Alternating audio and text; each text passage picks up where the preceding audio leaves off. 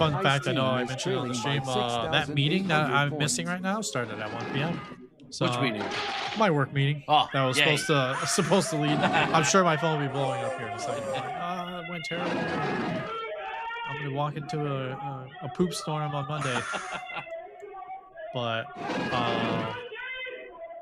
you can see like the teamwork on the Loveland team though coming into play here with like Luke and company really like fanning out. You can kind of see their players all throughout the cameras, like not shying away. Like again, Luke's low, but you can see him. He just ran, through the middle part, trying to get that elim, pushing for the elim. You can hear him even in here yelling, find him, hunt, like get the elim. And this is coming from a dude that is, partially, we'll say, under the weather for today. He partook in a few too many spirits yesterday. Too many. Yeah. Ice team is behind by Interesting. 5,800 points. Been trying to do back end stuff, but Yeah. what happened here? They managed to. Yeah, they to flipped take it. Back. Yeah, Red was Jackal didn't nuke right away when he had the one. Yeah. He kept it for another 3 minutes before he got a second one. Right. When he launched the second one, they had already lost their pressure. Red was already topped up, so the two nuke chain didn't do anything. Yeah. And then Red countered hard and was kicking blue pretty much everywhere. You weren't in the room, but I compared the lives. So like Fenrir was at 12, I believe it was. Yeah. Turkey was at 5. Fenrir dropped to 1 and Turkey was at 3. Right. So it's like that big shift, but again, can't harp on it enough, kids. The clock in your head is if you have that early nuke, you have it in like the first minute, 2 minutes, and you have Edor, you took Edor, you have him on the run, just drop the nuke. Yeah. Don't wait for the second one. I know the second one can be absolutely game-changing. The first one would have been game-changing in this case because he waited another 3.5 minutes to drop the second one, and then it didn't really do any damage. And unfortunately, the result is your team gets elimed. But shout out to Loveland though, like a great recovery after losing Edor in the first 10 seconds of the game. Turkey lost a lot of lives without those two nukes dropping. He lost like 7 or 8 lives without the nukes. He was down to 5, or he was down to 6 very early into the game, but nice recovery. Again, it speaks to their play style, their like leadership, and then their collaboration, their cohesiveness as a team to be able to like recover from that. And then also Lizzie doing work as heavy when they retook Edor. She's been really impressive as heavy. Yeah, thoroughly enjoy watching her play. Like that combination, that Sabo Lizzie Lizard combination, been really good. And they then get the backup from Mischief and Feartick as well. Yep. And you get the speed too of Turkey. Like I know, we talk about medics sometimes. It's like, sometimes it's a bad thing when they race across the map. But if it is calculated and you know where they're going, it can be a huge benefit. So that was game 1 of this of that wildcard game. Yep. That's it. Yeah. This game, Love and Reloaded. I'm at a bit of a loss now with the button. So we're there we go. Finals, match 1, game 1. No, that's not right.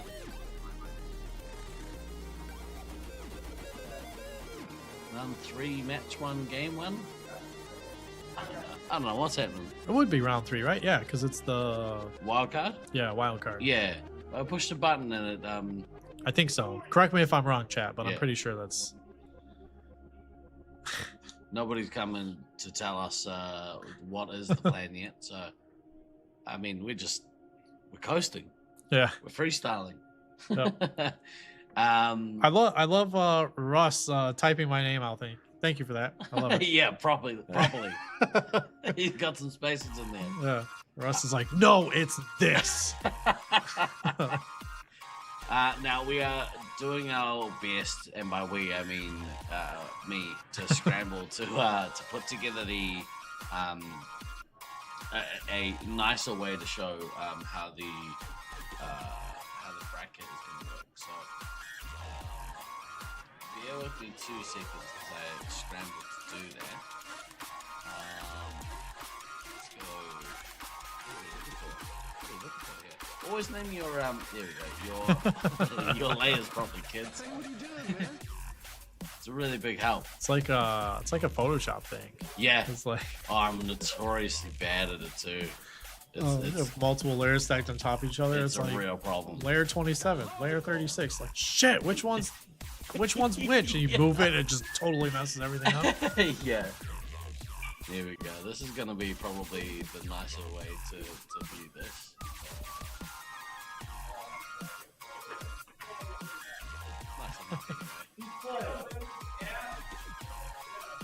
Barry with a little chant going on in the chat. I love it. Thanks. It is me. Yeah, recognize my voice with G&D. Yep. We're in the broadcast booth. What's your preference? Do you? I mean, obviously we've done this before. Yep.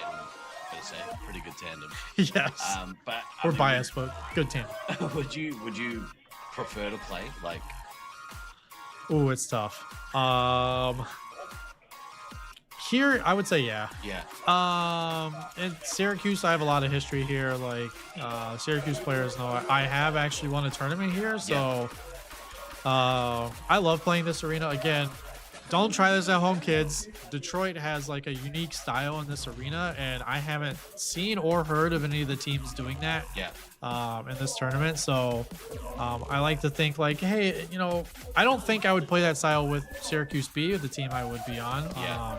We would do the standard Syracuse style I'm used to, and having been a part of that and seen that for many years. But I think like times have changed. Like I would say because of my little one, Mr. SKR. I think given everything, you know, the past couple years, I think like broadcasting is it's fun. Yeah. I love being able to talk the game and share the knowledge. It's so hard, and I feel so bad because like, you know, Caleb's site and Loveland have taken off. And when I'm playing, I can't always have the conversations I want to have with newer players and like being able to like tell them all these things and like converse and like, you know, share my knowledge that way. So I have a newfound love of streaming in 2024. When we did it, it was like, oh, I can talk about all this stuff. I can talk about how Loveland's arena plays and share knowledge with everyone that hasn't been there. And to me, I really like that. So if I had to like say in this tournament here now today, if I had to pick one or the other, I would pick casting. Yeah. But it's really good as well. Like I think, you know, I talked about it last time. You bring such a wealth of knowledge to the booth. Like you're able, like I can talk, but you're able to talk with like really valuable insight, especially to have this match. Like you say, like you played so many games here.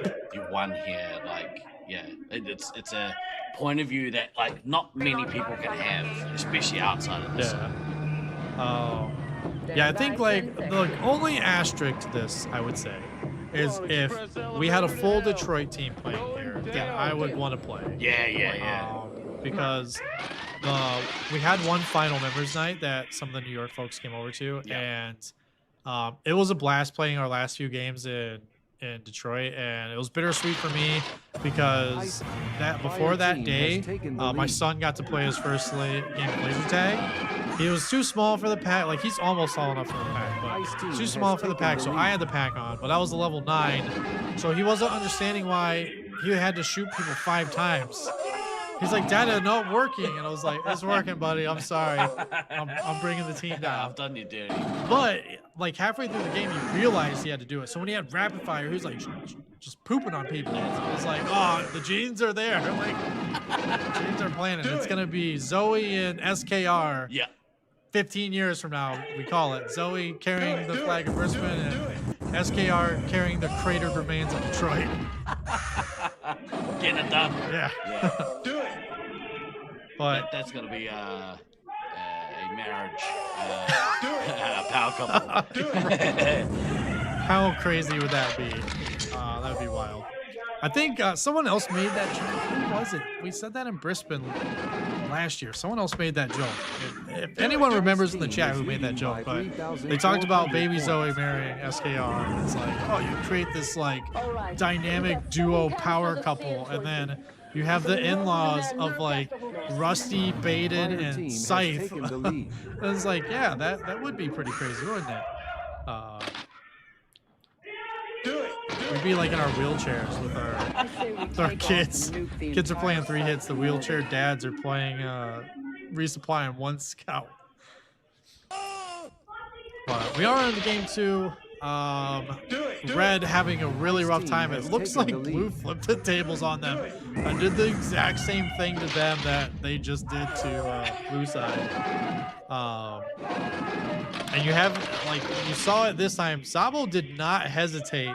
This is why the game flipped so hard the first game. Yeah. I know we were busy on, you know, the arranged marriage thing, but Sabo did what we were just talking about, where like you get that very quick first nuke, you drop it, you kind of devastate Red. Unfortunately, what GND kind of alluded to is like, you don't have that follow-up. You're just a dude going for a walk with a nuke, and you walk back and shame to your team like, guys, where were you? I thought we were attacking Red together. So yeah, my bad. Yeah. I did that to someone in one of the warm-up games, actually. They're like, go do this. I said, yeah, didn't do it at all. That's great. I've played a few jokes on New York in my time where we've done like fun games. Yeah. We've done like social games. And I think Jackal was on one of my teams. I know Hammer was on the team. Hammer, super chill guy. He was a little mad at me at that game because I was like, oh man, at the beginning of the game, I'm gonna do this, I'm gonna come through here, I'm gonna do all this stuff. And all I did was get both bases and went back and got shots. And I was like, oh man, they stuffed me. And he's like, I was there, I had the door. And I was like, oh man, I didn't know I got shot down and left. He's probably listening to this. I'm giving him PTSD. But Blue keeping up the pressure though on that side. The only thing for Blue though is Fear Turkey is at 6 lives. Fender is at 8. 7 now. This is brutal. Yeah, so and this is team has all week actually with the reloaded team is they're thrown at each other and both medics are just dying. Yeah. When we talked about earlier though, when you do the we call it the 6-man rush. When you do the 5-man rush, you have to leave the medic back in a corner or by red base, somewhere where like not a lot of people are gonna notice the medics. Yeah. But yeah, from Sabo. Yeah, devastating nuke. And you see like the whole side is just blue now, just wrecking red side. You have everyone single digits. You have Fenrir, you know, at 3. Disco taking more lives this time. That's a good thing. I would like to see Jackal nuke here, kind of counter and just breathe, get a little bit of breathing room here. Yeah. I think both teams will go into that. Oh my goodness, Saba doing work, getting missiles all over the place. I like this from this Loveland team. Like, you know, they played really well at the start of the tournament, and then they kind of felt like they fell off a little. Yeah, I feel like some of their games didn't go their way. Like they were doing well in the games, and then like one mistake, like one critical mistake happens to the team. Fire team is behind by if they get the medic out here and can recover, that's gonna leave Lizzie in a bit of trouble. Oh, they're not gonna get it. Ah, it's rough. Fenrir getting tagged himself instead. Ah. But yeah, you see Lizzie going lower, and they still haven't got lives, but Fenrir down to 1. Which medic's gonna get knocked out first? If Fenrir can get his team lives, like they could flip. Yeah, they could flip, and if they could get Fear Turkey out. Whoever's the first commander gets this next nuke, I think that's who wins. There goes the Fear Turkey. Yep, Fear Turkey's out, so they're locked at 94 lives. Fenrir needs to get his team lives. I'd love to see. Oh, look out! Like Sabo's only on 3 shots. Yeah. Jack was only on 6. Did Sabo get that? Oh, he missed it. He was locking Zerg. Team is behind by 4,800 points. Zerg doing probably the Zerg games. Fenrir's out, so we're locked at 57 and 93. Wow. You have it's a race to the finish. Yeah, you have Stu getting too low on lives again. Again, like Stu was good. He was at 16. He's gone 16 to 5. Sabo desperately needing some shots here. Yeah. Do it.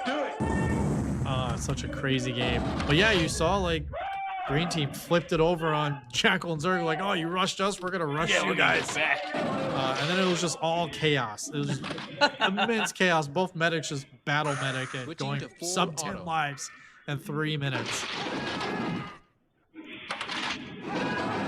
Oh man, a little bit of breath here. I think Love will look on to be the better spot. Yeah, they are. They managed that little final little push much better than the B team. Yeah.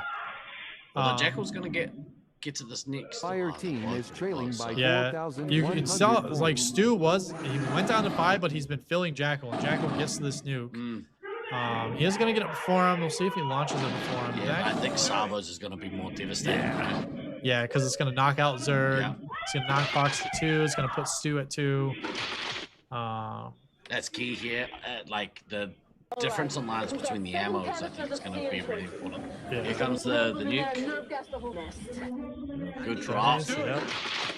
So you get them out. You got the 2 and 1. Fox at 1 with 2 shots. And it's like, again, the reason why I wanted Stu to get full when he had the opportunity, it's like, it plagues Detroit too, but when you get full and you have that opportunity and your medic gets knocked out and you're topped up on lives, you can play the shield game with your 3-hit shields and you can conserve so many lives. We're not really seeing it much actually this tournament. Like, we've been talking about it all yesterday. Fire team is behind by 4,800. Yeah, a lot of those teams like try and play that shield, like not really playing the shield game from what I could tell. Yeah. At least not effectively. Yeah, you gotta, when you do it here, because it can be done here. You'll see New York do it. If they're in a pinch and like, oh, the medic's dead, they'll find a cubby, usually like the red resupply cubby or Bumblebee, and they'll have their commander overexerting themselves, right? Because you want to draw the shots. Do it. The commander gets the shots, ammo immediately puts them down. The commander will then run away from the ammo. So you don't even know the ammo's there. You just thought, hey, it went down. And then the commander will battle a little bit and then hurry up and stick their gun around the corner, get shot, and then run away. Yeah. And until you're putting 2 to 2 together and you see that happening, you're not going to know the ammo is just, training their shield. Yeah. They are finishing the match, Russ. This is game 2. Yeah. Collision there in the middle. 3,000 points. Someone, maybe Jackal? Yeah, Blackout, I think. It was 2 on the same team. Yeah. Yeah, maybe Blackout Lizard. Yeah, especially that barrel. That barrel is devastating because you have purple path, you have yellow path, you have the middle, and you have the base all coming together at that one barrel. Who designed this maze? Yeah. But it is crazy to see like Jackal living for a long time, and you think like if he could have had a little bit more help and they could have had a little bit more lives. Again, like the blue team managed that that final fair turkey, the little flurry. Yeah. Much better than Fenrir did. Yeah, because like it was 95 to 50 were the live totals. Yeah. And if Stu could have got those more lives and maybe the boost, or not Stu, sorry, Fenrir could have got more lives than that other boost. Yeah. You could have been looking at an 80-80 situation where it's a race to the finish. Yeah. And then it comes down to all right, 3 hits using their missiles. Commander's getting to the nukes ahead of the other one. Yep. Because he's on 15 special points. If he had 2 more lives, we might get to that next one. And then things get real interesting because knock Sally B out. Busy Lizard out potentially. Yep. And then if you had your ammo, you'd be sitting pretty. You got all the ammo in the world. You got some shield resets. But it is difficult. It's hindsight's 2020 around here casting, and then it's easy for us, right? But in the moment, it's like, ah, shit. But you do say like, hey, the team. We won't say knows better, but like like, okay, I'm at 8. I should probably take some more lives. Yeah. My medic is crit, and it's like I should probably take that 1 extra set or 2 extra sets of lives. Keeping up on current events, we just got our asses Jack get knocked out with that triple tap. Man, what a good showing here from Loveland Reloaded. Yeah. Again, we can't downgrade it in any sense. Like Loveland, again, that cohesiveness, the teamwork, they play together a lot. Then you mix in, Fear Turkey and Mischief on that resupply is, it's doing wonders for them. I actually like this lineup a lot. I would say like for Josiah, and I'll like tell him out there probably during break, like utilize the cubbies more, so you're not taking all those extra hits in the middle of the field. Thing, like that's kind of been their play style. Yeah. They're playing a The way aggressive, different. like yeah, real 6 man. aggressive. Yeah. And so I think this is and I could be wrong, someone could back me out with the win-loss total, but it hasn't seemed to have worked more all times than it has, but it absolutely worked in this last couple of games. Maybe we're seeing, because, this B team were right on the cusp of making that pot A. Yeah. So, maybe against a slightly stronger opponent, they might struggle with that, and they have struggled with that, but makes for interesting watching for us, for sure. Yeah, definitely. I also like, I know we talk about it every tournament, we always have like, you have the top echelon team, or like 3 teams that like, okay, it's one of these 3, like, and then you kind of have like the middle of the pack. I think Detroit in 2019 showcased like you can have pod play and have like super competitive games, and then you can have middle of the pack teams that are pushing like the top teams. And Bean said it earlier in the week, like, hey, this is probably the most balanced that we've had. And you can kind of see that in the standings now. You can kind of see like, okay, you have the 4 set teams, but then even the 5-6 teams, like they're still right there, like a little bit more tweaks to like their play style and what they're doing in the game. And they could easily be like top pod team, right? And then the bottom teams, like there's like not 7 and 8. Yeah. They're right on that cusp. Yeah, they're right there with the 5-6. Almost there again. Like they have a little bit more critical mistakes that are keeping them down in that spot. But also, Hybrids in their match against Syracuse A, I think that first game they really pushed them. Yeah. They didn't win, but I think they only just lost. Someone might be able to correct me, but I'm pretty sure that was really close. And they're in that kind of 7th position, pushing the top team. Yep.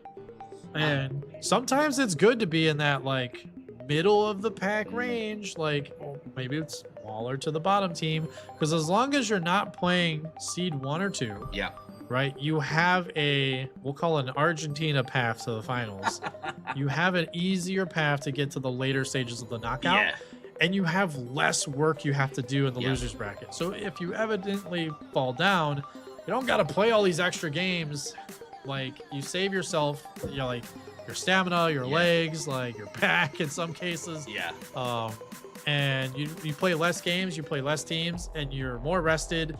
You have a bigger break, but then you dodge like the 1-2 teams until you get into the quarters or the round of 16. If it's double elim. And it helps just the overall team of like, hey, we can save a little bit of face. Not have to do a ton of things, and then when we come back, and we play a winner that drops the losers bracket, we'll be refreshed and good to go. This is odd. How is it that we have odd numbered match points? Could be the one game that's missing. Oh yeah, that's exactly what it is. Oh well, no, it's Heat Seekers, right? It's Heat Seekers. I fixed it. You did fix it. Thank you. Appreciate you. That was great. But yeah, okay. Well, I mean, to your point, we'll have a look at this breakdown. So, Hidden Valley Sands team up there at 74 points, and then you drop down, and there we go. He fixed it. It's the injury game, right? So we did have a game get killed out due to injury. Team Olympus and Utah Heatseekers right there, only 2 points separating those 2 teams. No Lies from Jackal right there as well in the 4th spot. Is that right? Maybe they're going to 5th, right? Yeah, it's right on the bracket. It says 5th. This says Love and Reloaded. So on the 5th, I think this was at the top. This isn't the pods. It's not the pods. You know what? Let's go to this screen instead. The bracket screen. I'll go to the bracket screen. I just wanted to see, this is just total points. Oh, okay, gotcha. At the end of round play, how it kind of shook up. But we'll go across to here and we'll have a look at how these teams are going to go into the finals. This is why I need a big screen. Look how small that is. I can make it work. We're working with like a third of a screen. Come on, guys. It's like size 4 font on the screen I'm looking at, Yeah, but yeah. I can make out what it is. So we have in the first round of finals, Sweet and Savory, who are the 8th seed, will play the 9th seed, the Expendables, Syracuse C. Thanks. We've just been handed paperwork. Is that finals? Yep. Okay. Are we on a break now?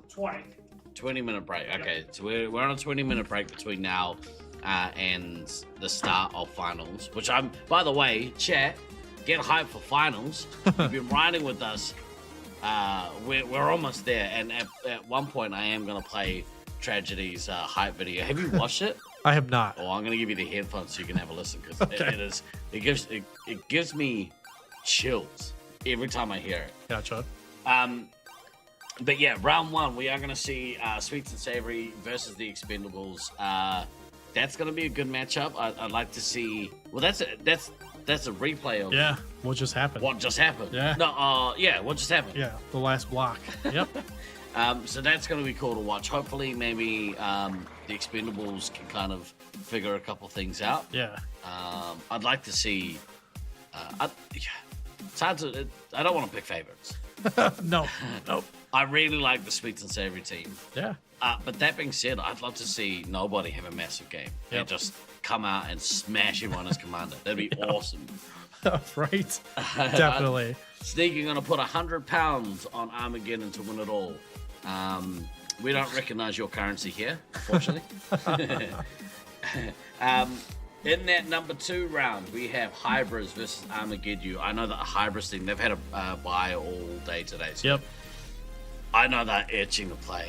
And that's actually a really good first up game for them. And, you know, I don't want to say that it's a show-in for them. Yeah. Anything can happen. Yep. They should win this game. And I think it'll give them an opportunity to have kind of a hit out.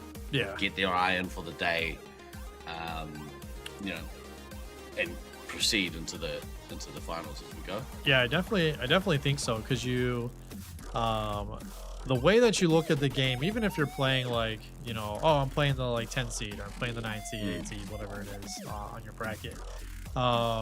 Even playing that, you're thinking ahead, but you don't want to take, you know, the other team for granted. Yeah.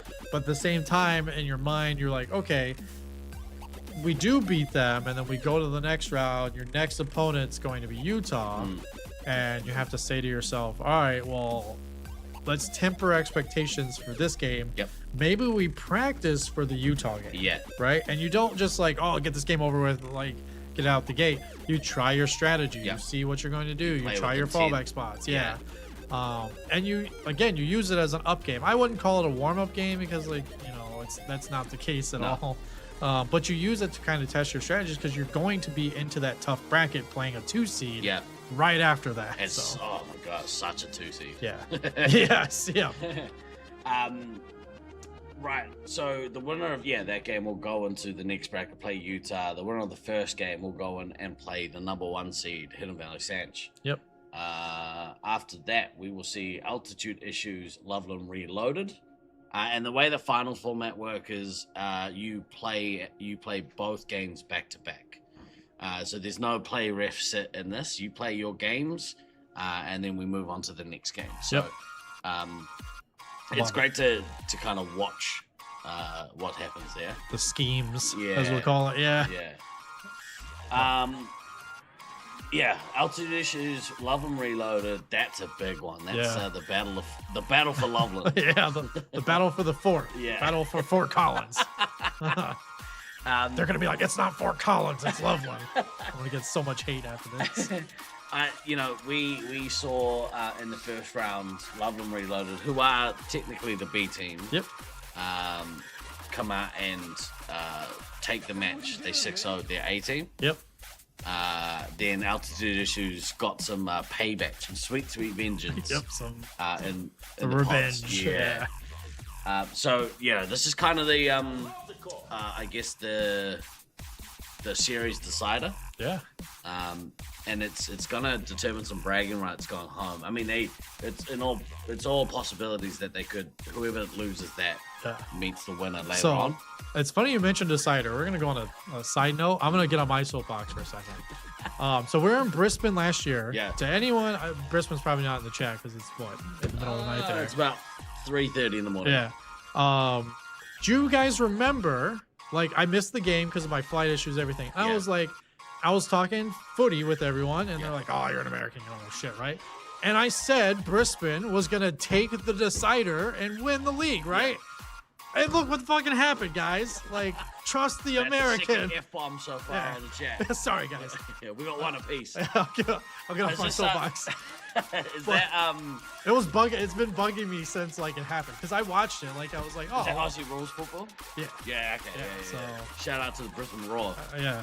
Or no, it was Broncos. Oh, the Broncos. Broncos, oh yeah. They won. Yeah, they won. They're looking terrible this year. Yeah, they are looking bad this year, and they were looking. Wise. They were fourth in the table, I think, when we were over there. Yeah. And we went to the game. Yeah. And I was like, guys, I really like them to win. Yeah. To win it all. They're like, no. It's like everyone was giving me crap for it. I was like, dude. I was like, okay, we won't call it amateur. I'm like middle of the pack for rugby, right? Yeah. And I was like, I think they can win. Like, no, this isn't American football. I was like, I don't even like American. I like soccer. Like, you can't even use that argument against me. And then, sure enough, it's like, okay, they're winning some games. They're pulling some upsets off. And then, like, it went to the Decider. I was like, I'm streaming a Decider. Yeah. Like, middle of the night, U.S., like, watching it. Well, it wasn't total middle of the night. Yeah. Watching it, them win. I was just like instantly Let's go. Vindication. Yeah. I'm in my living room. It's dark everywhere. I just have my monitor. I'm watching this. And I wake Sammy up. I wake the house up because I'm cheering. And I was like, it doesn't matter that no one else was with me. It was just like, I was right. yeah. And I know rugby league. Yeah. And then I purposely messaged multiple Brisbaneites. I was like, I told you in capital letters. No one believed me. Don't call it soccer. Yeah. He was doing that for my benefit. Yeah. You're a proper football guy. Oh yeah, it's football. It's football. It's not soccer. Silly Americans. That's why you'll never win the cup. It's most definitely soccer. You know that term was coined by the English, right? Yeah. Because the cup is not coming home. You know, Sneaky. You know what you did. Yeah. I'm sorry, Sneaky. The cup's not coming home. It's gonna be a while. And I'm a Kane fan, by the way, Sneaky. Don't come at me. I love Bayern. He plays for Bayern. I think Bayern is the reason why he took a step up in his game, and it basically backpacked England to this semifinal. Because Bellingham is like, he's hit or miss. He shies away from big moments. He had a great game, and then he pooped the bed, last game. So. Well, the thing about Arsenal was that they always try and walk it in. Yeah. I guess it's better than Chelsea. Chelsea, for those of you that I mean, football fans in here might know, or soccer fans. You and Sneaky, yeah. Chelsea posted like they were cheering because they had Hernandez plays for Argentina, but he plays for Chelsea, right? And they're like, "Oh, great job scoring the goal that just took England out of the World Cup. You're an English Premier team. What are you doing?" But all right, side note's over. I'm off my soapbox. Back to Tad. I like Maniac's talking about when you talk about the league. It's like, this is for an audience of no one. I mean, I know what he's talking about, but up the waz. That's all I got to say about that. Right. I do like this 4th v 5th. Loveland team's gonna go head to head. It's going to be interesting to see what they do with their lineups. Obviously, we had an instance where one of the Loveland B players,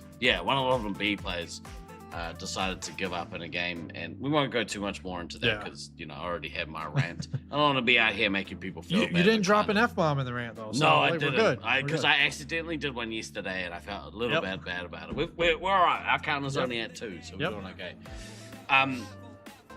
But it'd be interesting to see if they give that player an opportunity to play again this tournament. Yeah.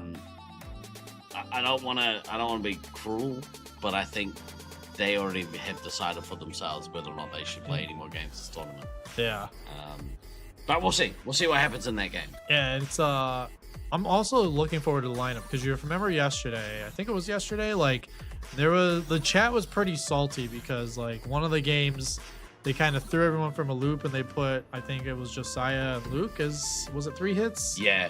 And then the game Yeah. kind of fell apart, and it's like, oh, you're taking the momentum away from the players that have been doing it. Yeah. But then, like, I think at that point, like, you're kind of middle of the pack. You know where you're at, and you're throwing stuff at the wall and saying, like, is it gonna stick or not? Like, and then if that is your plan in knockouts, you do have to get some reps doing it. Yeah. So, like, I guess if you're gonna do it any game, you could do it in a throwaway game and see what happens. Yeah.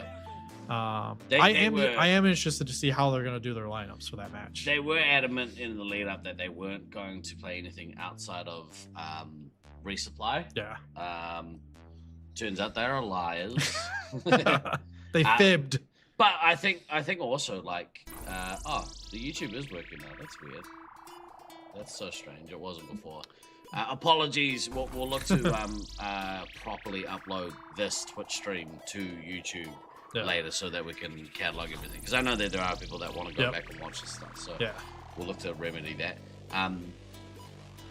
But yeah, I can't remember what I was talking about. The love of players. Yeah. And the player potentially being banned. Yeah. I mean, not banned, but sitting. Yeah. I think if you're that team, you've had a discussion. Hopefully everyone feels okay again. Hopefully any burnt bridges have been mended. But really, for me, if I'm, and I have been the captain on my teams, you've been captains of your teams. If a player does that, it's a pretty easy choice for me. Yeah, it's almost one of those non-negotiable broken golden rules of you never give up in a game. I gotta sit I can't trust you. The trust is gone, right? And what if you did that in finals? Yeah, and I've done that in, we'll call it soccer for the group, I guess. I know what football is, guys. Just a sneaky when you call it soccer.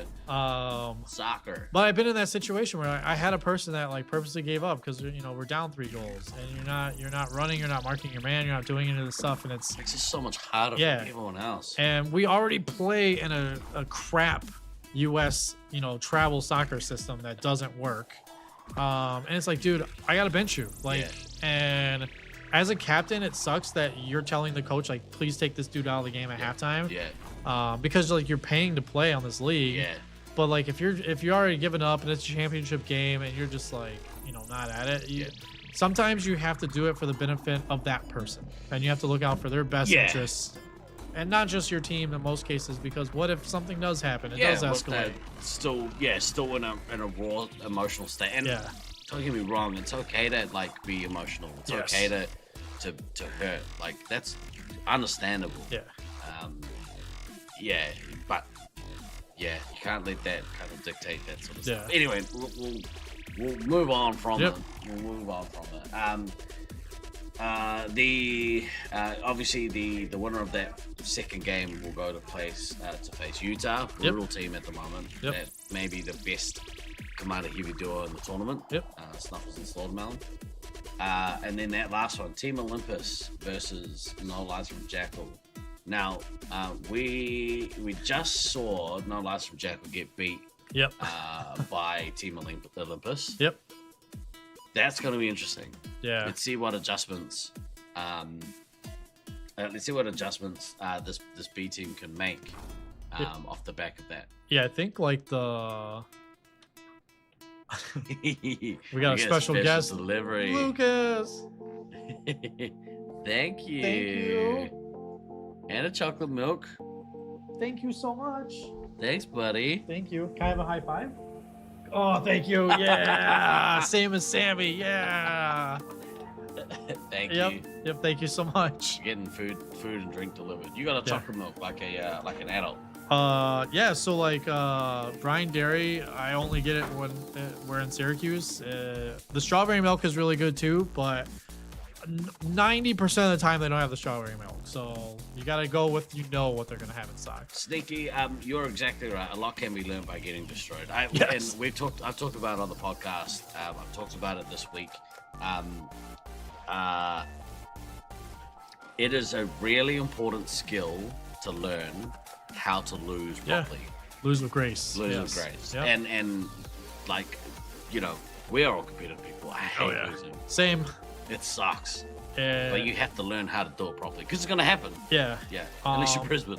Yeah, unless you're Brisbane, yeah. But even they lose sometimes. Yeah, I think when they lose, they take it way worse than probably what we were taking it as. Maybe, but they also, but they don't. Like a loss hurts. Yeah. It sucks, but it's the actions that you do. Yeah. You could either like throw your hands up and you know be like whatever. Or you come together and you figure it out That's and right. you smash next And game. then more often than not, they do that. Yeah. And that's the mark of a great team. Like I remember 2000 and we go all the way back 2006. Yeah. Auckland were hosting, and we had a great week. We were going into finals, top of the table, and that's a Brisbane team that had Rusty and Tragedy, Yep. and Baden. Yeah. Right? Those are Maybe. old games that were on YouTube, right? Yeah. Was Baden and Deadly in that team? I think they were. Unless, no, maybe they were. Maybe they were playing for Wellington. Maybe that was the time. Maybe. But, you know, we managed to beat them all week, and they were like that night. They sat there and they came up with a game plan that completely took us off by surprise. Sounds familiar, yeah. And they beat us, and that's the mark of a great team. Yeah. Yeah, when you could do that. Yeah, I would say the losing with purpose, losing with grace, everything you call it. So I've been on the podcast like a couple times talking about like my journey, Detroit's journey. We have shameless plug on here. We are doing like a Detroit podcast of like the story of Detroit, like from its inception of the team all the way through like 2019 of like our journey. Yeah. But 2010 was a real learning experience for me. Thank you, big guy. Thank you. Yeah, high five. Oh, there's another one. We got a couple of packages. We're getting food delivered. Multiple packages. Thanks, little buddy. Oh. They did have the wings. Oh, thank you. Thank you so much. Can I have a high five? Another one? Oh, thank you. Yeah. All right. What we might do, I think, we won't be too far away from the break. Yep. What we might do is we'll cut to the lobby. Yeah. And we'll come back. I'm going to stuff my face real Yep. quick. Yep. We'll come back for the start of finals. Yeah. We're at the business end already. Oh yes. This week has gone real quick. Yep. I feel that. Beans, how far off of starting? I'm hoping 5 minutes. 5 minutes. All right, we'll be back in 5. We'll Yep. see you shortly. Yeah. See you on the other side. Yeah.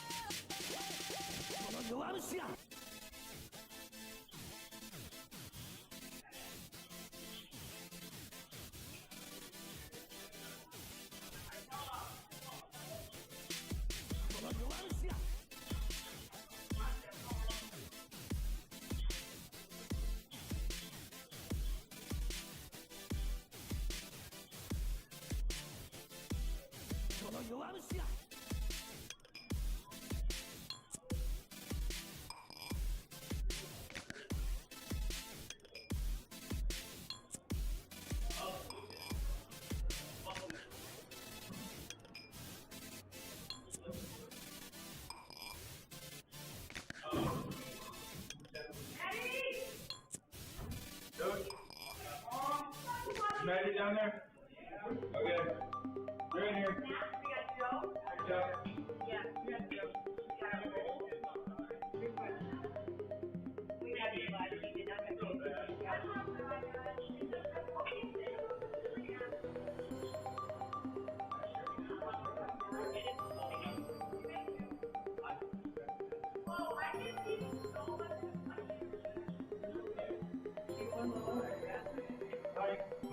You in here?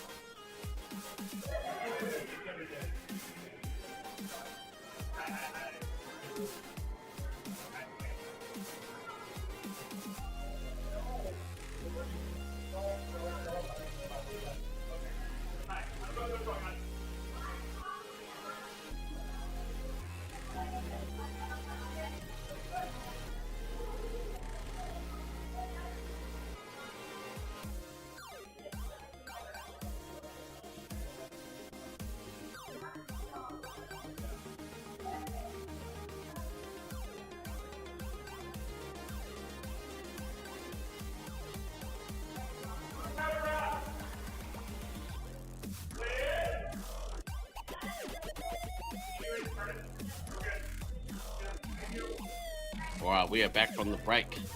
Guy next door is sufficiently full of chicken fingers. We are about to start this final block. Sweet and savory versus expendables. Round one of the final starts now, kids. Let's go.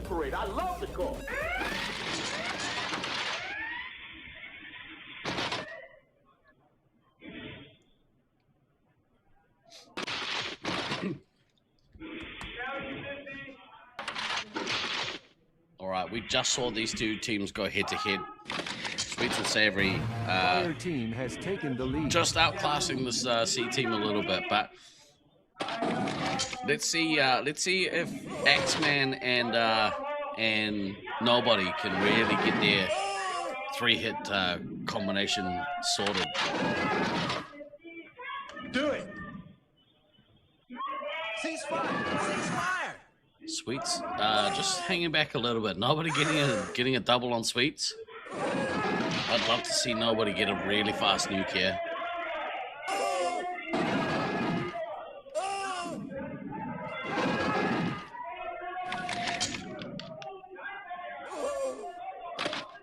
Do it. Woe's getting the base. Everyone sort of started off well here. The team pretty much full. Mama Bear as the ammo's on 18 lives. X-Man's basically full, so red team doing a really good job of resupplying here, but so have this California B team. I deny them vehemently. Do it. Sweet. Halfway to his first nuke. Nobody and Sweets actually are neck and neck here. Sweet's just getting a good little attack run going. Mama Bear taking him down. Managing to repel him pretty effectively here.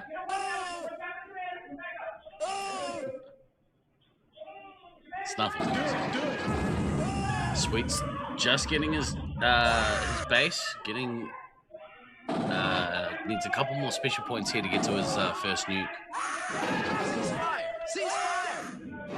Might have to see Nobody try and get her base to try and keep pace. Fire team is leading by 840 points. Like to see Mama Bear here, just always in the back of the mind. Yeah, okay, I'm down to 14 lives. Maybe I need to take a resupply here, just in preparation for this nuke, because off the back of the nuke, that's where most of the damage comes from. They get in, they're able to get the resets. Anchovy full on live still. Razor Wire only had a couple taken out.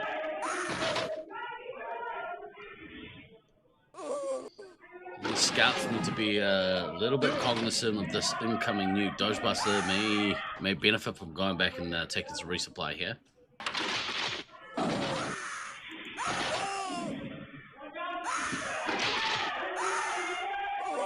X-Man looking real healthy.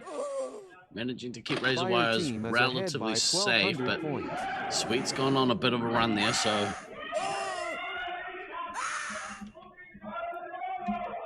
Space Marine there we go, Sweet's with the first nuke drop. Confirmed. See if we can get in and do a bit of... yeah, here we go.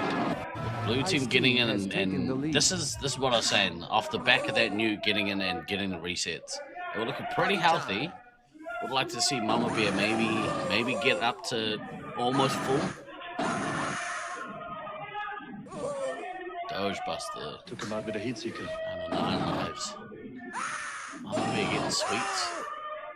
Sweet's getting a missile at the same time, so I'm gonna be almost protected woes there for getting missile. Yeah. That's a crazy start. Yeah. Red Both teams are looking pretty healthy. Yeah. Nobody has her first nuke, so but she is pretty low on lives. Here we go. She's gonna see it drop. So we roll them in there and nerve gas the whole nest. Manages to detonate it too. Fire Good team nuke drop is there. trailing by- But the Fire damage team is has done. taken Razor the Wise is lead. down to 10 lives. Anchovy is still on 17. Yeah. Brutal. Barring some like catastrophe, but I feel like that's the thing where you talk about like with Green taking E door. Yeah. You cause the chaos enough of chaos, and you see it. Like, oh man. But I do like the fact that they're actually able to get bases, come back really quick. Well, Yeah. Razor couldn't obviously for obvious reasons. Yeah. But Sweet's just like approaching that nuke so quickly. It's rough. Like we were talking about potentially getting this nuke and knocking 3 players into crit. So Yeah. including the commander at that point. But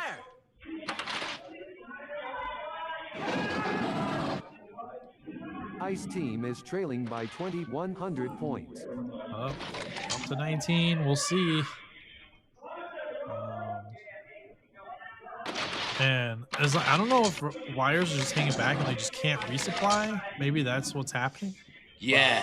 And it seemingly is happening quite a bit for this team too. Like, you know, their teammates will go for really long stints just sitting on single digits and nothing happening.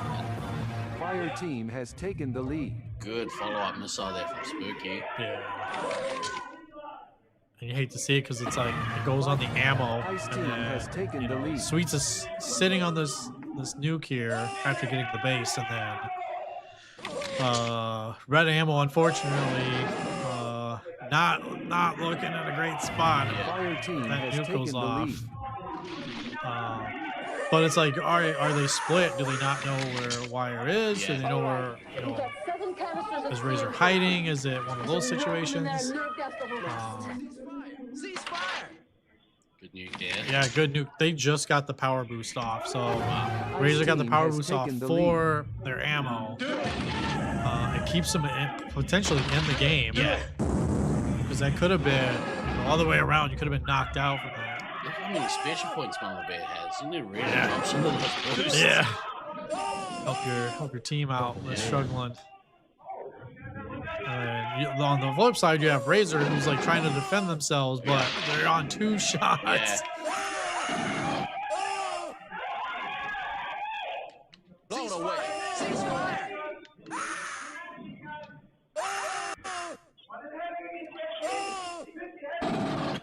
Man, super crazy game. Like Green's attack has been like unrelenting, but it's like it hasn't tailed off, and you kind of see like red just getting stuck where they're not able to resupply. Yeah. Their ammo goes out. Yeah, got missile out of the game. Worst possible time. Yeah.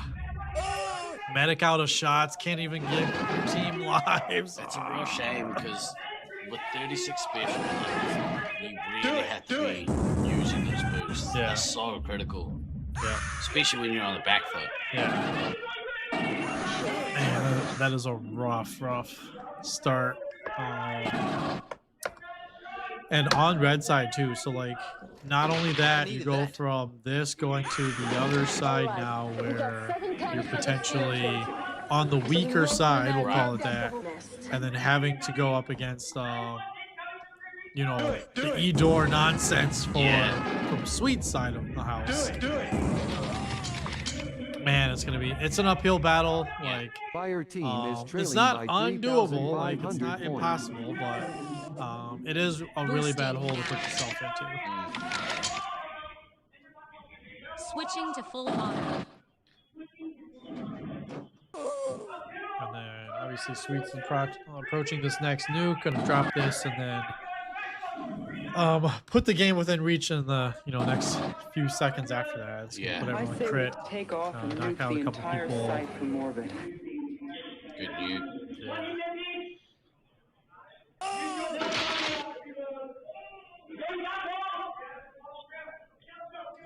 That's Yeah. Yeah, that's 100% accurate. This is probably my number one hated thing. Yeah. Blown away. Least favorite part about medic with no shots. Yeah. Least favorite part of playing the game is medic dies out Ice first. team No is ahead ammo by rest of the game. 5,800 points.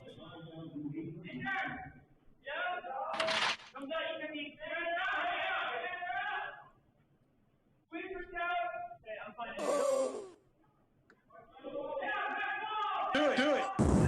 Maybe you haven't been keeping up on current events. Solid win there by Sweet and Savory. I mean, they've proved to be a really strong team this tournament so far. So that's a good way to start this match. I believe, Beans, we play back-to-back in finals, yeah? No, we're gonna play ref set. What? We're gonna go play ref set. Why? So later on. Okay. Was it after the first round or after the second round? For some obscure reason, they do things weird here in Syracuse. And the whole time I played this game, we play back-to-back finals games. So they're going to do play ref set just to make things a little kooky. We're hearing them cheer about something in the maze. I don't know what it is. Look, before we proceed, I think it's only proper that we, because I missed it on this first game, we are going to start off things semi-right. Let's get a little bit of hype going there, chat. Let me hear you in the chat as well. Get hype. Let's go.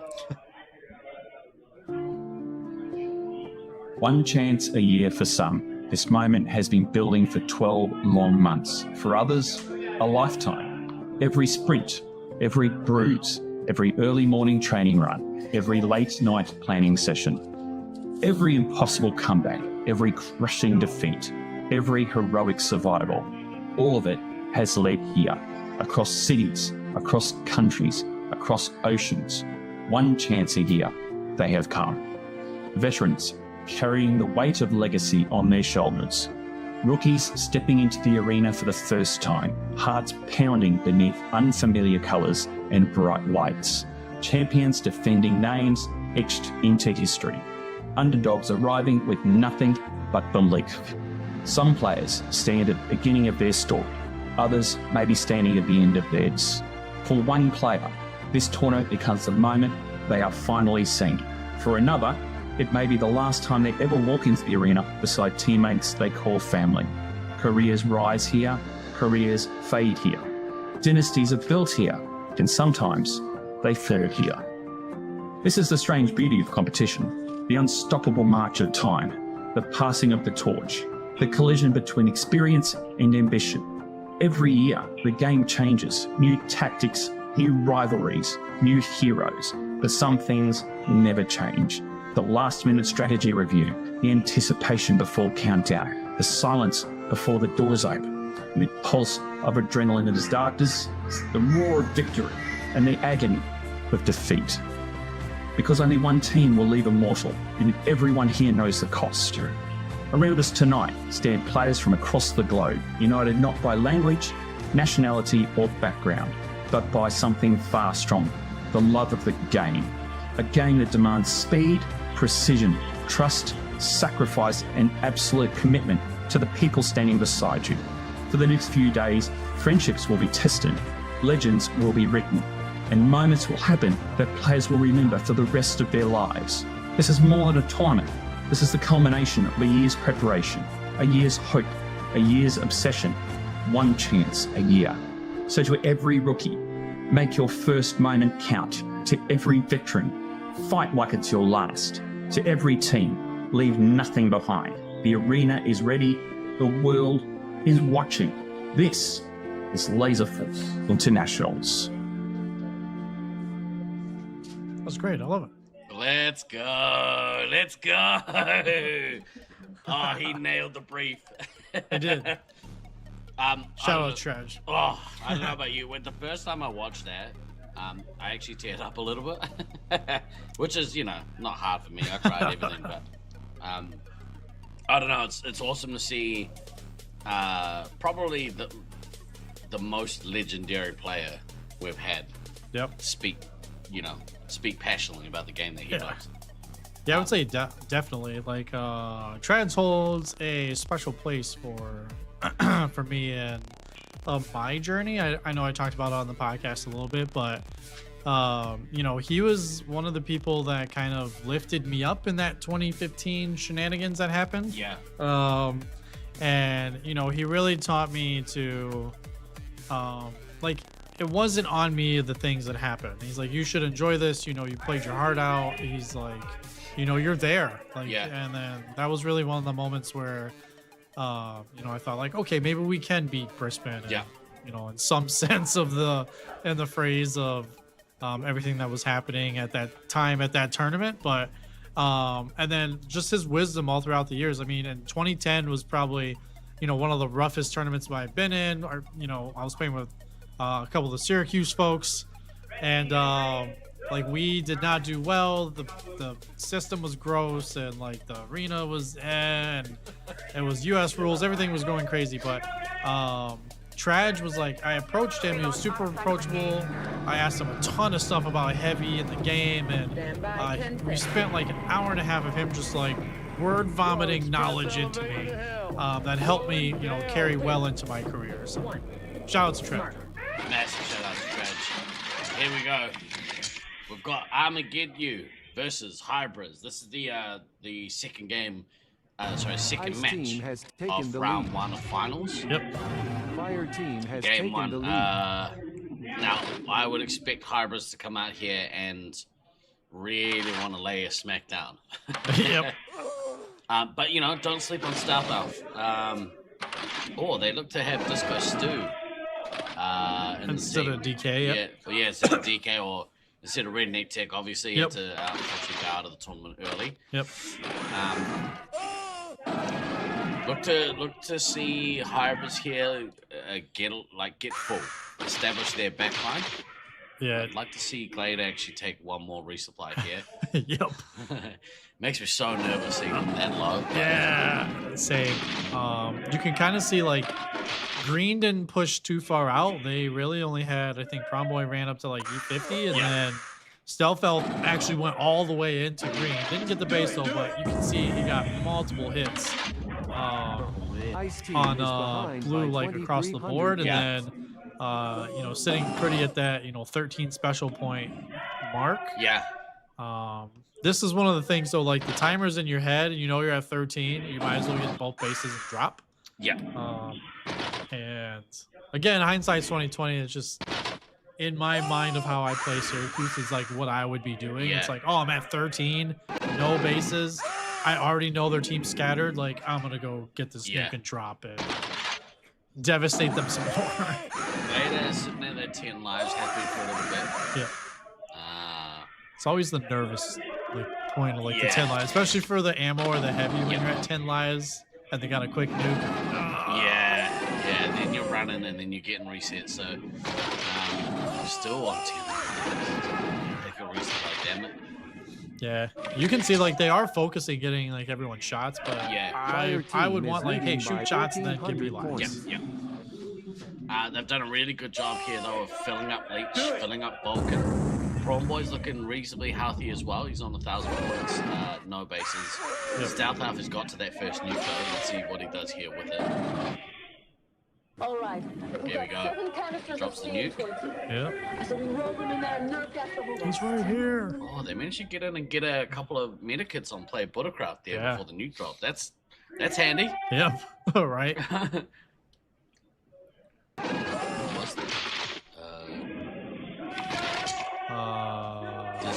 Promboy shot him. Just because do try to do the sneaky, but he wasn't fast enough. Nope.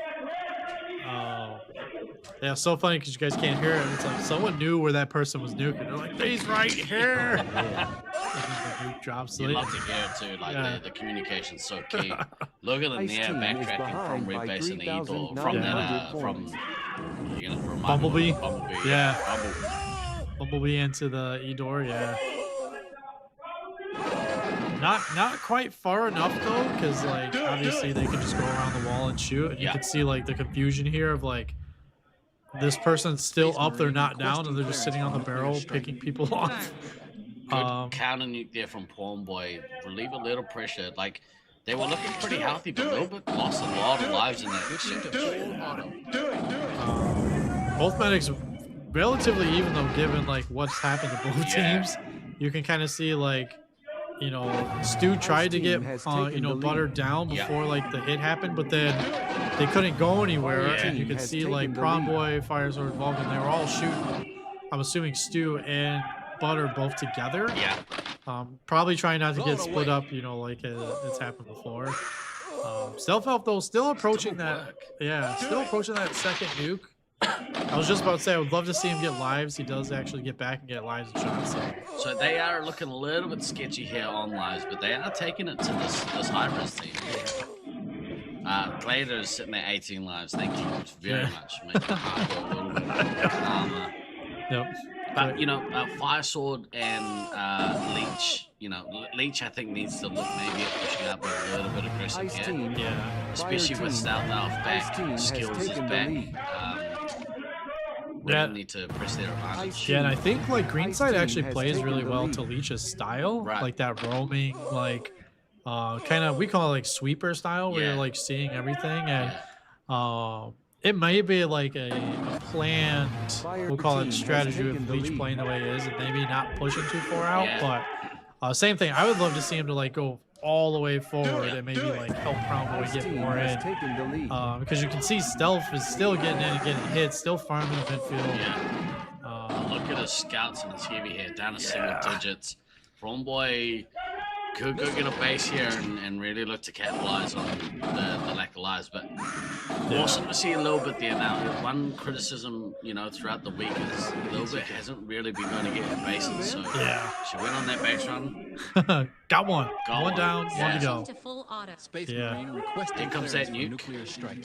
Stealth House nuke. Good drop. Let's see them take a little bit of lives and make the most of Butters, you know. Yeah, Grumpy's like, I'm immediately taking lives. Now if we just get skills lives. I think what we might see here is consolidation for both teams. You know, their medics are, you know, low to crit. They'll reload again, and I think that the team that can effectively do it Ice team is ahead by 4,700 go back and get some shots. He stayed out. He stayed a while too, but he got those medikits in. So you can see like Butter falling to 5. Good boost. Yeah, his team though unfortunately is looking a little rough in the live department. Similar like to Syracuse B, like playing that super low aggressive style, but not quite panning out. Whereas you have Hybris, you have Prom Boy, you know, fully stocked on live, just needing shots to go back out there. But a double nuke from them, you know, if he can get 40, he still has a base in the pocket. That could be, you know, devastating for Armageddon. Him drop shortly. I think he's going to get, you know, like low 30s. I think to drop that first one. But you're right. Like if he can execute on this double nuke, but I think with the amount of time that's in there now, His team is ahead by 6,300 I think a double was better, right? And it's crazy. I know it's like again, it's Armageddon U, but like just the the mental reminder for the team of like, hey guys, you're low, get lives. Like 10 lives is not safe. In any stretch of the imagination. I think like, you know, that's just like a knowledge piece. We saw in Hybrid's last game, Firesword really stepped up. I'd like to see him kind of sitting at around that 6,000 to 7,000. I mean, he got 8.5, I think, as a scout. And there goes Buddha. Unfortunately, Grumpy's gone too. So this is where they're going to look to exert themselves on the game. And I think Firesword has to go now. He shouldn't see it for the rest of the game. No.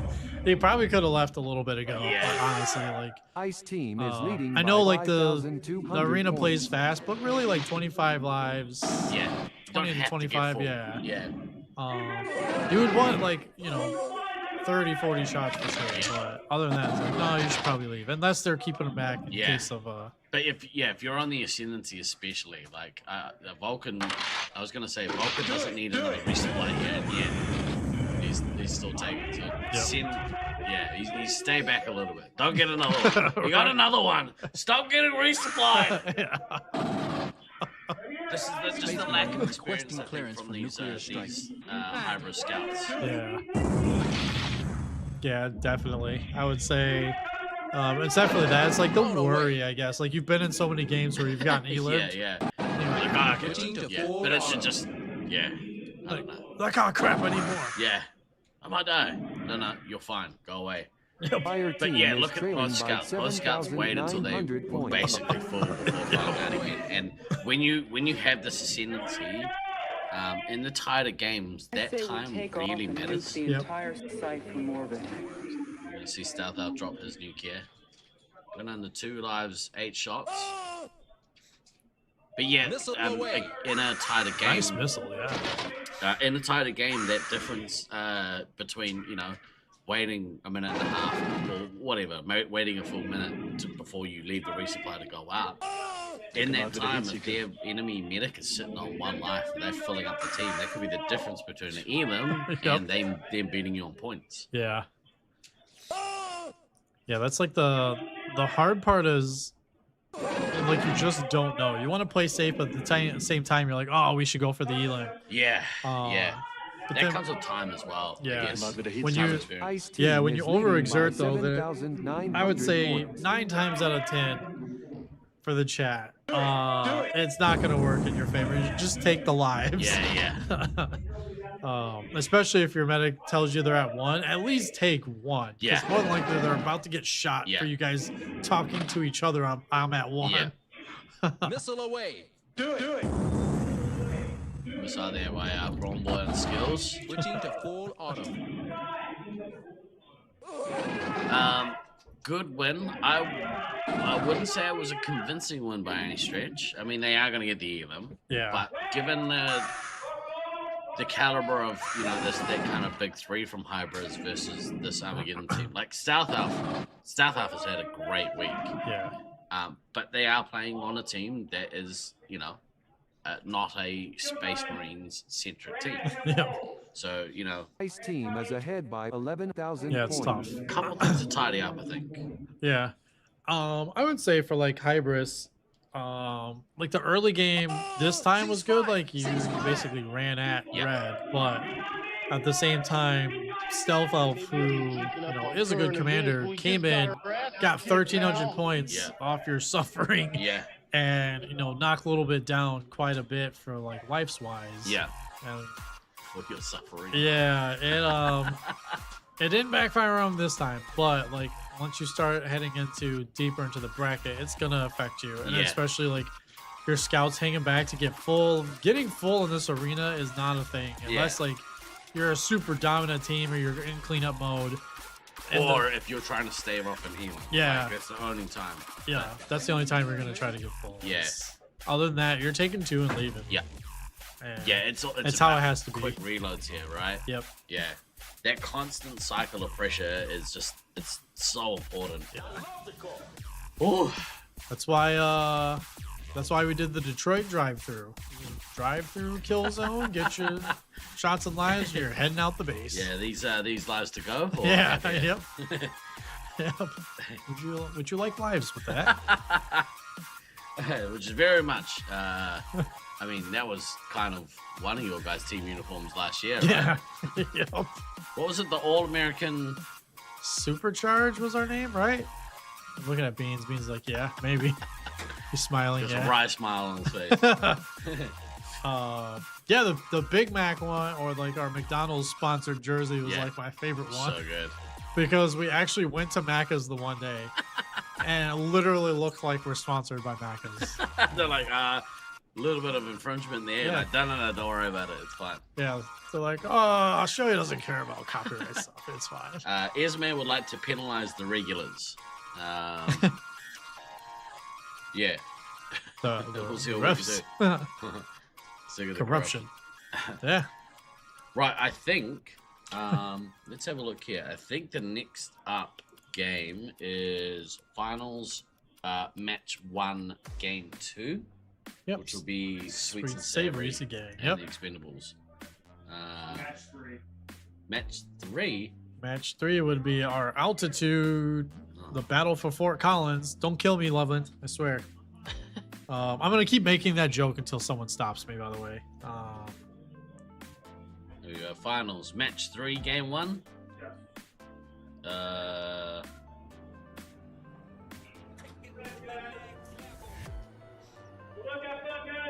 What 2 teams? The 2 Loveland teams. Oh. Apparently it's TBD on my system. Yeah, that's a real shame. Everything generally falls apart when we get to finals, so that's okay. Actually, you know what? Let's switch over to this screen. We're gonna go here. We'll go to the final brackets. This one is match 3. That's way helpful because that shows numbers on here, and I could just use the numbers. That's way more helpful. It's way more helpful. Match 3, altitude issues versus Loveland Reloaded. I had a quick chat with our tournament director before or during the break.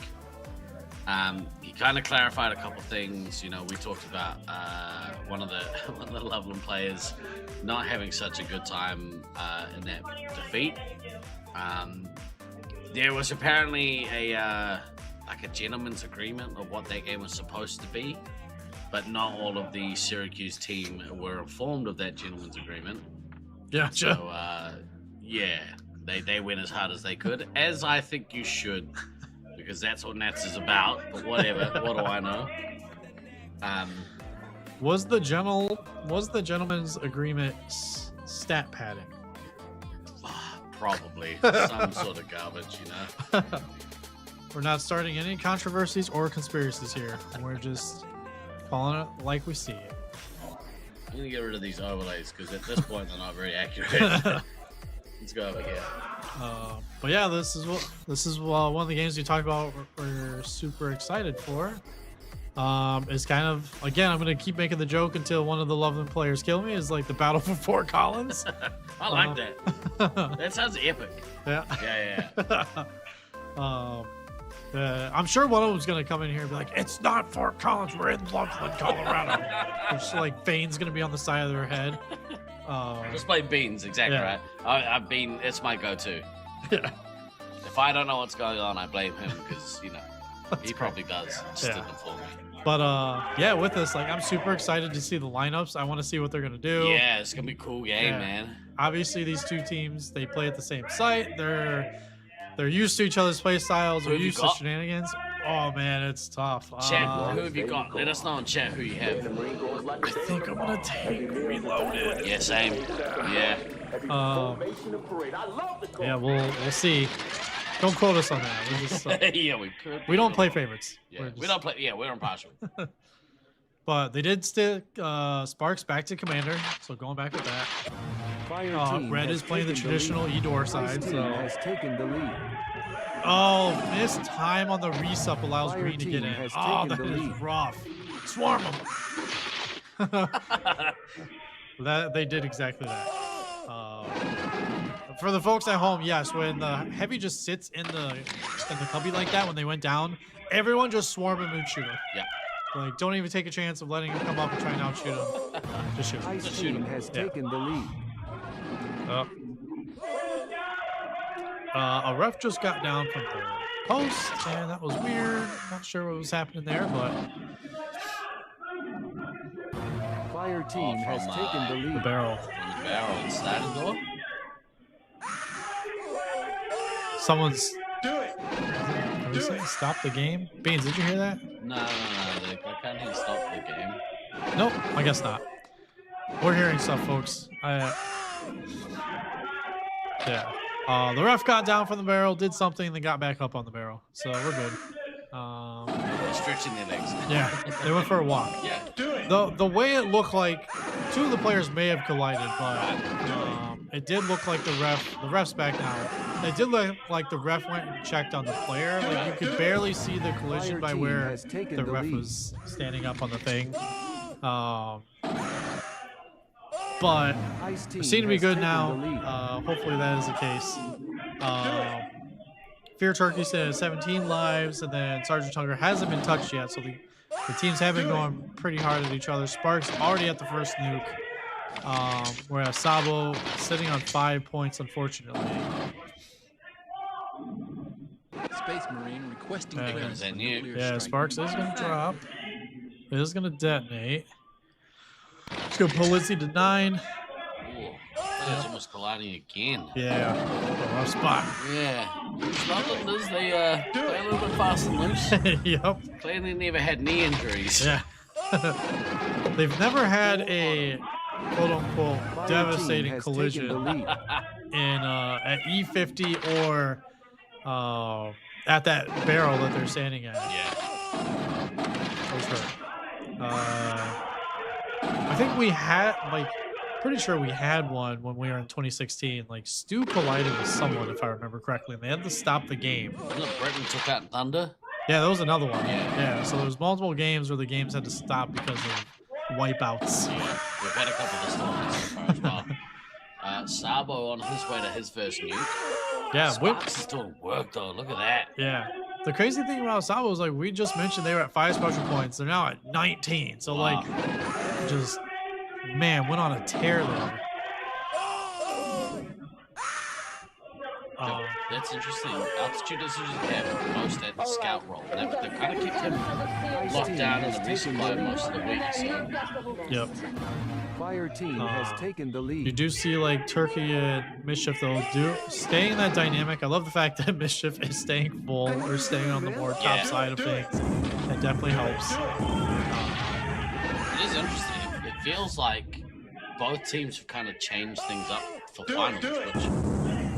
I back yourself, I guess, but I don't know. Getting reps and training how you intend to play means important. What do I know? I'm retired. I have no idea. I'm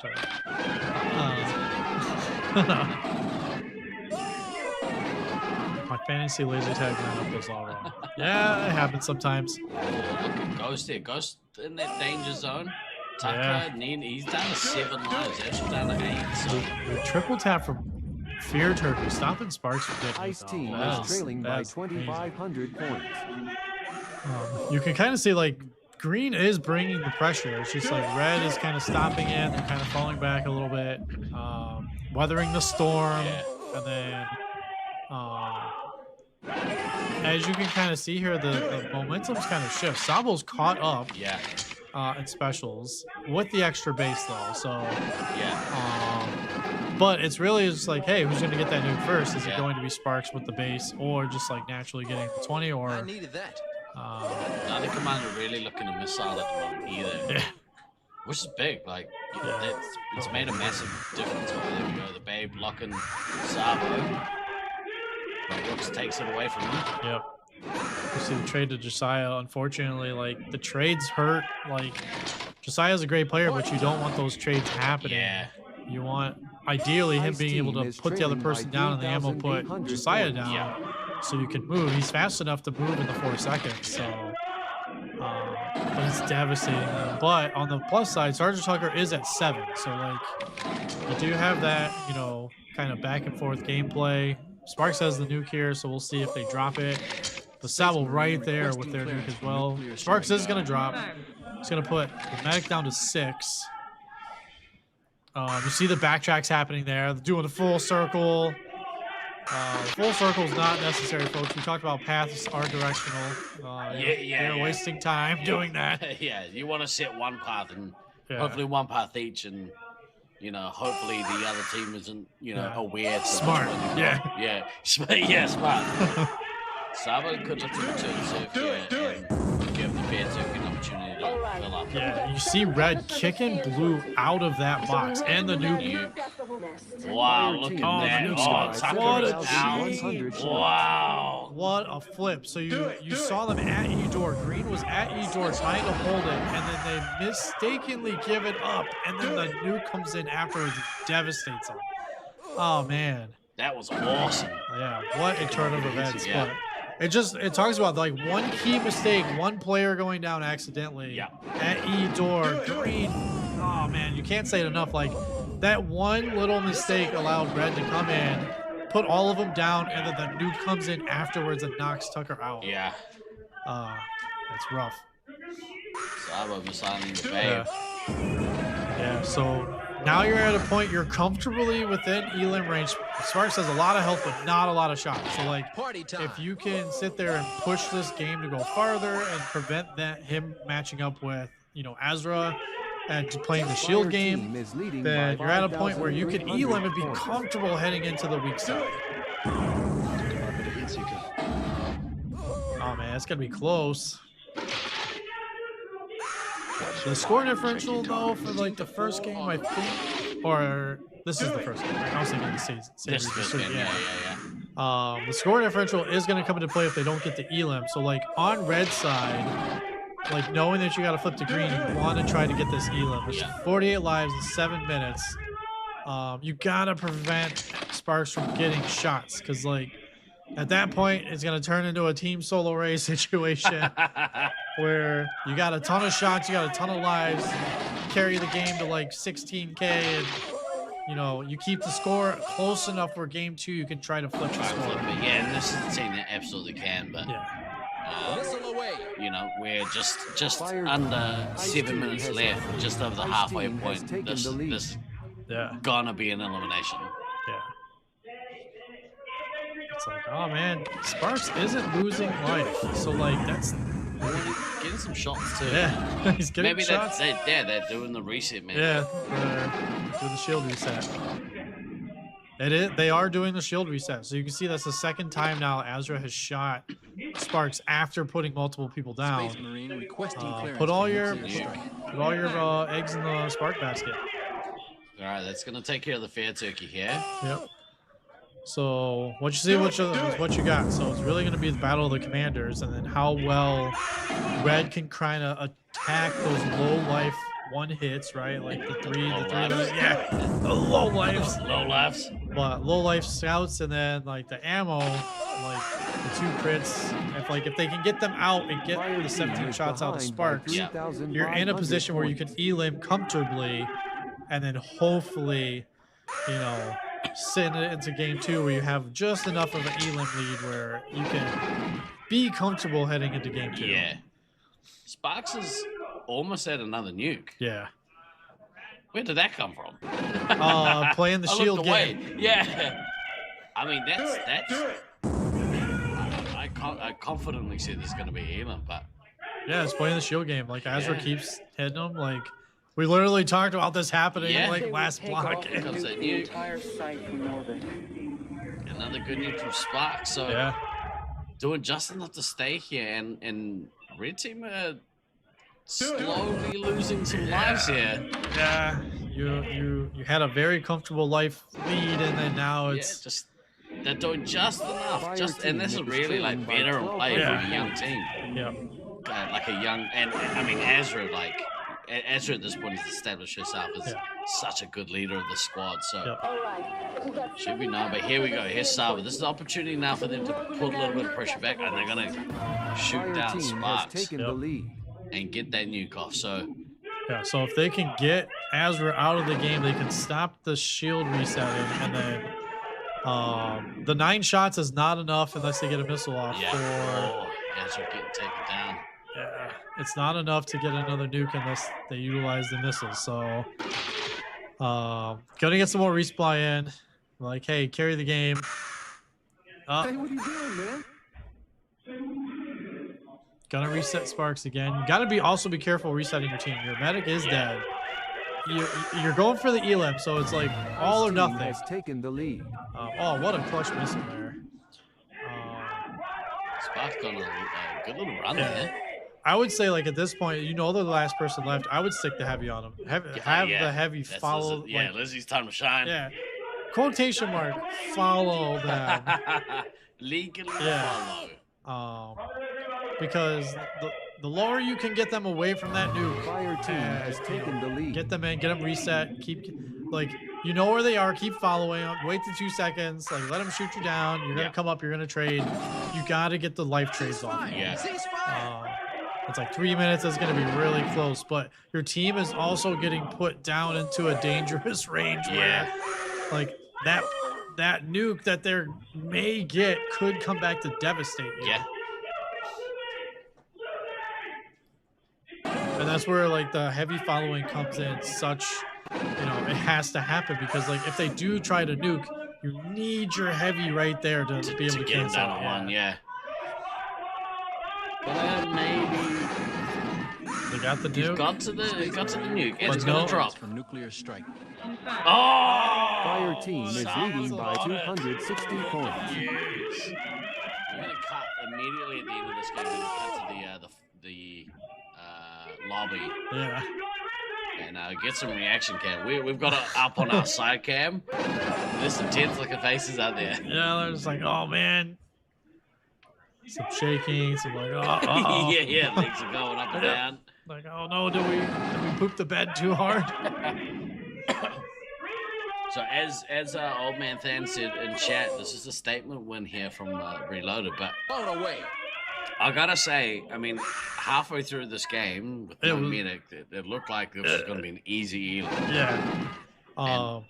But it's putting the strategy to play here. It's like, oh, you find your ammo, you start doing the shield resets, and then Sparks got almost 2 full nukes off just the shield resets before it kind of went to hell and Sabo got their nuke and blew that whole plan up. But if it could have lasted a little while longer, if Azra could have got a little bit more shots into Sparks, you could have seen a situation where maybe they lived. What a missile! Yeah, what a missile. Maybe I've been keeping up on current but great events. game from Reloaded. And, it was a little shaky at the start. We kind of picked that, but Sparks is well on their way to Team Solo Race, 16K, living the game.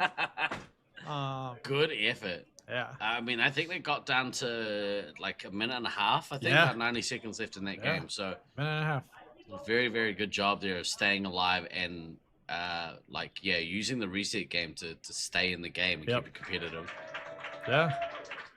Round of applause there for Sparks. Yeah. He's not going to stay and take the accolades. He looks heated. Yeah. It's like, what happened?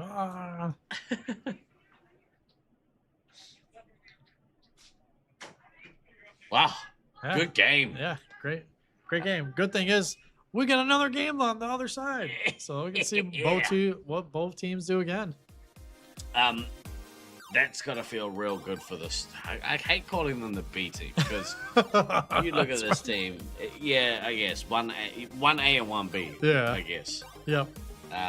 Someone's got to be the B team. It doesn't mean that you're terrible, but there's always the connotation that your B team is the inferior team, and it's just not the case with this Loveland squad. Yeah, I would say like the Loveland squad is very reminiscent of Detroit 2019, where like our B team ended up taking 3rd, but they were like. They spent the whole year getting smashed by us, right? So like that sticks with you, the learning, the upsetting, like the emotions, the like learning from it, the building from it. And then like they're trying things in the game against players that don't play in Detroit often, and it's working for them. It's like obviously this is probably the same case here. The Loveland team is a little bit like split up, like down kind of we'll say like even, not I would say it's like split up kind of evenly. And you have to think like, okay, if both teams are playing like this level, split up, if they chose to put like all eggs in one basket, what would that team like, accomplish or look like? But hats off to both teams because like both of them are playing extremely well. They're both the 4 or 5 seeds. Amazing game the first round, putting multiple, plays in place that we've kind of discussed on the stream. We had the shield reset, we had the early nuke, we had the early take from red. It had a little bit of everything. So. Yeah. I would say the difference there between the Detroit B team in Detroit was most definitely the site's B team. Now, that being said, it was made up of teams that could easily have been on the A team and would have been A team caliber squad anywhere else that they played, right? The difference here is that like it feels that there's not a as clear distinction, at least not at this tournament. They were saying in the lead up the A team, the A team were beating this B team up. Yeah. In the lead up to Nats, they were, I guess they were better. Yep. So it is interesting to me to see when you take away the familiarity of a team playing at home. Yep. And two teams playing at home, they both know the mates inside and out. They know the meta, know what they're supposed to do. Yeah. You take them and you put them in a neutral arena. Yep. The experience of a fair turkey and a mischief, really, like, I mean, yeah, it really makes a difference there, I think. It does. Yeah. Yeah, that's like the one thing we always talk about with like the teams and the travel teams and the travel sites. It's like the big topic of discussion is always like, well, what are you gonna do at a neutral site, right? Yeah. Like, you do so well at home. What are you gonna do at the neutral site? Yeah. And you know, the great players are gonna shine no matter where they play, right? They're gonna do good. They're gonna post massive scores no matter where they play. And then the not so, like, we'll call it well players, or not so like structured players, it's going to be rougher, right? It's going to be rough around the edges. They're going to struggle a lot. But you see this here where it's like, okay, we're both from the same side. We're playing a neutral arena. This will tell us all we need to know. You know, who's the better team, the battle for Fort Collins, all of that stuff. But I like the fact, though, that like both teams just went at it. And it's like, okay, the dust settled. The one team won. You basically only have the elim. So if you flip the table and you run the elim the other way, then it comes down to just points. And that tells the even match. It tells the even meta of the one side being stronger than the other. But they still had a great game. And it's like multiple moments could have shifted the game. Yeah. Definitely in Altitude's favor. So yeah. Right, we have, I believe, it is Sweet and Savory versus Syracuse C, the Expendables. This is their second game of this first match. Let's see how we go. Yeah, if you remember, like, see, I it's definitely okay. I told you I was gonna keep doing it until someone tells me to stop. But it's great. I'm glad you picked up on it. No one in the lobby's picked up on it. So apparently they're doing something else in there. Yeah, apparently doing something else in the lobby. All right, let's hear the support that you have for your teams in chat there, kids. Who have you got? Let them hear you. We got one vote, Sweets and Savory. That's Coyote of Chula Vista. Okay, yeah, that's great. One of the old hits. Oh yeah. Do it. Pretty standard start. Only like Razor getting hit a couple times. Obviously, green side, it's hard to stay, 20 lives unless you're bum rushing red side. Yeah. But then you have nobody. It looks like they got shut down pretty hard trying to get into red. Yeah. Fire team is trailing by 500. Oh man, resupply double penalty. Fire team has taken the lead. Yeah, that's rough. But like, hey, we were shooting our own team. It's not a blind fire. But yeah, green team again. Like they had the red side the first time around, and it's like, okay, now they have the tough side. You can kind of see where, hey, they are struggling a little bit on the green side. They are struggling to figure out where to go. They already have their bases, which tells me the medic has already been across the arena and back, which is not a good sign. They just ran in front of E door too. So like appears the resupply was trying to get back somewhere. But yeah, it looks like a super rough start to the game. There's been no nuke yet, already at 14 lives. Malware ammo at 7. Nobody is at 8. Malware now is at 6 now. And this is one of the things that we kind of talked about. Is like, hey, it's in that 2-minute, 3-minute period. You got that first nuke. Yeah. You use it, and it's like in this case, it's one of the things where like, yeah, you should probably drop it. Yeah. Because you already knew they were on the run. You already saw them on the run. You know they're on the run. They haven't had a time to regroup yet. The first nuke would have made it even more devastating for Blue to try to come back from. And the medic the ammo was low, and the medic was not buying the ammo. So It is a tough break, but the double nuke could still be just as devastating if they can't recover. They're only at 75 lives for the team, so we'll see if Sweets what they choose to do here. They do have the base in the pocket, so they could get the base and get the the double nuke, or they could just shoot a bunch of people and get the nuke the normal way. Live your own life. Yeah. You do you, boo. But it does look like, okay, Green went back to their starting position, and Sweets was over there, already got the nuke, doing the double drop. It is going to hurt. Yeah.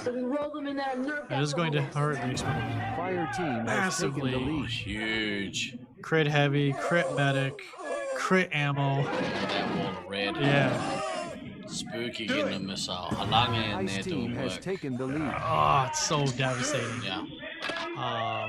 But that's like the green side meta. We talked about it, right? Like, if you don't have that fallback point, you're scrambling, you're running around the arena. Has taken the lead. Always set that fallback point, kids. Always make sure everyone knows where to go. Yep. Make sure they're following it every time. But it is stuff that you would hope that you'd have ironed out by this day. And maybe it doesn't click well for everybody, but on green side, I can't stress it enough. If you lose that if you take the corner first and you lose it, there's only really 2 spots you can go to try to recover. And even if you lose it, you're already in such a deficit where it's hard to come back from. So it's pretty much you have to stick to one strategy. Either try to take E-Door and you send 5 people strong at E-Door, or you resupply off green and fall back to green as needed. So you maybe start in one of the cubbies, but you have to have strong, heavy presence on the halls to be able to do that. So they managed to get to anchovy at all. Yeah. Just overwhelmed, I think. Yeah. Fire you can't set back up. You're worried about lives. We can hear them yelling for lives, obviously, and it's rough because Razor is hiding. And you can see that the commander did find both of them. It is trying to top off, but it's kind of one of those situations where it's a little too late type deal. And the heavy's out. They did find the medic, so now the medic's out, reset out. So it's looking like pretty quick elim, unfortunately. Barring some heroics from Nobody and Yaml.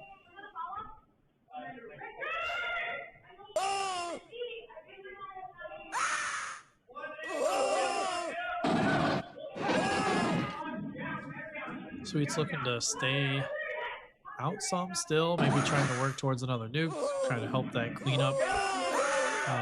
Nobody is sitting on a lot of lives, so it is going to be a marathon run for Nobody. Is trailing by 1,800 points. Or possibly Roz. One of the two is going to be running around, or both. Just running around frantically. 20 lives, tons of shots.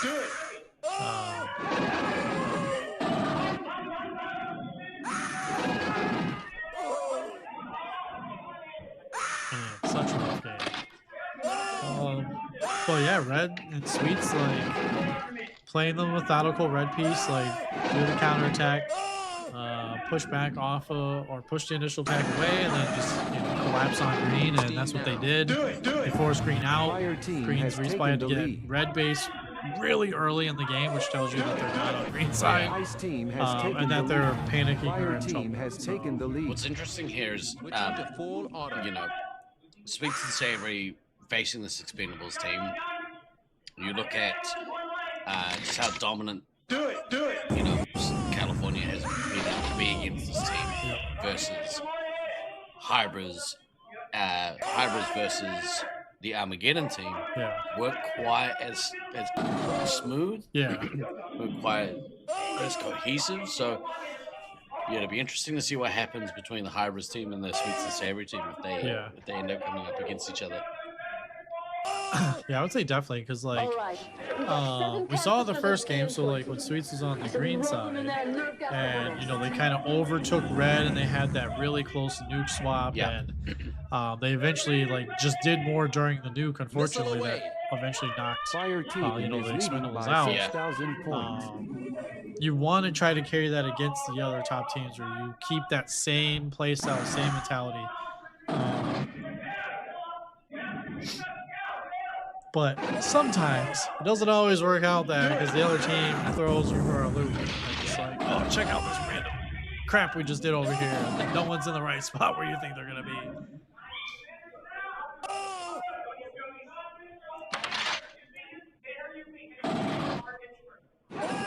But yeah, really good games from Swedes, and really setting the tone as they kind of head into their next.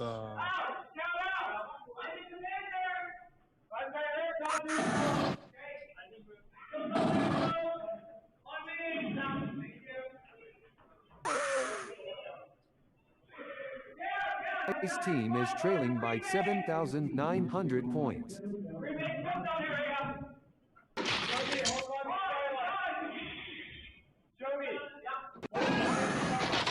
So this won't be the last time we see this Expendables team. They are going to get beat here, but they will go down to the losers bracket. It is a double elimination style of finals bracket.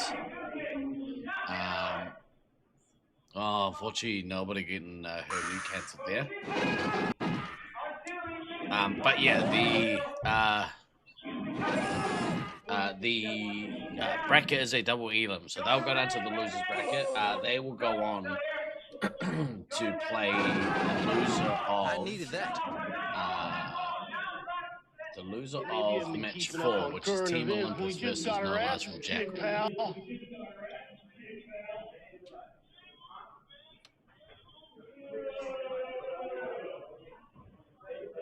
I believe after this we have this game 2 of the second match, Hybrids versus Armageddon. We are going to have a very quick word from. We're gonna have a look at one of our player profiles here. We shout out to the BDRL. Here we go.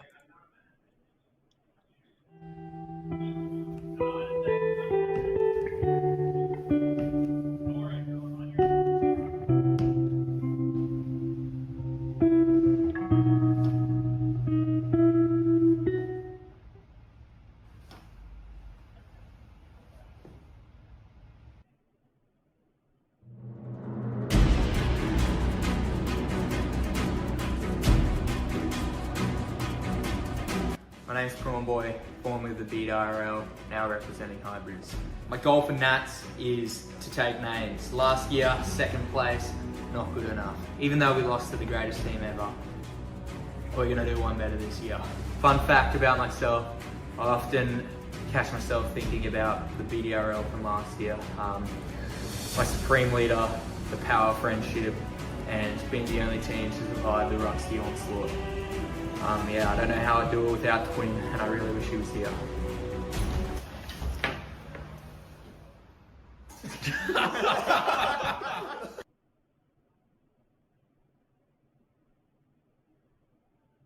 I think my favorite part of that video for the BDR. No, I don't know what my Venmo is. I can find it though. But go ahead. Sorry, chat. We're over here swapping. Yeah, talking about finances. There's a reason why I'm in New York, guys, and heading back to Detroit through Canada. That's right. Ignore that, FBI. Tax fraud. Yeah. I think one of my favorite things about that BDRL video is that they spelled BDRL wrong at the very start. It's a BRDL. So I was gonna ask that, and you know what? I was like, oh, it's probably on purpose. Like, definitely not. Yeah. Spelling is hard. Yeah. Greetings to you, Cody, from all the way from Las Vegas, Nevada. If you are in chat, please let us know where you're from. Obviously, don't dox yourself. But where do we have viewers coming in from? I'd be interested to see if we have any people from the Southern Hemisphere just yet. You know, it is currently just to go 7 a.m. in New Zealand, so it's 5 a.m. in Australia. I can't imagine we've got many Australians in chat. Probably not. But it does look like we have, we've got Vegas represent. We got Fort Collins. We're simply okay. Yeah. Just had an old lady try to walk into your house talking about, I'm here with the hospice program. Oh, that's terrifying. Sorry, they were looking for me. What's up, Dad? We have that Oregon connection sitting in chat as well. Right. Sound off, chat. Where you tuning in from? I hope you're enjoying wherever it is you're watching from. I'm enjoying watching from right here in Syracuse, New York. Likewise. Better here than in Detroit. So yeah, it's the motto for every warehouse. Right. No, just joke. Shout out to Detroit. Yeah. We got some Californians in the chat. Shout out. Yeah. Blobotomy. Blobotomy. Yeah. Lobotomy. There we go. Lobotomy. Lobotomy. Oh my gosh. I feel like I'm having a stroke. I need that to be the code name in a game we're casting, so that we have to keep trying to say Lobotomy with a nuke. So you mean in the tournament Rusty will join? I was already doing speedy intervals at 6 a.m. I don't understand what that means. But welcome in. We've got some, obviously Germany represent. West Coast, best coast. Let's go West Coast. I feel for you, El Diablo. We also have Germany on the booth, as I was technically born in Germany. Were you really? I was, yeah. I have dual citizenship. I traveled to Australia with my German passport because we're not the favorites of certain parts of the world in this current time frame we're in. All right, we have Hybrids versus Army Gidju. Let's see how they go up against. Ice Team has taken the lead. Got to see Sweet Sincerity with a dominant performance in that last game. There was. I hope that was a ref. There was a player that was just walking around. I really hope that was a ref. Yeah. But yeah. Fire Team has taken the lead. There? No, they were in the. They were on the side. And I kind of just saw them like walking around. I was like, "Is that not? That's not good." Both sides though, like a very delayed start. They're kind of just hanging back. It's really only the commander went out for green side, and yeah, this has become kind of a calling card for this new lineup for the Hybrids team. They they hold back. I know they are chomping at the bit to be aggressive. Yep. Aggressive. Yeah. Ice Team has taken the lead. But they're being disciplined. They're making sure that they get full. They're not putting themselves in a position where they run into trouble. Although Ice Team has taken the lead. Data took some resupply. Let's go. Let's go. he did. That's great. It is great. I'm happy for him. You know, I wonder if it's like, Trad just secretly doxing and like watching the YouTube streaming, and they text later, like after the match, take effing lives. What are you doing? Yeah. What are you doing? You're making me look bad. Do it. Yes, man, you missed the last game. That was your crew. Where have you been? Oh no.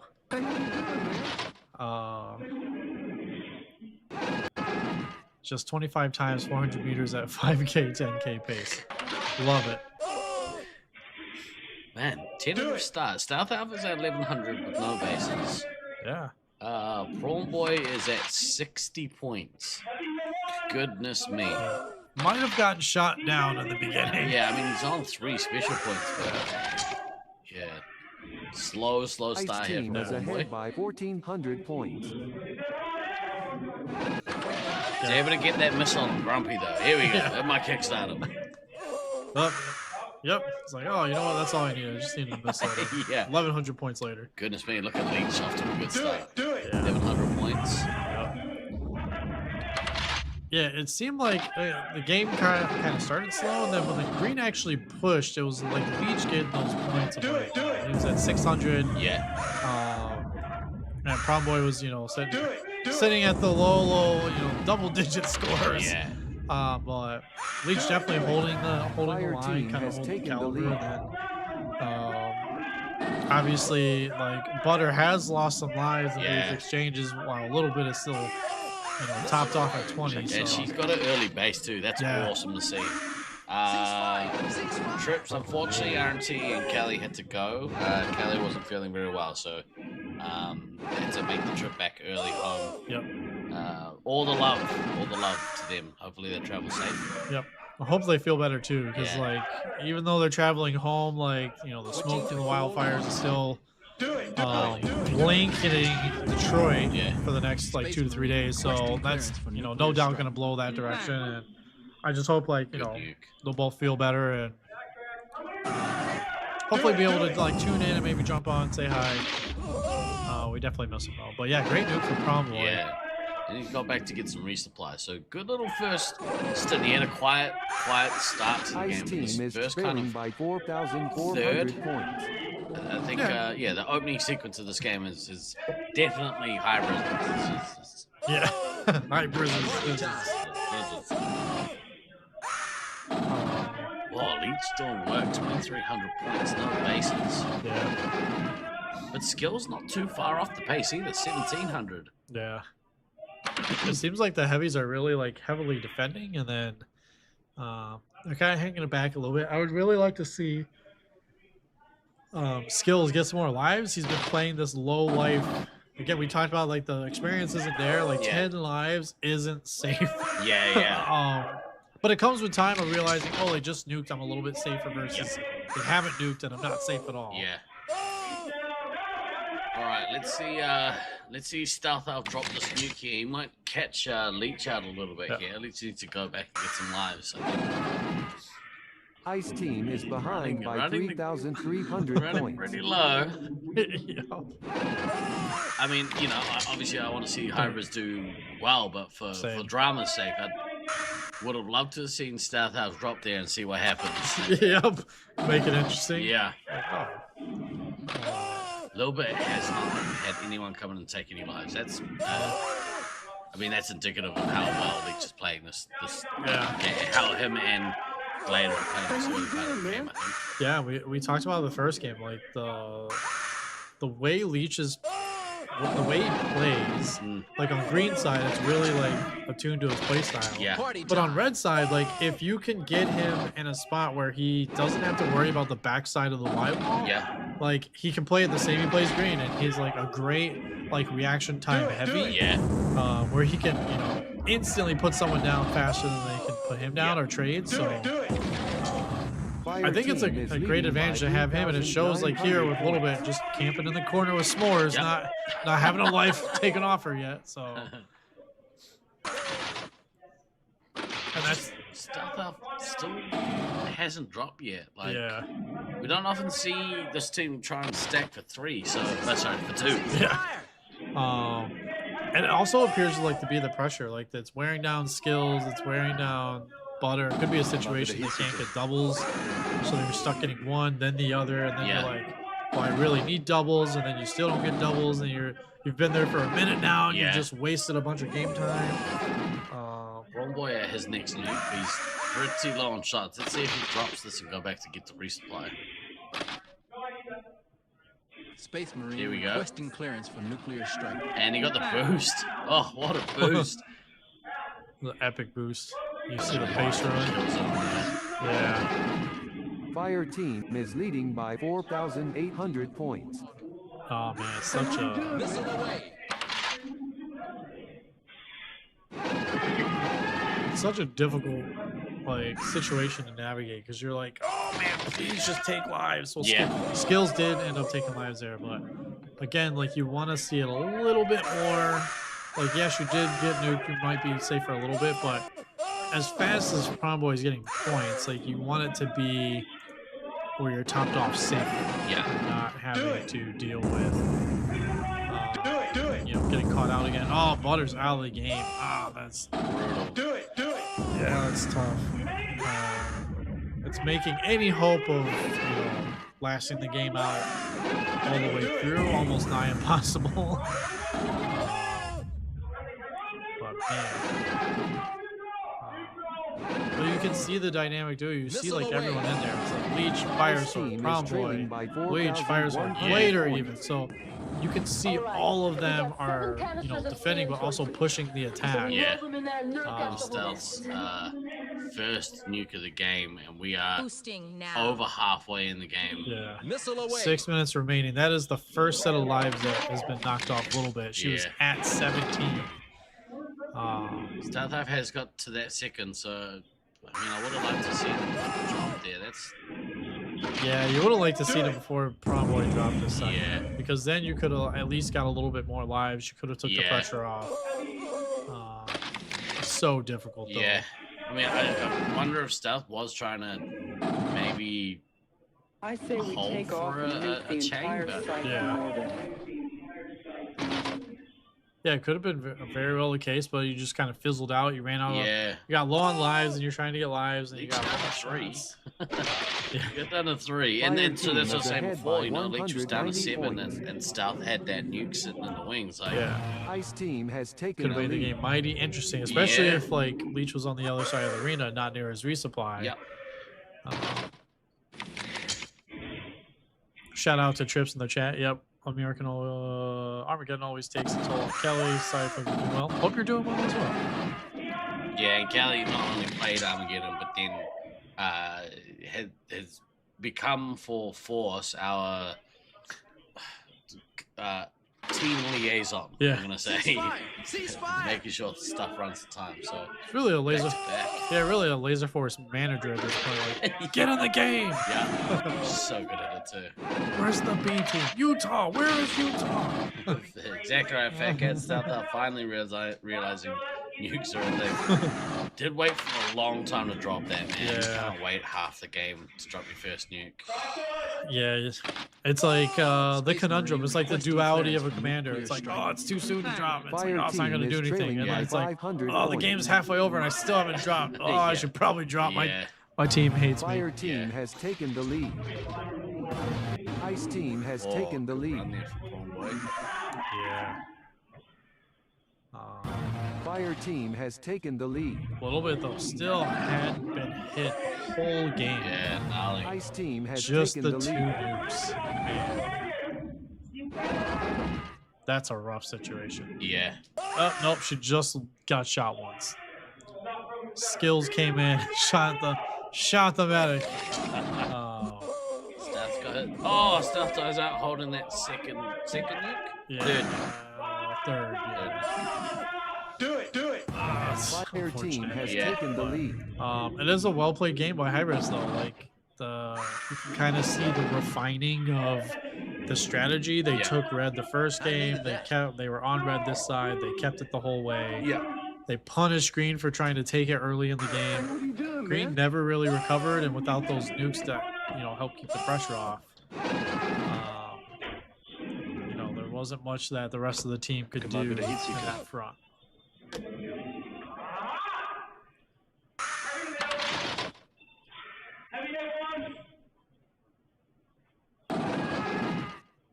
Yeah. Do it. Looks like a little bit is going to end up just being shot once. Fire team is ahead by 1,800 points. Good hunt, I think. Like Yeah. very this went much better for the Hybrids team. Yeah. And I think they do find it a little easier on that red side. So cool to see them kind of bounce back. I guess. Well, not bounce back because they won the first game, but just a little bit more convincing of a win, I think. Yeah. And it played to the strength of like them understanding the meta, even as like, okay, you're a 7th ranked team, but they still had a bunch of points. Yeah. So like, not to take anything away from it, it's not like they were sitting on 2 points. They lost every game but one. Yeah. They still had quite a bit of points, and then utilizing the meta against a team that may not completely understand it, or may not know how to attack it, to get more reps in of like, hey, we know we're playing a tough team in Utah next, and use the game as a practice run of hey, this is what we're gonna do if we're on red side, and take full advantage of the games that you get in the round 1 to take the round 2. Because there is a good chance you're going to see one of these folks again in that bracket, depending on how it plays out. So well, we are going to see the second game of match 3. Yep. In fact, let's flick across. I need to set up shortcuts. This is ridiculous. Shortcuts. We're going to have a look here. Here we go. So, as you can see, match 1, match 2 are in the books. As soon as our stats guru, I think Russ is doing this, unless it's Beans that's updating the bracket. Both. Which is interesting because at the moment it's neither. But we'll see the tournament bracket fill out in a moment here. Sweets and Savory will head across to that 5th match bracket. They will go ahead and play Hidden Valley Sanch. The Expendables will drop down into the loser bracket. They will go to... wait, do they drop down? Loser of 4, loser of 1. Loser of 1, they will go into that first bracket for match 8. Yep. And they'll play the loser of 4, which is Olympus versus No Lies from Jackal. Yep. First time in 15 years. What? It's right, you know where to say for the first time in 15 years. I don't realize the bottom. Now, I can't understand this New York accent, so... Seth always yelled at me that the loser's bracket's always wrong. Oh! So I put it correct and proper bracket. There you go. That's okay. Let's just bracket things. Hashtag bracket things. Bracketish. So, the winner of Hybris versus Armageddon Youth, Hybris takes that match. Who's that? I can't see. I think it was a little bit. Oh, right on. I can't. The ring light's blocking everything. Just clears me out. Right, yeah. Hybris will go through. They will be facing the Utah Heat Seekers. Tough matchup there. Yes. That's going to be tough, but they're going to give it their all. Armageddon will drop down to the loser brackets. They will go into that 7th match bracket. They will play the loser of this next game, I guess. Yep. Well, they'll face off against the loser of Loveland, the Battle of Fort Collins. Yeah. Collins? Yes. Collins. Where's Wayne? Where's Fort Wayne? Indiana. Oh, yeah, right. Yeah. Fort Collins is like the city, I think that's right below Loveland. Right. Loveland? Yeah. Where's Simply Okay? He knows. That's wherever he is right now. That's where it's at. Right, looking ahead to this next game, the Loveland rematch. Who have you got here? Who do you like? Oh man, that is tough. The first game was so good. It's tough. So because you had like I had Reloaded. Yeah. And then you were on red side. But I wouldn't say they won it. Like they did when they got the elim, but like it wasn't really surprising that Sparks lasted as long as he did. That, and it was like a oops moment that created that. Yeah. That sequence of events that messed them over. Flipped like the game. Yeah. But we've seen that happen the other way too, so how can I call you a friend when you do this? Brother, someone in Fort Collins has hurt Simply Okay. No. It's like, it's fine. It's not where I'm from, damn it. He's like, Loveland is not Fort Collins. It's not the same. No. But yeah, I would say like it's so tough because that one sequence, that one mistake, we'll call it a mistake. We won't say it's like, an ad hoc thing. Like that one mistake that happened that caused them to lose Edor and bleed 7 lives off the medic. It's Loveland to laser tag, not Fort Collins laser tag. I love it. It could have been the difference of like, hey, if they wouldn't have lost that, then more than likely they probably would have, took the game as Sparks was, carrying pretty hard. But it's not to say that like, maybe that wasn't planned. Maybe it was like, Reloaded's idea to like pincer them and keep them at Edor. But again, you're now on the blue side, so then you have to make a decision. Do you take Edor or do you like fan it out?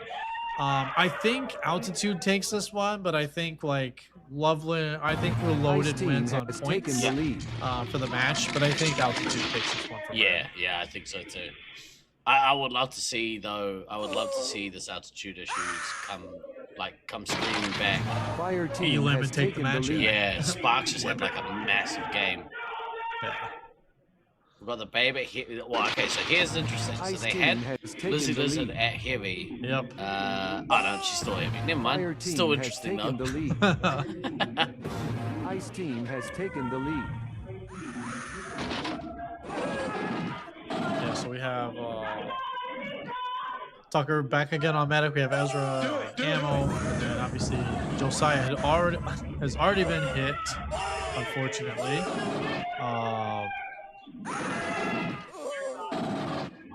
Or no, he hasn't been hit. Sorry, it's flipped before I can work. He got the base.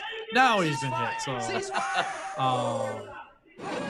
you can kind of see Green is like out in the open a little bit. Yeah, like not really want to be. You have Fear Turkey getting missiled by Sparks. Ooh. Fear Turkey again getting hit again. Down to down 4 lives at 16. Sparks kind of farming that backside. So Fear Turkey's in red base, so you know things aren't going well when your medic's in red base at the first 2 minutes of the game. But yeah, red just dominating here. Whole left side. Luke's trying to break up a little bit of the sea of red that you have there, but it's like Fear Turkey getting hit, ran into the opposing player's resupply. It's always funny the resupply running to each other in the beginning of the match. I was like Spider-Man meme, like, hey, what are you doing here? yeah. I was like, aren't you supposed to be at E-door? Aren't you supposed to be at your base? Why are we both at the neutral target? But Fear Turkey, 8 lives gone in 2 minutes. Like Sparks at his first nuke with no bases already. Yeah. 2.5 minutes in. Yeah, so you can see like they're running around. It feels like, maybe they didn't try to stay at green. Yeah. Maybe they tried to do like a cheeky strat and it just didn't work out for you. But yeah. Sabo pulling forward, trying to relieve the pressure off them. It seems like they're just sticking on Josiah. He's at 11 lives. But the other thing is like the team's at 122, so they are getting he got a boost off. Yeah. Sabo penalized. Oh no. And you look at red, they're down to like 60, 70 lives. Yep. So it's like, okay, when's red gonna regroup and then start like the refilling? But yeah, gotta happen now. Yeah. Sparks is back in resupply, and the Babe is running pretty low. Yeah.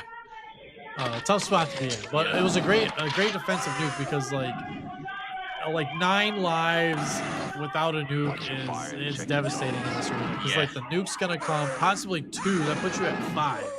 That means you can't lose 5 lives in 10 minutes if you're trying to live out the rest of this game. Bro, the Babe's in trouble here. At 5 lives, needs to desperately take some resupply. So does the ammo. Yeah. You do get the lives, so we're at 8 and 8, but up 8 and 7. Spoke too soon.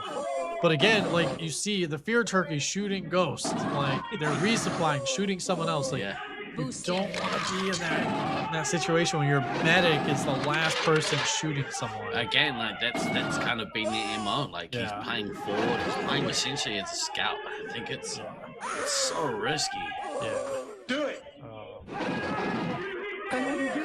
10 lives, 32 specials on Sparks. This is gonna be a crazy situation if they're not able to like at least flip some of the pressure. Sergeant Tucker's been shot twice, but I'd love to see Sparks go get both bases, drop both of these nukes, and really put the hurt down on Fear Turkey. Yeah. But judging where they are, it seems like they are out in the open. Like Blackout going on a run there. That was a nice double tap on both 3 hits. Maniac, do you know what the points difference is here yet? Could put the points difference in chat, that would be amazing.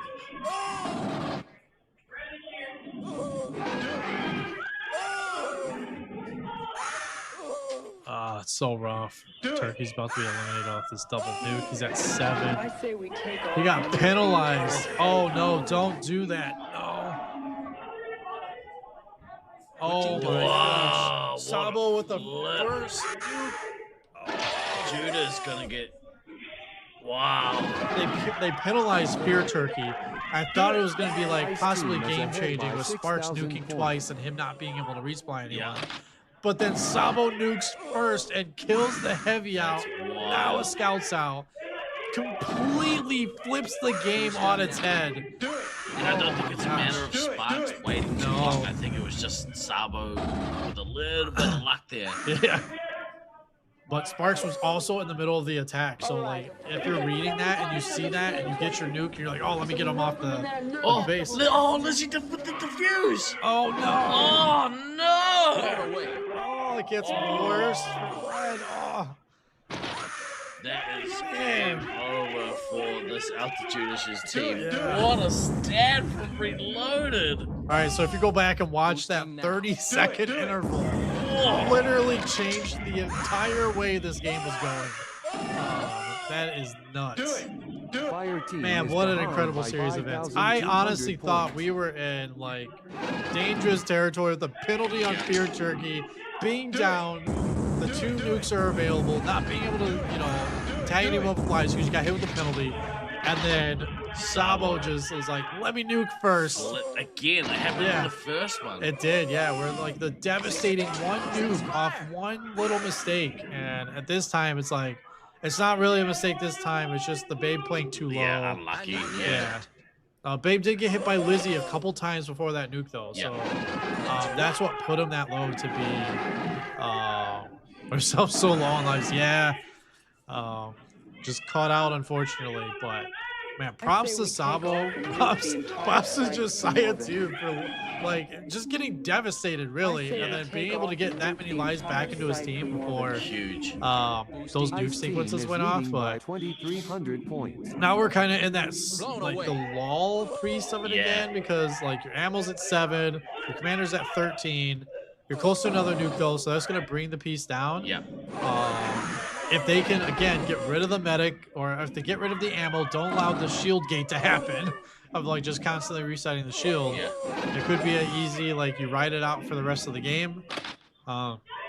Because Sparks is only at 3 shots, so it's going to take some time to get shots up and running again. Whereas Sabo is approaching that next nuke, so... You can see Gabe and the Floyd not looking overly pleased. No. It's one of those things where, like, you kind of know you pooped the bed, and you're like, why did I go back? Them, like, Take off and nuke raised them. It's such a shame. Well, obviously, it's not a shame for the Reloaded team. Yeah. Fire team is you love to be on the side of the plus side of that one. Yeah, it's just like, again, the first game was just like that. Like that one little mistake, like, and then cost them. They went on that big run, and then And then this side, it's like, oh, you thought like Fair Turkey was going to be out. Like the game was going to be over. Fair Turkey was going to be knocked out of the game. Penalized at 6 lives. Sabo nukes first before the double nuke from Sparks. It completely changes the game within 30 seconds. Yeah. I can watch these style games all day. So. This was what a game. What a start to the Elim. Right? Yeah. This is gonna be a great couple of games of finals. Yeah. We're gonna have this a lot too, because there's a kind of like these top of the table, high-powered offenses. And this kind of stuff happens all the time where stuff gets flipped. Fire team is behind by 5,700 Feel bad for Sparks, points. like, you know.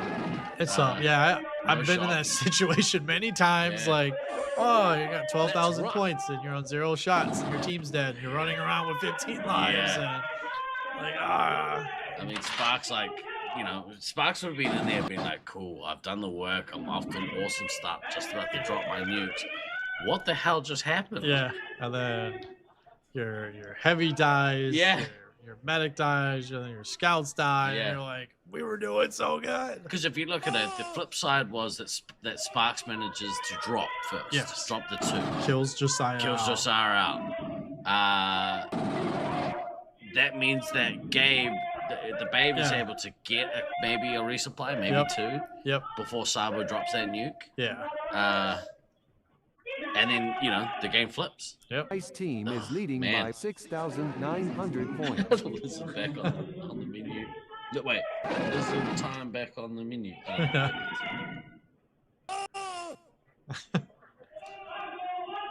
Man, what a crazy game though. But literally, like both games, like one little piece. Can't stress enough. Like one little piece going one way or the other way. Oh, well, thank you.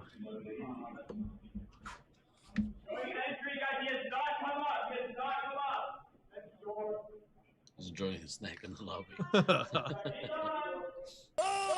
Yeah, usually if I die out first, I'm grabbing a snack. Yeah, a banana. Yeah, like, I'll see my team out there. It's bad if I'm walking out first. Like, Yeah. That means You did something real wrong. I Taco Bell lettuce the bed hard if I'm Ice walking Team out is leading first. by Usually it's always I'm the 8,300 last one points. out. It's like, oh, good game, guys. We toughed it out. I think we are seeing Ghost walking through the arena, which, like, so what you don't want to see in a game like this is anyone like necessarily giving up. But I think there's a difference between. Oh, look at him go! Never mind, he's on the move. But like, you know, in a situation where you're like, all right, we've lost this game. Can't really do much else. A lot of people might kind of go to. I've seen it and been a part of teams where I've had the player go to the middle of like a base, stand there, and just just put the gun up. And you don't want to see that, but I don't mind seeing people walk, like power walk, but walk because walk briskly. Yeah. Fire team is You're not giving up, behind but you're by also conserving your energy, and I 9,700 think there's a points. difference, between the two. It's like the Olympic like power walk where they like walk yeah like that.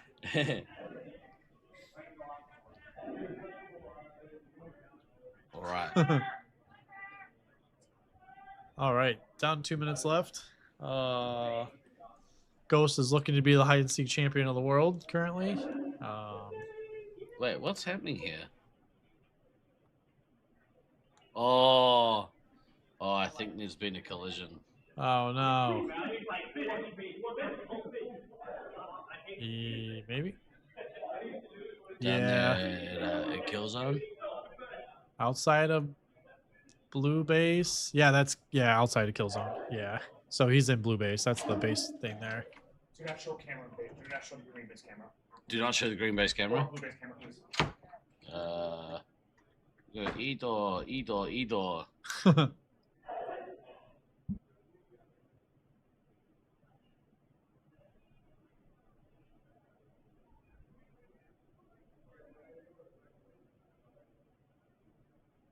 Maybe it was one of those football injuries.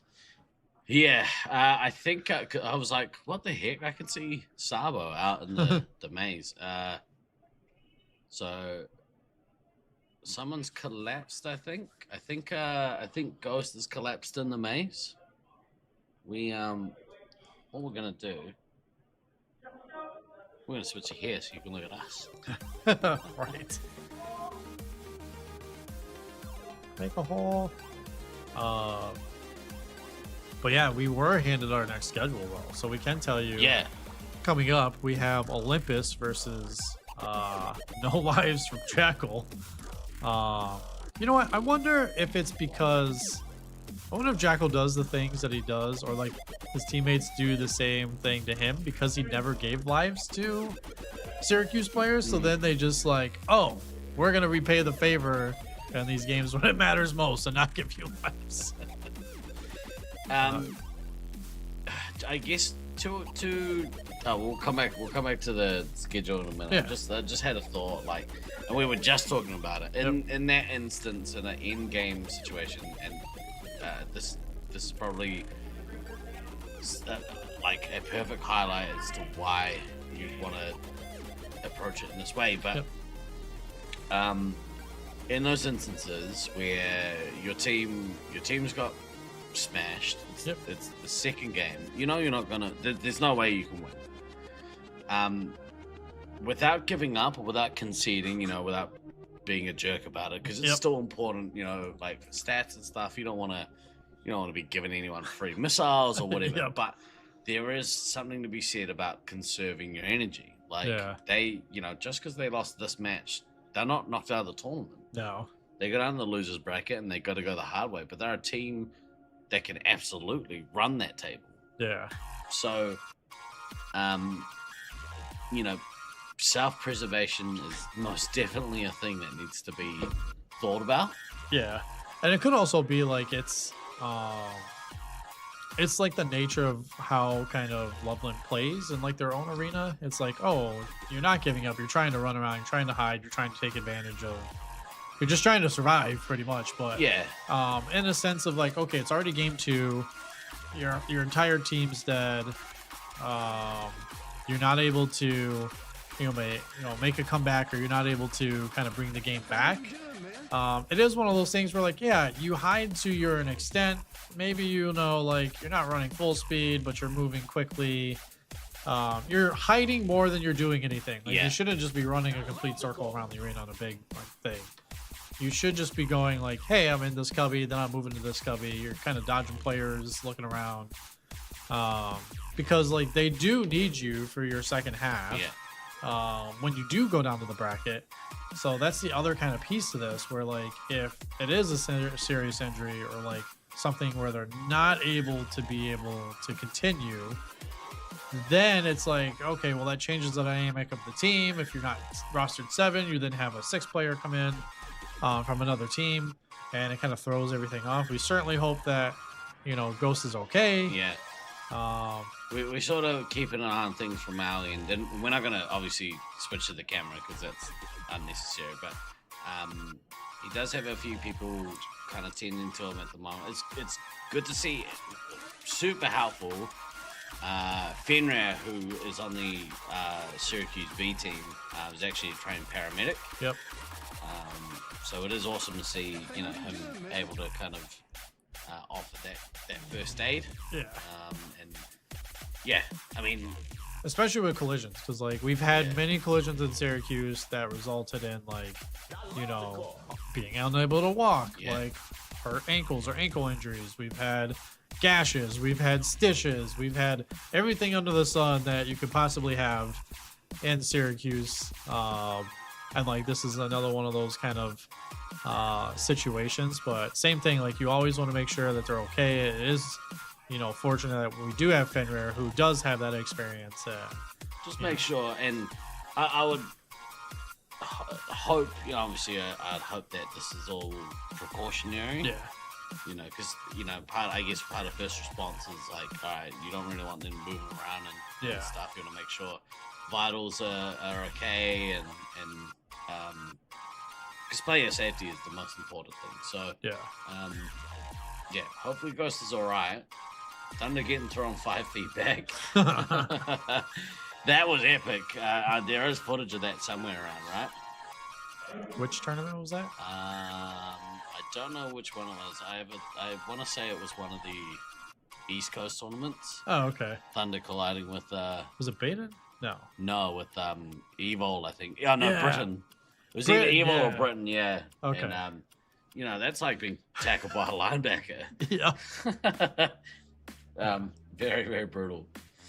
I've had close calls in Syracuse. I don't think I've ran into anyone. I've had close calls, like really, really close calls, where I'm like stopping on the dime and you kind of just brush next to someone, but never like full on, oh man, just face smash and we both fall over in different directions.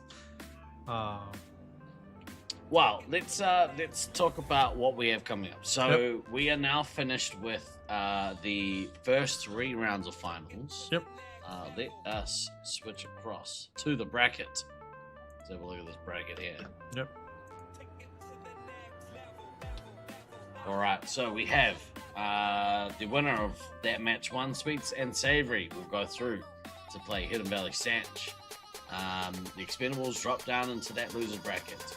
Hybrids versus Armageddon. Hybrids will 6-0 Armageddon and go on to play Utah Heatseekers. Armageddon will fall down into that secondary match of the loser bracket. The loser of this last match, Altitude Issues, they will drop down to the loser bracket and they will play Armageddon. So that's the first bracket of the loser bracket finalized. They will go down into that match 7 spot. Loveland Reloaded will proceed and they will go through to play the winner of Syracuse A versus Sweets and Savory. Coming up, we have, what do we have? Match 4, we have Olympus versus No Lives from Jackal. for your first game. Second game, again, I believe this is still the play rough sit scenario. We have, what is that? HVS Hidden Valley Sanch versus Sweets. I see what they did there. Stupid. Yeah. It threw me off because they were the Ninja Turtles. Ninja Turtles. Yeah. Yeah, and then the third game after that is going to be Utah versus Hybris. So yeah, a packed sheet coming up here shortly. Yeah. As they kind of get ready and get the arena situated. What we might do, we might just quickly have a couple of support videos here. Yeah.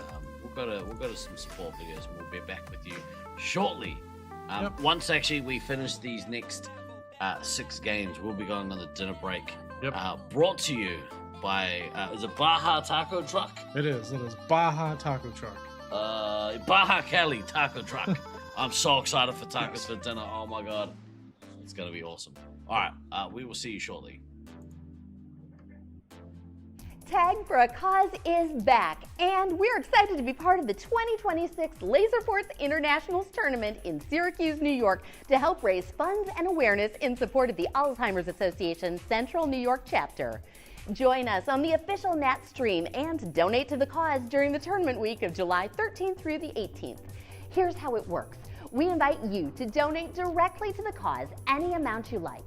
As thanks, we'll have resin laser tag medals available for local pickup only during the Nats week at the Fun Warehouse in Syracuse. Sorry, we won't be mailing the medals this time, but if you want one and make a donation, you can have your buddy at Nats pick it up for you, or just donate because you know your contribution really helps make a difference.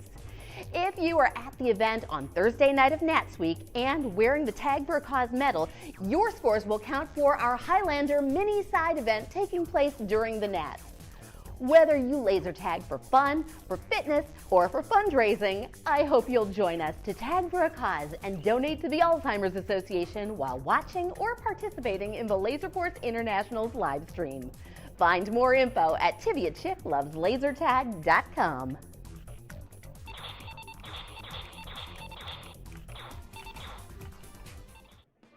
Come check out the...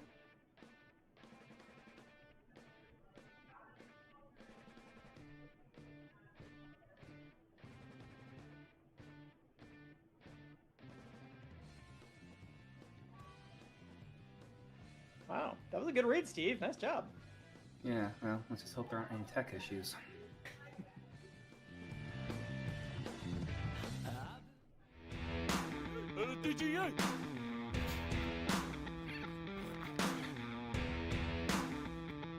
Good up.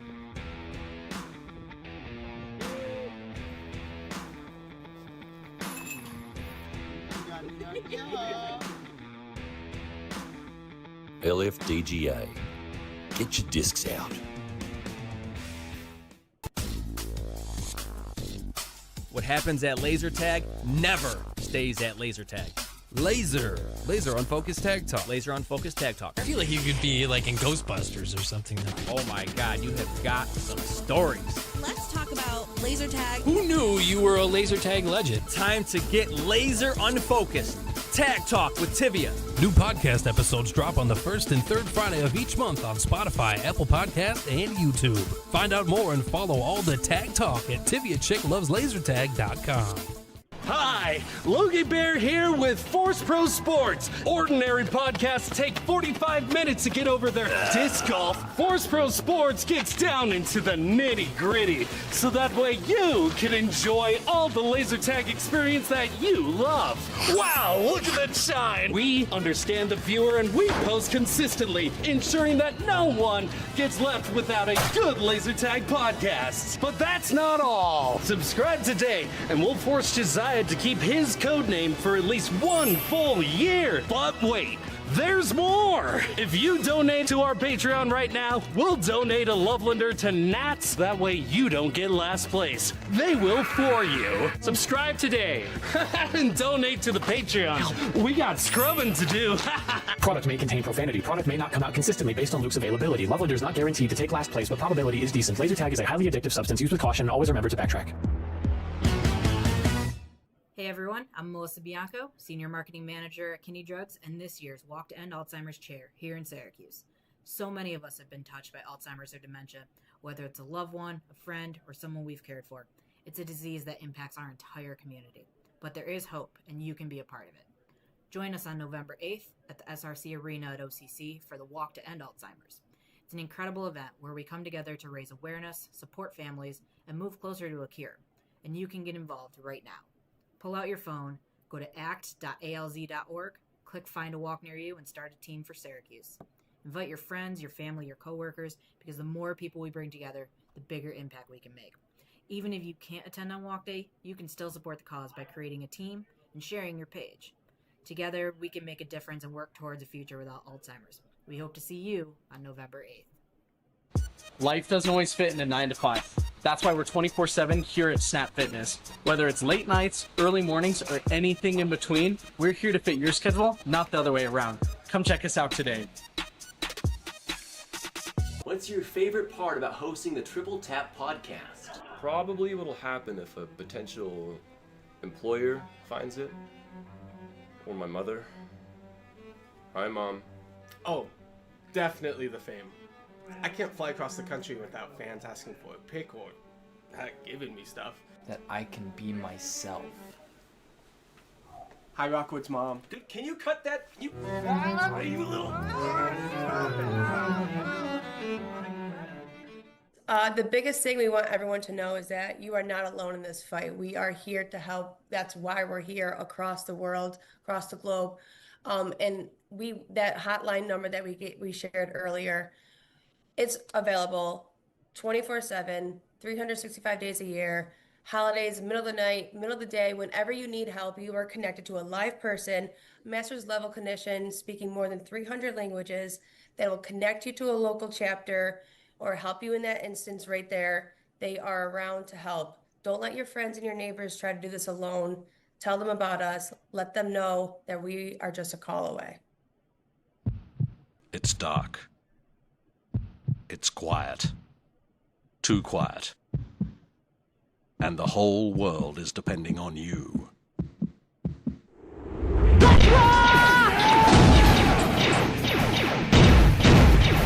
Target destroyed. You're hit! Are you up to the challenge? Laserforce, come and save the world.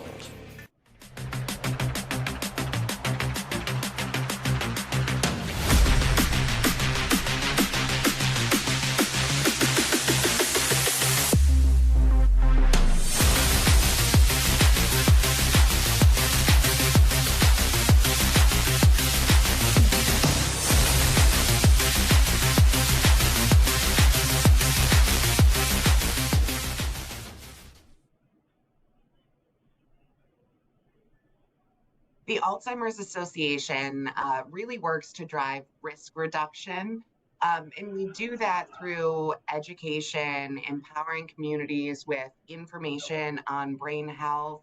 We go into companies and social groups and we do awareness presentations. We also work to maximize quality care and support, and that's where folks here on the ground really know us. We do this through support groups that exist for both people living with the disease and their caregivers. We offer care consultations, early stage social engagement activities, and these are all free to the community. What I would say for anyone out there listening, the largest gift that we give to the community of folks battling this disease is our 24/7 helpline. That number is 1-800-272-3900 for anyone who wants to jot it down and keep it handy. Tog mal wieder Heatseeker.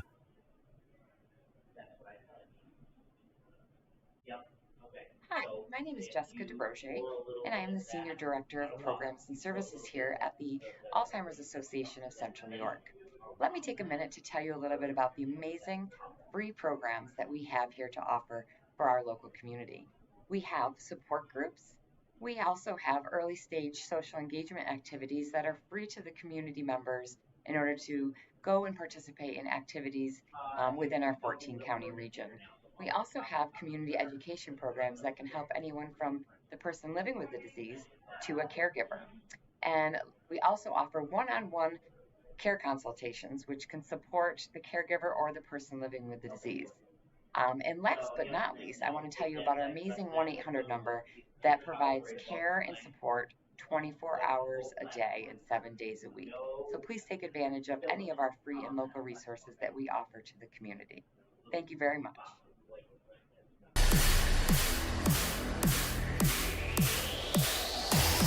My name is Sammy, my code name is Azra, and I'm playing for the Loveland A-Team Altitude Issues. Just pretty banger. So, I'm going to Nats because Liz is playing, and I love playing with Liz, but I'm going to be playing against Liz, so I will be shooting her a lot, which makes me sad.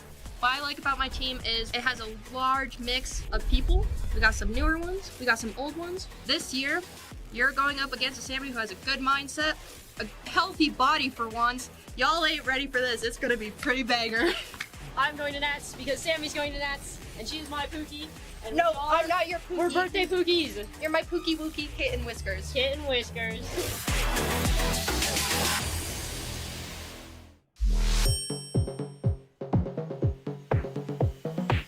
I'm Liz, codename Lizzie Lizard for this event, and I'll be playing for Loveland Reloaded, aka the Loveland B Team. I'm playing a Nats because I'm building a streak here. We're 3 years strong. We gotta keep going.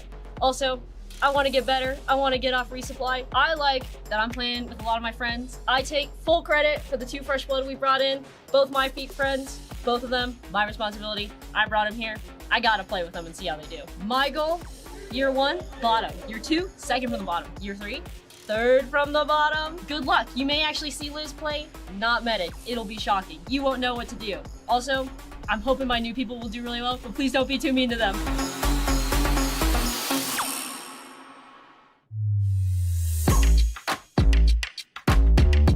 My name is Sean Cope. My codename is Cope With It. I am playing for the Utah Heatseekers. What got me into laser tag initially was Armageddon. I just love Armageddon. It's gonna be super exciting to have that right before Nats. I played Laserforce a little bit, but mostly Armageddon. Which, if you're interested in playing Armageddon, you can actually sign up. Right now, we'll be playing in Syracuse, New York. My favorite part about Armageddon is all the drinking that happens. It's just such a fun time. Hopefully I can find some new hats to wear while I play laser tag. And I'm really looking forward to Armageddon. I mean, Internationals 2026.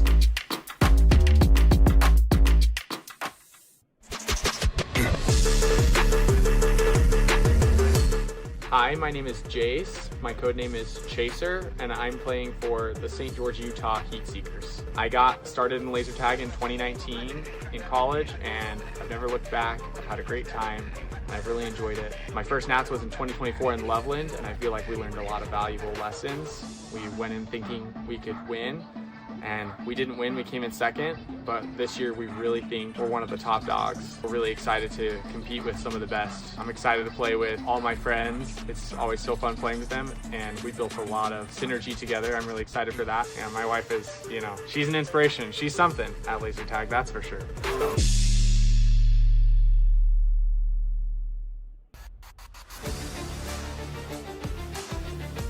My name is Kaylee. My codename is Sally, and I'm playing for Loveland Reloaded. I'm playing in Nats this year because mainly 2 reasons. 1, all my friends are going, and 2, because I'm really excited to learn more about tag and to get a lot better at tag. I like that laser tag is something that's really competitive and team-based, but it also allows for a lot of fun and community. And I think my favorite part is probably the community I've gained from tag. I'm just hoping to have a lot of fun and learn a lot. And I know that that'll bring me home with a good sense of accomplishment. Our team is trying different things. We're not doing something really standard. We're kind of just saying, around and find out. You're going down because we're the best.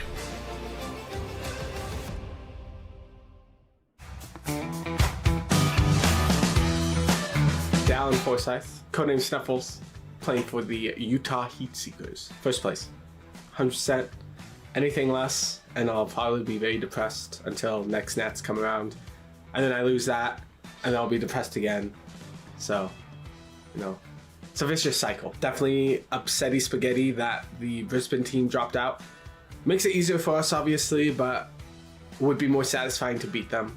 But obviously, they're too scared to play us, so we're not playing. RIP Sunbeams, miss those guys. RIP BDRL, gone but not forgotten. And Syracuse so easy.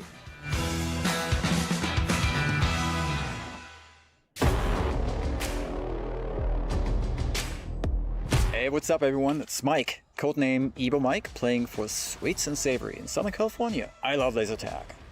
I played for the first time in '92, started playing a lot in 2002, then took a longer break, spawned a new player, and now I'm all in on Laserforce. SM5 has elements of a lot of things I like a lot, like video games, team play, strategy, running around, and trash talk.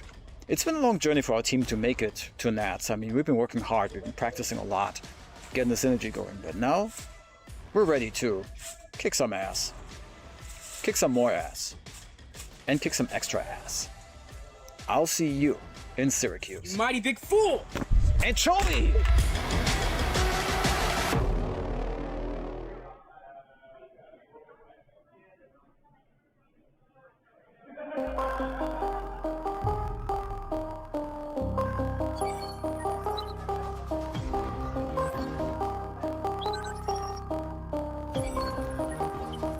We improvised. You lost.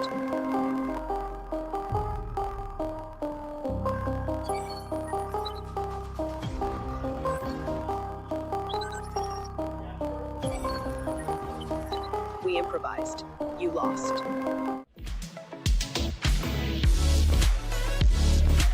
My name is Bolton Rockwood Wood. My codename is Rockwood, and I am playing for the Utah Heatseekers. The team I'm playing on, we've been practicing for well over a year with this internationals in mind, and I'm super excited to be able to flex my muscles in the arena, and hopefully I can show everyone what I'm made of and live up to my potential. What's really great about my team is they not only compliment me as a player, but I believe they also elevate me, both inside and outside of the arena. I hope that everyone is able to play to the best of their abilities, and I hope that the best team wins. There's a heat wave coming. Can you feel it? I mean, that player profile video just reeks of cult leader.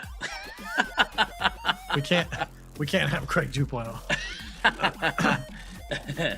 Right. We appreciate your patience, and obviously, you know, thank you for bearing with us as we get up for these next matches. So, I guess a update on what happened. Ghost collapsed in the maze, and thankfully, yeah, we have a first responder, Fenrir, on the site. So, thankfully, he was able to go in and do some paramedic magic, and Ghost is doing all good now. He got a final vitals check just now, giving the all clear, but a little bit scary, but we're all good. We're all good. Everyone's safe. Everyone's healthy. Yeah. Ish. Stay healthy. Yeah. Stay healthy. And now we get up. We're ready to get back in and start this next block.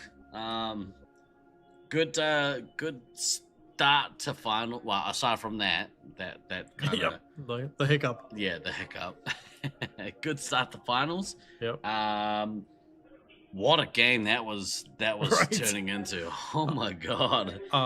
We had a little bit of a break, so I was outside talking to the teams, and I was connecting with Josiah, and I was like, man, did you know what happened? And he was like, no. And I was like, why were you at 6 lives? He was like, oh, I was getting tukeyed off. And I was like, okay. And then, we're talking about like the chain of events. He's like, I thought we were dying. I thought the game was over. Yeah. Like, and then it flipped. Yeah, it just flipped. And then he was like, Sabo's nuke was so clutch. And I was like, well, yeah, it literally flipped the entire game. It was so good. Yeah. Right, we are gearing up for the start of this next block. First up, start of match 4, game 1. We have Olympus versus No Lies from Jackal, or as they've started calling themselves, No Fun for Jackal. This is a big test here for this No Lies from Jackal. Obviously, these two teams squared off in that last pod. I believe that was the last game, the last match of their pods. It could be, yeah. I will have a quick look and confirm that.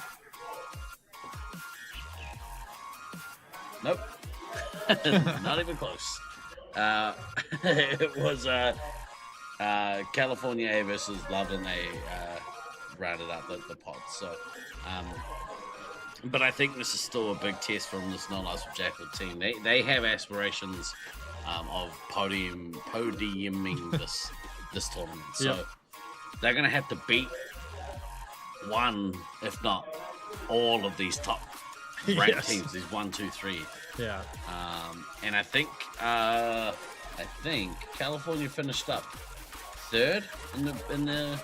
Yeah, I believe Utah was second, and then Olympus was third. Well, they had the same points after the pods. Was Interesting. the So tiebreaker Utah, score ratio? Yeah, it looked to be score ratio. So Utah took the second seed just off score ratio, but pretty close. Yeah. Pretty damn close. Yeah, you can see like even in the pod play, you can kind of see the teams like rounding out with the points. And if you take, Syracuse and you take Utah, you take Team Olympus, if you take those top 3 out, you have both Loveland teams, you have Jackal, you have Hybris, all really close in that. Yeah. That kind of bracket underneath there that's just looking to try to like capitalize on a mistake from one of the top 3 teams. Yeah. Fire Ice Team has taken the lead. Expect Jackal to come out here and really try and dominate off the start of this game, but he's up against a beast. He's up against getting resupplied. He's ain't winning that battle. Yeah. So he chose, like, this is one of the things, if you're playing if you're gonna play green side, right, you can sit back, you can try to get resupplied if red doesn't rush. Red usually doesn't rush because they secure the door first. Right. They may send someone to E50. It's rare, but with that, it does open the opportunity to get extra lives, extra shots. You'll notice that Kadama only got what was initially off break, and then Jackal is a little bit up on that, but less shots. So, or one less shots. But Jackal is at 780 with 10 special points almost. And then Ice Team is Don't leading score a by medic. 1,000. Let's go, applesauce. Yep. Only hit once. Yeah.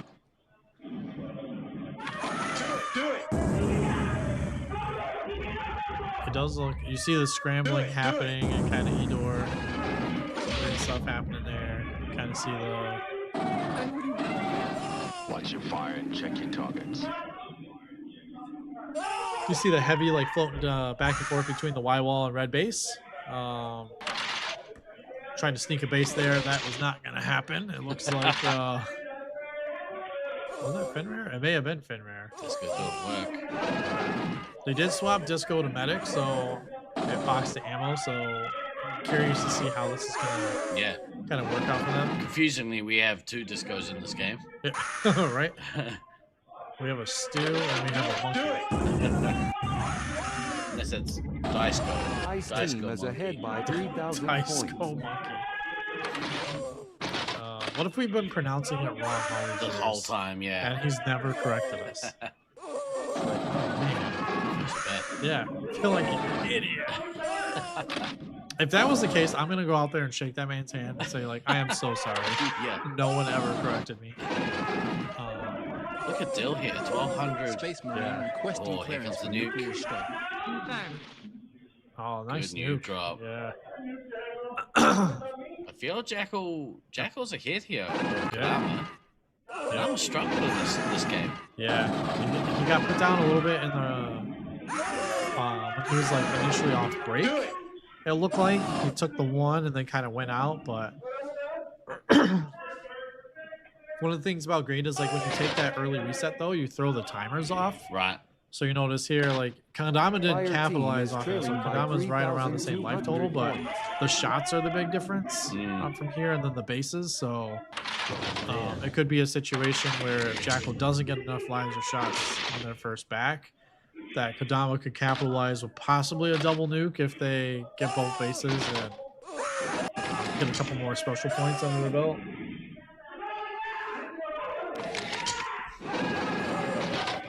Disco still not being touched though. That's the crazy sauce. Applesauce 15. Yeah. Stew at 20 still. You would think that Team Olympus were expecting to come out and definitely have a better start. Yeah. So good on this B team for taking it to them. Yeah.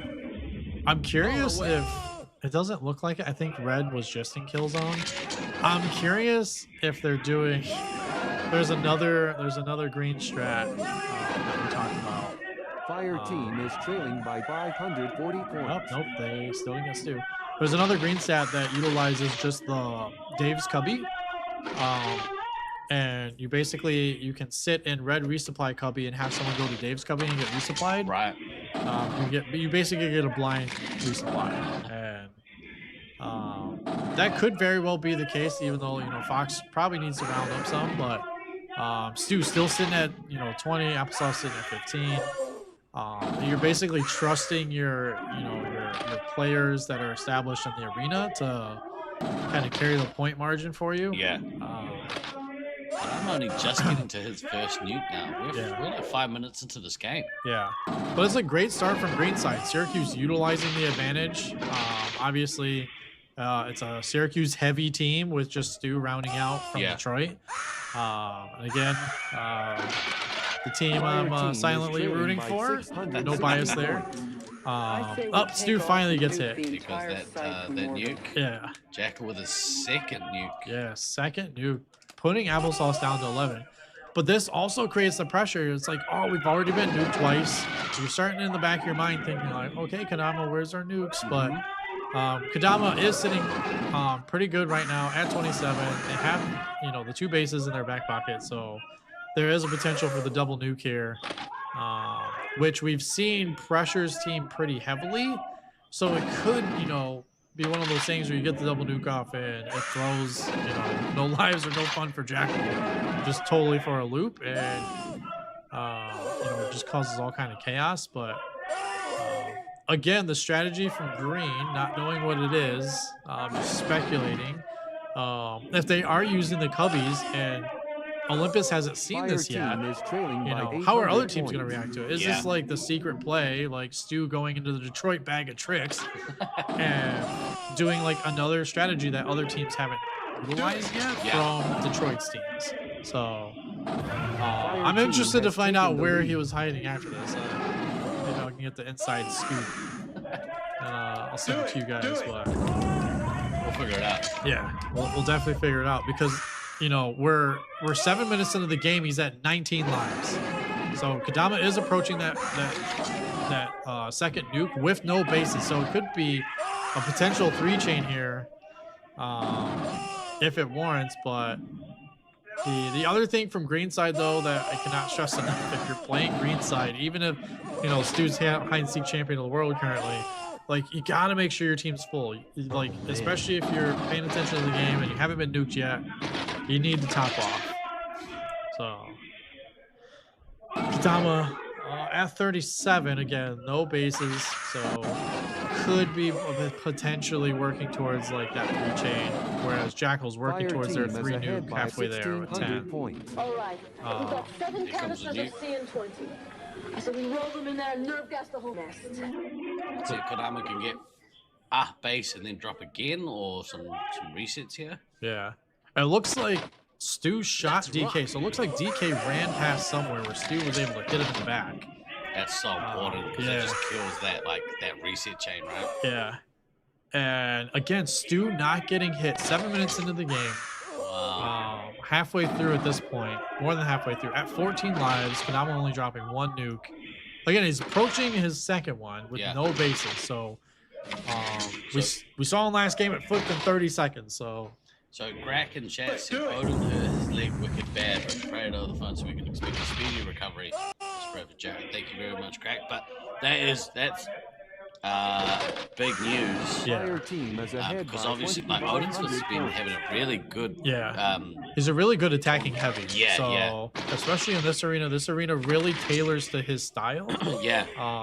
And he's played here multiple times before, and you see it in like the random draws in some of the East Coast tournaments, or like whatever the random draw tournament they called it at the time. We called it just East Coast, but his style of play is very reminiscent of how you kind of saw in like the travel tournaments, where we're in Brisbane, or we're in Cali, or we're in Loveland. Like being able to control the wide wall is the same style that he would utilize there that he would utilize here. We were saying that 1-2-3 punch Kodama, Odin's Fist, and Dill have been such a super effective. You know, it's like a bulldozer just coming towards you. And it's not to take anything away from DK. He's having a great game. He's at 4,700. He has both bases. You have Zerg at 2,400 with no bases. So semi-evenly matched. They're both sitting on all 5 missiles, but Jackal just approaching their next nuke. Kodama sitting on one base in the pocket remaining. But again, Stu, 14 lives. We just mentioned it 2 minutes ago. Hitting in that 5-minute mark, last 5 minutes, still at 14 lives, not getting shot. Hide and seek champion of the world. Unfortunately, from their side, that Green Scouts aren't also hitting applesauce. They're pretty firmly entrenched in evil. Blue side. Green side, blue side. It's all the same. If you're colorblind. Yeah. I was so used to it being green base.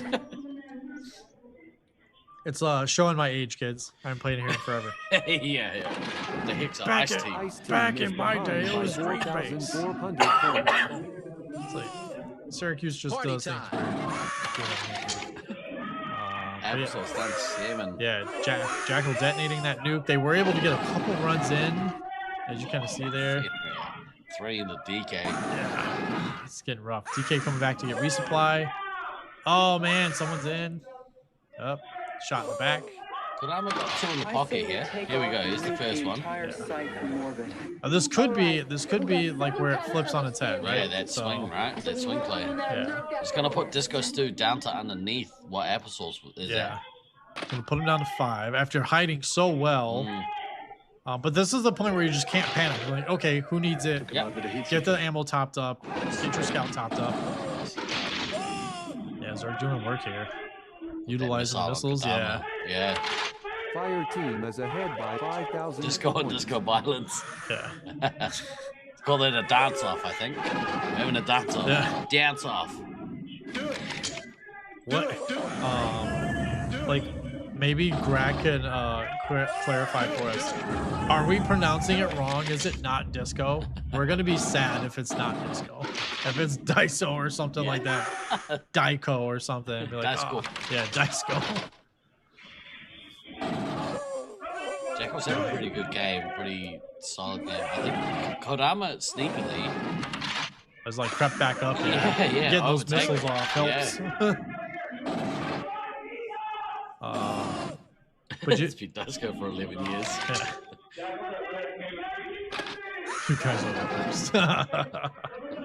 Thanks, Ross. We appreciate it. Do it. Stats man. Ahead by 8,600 I'd like to see blue team kind of reload here. Everyone get full. We're, actually not even full. We're just under 3 minutes left. Get the bases. Get the bases. It's going to be hard for Stu to get both bases, but they're so critical for this match. You see how close the game is. Like 10K, you're missing 2, 4, 5. Maybe try to venture out and get that neutral target, and then Jackal hopefully will get to his next nuke. Yeah. Drop that, run up and get the opposition target. Yeah. The other part of this is like Applesauce has been shooting people, whereas Stu has only shot 4 or 5 people at the max. I think Alex maybe take 1 resupply of lives here and then just try and go harder. Yeah, live it out. Yeah. Jackal. It's rough. Fire team is But ahead Jackal, by unfortunately, sitting still at 5 9,800 missiles. points. Zerg still at 4 missiles. I mean, it's kind of offset with DK at 5 missiles, but DK is also at 6,100. Just done a better job. Like, I mean, the swing here is Kurama. Kurama has overtaken Jackal. Yeah. Man, especially like how quiet of a start Kurama seemingly had in this game. And then it just shows the power of missiles. Like they're 500 points. Like, you need to get them off. Like, it's doing a detriment to your team if you can't get the missiles off and get the points. Jackal on the missile on Odin though. That's good there. So in the base. So at the moment, that is a massive difference as bases. Yeah. And you're right, Dan. If they can manage to kill Disco out without them getting Ice a base, team is behind by 9,500 points. Yeah, it's like Jackal. If you can get the nuke off, it's like it's still gonna be hard to get across. Like to get win. both. Yeah. And then as red team, like the other team's potentially getting bases. Like you could stack the base. Stu get double tapped. So down to 2. Jackal has to nuke to try to get those bases. But then it's like red is so dangerous too. It's like, well, how do you?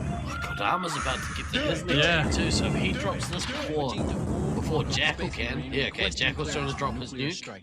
Stu's down to 1. Oh, it's canceled. Almost got him. Almost canceled. Wow. Stu's got Zerg. I say we take off. Oh, it's gonna take him out before he gets his the base. bases. Oh no. Ice team Oh, is Stu got the trailing base. by Yeah, he got 7,500 both. points. Fox is missing both of his though. 5 seconds. Can he get one? Extraction. 4, 3, Such a good Oh game. no! 1. Mission complete. That's a big area on the ammo. Really need to be getting those bases. Yeah. I mean, it's gonna. Yeah. Someone's having a meow. Is that Jesse? Yeah. Oh my god. Stu's mad because he's like, oh, we could have had Detroit A. Yes, we could have if other players would have played, but we kind of have a Detroit, almost a full Detroit team here right now. Yeah. I'm about to see a bit of a reunion game here. I mean, Stu's frustrated, but I still wouldn't have been able to play. So even if Jesse and Baden and Stu played, you're still missing 3 players. We did have Micro and Shayla here at the start of the week. Yeah, they had to work Thursday, Friday though, Sure, unfortunately. you play Armageddon over Force Nations. Yeah. What are you doing? Yeah. They did get FOMO into staying an extra night, which is pretty funny. Yeah. Yeah. It's like, oh, you should stay an extra night. It's like, I don't want to. Oh, okay, I'll do it. Oh, fine. That's right. Look at that legend standing right there. We haven't seen him for a little while, actually. Yeah. But all right. But yeah, props to Olympus. Like, shaky start a little bit from Kodama, recovered nicely. Again, power missiles. But then like you can kind of see the difference. The scout 6'7", 6'3" to 5'5", 5'0". Yeah, 6'7". That was purely for Cody. Yeah. Yeah, he loves it. And then the other big Stacker. I don't know. The other big piece here is like Fox and the bases. Oh, is that Terrell? Terrence? Yeah, Terrence. Maybe that's why Stu's pissed. Oh, all these people are here. We could have had a full team. There's a lot of Detroit players here. No, Stu, man, what you're thinking of is Sacramento 2017. I'm not about that life, bro. Not in that stage. 16K Scythe Island is not fun to me anymore. It was fun back then. It's not fun now. Look at this. Look at these two teams. We really the standouts. DK had a great game. Yeah. Outplayed Zerg. Kodama had a great game. Yep. Slightly outplayed Jackal, but I think like the missiles come into play. Yeah, like, hugely. Yeah. Like, if you could have got those, then you're like, oh, you're looking at 11-1 to 10-9. Yeah. Both scouts outplaying the scouts from the B team. Yeah.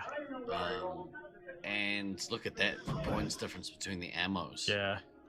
You know, that's massive. So Yep. all of that slight mismatches between the scores, Yeah. you know, work out to a what 7,000 point difference. Yeah.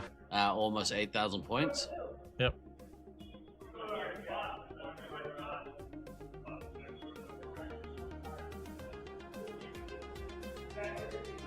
We're getting visited here by the Detroit Massive.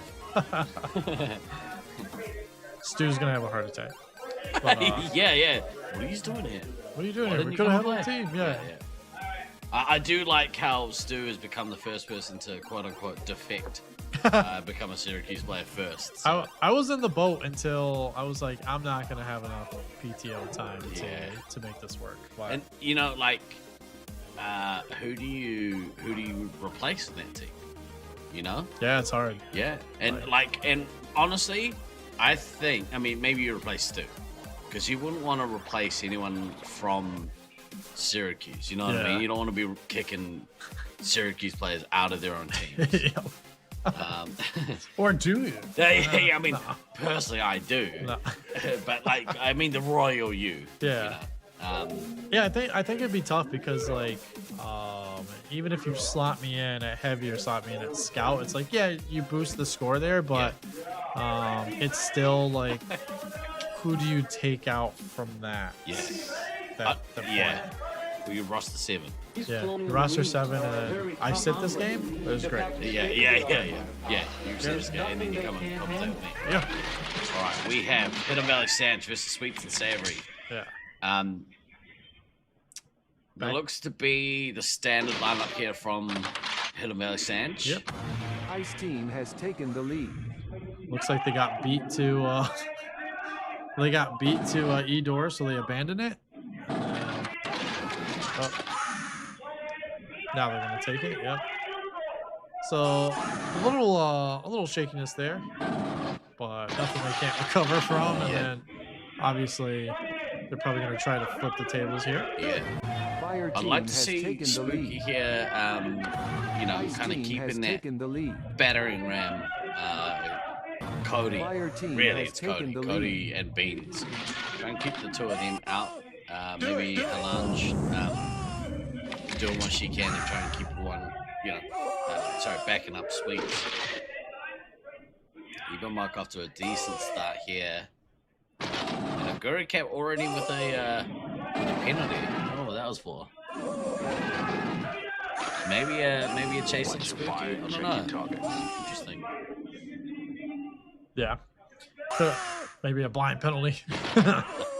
Now, again, I don't have a dog in this fight, but the commentator in me really wants to see an upset here. I think that's the basis of every commentator. You go in, you're like, all right, I have a feeling who's gonna win, but I want the upside. I want the drama. Yeah. Give me the drama. Give me the drama. Give me the blow-ups outside. Give me the like place burning Fire down. team is ahead Like, by everything. 3,100 points. Give me like, oh man, how does Hidden Valley Sands get knocked to the losers bracket? And it's like, oh shit.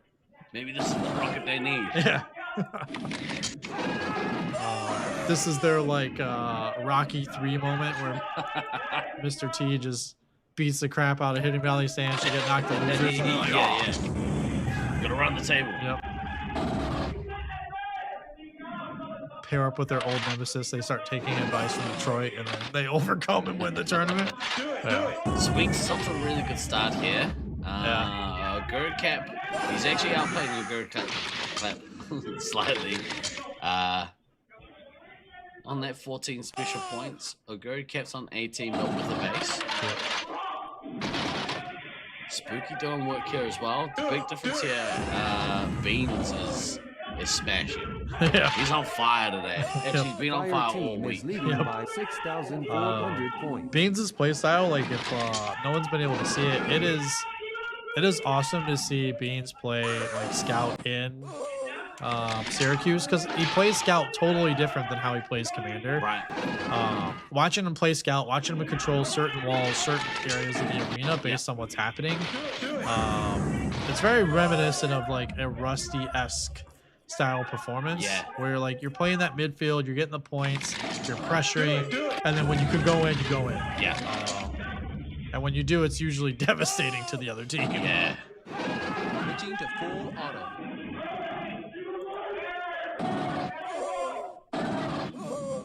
Yeah, Hammer also having a really good game on heavy. 2300 has low on base though.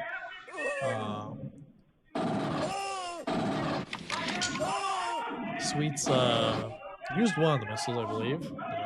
At 23, so has a nuke ready. Cody does have a nuke ready as well, so we're gonna see who pulls the nuke first. Sweet's back in resupply. Space Marine requesting clearance for nuclear. Abby's still sitting at 20 lives though. Solid new drop there from Cody. Yep. You can see the running around chaos that's happening. This will be the first game in a little while that Anchovy hasn't sat on 20 lives for the first half of the game. Yep. You can kind of see them setting up at starting door. It's a unique. It's a unique, we'll call it strategy, I guess, to like recoup from where you were. Yeah. But now there's 3 red there, and you're like, oh, we just made a giant mistake. We probably shouldn't be here. Yeah. Cheese it. Blown away. Ceasefire! Sweets though, like at 32, the tough part about this is like, at 32, hasn't nuked yet. Like, you're looking to maybe try to get that double, but it's like, is your team gonna live long enough to see the fruition of your labor of getting that double? Because we're already 10 minutes left remaining, so we're 5 minutes into the game. Cody's sitting at 12, has an extra base in the pocket. Sweets has both bases, so it's really tough to say he's going to be able to get that double nuke when it matters, with both his medic and a scout being at 9 lives. Yeah. And again, the team playing danger. I call it dangerously low because 10 lives isn't safe in this arena. 10 lives is probably safe in most arenas, but it's not safe in this in this arena. And they're sitting at the 14, the 9, the 8, the 15. Ice team is trailing by 10,000 points. I would like to see them like kind of get quite a few lives here, especially with Anchovy dropping down to 8. Yeah. And then Abby had just lost her first life, so Sweets again approaching that second nuke. But it's like, yes, it's going to help, but Cody's already got the next one ready to go. We'll see if he drops it here. Nope, in the middle of the battle, so unable to drop it.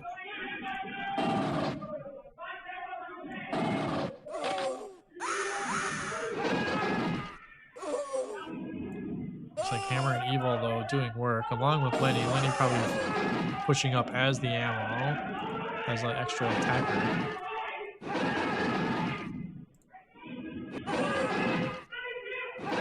Anchovy down to 6. Oh, it's rough. Spooky down to 4. I need the heavy to absolutely. Oh, triple tap by Beans. I absolutely need him to get him over to the medic and be like, hey, I need lives immediately. Oh, and that just happened. Look at that. Unfortunately, it cost Anchovy a life for it. We'll see if they're able to reset back up. Cody's still sitting on that nuke though. If he would have launched it, that would have took the heavy out and put the medic crit at 2. But you have this weird situation now where the ammo is resupplying the medic while Spooky needs lives. Sweets is going to drop first though, so that works.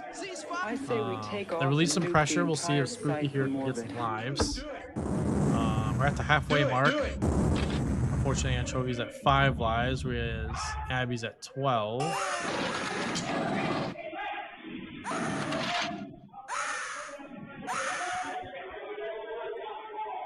Fire team is ahead by 7,500 points. It does look like, though, Syracuse is taking, like, a little bit of their, like, foot off the gas. They're just playing very, like, methodically, just looking to close the game out, not exert a lot of energy.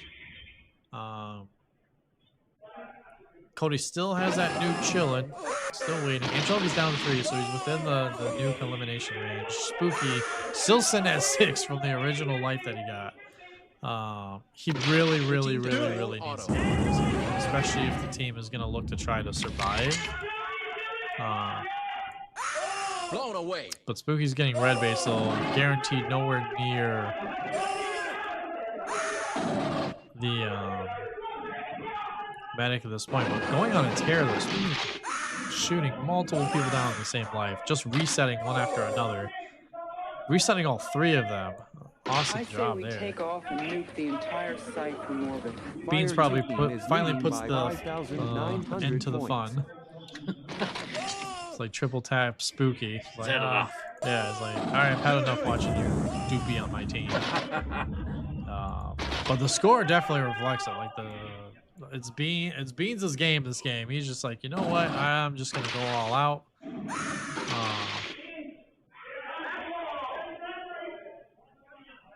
The team, well, Anchovy has died out of the game. The team is definitely going to be hurting on lives. Still 5 minutes remaining. Against Syracuse A Squad, it's a tall task to ask to live 5 minutes when, you know, your highest life totals are your ammo and your scout at 13 and 15 respectively.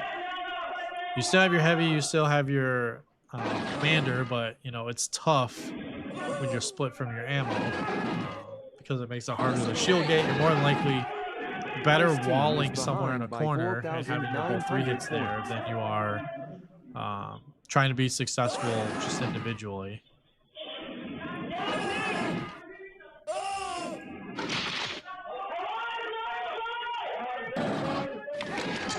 Do it.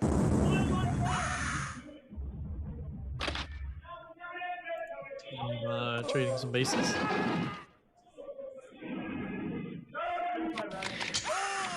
Do it. Spooky down to 3, unfortunately. Really would have loved to see him get that extra set of lives or more lives from Anchovy than they could have. But he chose to forego it and live at 6 and live on the dangerous side.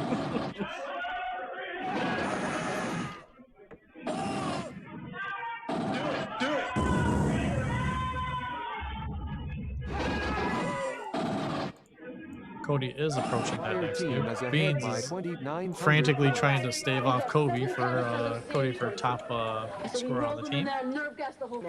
Beans living that true scout fashion. Sweets does detonate the nuke, does get a hit on Lenny.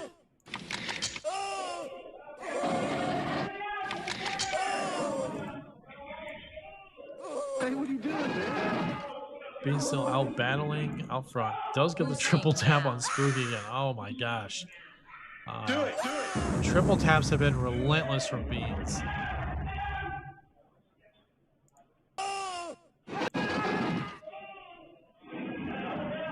Space Marine requesting clearance for nuclear strike.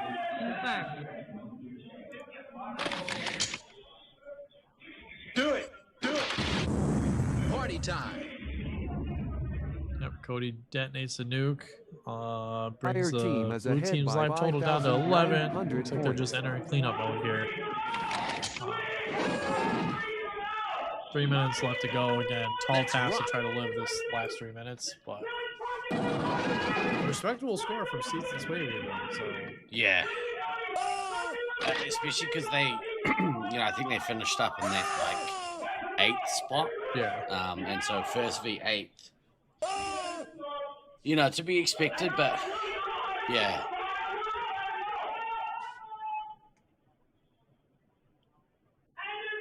I gotta be so proud of their newer players. yeah, I definitely think so. I think that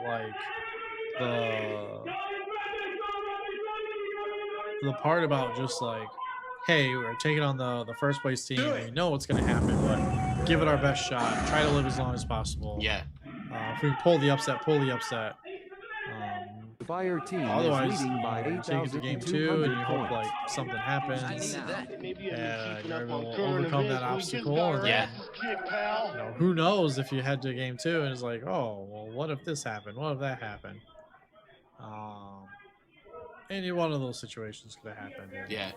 You know, he'll push them over the top. So I've very quickly tried to organize a view that we can see the fan cam zone towards the end of the games whilst we still have the scoreboard and the ticker up.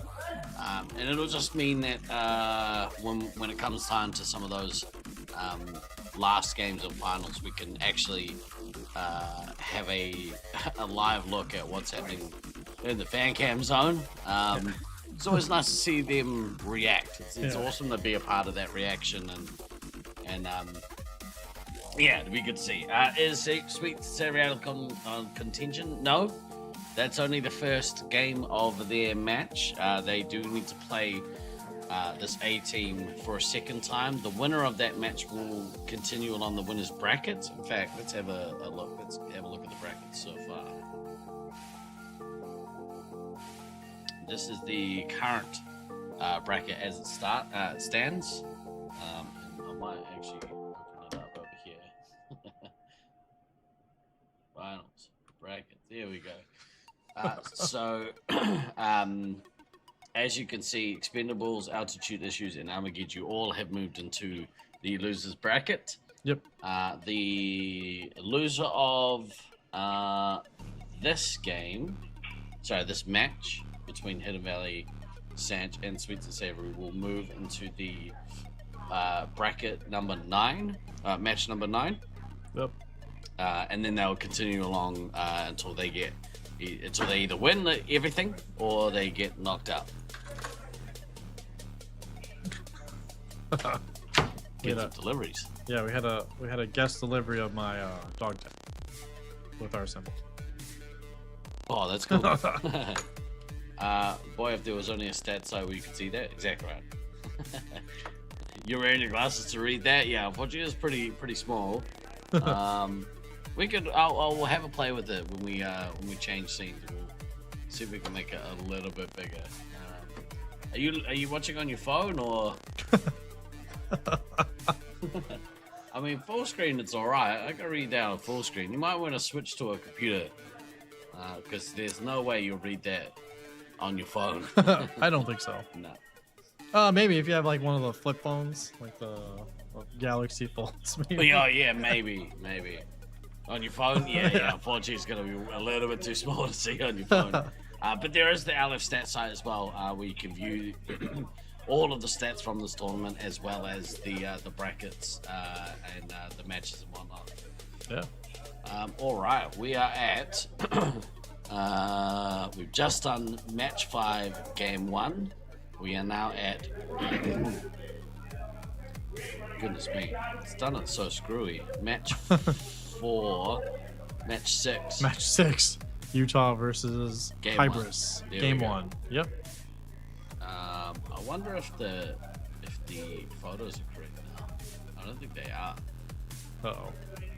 That's why I turned them off.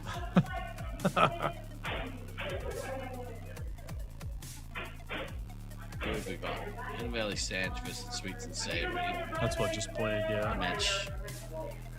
That was match 5. Game 1. So that would make this. There we go. I'm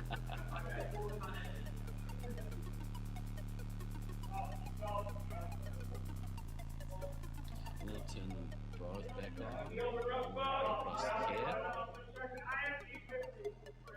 All right, we have the Utah Heatseekers versus Hybrids.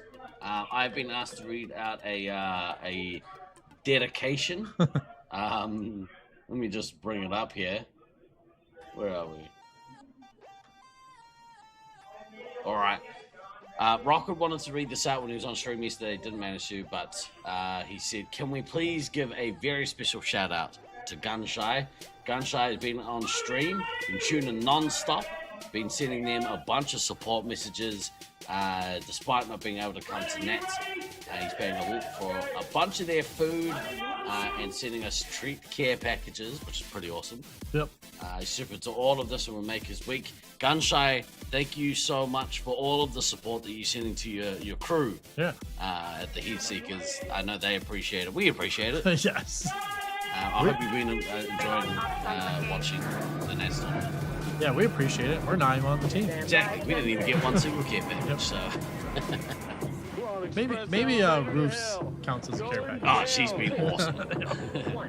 All right, let's go. Hybrids versus Utah Heatseekers. Utah should be able to take this game easily. Yeah. I'd say easily, but Leech and Prawn Boy have had a good attack, had that good combination, and they have had an opportunity to kind of solidify this rotation through the pods. Yep. So let's see what they can do here.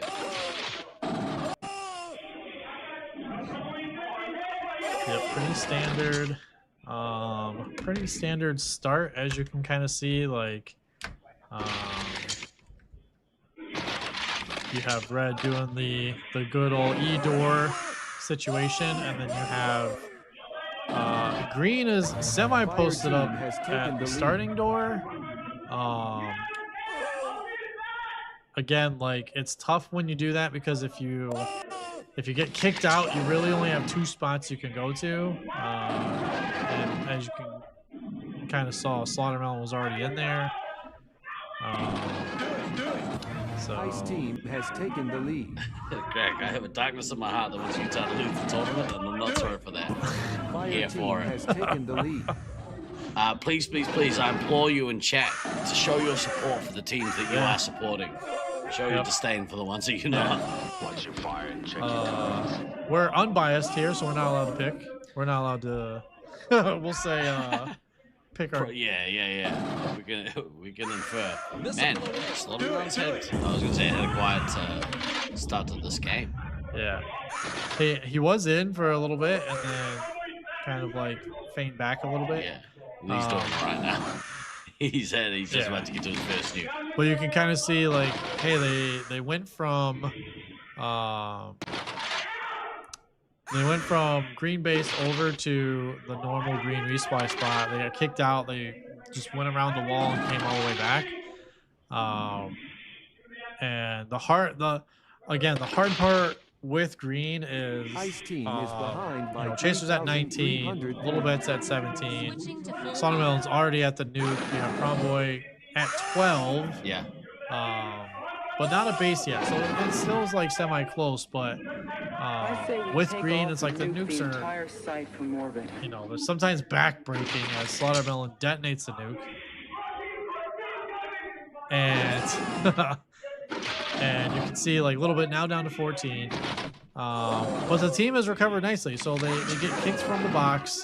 They go around the wall. You can see a little bit kind of hiding there, peeking around. They try to come back. Not a great idea to come back. Now they're stuck between red. It's a bad idea. Bad news bears there. Already down to 11. Chase is still sitting at 19. Yeah, they again, that spot, it's so tough because, like, the nuke detonates, Slaughtermelon comes in.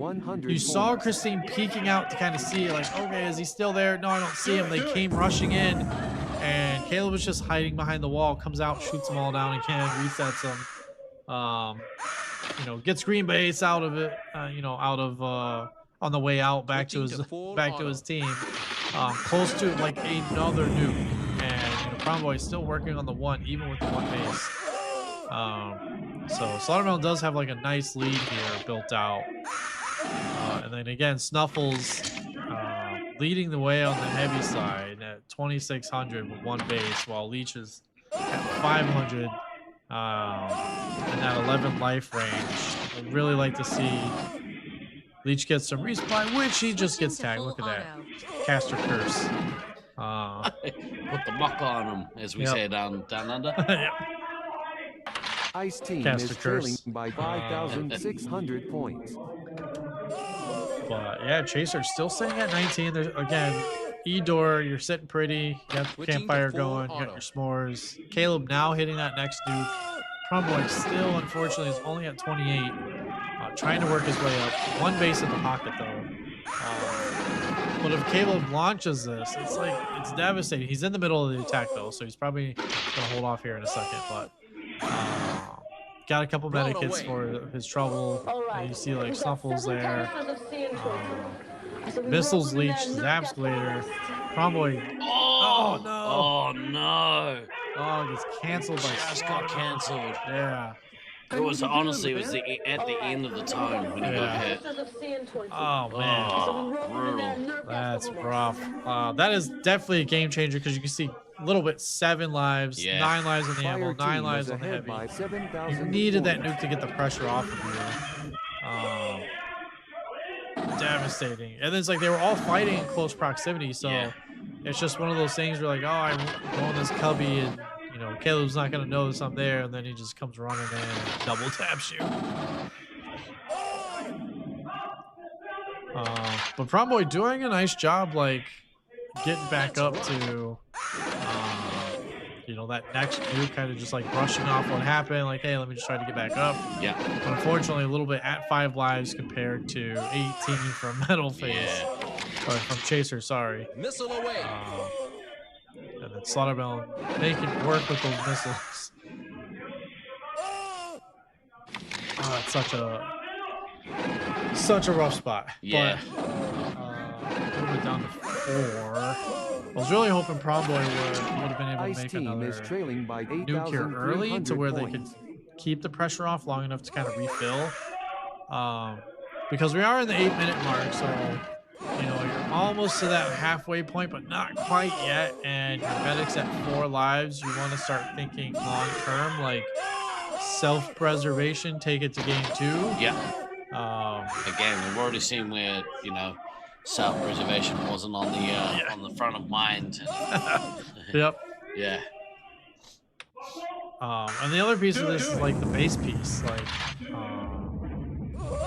Kind of want a situation where Promboy activates nuke, gets it off. Okay, you want to also create an atmosphere where your team can like try to just reset freely, and not have to. Oh man, Vulcan got tagged with the penalty and then gets missiled out. Fire team is ahead by 6,100 was out of shots. points. Fossil just about to become out of shots. Space Marine requesting clearance for nuclear strike. That nuke. That was a devastating way to go out, though. You get a chase, you get the penalty, and then you're probably arguing with the ref, and you get missiled. Yeah. Not for fun times. Yeah, medics out, scouts out. You can kind of see this is heading to cleanup mode. There's only 34 lives left. Yeah. You know what? Good to see Cope with that. I just realized in the squad. He unfortunately dropped out yesterday with an injury. He got an injury in the game. So see him getting a bounce back game. Yeah, definitely. Do it. Party time. Sorry, I'm looking for a nice 10K game to start the finals run here. Trailing by 6,100 used all of his missiles, so definitely working towards those kind of MVP stats too. Yeah. Yeah, and on the flip side, like neither of the blue 3 hits have used a single one, so just to me that shows the quickness of this Utah team. They're not leaving themselves in a position where they can get missile. Yeah. Because if you're a step slow in this maze, seemingly, you know, it does have corridors and you can kind of duck around walls and stuff, but you know, you have to have pretty good fast twitch to do it. Yeah. Do it.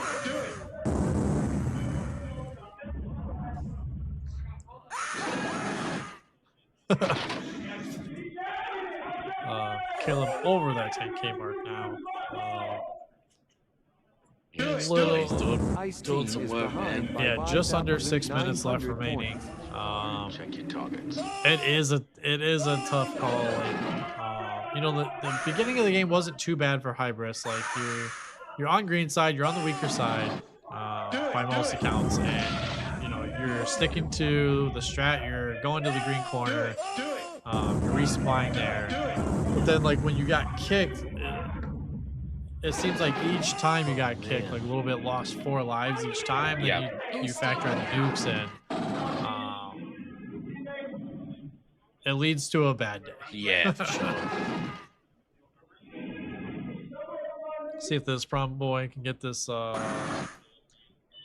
consolation nuke, as we'll call it. Yeah, be lucky to do so. Like, given the speed and the communication of Slaughterman and Snuffles, like, yeah, we'd be pretty Ice hard team is pressed to trailing by actually get this thing off. 8,300 points.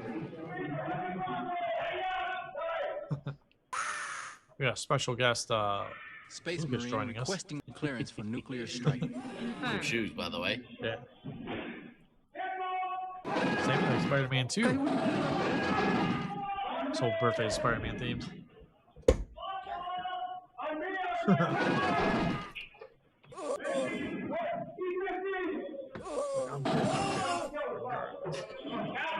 Challenging the notion. One boy did activate that new He got shot by 3 different people. And then Slowman's gonna let his go, so. Yeah. Insult to injury. Yeah. Yeah. Dominating game, man. Yeah. Yeah, like even the beginning of the game, you kind of see like Snuffle's gonna get awarded the base, Cope's gonna get awarded the base. Yeah. But a well-rounded team effort 9,100 points. from the Utah side. Then Hybris, it's tough because like you're on the green side, you're on the weak side. You had some mishaps early with the miscommunication of when it was safe to go back, and Christina unfortunately running back into Caleb both times, losing those lives on those occasions, and then dying out without the bases. It's rough. Tough, yeah. Yeah, it's pretty rough. But you know, it's to be kind of expected. Like, these things happen. Caleb and Snuffles disqualify for using non-standard Laserforce equipment. They have a telepathic lovers link. Allegedly. Yeah, allegedly. I feel like we should have maybe looked more at some stats here, but I'm really enjoying being invested in the games as they happen. Yeah. Like the stat stuff is cool, but like I think there's plenty of stuff to talk about outside of looking backwards at the stats. Yeah. I mean, if you pull the stat up, it's like Slaughterhound's gonna have like a ridiculous hit diff this game probably, and then we are gonna look here. I'm gonna test out my new scoreboard. It's not as pretty as the other ones, but it is gonna let you see the live the live reactions as they happen in the foyer. Stat God is sad. We're not using stats. He's like, please show some stats. We could have a look. Like we had a look at all-time stats in the past, and maybe I'll tee some of those up shortly. Is there anyone in particular that you want to see how they've performed at this tournament versus their all-time stats? Anyone that you can kind of think of? Well, Slaughter didn't play last year, so Slaughter's giving me crap for not shouting him out. And I was like, what do you mean? It's my first day casting. I don't know what the... I've been singing his praises all week. Yeah, and then last year we were singing his praises as well because like he wasn't there. We're like, hey, this was a potential situation where if like either the West Coast team or the East Coast team had Caleb, it would have been a drastic difference of maybe how they placed, like maybe one of the USA teams coming in second.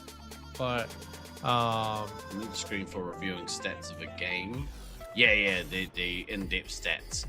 We sort of talked about it in the lead-up, and we were like, if people want to see the stats of that game, they can go to the stats page. Yeah, send more clicks to Russ's site. What we can do, let's have a look at this one. Yeah. Oh, that's not even gonna work. Never mind. Why is it not working? I don't know why it's not working. This is why we don't look at stats. Yeah. I didn't know there was an all-time stat thing. Yeah, so is we it have been all-time able to stats between all tournaments? Huh? You know why? It's because Caleb hasn't played heavy this tournament. Here we go. Let's change this up. We're gonna have a look at Caleb's stats as commander. His all-time stats versus his Nats 2026 stats. Yeah. Look at that average score. He's averaging over 500 points per game more than he does, when he versus his all-time stats. average MVP, I mean, that's basically identical. Yeah. That's that's wild. His accuracy is down slightly, but honestly, I mean, he's kind of his medikits are a little bit down from what they normally are. But I mean, it's still pretty like he's playing about at what he normally plays at, with the exception of his score. His score has taken a bump, so pretty impressive. Yeah, definitely, to say the least. I think that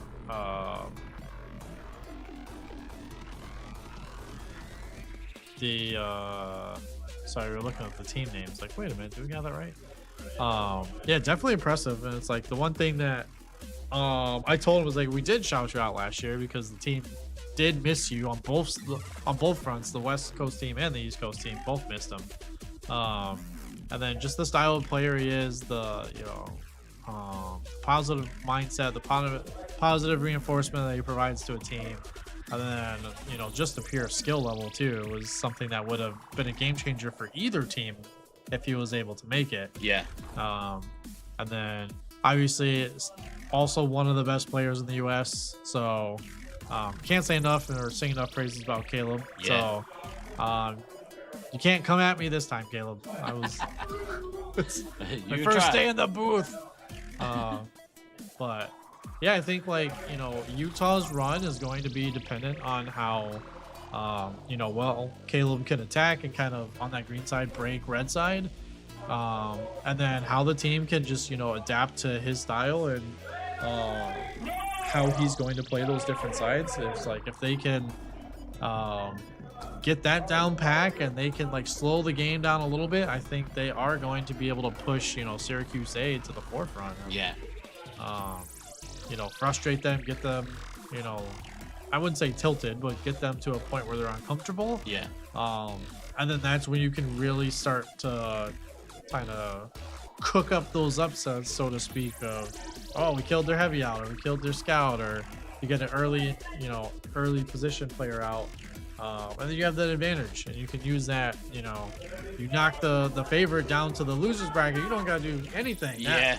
That favorite is gonna do all the work for you, and then you just gotta wait till the grand final to have to play them again. So I love seeing that happen too.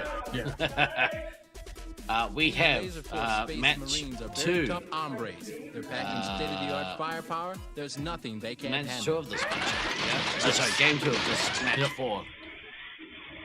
Yep, game 2. So no lives from Jackal or no fun from Jackal. Ice team has Stu at taken the medic lead. again.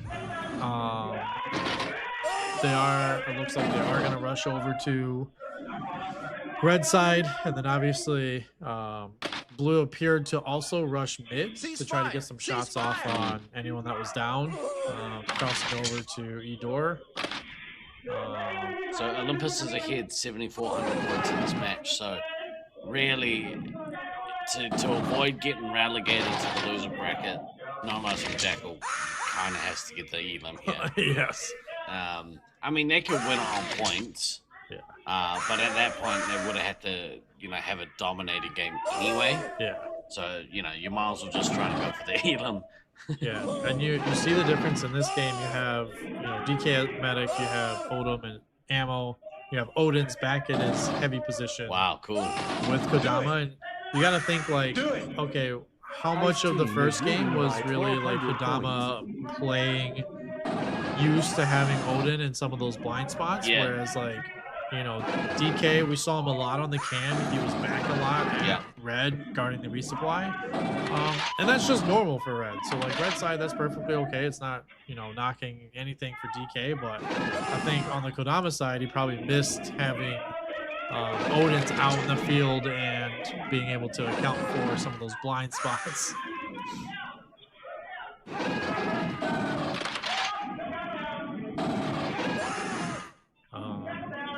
But yeah, red here. Again, Stu having the same kind of thing that he did last game. It's hey, no lives lost yet. Fire team no has cash taken curse the here, lead. but DK also sitting at 20 lives. Ice team and has then really the difference Fire is team kind of has this taken the base. lead. And that's it. Kodama is at 15 specials to Jackal's 13. So the Jackal having the base obviously is a big difference there. Yeah. So good, eh? Ice team has taken the lead. It's so annoying. Yeah, the hard part is like if you're on red side and you're red commander, I don't personally like attacking green. If I'm gonna attack green, I'm always gonna attack from the base side. Right. Because kill zone, there's too many ways they can shoot you to get like one shot in you. If someone gets a shot in you, more than likely the resup's gonna put you down, and you're gonna have a negative trade for like 3-1. But the other part of this is like if you have the heavy hanging back and you're just getting stuffed, then and the other commander's out attacking, it's like, oh, are they getting more points than I am? And in this case, that is the case. Kodama at 32 specials with both bases, Jackal at 13 with 1 base. But Stu hasn't been hit yet, but again, the hit diff and then the score matters here. And if they want to try to win the match, they're going to have to pull off something amazing. Fire team both medics at 20 lives and Kodama's lead. I don't think that's going to be something that comes to fruition. But you do see like kind of in the camera like Green's resupply moved up. And then on, you know, oh man, you see green getting or red getting kicked out of E door, which is not something you want to have happen.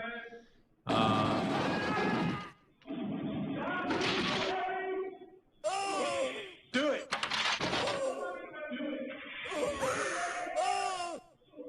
But yeah, still only losing 1 life in that trade though, so that's pretty good there. Fox keeps putting down, which is also good, but the one thing we talked about Fox, like, hey, bases cost them last game. That margin could have been even smaller if Fox had his bases, and then if the 3 hits used some of their missiles. Yeah, I mean, yeah, 7.5 versus 5.5. It's actually quite a big difference. Yeah. And it's like the lower you can get that margin, the more it becomes a coin flip. Like if you could, you know, get that margin down, we're like, hey, you're winning by 2K. And then it's like, oh, well, 2K is not that bad in the grand scheme of things. But shout out to the medics. The medics are both like hide and seek champions of the world currently for this game on both their teams. They're not doing much, but Kodama and Jack are both doing a ton. Ice team has taken the lead. Fire team Jackal's has gonna taken the nuke lead. here. It does put everyone sub 20 lives on the blue side. It allows Stu to get his base, so Stu is all the way on the green side of the map. More than likely that means they're probably set up in green.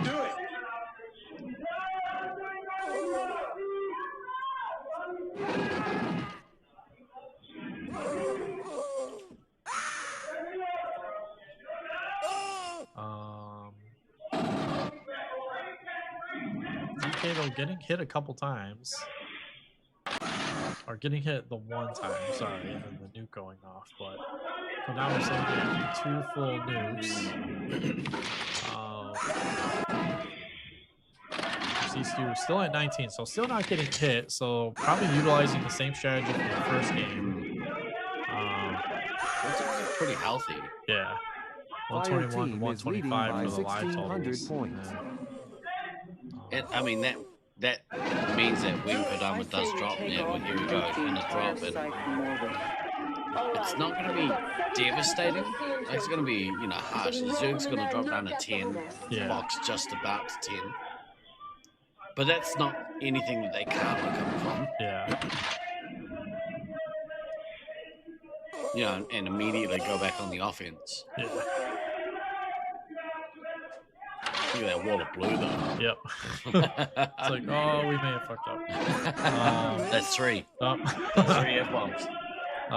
They may have messed up there a little bit. Like, the double nuke thing, it appeared that they tried to set the backtrack, and then the second nuke hit. I don't think maybe they were expecting it.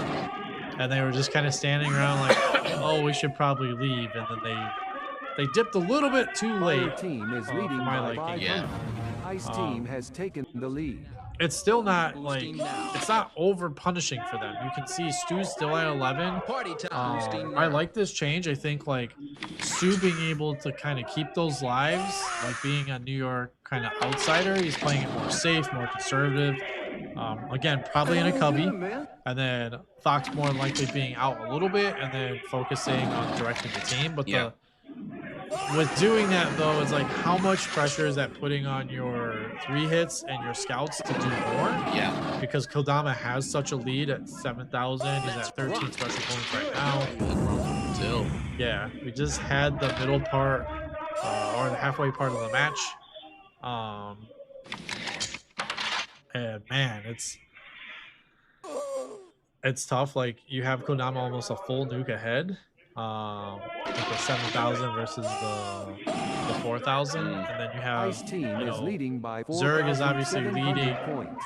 Odin, but Odin seems to be more of the defensive front on this side. But again, they took E-Door, so they kind of swapped the strategies on itself.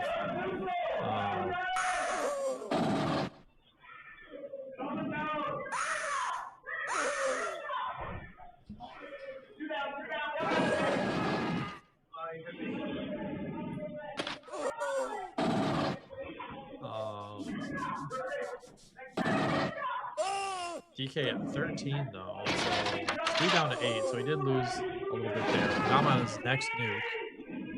So he's going to go down to 5 with about 6 minutes remaining. We talked about it again, like trying to get your teammates to like top off on lives as you're near them. Jackal also has a nuke, so maybe Jackal. Oh, but he just got respawned. I was gonna say if he dropped first before Kodama, you could have a situation where you back them off a little bit. Kind of like get a little bit of breathing room, but again, the score differential is so massive here. You know, you're down by 7K or 7,500. You're down 7K in this game already. There's some bases to be had, but you're still struggling to try to break through that first wave of defense where Odin's still there, DK's still at 13. And Blue's playing it, as safe as possible. They're not trying to do anything overexerting. They have the lead. They don't have to put more into this than they need to. Just grind down, no lives from Jackal. And really just like, you don't need the elim, it's a plus, but you can just grind the game out if you really wanted to. And, save energy. Ice team is leading by 7,200 so Jackal points. sneak goes, so DK's at 10, Stu's at 8. Still a healthy mix of lives, 128 to 112. Again, the score doesn't tell the whole truth because there's like the four missing bases on Olympus side. Watch your fire and check your targets. Watch your fire and check your targets. Do it! So, 6 on Jackal side. So Jackal side just slightly behind, but trailing 7,500 overall across the match play. Watch your fire and check your targets.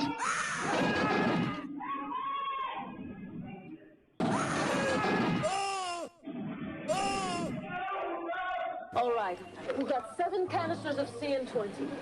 So we roll them in there and nerf gas Both medics the whole now. mess. Ice team is ahead by The game's kind of this weird 6,400 like points. wall period where Kodama just detonated the nuke. Golden Fist a missile on Fox. I say that caster's curse and then everything breaks loose.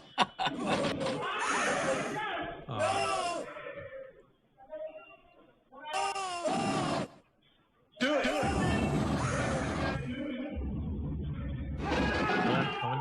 Coming down to Boosting. 3 minutes remaining. Like, they're in the situation here where if Stu can just go through and top them up, I mean, yeah, they had to have won by 8 grand essentially. So they've got to pull finger here. They're not going to get the elim. And Olympus know that they just have to hold on. Yeah. Really have to just play a solid game, which they are doing. Oh, just go. Ice team is ahead by 3,500 points. Kodama's approaching the next nuke, so like you're at a point where if he nukes first, then you're down potentially to 50 lives. And Stu would be out, and then it would knock Alex and company a little lower. All right. We've got 7 canisters of CN20. But I like the fact that like the teams are just going at it. It's like it's not like a situation where like, oh, we're just gonna roll over and like, oh, we'll go lose back and play one of the easy games. It's Jackal's team is still fighting, and they actually get DK out first, which is crazy. Yeah. 71 lives, but it's not enough to earn an elim because if Kodama gets this nuke off, it's gonna kill Stu. And Kodama's still going to be at 14 lives compared to Dill's 18. We're only at 2 minutes left. If they had maybe 5 minutes, it could be, you know, talk of an elim. But I do like the stuff I'm seeing from Space Marine requesting clearance for nuclear Disco. strike. Yeah, I was going to say, Disco's going to be out. So Stu's out. You got Zerg on 4. Then you have Jackal at 15, but pretty good on the shot. And then Zerg also good on the shot front. So like you can live, you're heavy. You just need maybe a little bit more shots, but the lives are eerily close, 55 to 51. This is a really good game from Jackal's team.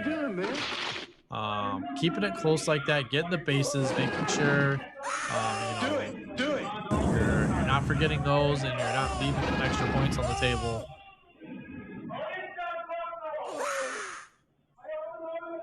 Fire team is trailing by 2,400 points. It does look like, though, Kodama's heading towards another nuke, though. Until extraction.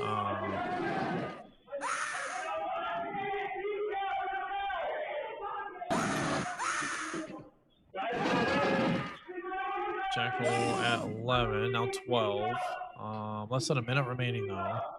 Amazing effort from, like, Jackal. They pulled this game all the way back from the trenches. They're within 4K. Obviously, it's not going to be enough, but you got to think like, hey, if these teams meet again in the losers bracket, could it go a different way if now that they know how the things are playing, or is it just like the score insurmountable? Because you have, you know, obviously Kodama at 12K, but then you have the fall off of points, whereas Jackal, Zerg are more well-rounded.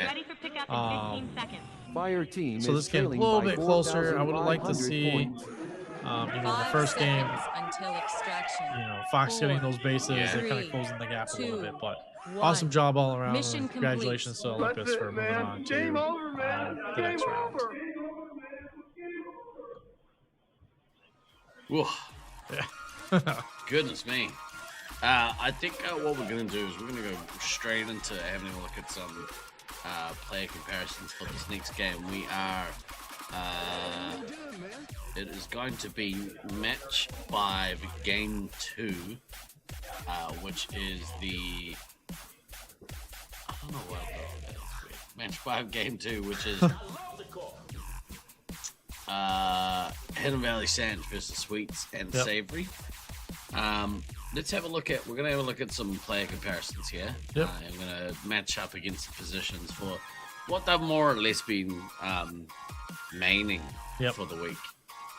Do you want to talk us through what you can see when we have a look at these players? Yeah, so you have Cody and Sweets. We're looking at head-to-head commander. Sweets 5 more games, but you know it's not going to affect the sway one way or the other. You can kind of see the average score in the 9,000 range.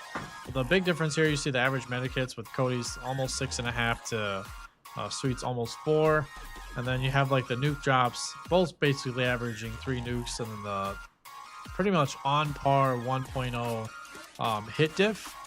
The big piece, like I think here is like obviously the medikits, like it. Yes, it is like a personal stat, but then it's also like something that is benefiting the team. If you get the elim, getting that elim bonus, MVP bonus across the board. So, also being the home team does give you kind of a leg up. And then for the heavy side, you have Spooky and Hammer. This one's a little bit more close. You see, like the average score is kind of relatively on par, only 100 points off.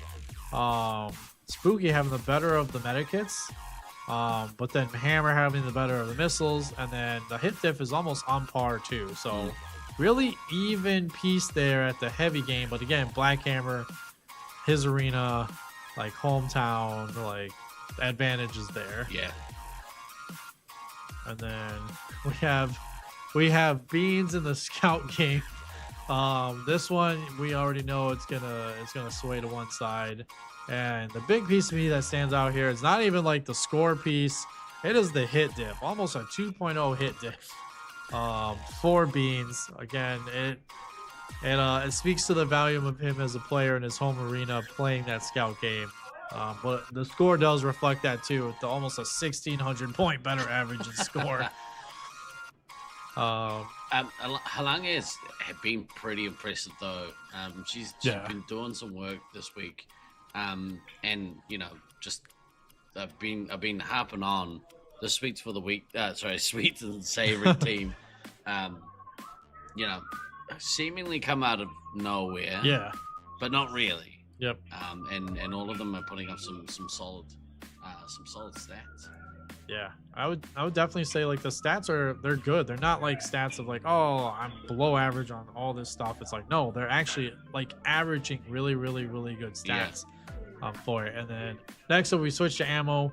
Again, this is kind of the ones where it doesn't really tail the whole tale because of the hometown piece there with Lenny having a positive 2.0 hit diff. Wow. And then you have the average ammo boost, and then you have the score that's reflective of that.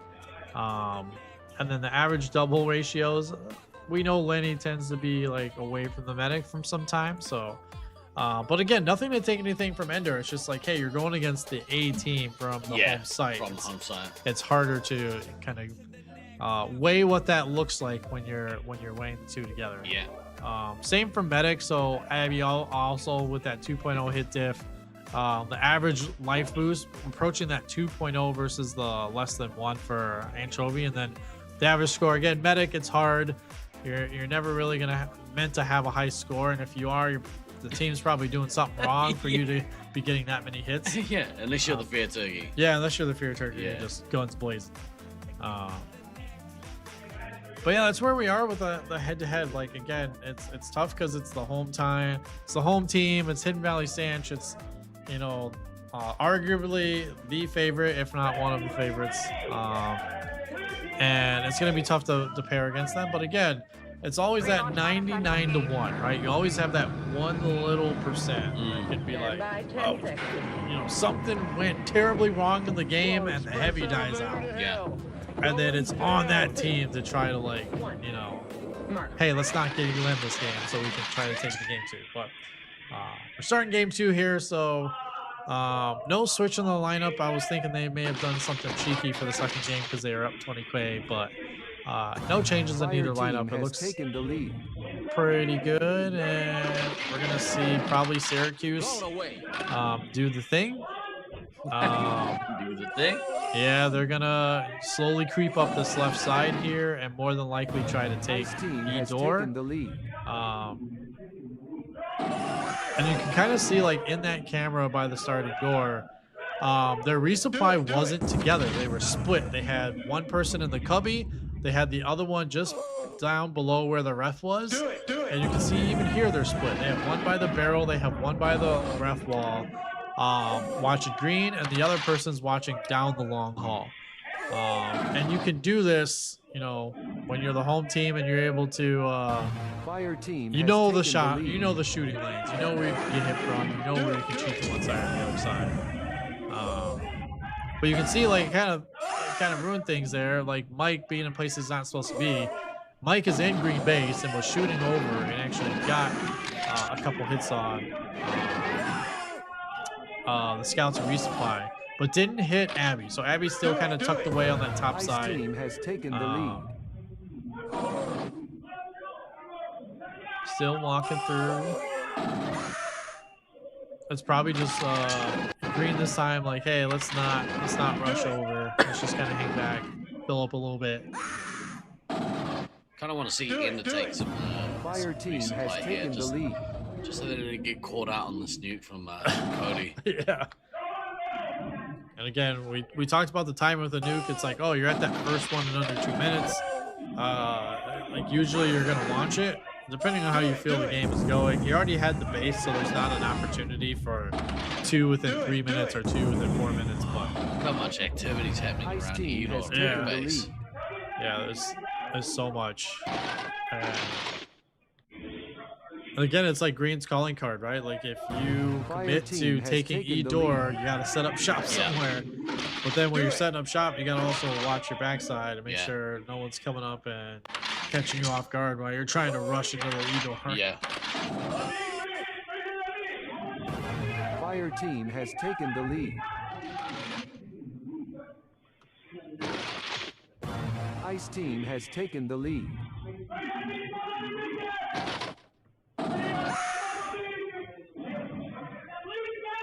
Pretty smooth game here. Fire team. Ice team has Cody's taken gonna the launch a lead. nuke here. It is gonna hit. It's gonna put the ammo down to single digits. It's gonna put the medic at 14. Abby's still at 20, so that's where you're gonna look for this advantage in the coming minutes here. Is like the medic still being at 20, ammo being at 20. Syracuse more than anyone does a good job making sure their resupply and like their backline is topped up. The front line's always going to play aggressive and always be around that like 15 live mark, 10 live mark, 12 live mark. But they are going to. I thought Princess got hit. But they are going to like keep that pressure on Edor. Yeah, look at Sweet's down to 8 lives. Yeah. Getting down to 9. Fire team has taken the lead. Trophy down to 10, but you can see where the pressure just slowly builds and kind of breaks the other team. But it started in the beginning. You can see that they resupplied early. They stuck on the one side. The red sent a person to green base and they shot, a couple people. They didn't get Abby though. And then they feinted up one side and they were in red base. And before you know it, they were attacking E-door and like putting that pressure on them. But it's also one of those situations where you want your resupply to just be aware and then have the fallback spots designated so you can get there, get your resupply that you need, and kind of stop the bleeding that's currently happening. Yeah. Unfortunately, Anchovy is bleeding lives. And is now out of shots, so I mean that's rough. You're in a position where you can't actually do anything now. You're like a pinata. You're just there. Yeah. It's like, oh, the Syracuse team are gonna whack you until you give up your goodies. Yep. I finally got shot, so that's a plus side. So the tough part is like we're only 5 minutes in. You're down to 5 lives. It's Space Marine requesting clearance. It's not looking great. The outlook is not great for you, my friend. Do it. Sweet. Boosting now. Missile away. Do it.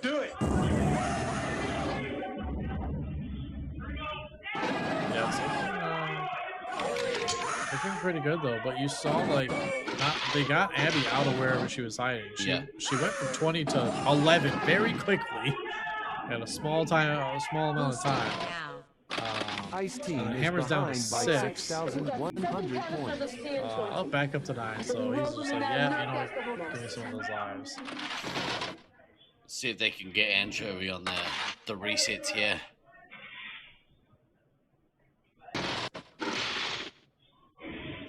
Just to live for the moment.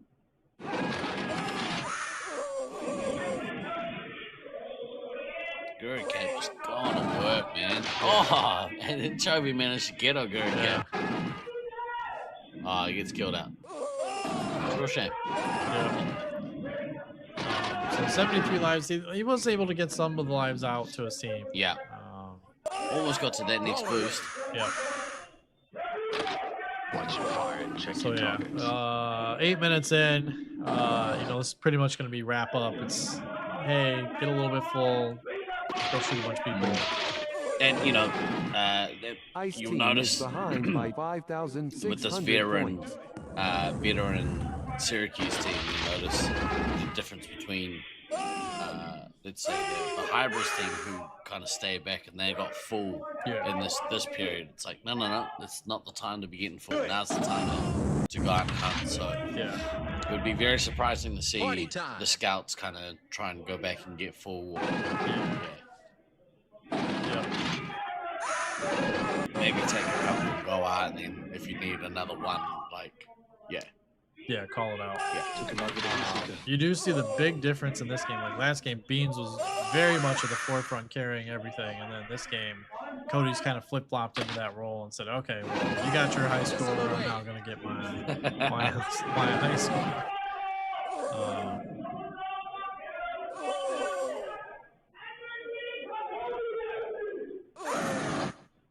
Ice Team is trailing by 3,800 points. Yeah, then you have Evil just like sit pretty at the 2,000 score. Like, you know what? I'll be awarded my base. It's fine. But it's one of those games though, like where you feel like you probably can take it down a notch. And like, hey, we know the tough match is the next round. We know it's going to be against a premier team. Yeah. You know, how do we want to handle this game if we're up 20K? Yeah. Do you want to play a little bit laid back, or do we want to hang back a little bit and, you know, just use our knowledge of the arena to help carry us to that piece? Because we are potentially looking at the results should stand here, barring, you know, some massive issues of replay or something. Like they will move forward to play Loveland, Reloaded, and then we have Ice Team is behind by Utah 240 Seekers and points. Hybrids.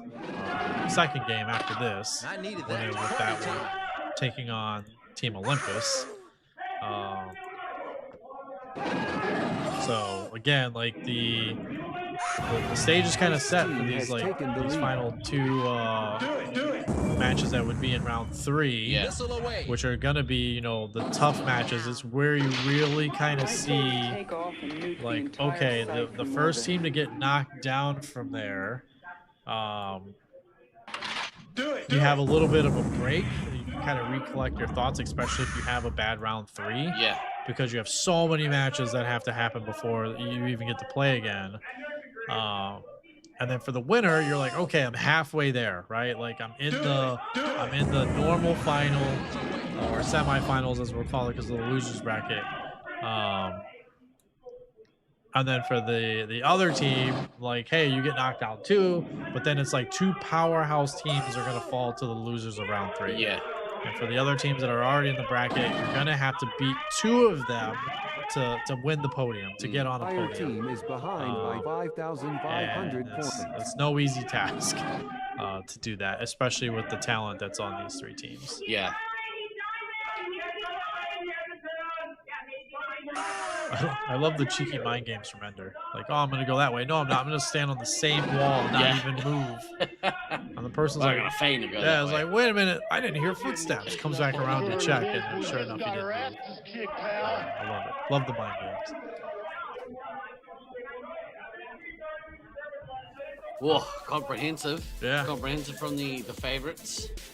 Yep. I think that's, you know, we had to look at Ogoricap's scores, and I think it was averaging, you know, only about 3 and a bit, or 3 point something nukes a game, but I think that's why. Yeah. You know, they are collectively as a squad eliminating the team. So and that's where like the, you know, the MVP bonus comes into play.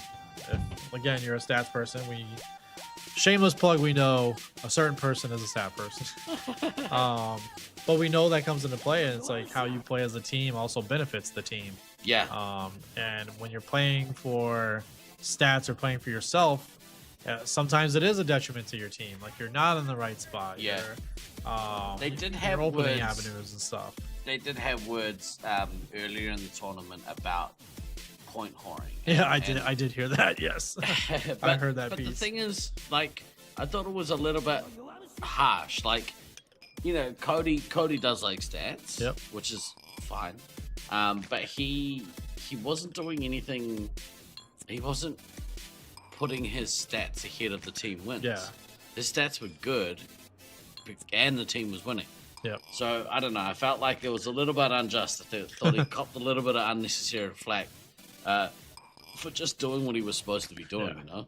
I think for the couple streams that I watched in between like my training and stuff, I think I know like the 2 games, like with the 2 rough games, was like he was struggling early on. They lost Edor in the 1 game, and I think that was probably where the frustration was. It's like, oh, what are you doing? Like we can't have this happen when we play the good teams, and like you know, like those type of things happening where you're doing shenanigans in a game, or like you're looking out for yourself, or doing whatever, and it frustrates the rest of your team because you can tell the tension is high in Syracuse. You can tell that, you know, they don't consider 2016 a win, and they really want this win. Yeah.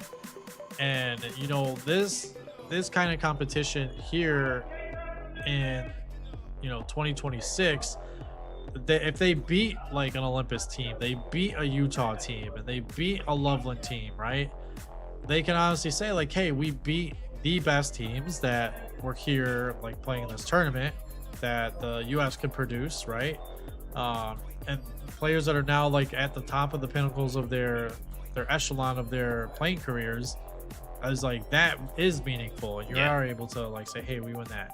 When something starts to jeopardize that, then you get to the point where like, okay, well, what's jeopardizing? What's causing it? We need to stop that right now because we don't want to throw when it matters most. Let's have a look here quickly at the bracket.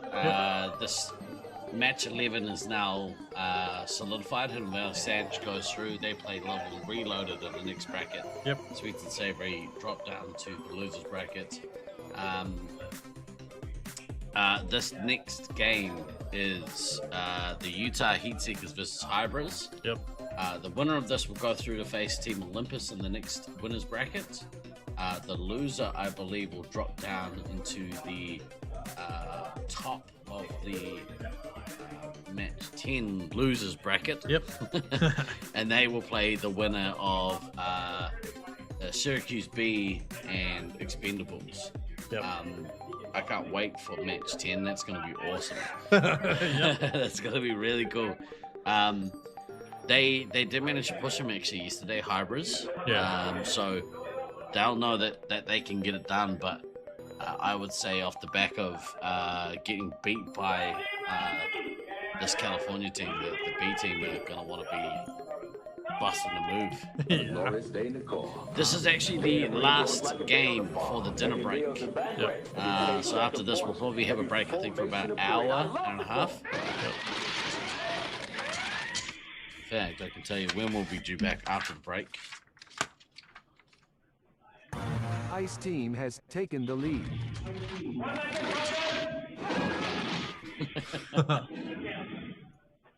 Yeah, an hour. It's an hour. Okay. Yeah. Look for taken the lead. To just close this game out, I think. Yeah. Yeah. You want to get this one done and dusted. Yeah, I think so. I think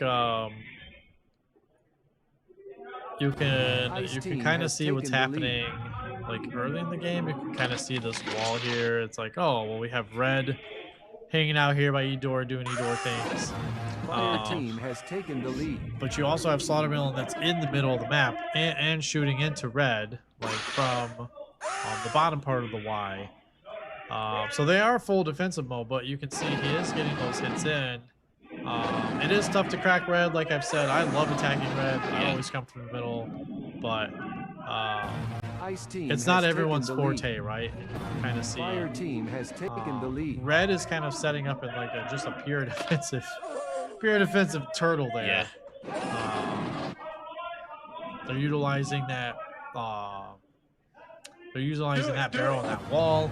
They're also setting up for the sidewall. They have a green person come in and just run in and shoot. No threat there.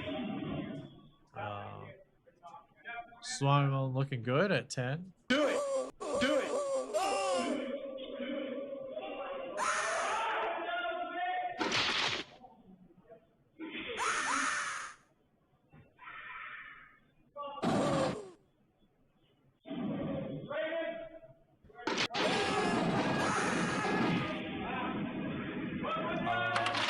slow start for both teams. Yeah. Chaser and a little bit both at full lives. Again, you can see like starting door. You can see green there. They are huddled up there. And E-door, you can see all of red just like bundled up there in that little way. Fire team is behind by 3,000 points. Do it, do it. So cute. Yeah. Special guest Lucas joining us on the desk. So happy and running around. But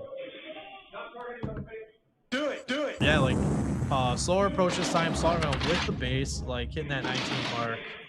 Promboy a little bit farther back, only 10. But again, like on red side without fully pushing into green, it is harder kind of to farm points from red side into green without fully committing, because you really only have the 2 shooting lanes in.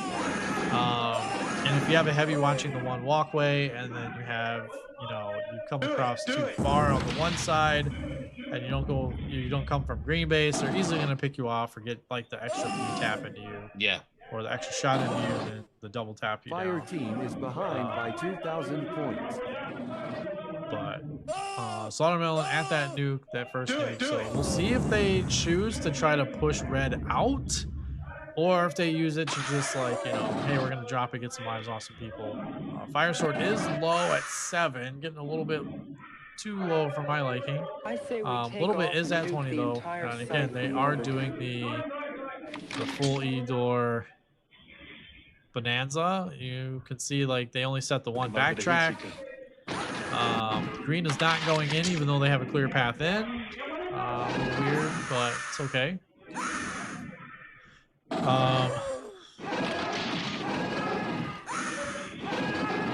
The hard part about like E-door 2 is like whenever you have someone coming from the bottom part of the Y and you just kind of poke out and you have your phaser up, they can catch you before you actually see them on the bottom part of the Y, and they can actually shoot you and put you down, which again, that one critical mistake does cost your team sometimes in the long run.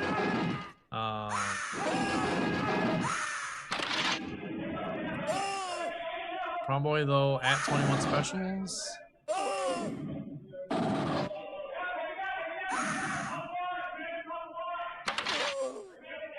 A little bit, only down to 17 though. Fire Sword getting that life though. That was clutch. Down to 3, went up to 8. See if they can get some more health. Blue team really topped off there, even on the difficult side. Topped off, not worrying too much. They're definitely controlling or dictating the pace of the game. Promboy working towards the second one. One base still in his pocket. But you can definitely see like the score differential here. The 5 people with bases on green, including a resupply.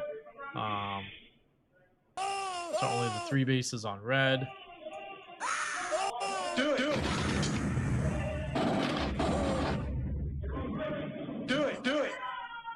A little bit still at 16.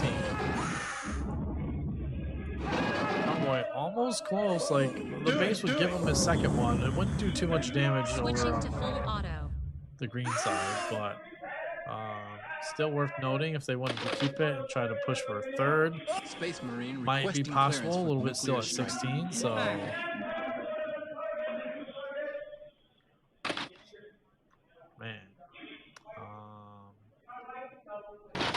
He didn't get the other base.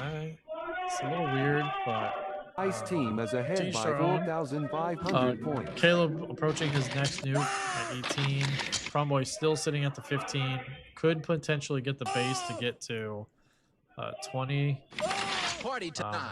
I thought that was what was gonna happen, and get the double nuke off, but he's like, you know what? We're gonna change the script. You guys know too much about the script. We're gonna change it. Not as dominant as we used to seeing them play. No, I think it's a kind of a case that we talked about in the last game where you know you have a tough match ahead of you after the break. Yeah. It's like, well, don't use all your energy. Space Marine requesting clearance Serve for nuclear some. strike. We're gonna have to play a tough team after this. Oh no, Slaughtermelon got his nuke canceled. Took him out with a heat seeker. By Vulcan and Fire Sword. Fire Oh, he team just is got blasted. behind by 4,300 points. Man, tough luck there. Cromwell's still working towards that nuke. Oh man. It's like what, officially halfway through the game and having at the Check your target. yeah, just the one. So he's on his second one. Slaughtermelon's second one did get canceled.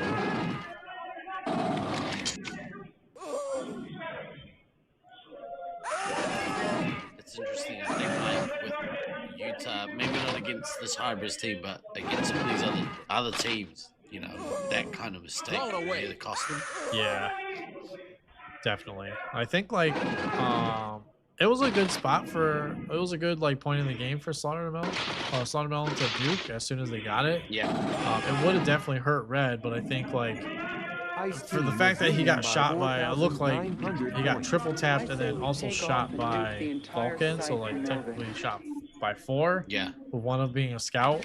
I think that's hard. Like you're gonna want that nuke back. You're like, I can't believe I nuked there. It was so dumb. Yeah.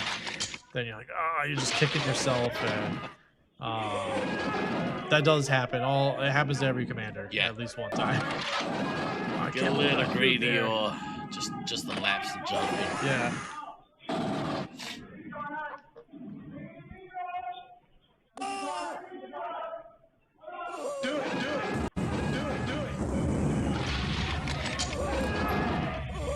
Slaughtermelon, though, after getting the nuke canceled, already almost to that other nuke. So just doing work, taking the frustration out. Like, I can't believe I did that. But to his credit, like Promboy has got back to 15 specials as well. Fire team is trailing by 5,600 points. And then you see Rockwood trying to get back to his respawn. He's at 1. Oh no! Do it. Rockwood.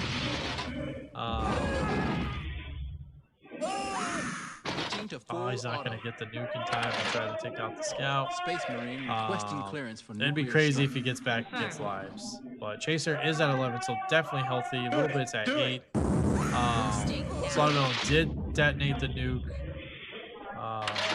Rockwood did get lives, so crisis averted.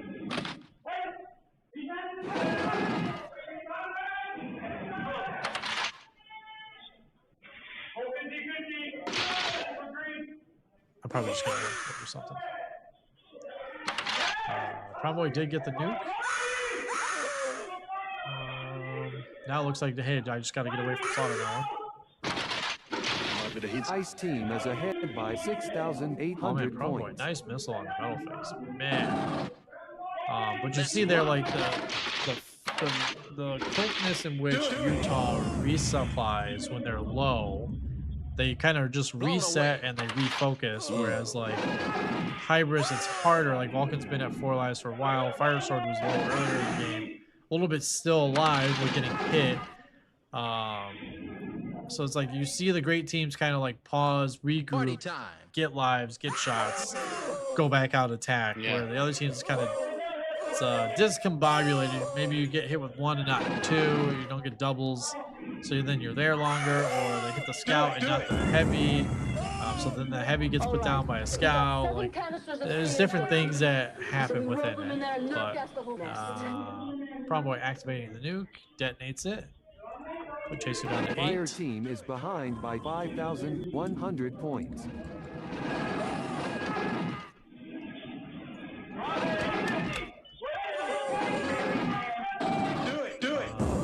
Slaughtermelon working their way back up, but Promboy like recovered excellently after all of that stuff. You can see the difference in the missiles there this time. Promboy getting the 4 missiles off, whereas Slaughtermelon still has 4 left. Good, like second or middle portion of this game for Promboy, I think. Yeah, definitely. Especially because he was stuck at that 15 special point mark for like a minute and a half. Because you're like, oh, can he get it first? And then like put some pressure on blue. But the game is relatively close. About 5K difference. About 3 minutes left. A little bit at 1 life. Chaser's still at 8. But then again, Slaughtermetal approaching that Fire next team nuke. is trailing by So it's like, 4,200 what kind of devastation is points. that gonna have with Prom Boy and Yeah, company? take a little bit out. Yeah, not taking lives like they should. Leech's on full here. I'd like to see him just Missile away. now go ham, you know? Yeah. It's time for him to just, yeah, do his thing. Yeah, find the commander and go cancel his take damage. off and nuke the entire site from orbit. Yep, so Slaughtermetal gets the nuke off, kind of puts that 40 lives. Shouldn't be an elim here, but we know like Utah did take the first match comfortably, so we've got about 2 minutes left.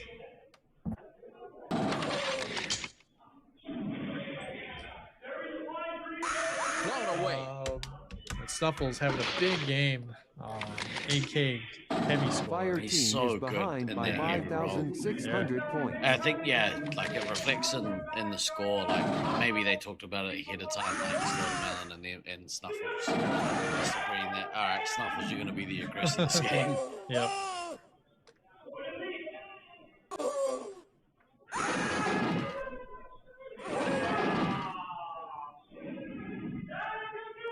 All kind of a formality at this point. I mean, got about a minute and a half left. hopefully Pawn Boy gets to this nuke. He's got to the nuke. Let's see if he can find a quiet-ish spot to drop it. Yeah, just the lack of attack on Chaser. Like still on 8 lives. Just about 70 seconds left in this game. Blown away. I would like to see Ice I team know is he's like ahead by surrounded. but it's like, 5,700 points. if you put the 3-hit down, you gotta try. You gotta pull, yeah. Do it. 60 seconds until extraction. Again, close game. Like a little bit died out with only 1 base. Leech only has 1 base. I know they won by a mile the first game, but you can kind of see where the teams feel more comfortable during certain aspects. Yeah. You kind of see that they're more comfortable on one side versus the other side. Obviously, green side is always going to make everybody uncomfortable. Yeah. But I do like how red played like red side and attacked green, pushed green a little bit. Green side, I definitely like the fact that they're challenging the red wall. They're challenging the Y wall. They're trying to break in. They're farming points. And again, it's like they didn't have to do a ton of this stuff. Ice They team had is to ahead by 4,700 points. You do also want to keep in 5 mind that you're seconds preparing for like until a very extraction. tough game. Yeah. 4, Following this 3, 2, after dinner 1. break, but Mission complete. That's it, man. Managed to kill that middle face there. Game over. Should be happy with. Yep. So I mean, after some pretty epic games in the pool play rounds, we are these are interesting games, but they are the two ends of the table are kind of doing what they're supposed to be doing. Yep. So we're in a period of time period at the moment where we're watching good Space Marines happen. Not the most riveting games, but they're solid. Yep. I think probably the highlight of finals so far gotta have been Altitude Issues versus Loveland Reloaded. Yeah. That game, both games actually for that group. You have the one game with a critical mistake cost Altitude the game, and then the very next game with the game in the bag, and the 2 nukes are there, sitting on the 2 nukes. Josiah at 6, down from a penalty. Yeah. And Sabo just launches the nuke and crushes the heart of Altitude. All right, we've been told by the big boss man that we're having a break for an hour. We're Yep. off to get tacos, ladies and gentlemen. Yep. The Baja Cali taco Taco truck truck. is here. I got sent a photo of the truck as it is in the driveway. Looks pretty epic. Yep. I've placed my order. I get fish taco. Fish taco. Looking forward to fish taco. No lettuce. Real quick here, though, let's have a quick look at how these brackets are currently laid out. We have the next round of our winners brackets ready to go. Hidden Valley Sanch versus Loveland Reloaded. It's going to be an interesting game, I think. Give the edge to the Syracuse A team there. Yep. Then we have the Utah Heatseekers versus Team Olympus. This is going to be another epic Yep. matchup between these two sides. I think we saw in round play, each of them get a match. Yeah. So this is, going to be that decider between the two to see who's going to remain in the top bracket. Yep. Who's going to get kicked down to the losers bracket. We will then see the start of some of these knockout games. Yep. No Life for Jackal versus the Expendables, and Altitude Issues versus Armageddon. And then the winners of those games will go through to face Hybrids and Sweets and Savory. So some pretty interesting matches coming up. Altitude Issues versus Armageddon should be pretty solidly. You would think the Altitude Issues guys have that in the bag. Yeah. But you never know. You can never take any, again, the 1% chance. There's always that one game that happens every Nats where a team that is supposed to easily win poops the bed and something bad happens and they end up losing the game or match. Yeah. Yep. Is there anything else to add before we go to break whilst I frantically change the the titles that I should have done already? Can you think of anything else that's worth? Not yet. Just shout out to the chat. Thanks for joining us so far, and then your cheers, your jeers, your commentation, constructive feedback for the teams. Yeah. I think we're back at what? Probably 6:45. I would say 6:45 is more than likely the number. Yeah. Let's go. What's that? 18:45 Eastern time. All right. Yep. I think we're good. I've done the titles. Everything's looking like a shit. We're gonna go take a break. Yep. Enjoy your dinner or your lunch or your breakfast, depending on which part of the world it is you're joining us from. Yeah. We will be back in 1 hour's time with the evening session for Laserforce Space Marines Internationals with myself, Guy Next Door, and the legend that is Sai. Good to have you back on the mic, Likewise. with me, bro. I'm so stoked. Yep. Likewise. All right. See you guys soon. See you soon. It's gonna be great.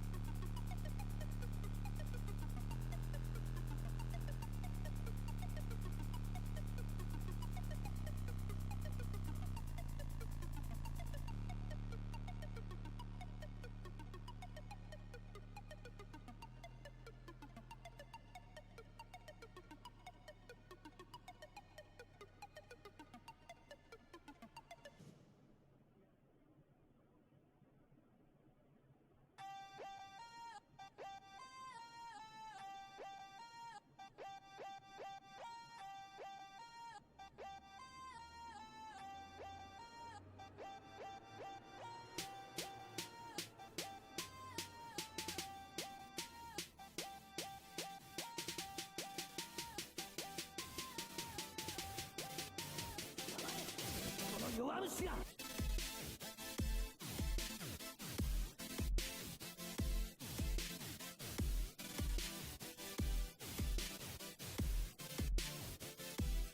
この弱虫が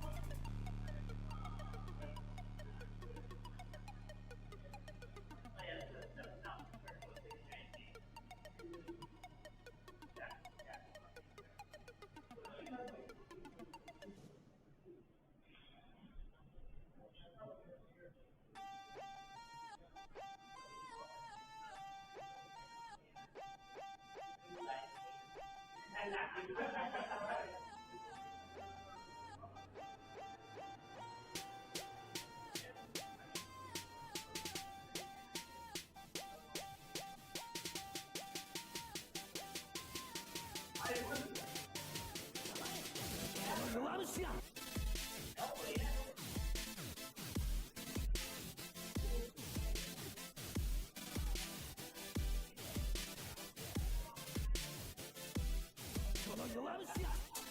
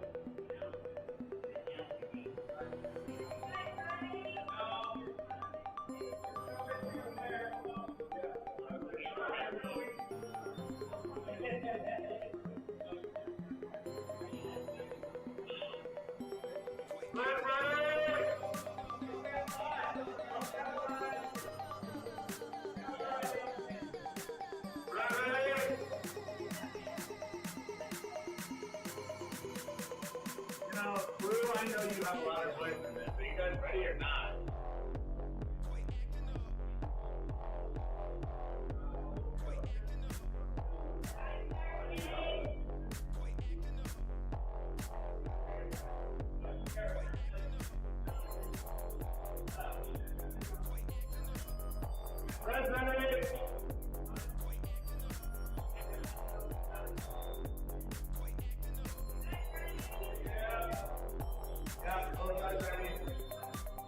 The glorious day in the Corps. Day in the Marine Corps is like a day on the farm. Every meal's a banquet, every paycheck a fortune, every formation a parade. I love the Corps.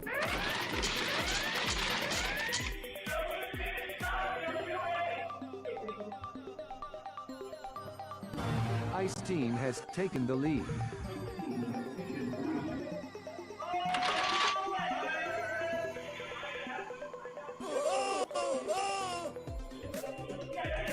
Do it!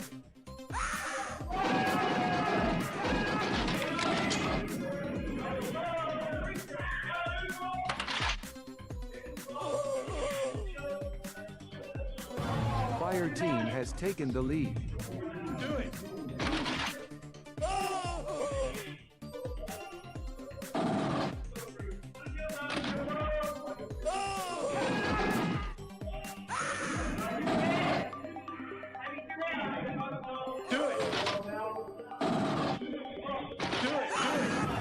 Ice Team has taken the lead.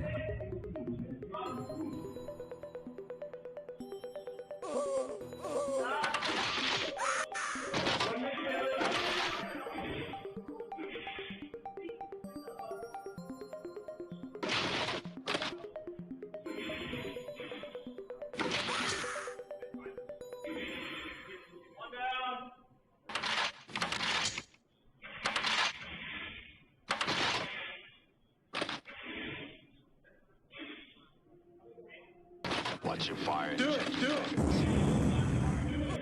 Do it! Do it!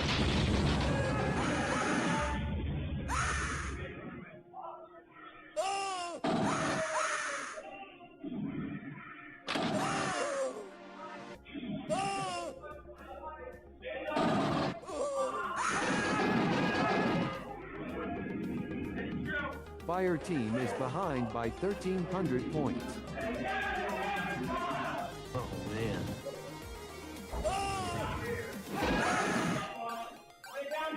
Ceasefire! Ceasefire! Missile away!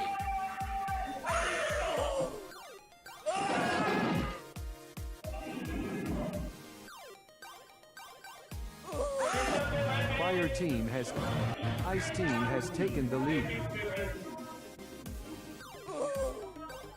Do it!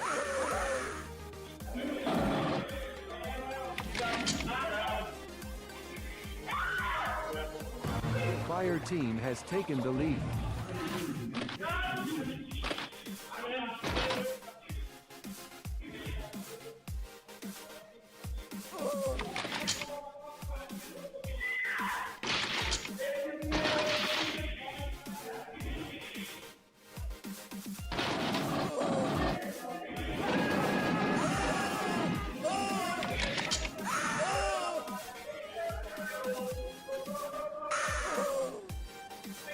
Blown away!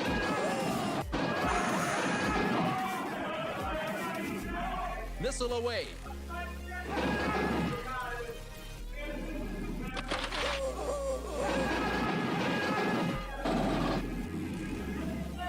Ceasefire! Ceasefire!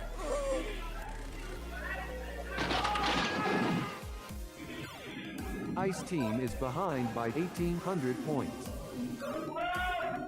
Party time! Space Marine requesting clearance for nuclear strike. Confirmed.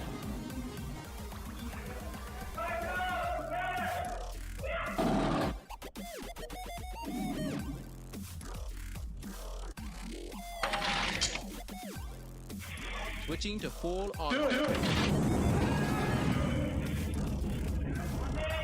Do it! All right, we've got 7 canisters of CN20. I said we roll them in there and nerve gas the whole nest. All right, we've got 7 canisters of CN20. I said we roll them in there and nerve gas the whole nest.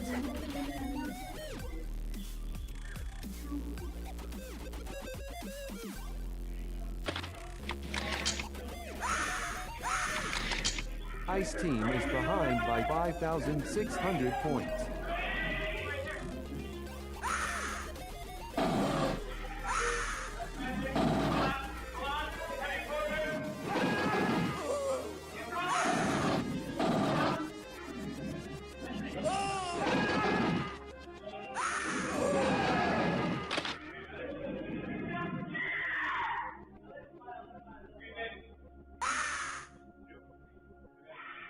Blown away.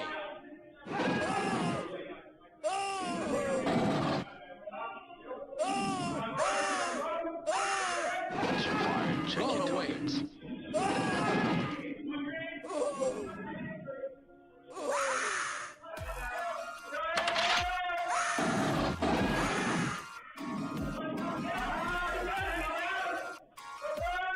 Ice Team is trailing by 7,100 points.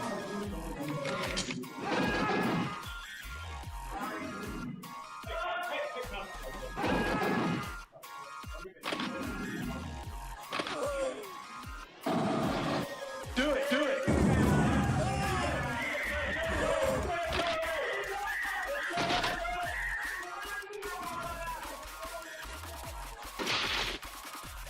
Switching to full auto.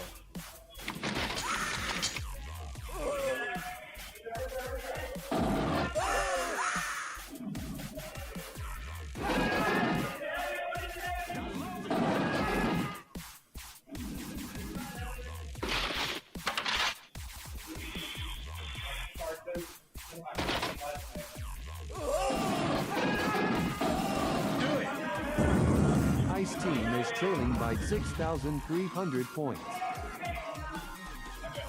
Let's rock.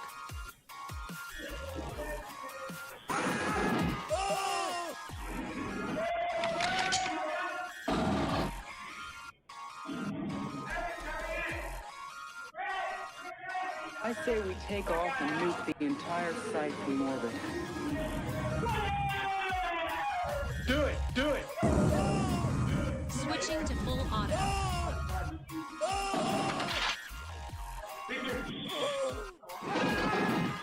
Hey, what are you doing, man?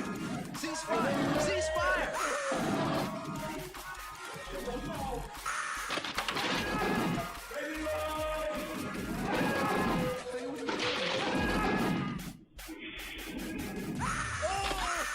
Do it, do it. Ice Team is trailing by 2,800 points. Do it, do it.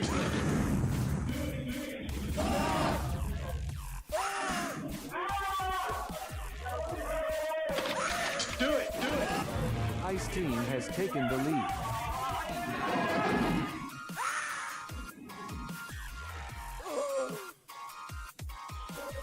Do it, do it. Fire Team has taken the lead.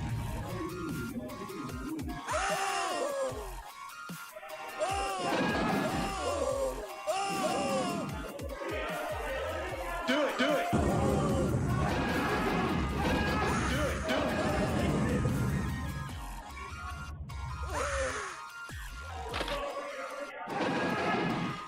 Switching to full auto.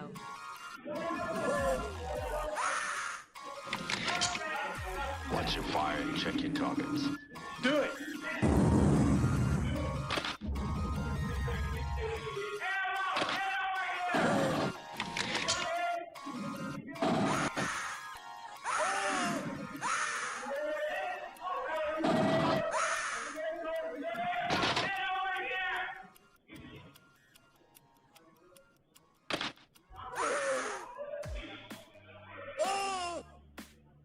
Ice Team is behind by 1,000 points.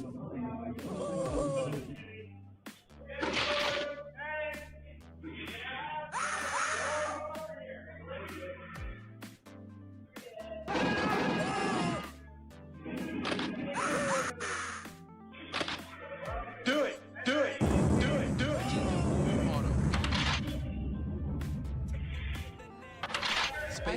take requesting off and clearance use for the nuclear entire strike. site from orbit.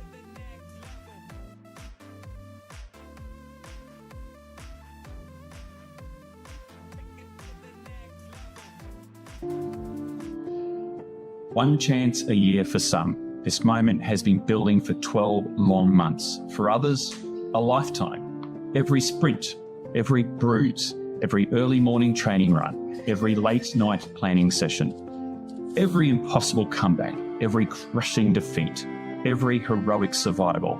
All of it has led here, across cities, across countries, across oceans. One chance a year, they have come. Veterans, carrying the weight of legacy on their shoulders. Rookies stepping into the arena for the first time, hearts pounding beneath unfamiliar colours and bright lights. Champions defending names etched into history. Underdogs arriving with nothing but belief.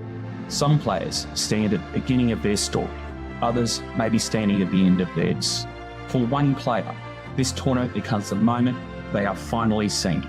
For another, it may be the last time they ever walk into the arena beside teammates they call family. Careers rise here, careers fade here.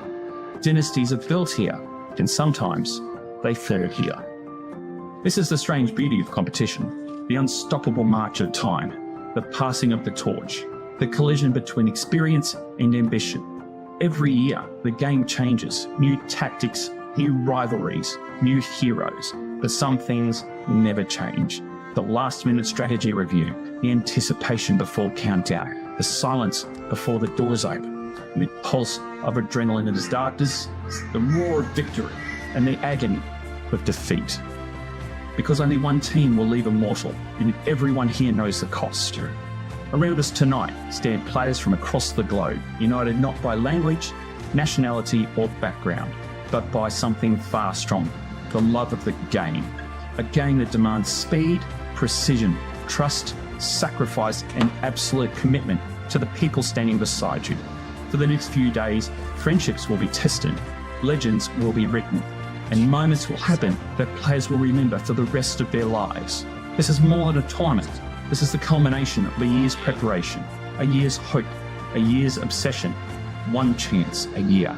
So to every rookie, make your first moment count. To every veteran, fight like it's your last.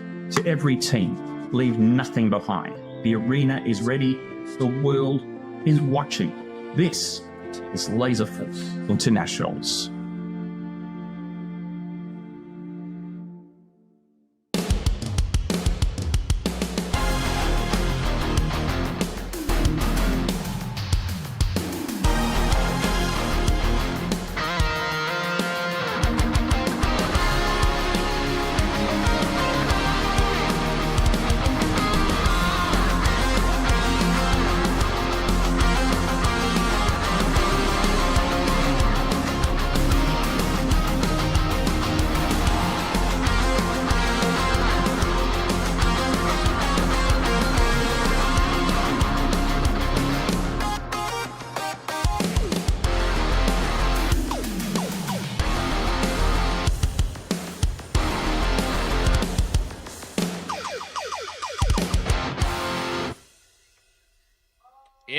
Every single freaking time that video hypes me the F up. That one didn't count. We had 3 for the week, only 3. Ladies and gentlemen, please welcome to the evening session, day 5, Laserforce Space Marines Internationals 2026. Let me see you in chat. Are you hype? I know I am. I am joined by a very special guest. Please help me welcome to the stream our good friend Ghost. Hey Ghost. Hi. How are you?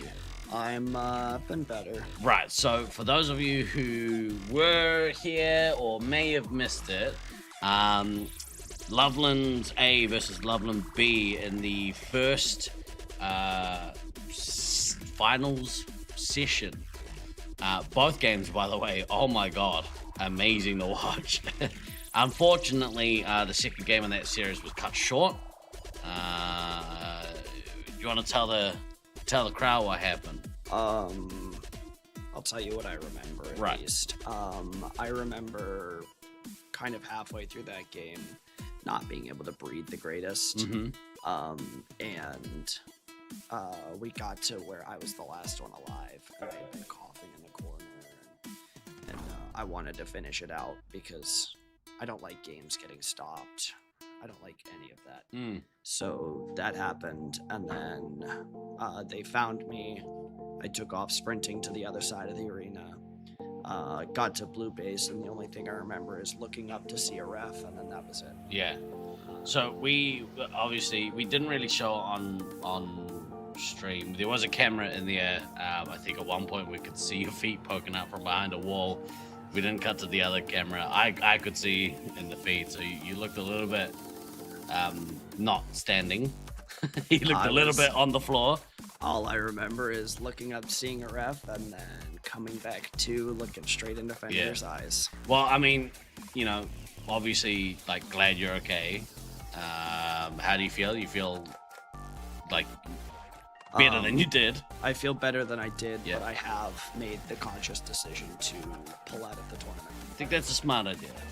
There's going to be plenty more for you. Oh, yeah.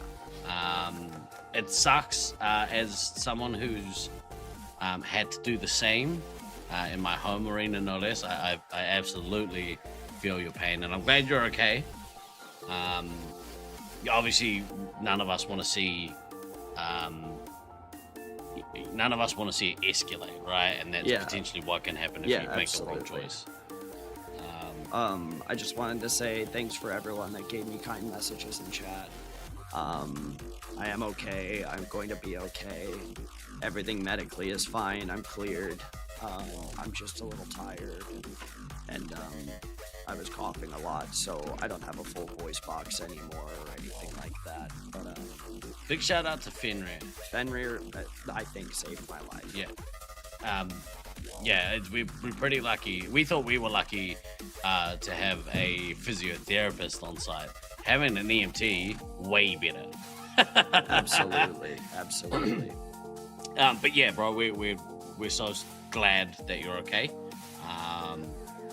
Real gutted that, you know, this is the way the tournament ends for you. But your job now is... I'm going to be Loveland's biggest fan. You're a cheerleader, man. You cheerleading. Me? Yeah, you're the cheerleader. Yeah. You're being summoned up there. Oh, am I? Oh, no, I'm good. Thank you. Thanks but I love you all. Thank you. To my Loveland supporters, I will be back home soon. I have a lot to say to you guys. Thanks for joining us, bro. We'll see you after. We're gonna kick off with this team. Have fun. Yeah, this is your team. I'm gonna go cheer on my team now. Bye, everybody. See you, bro. Ice team has taken all right, the lead. ladies and gentlemen, this is Armageddon versus Altitude Issues. This is the first match from the losers brackets. Match number 7. I'll see if I can find the the proper thingies. We'll be joined again by legendary Detroit player Sai once he returns from whence he came.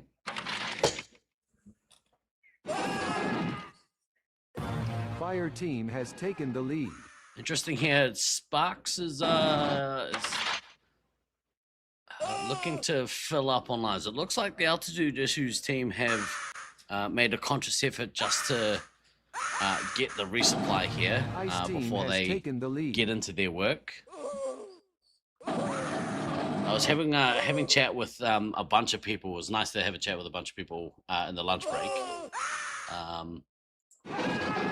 Do it.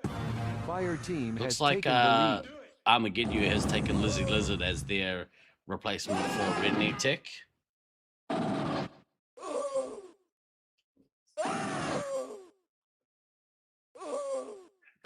of these commanders like a fast start, so I'm a little surprised to see Sparks take these resupply, but I'm not unhappy with that strategy. Blown away. Good missile there from Sparks on play Buttercraft. You always want to get some some missiles on the medic. Buttercraft is down to 12. Sparks is all of a sudden shot up to 1,600 points with no bases. Is that 15 special points? Meanwhile, Sergeant Tucker, the blue medic, only lost the one life so far. Is trailing by 1,300 points. So solid pressure to start this one.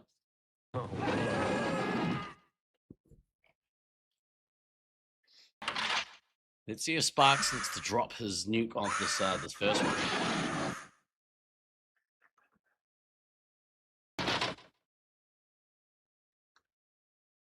I say we take off and nuke the entire site from orbit. Oh, good nuke there. Did drop it as he got it. At 2,700. Ice team has taken the lead. Closing in on 3 grand with no bases. The blue team are doing work. That combination between Sparks and the Babe. I really like the Babe playing heavy. I think that's probably his stronger position. Switching to full auto. They really missed Sparks yesterday, so it's good to see him and the Babe getting work done. Obviously, Ninja, part of that Altitude Issues team, won't take any more part in this tournament, which makes things a little simpler, I guess, if you're not managing 7. But Ninja's a massive part of that team, so it was a big loss. Let's rock. Play Buttercraft has managed to kind of stabilize at that 9 lives, but really needs to look to get some resupply into the team. Over half the team now in single digits, so Ice team is ahead by 810 points. Loveland looking to assert their dominance in this first game.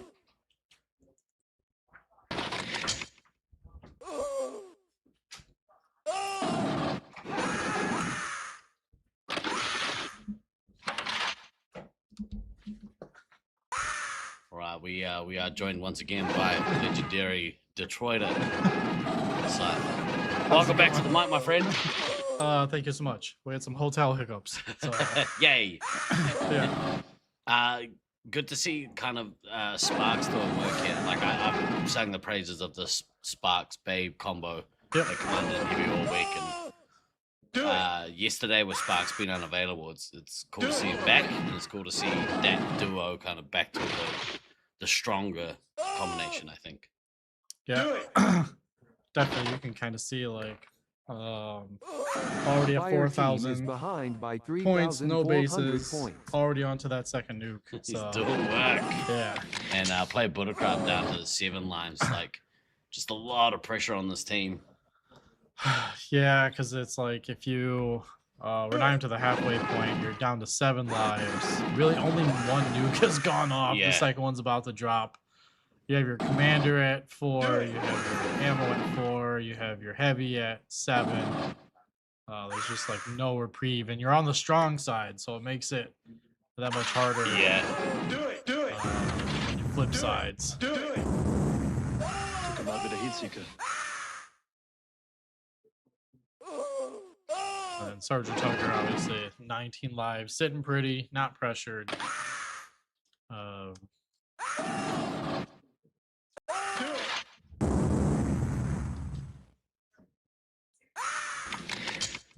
Fire team is Interested to see behind if, by Sparks drops or if 5,700 they points. hang back All and right. supply. We've got Nope, 7 that cannons answers of that. CN-20. Jidoku putting 3 into stealth out there. Yeah. Oh, that's brutal, man. Stealth out dying out Blown on away. basically 2 nukes in the pocket. That's unfortunate. Yep. I did have a conversation with Stealth out during the lunch break, dinner break, and you know, just saying like it's been good to see how quick of a start he's been able to get out and kind of make. So Yep. Watch your fire and check your targets. a little bit of a snafu there, I think. I think so too. Just a smidge.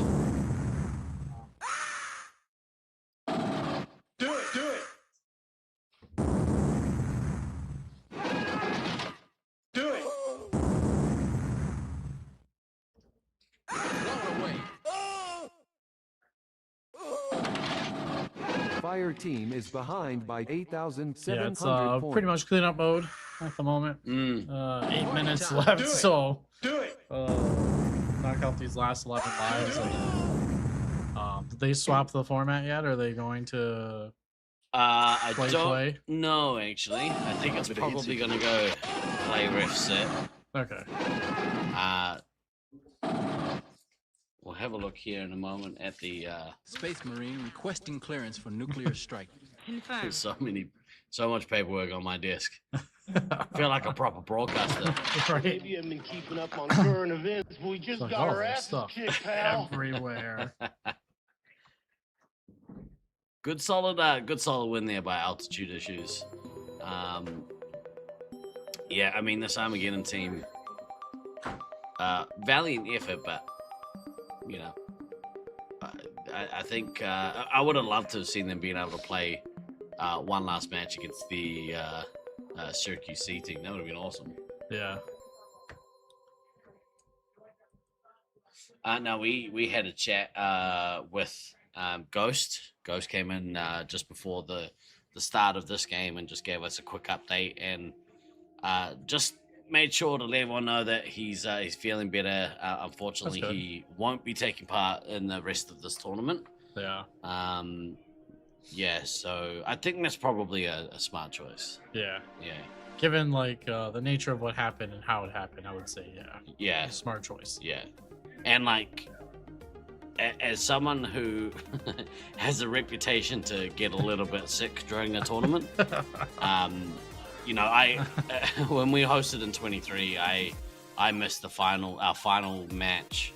Well, I missed our final game. I played the first game of that match and just was unable to kind of pull through. I had expended all of my energy playing the USA East team. Okay. And we managed the win against them, which I was pretty proud of. But some people refer to it as my Michael Jordan flu game. Yep. Yeah, I felt like I had some good contributions in that game, but I think after that game I collapsed, and then we had to go on and play Brisbane. So but yeah, as someone who had to kind of pull out of a tournament, like I understand, like it's heartbreaking, but you know, it is what it is. Yeah, I feel that. Yeah, last year I was Kiwis are the worst. Last year very much in the same boat with the food situation. I'm you got like food poisoning? Yeah. Yeah, dude. Sketchy meatballs. Did you order the sketchy meatball sub? Because no, we went wrong. We went grocery shopping. Yeah. And I was like, oh man, you know what'd be cool? It was like spaghetti and meatballs. Yeah. Like, and it was no good. No, it was like I was the only one to eat the meatballs, and then the next day I was like, it was really like at 4 a.m. I was like, dude, my stomach is killing me. Oh man. You can like feel it. You feel like just like clammy, and you're like, oh, I'm gonna be sick. Yeah. Like, I couldn't keep anything down for like 2 days. Yeah. I'm just surviving on Powerade and sweat and dying in the games, and then I'm bringing the team down because I can't play to my full ability. Yeah. I think every time we saw you, because you generally wear like a shirt, longish pants. Yeah. And every time I see you, I'm like, he looks like he's got a film layer of sweat. Just that flop sweat. What I think they call it. I had the meat sweats, like yeah, not the good kind. Yeah. Got the bubble gum. Yep. All right. Let's see if I can recognize who's going in here. It looks to be. I think it is Sweets. So that would mean. We've got no lives from Jackal. Oh wait. No. Who's these teams? Who are these ones? Playing a random game. They're like, oh, you know what'd be fun trick to play on beans? Play it random. Oh, that's Alex Boxes. So we got no lives from Jackals versus the Expendables here. Gotcha. Yeah, I'm gonna change it over to this. Not that these teams are correctly displaying, but we're gonna cycle through till we get it.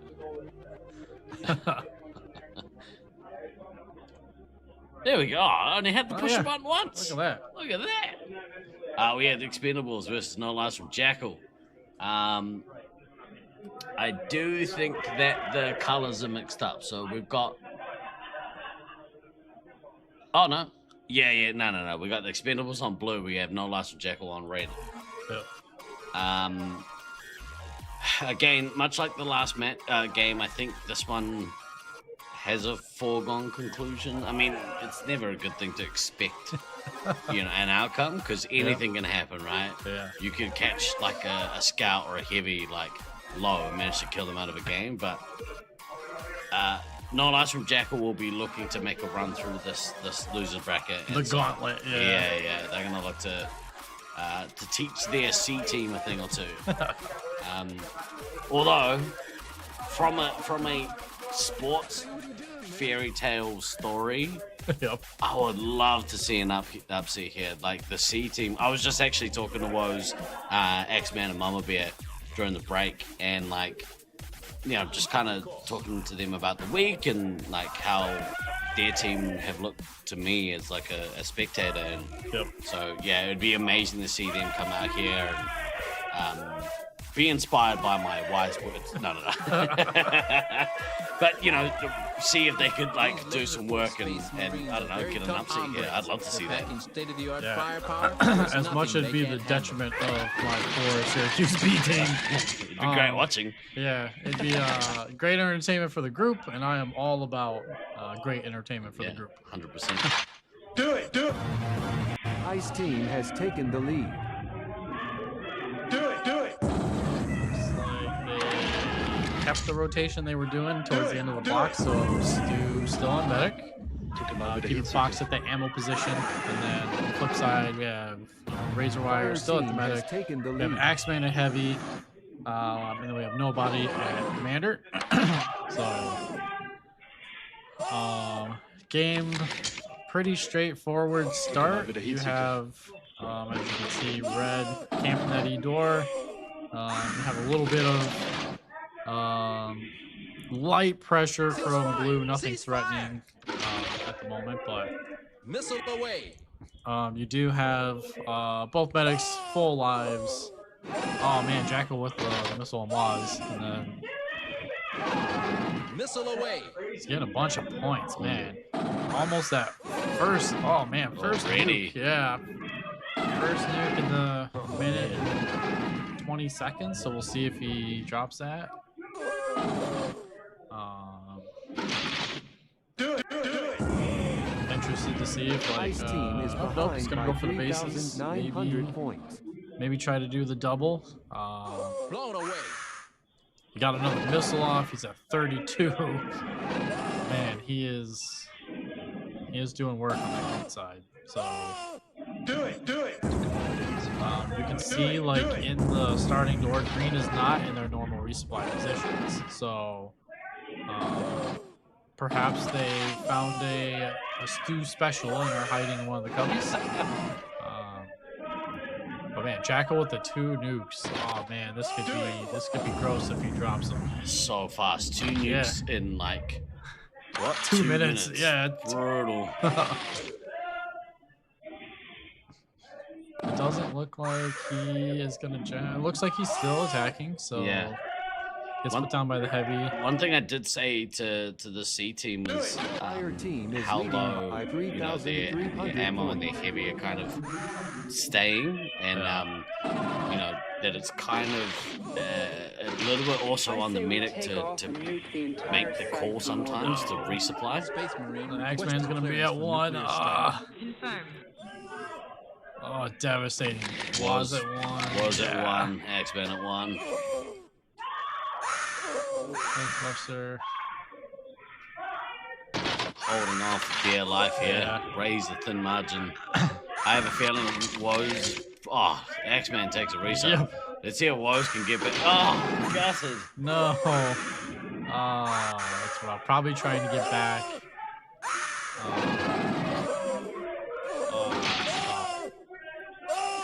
But again, the 2 nuke combo in that 2 to 3 minute range we talked about, it's devastating. If you can pull it off, you get the right timing.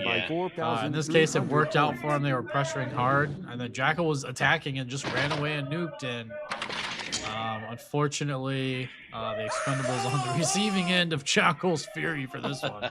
He is reinvigorated with the power of tacos. Good the tacos, taco truck. too. Yeah. I had fish taco. It was delicious. Tough game though. We'll see if they get the consolation I say we nuke. take off and nuke the Comes. Some of the entire site bases. for more than Nicely done, nobody. Gets the nuke off. Get a few more points. The crazy thing is though, if they were to die out here, and like, obviously you got like 2, 4, 6, 8, 9 plus 19. It's like less than a little bit 20,000. So it's like, you know, not terrible. That's kind of, not the worst case. Yeah. Right? The worst case is like the 25k. They're farming you because you don't have shots. Yeah. Yeah, you know, Look at Mama B here though. She, you know, clearly listening. She's like, right, I gotta get full. Guy next door said I gotta get full. X-Man was trying to get full. He did get a couple lives. Yeah. Let's see Mama B go off here. She got unlimited shots. Battle ammo. Yeah. Let's go. Get the other base. Yeah. Get like 5k ammo score blazing. This full attacking duo of the ammo in the minute. She did say, you know, look, I do consider myself more of a heavy than a resup, and I think, you know, maybe considered, should I maybe think about doing heavy? And I was like, that's a you guys call. Definitely you guys. I don't think she was actually call. asking me. I think she was talking to by X-Man. 4,200 points. I think like there's always like a stigma when you have your when you're playing that team that you play with regularly. Yeah. Like in their mind, they're like, right, you know, we've been losing to this team for months and months. We're probably gonna lose here. They know the tendencies. They've kind of, everything's kind of like understood by your opponent, I guess. Yep. It's like a hard thing to break too, because even in Detroit we had that with our B team. Like, you know, there were some practices they didn't want to play extra games. There were some where they didn't want to play at all because they're like, oh, we're tired of losing. Can we switch teams up? No. Yeah, and then there's also the stigma of like, you as an A team also have to get better. So then it's like, hey, can we give you guys an extra heavy? Can we give you guys an extra commander? And they're like, no, we don't want to play like that. Yeah. You're just like, okay, the mission is one site. It's gonna benefit us, but at the same time, like, them surviving longer in the game would help them be able to do more strategy. 100%. But some, like, it is lost. It is that stigma of like, oh, we are gonna just lose. And we've been losing. It's not fun. We're paying money to lose. Yeah. Do it.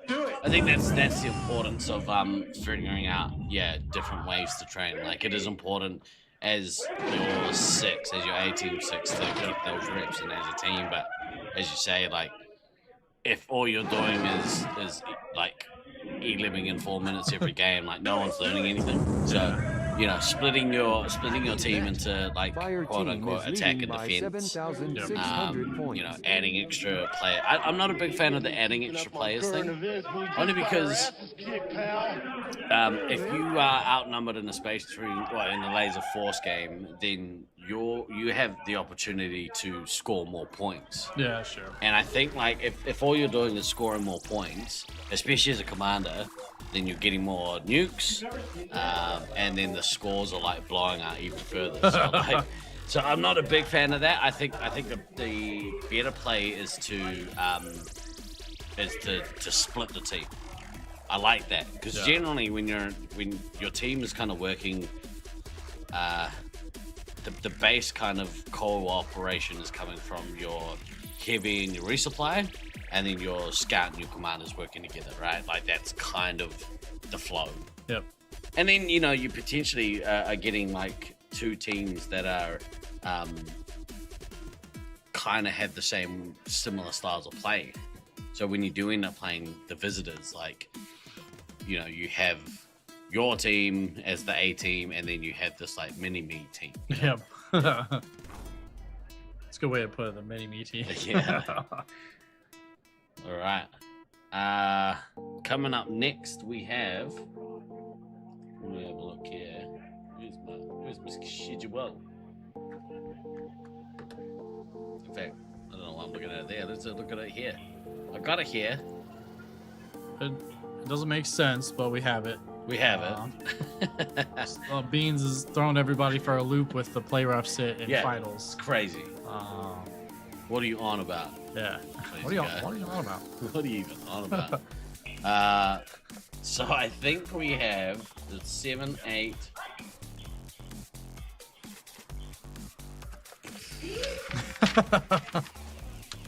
Hold tight, folks. I believe it just goes back to the first match, right? It goes back to No, we have Altitude one and more, I Armageddon. think. We have winner of final 3. Final 3. Okay, so it's 11. So we have Hidden Valley Sanch versus Loveland Reloaded. Gotcha. So at the moment, okay, so I get it. So once we move past 6 different games, I think then we will move into like a play ref sit kind of situation. If that makes sense, you know what I mean? Gotcha. Yeah. Because at the moment we can kind of block these out. So we have No Lies from Jackal, Altitude Issue, and Expendables. Yep. Altitude Issues in Armageddon and Hidden Valley Sanch and Loveland Reloaded. They're in the first block. Then the next block will be the Utah Heatseekers Team Olympus, Hybrids, and probably No Lies from Jackal, and Sweets and Savory versus Altitude Issue, most likely. Gotcha. Which makes sense. I think we're there. We're learning. We're a learning computer. It's very different than what we're used to. Yeah. Do you think it's because of the amount of teams? I don't know. I just feel like we've always done just the play. And I mean, it is nice to have a rest and maybe like, I don't know, let's catch one. I would rather play back to back, but yeah. Given some of the injuries and some of the issues, like maybe, play ref sit isn't so bad here. Yeah. Or play ref sit if it's doing the 3 and the 3. Which it appears to be the method to Beans Madness is like match 11, match 7, match 8. Now the cookie thing is because it's not in numerical order anymore. It's playing havoc with the footer. Yeah. Like I have to cycle forward then cycle back. So bear with me while we figure it out. This whole learning stuff. It's all learning. Yeah, it's all new. A random Josh appeared. He sure did. Check him out. All the way from Detroit, Michigan. Yep. All the way from the fiery apocalypse of Canadian wildfires. So, I mean, like, obviously Shayla was here and got it going back the other way the other day. So, apparently it's not gotten much better. Nope. Yeah, I appeared. I just randomly teleported here using my wormholes. That's how he's so good at this game. Yeah. It's not fair. They never see me enter the wormhole, and they see me just pop up somewhere else. Like, how did you get over there? Magic. What are we looking at here?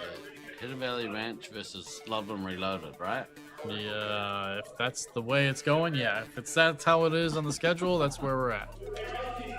It looks like that way. It looks like Cody's in the front part of that box. Yeah. So I would say I think it's them. This is an interesting matchup. I mean, I would think that the Syracuse A team again should look to come out swinging here, and the way that Beans is playing, he's almost just willing his team to victory. Like Cody's playing really well, but Beans is like, I don't know. He seems to be the one in there that isn't gonna lose. Like he's like, no, we're not losing, and I'm gonna make that so. Yeah. That's how it feels. It definitely.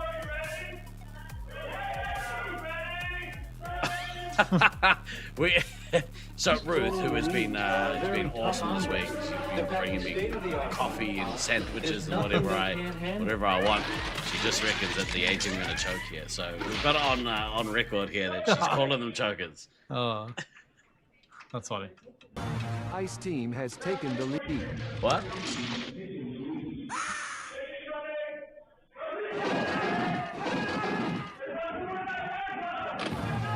team has taken the lead.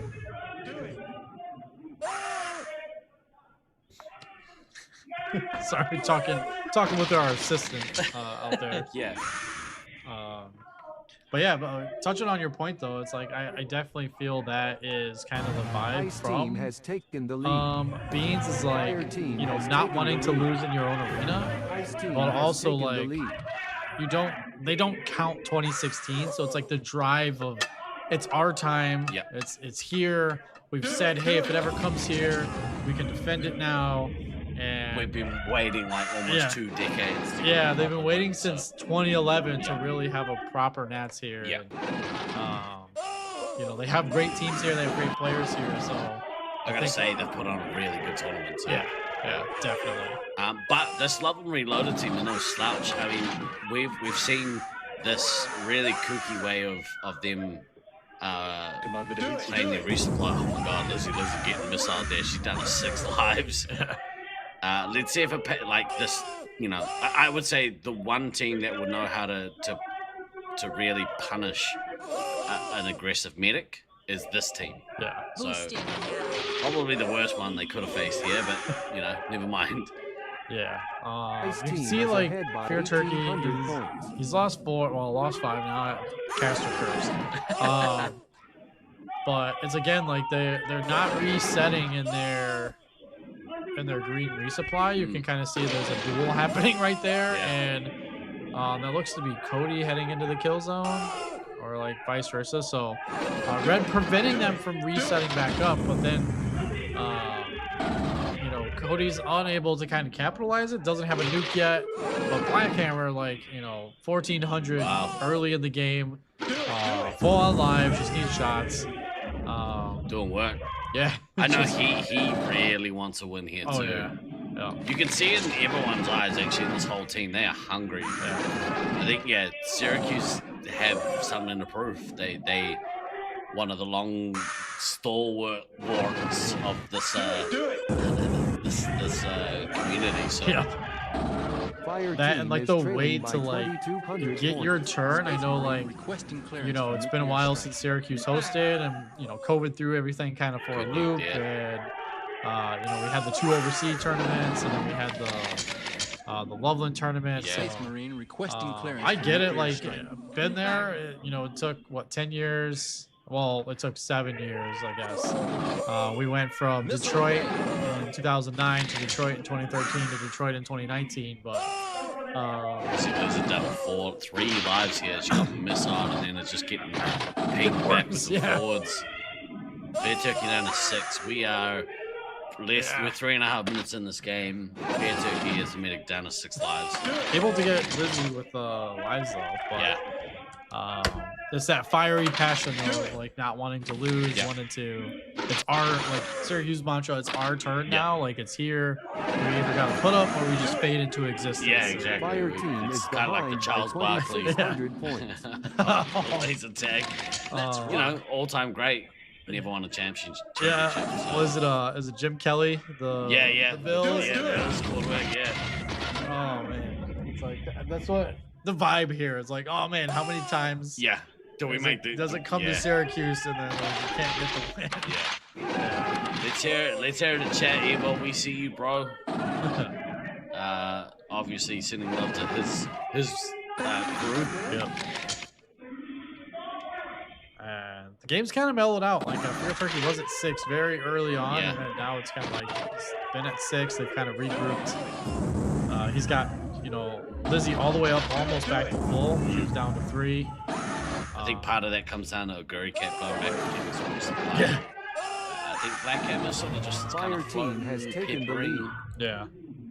Look at D Merlin though, getting in, putting in some work against the enemy commander. Yep. Let's go. It's just kind of like, it looks like just a fight at the front end of E door there. Just frantic between, you know, the neutral base, the front part of the Y, and then a little bit of the door shenanigans happening, but. Let's see, do not pass go, get resupply. A couple of resupplies here. Sitting in single digits, and I don't like it. Yep. You just always fear, like, oh, something's going to go caster curse. You just like, all right, I'll take it. Yeah. Fairturkey is down to 3 lives. Ice team has That's taken such the a lead. rough situation. Yeah. Again, like the aggressive mindset of this team, like in some instances it really pay dividends, even though they go down on like low lives, they often have enough pressure on the enemy so that they're in the same place. Yeah. Not the Syracuse team. No. I think as we see like this match play out and they kind of drop to that, next loser tier, you'll see that style work against, probably who they're going to play in that tier bracket for the losers. But it's really tough to do that super aggressive style to New York because they're used to playing aggressive every week. Yeah. Every practice they have. Yeah, they know like the ways to cut off, the scouts and undercut the heavy, and Sabo on his next nuke. Space Marine trying to get the consolation nuke, as we'll call it. And he does. Yeah. I needed that. Let's see the Fairturkey dish out some lives here. They can somehow manage to stave off an Elam. I mean, that'd be at least a step in the right direction. Yeah. That'd be a win in my book. You Yeah. stave off the Elam. You take it to the other side. Obviously, New York is strong on red, but some of the games I've seen, they've been a little shaky on the green side. But again, it's like the tempo that kind of catches Syracuse off guard. If you slow the game down a lot and you have them play the slow game, it definitely affects their rhythm because they have very quick players. Yeah. They're used to controlling certain points and like shifting and moving around. But if you can get them in that slow tempo and you're on the red side and they're on the green side, you could look for that upset take back. It's just like step one is surviving this game to time. And we're only halfway through the game. And Fairturkey's at 1 life. So, but to be fair, I mean, he was down to what, 4? Early, yeah. Yeah, like at 5 minutes or something. Yeah. So they've done a good job keeping these this hunting pack away from the medic. And as a result, he's been able to give out some resupply here. Mischief is now full. Lizzie is basically full. Let's see Sally B take a little bit here and get a bit full.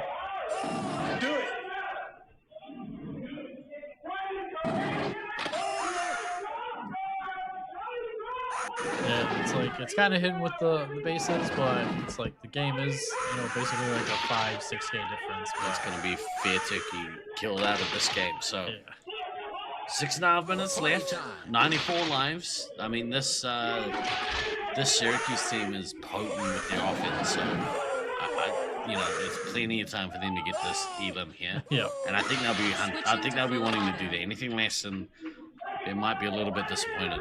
Yeah.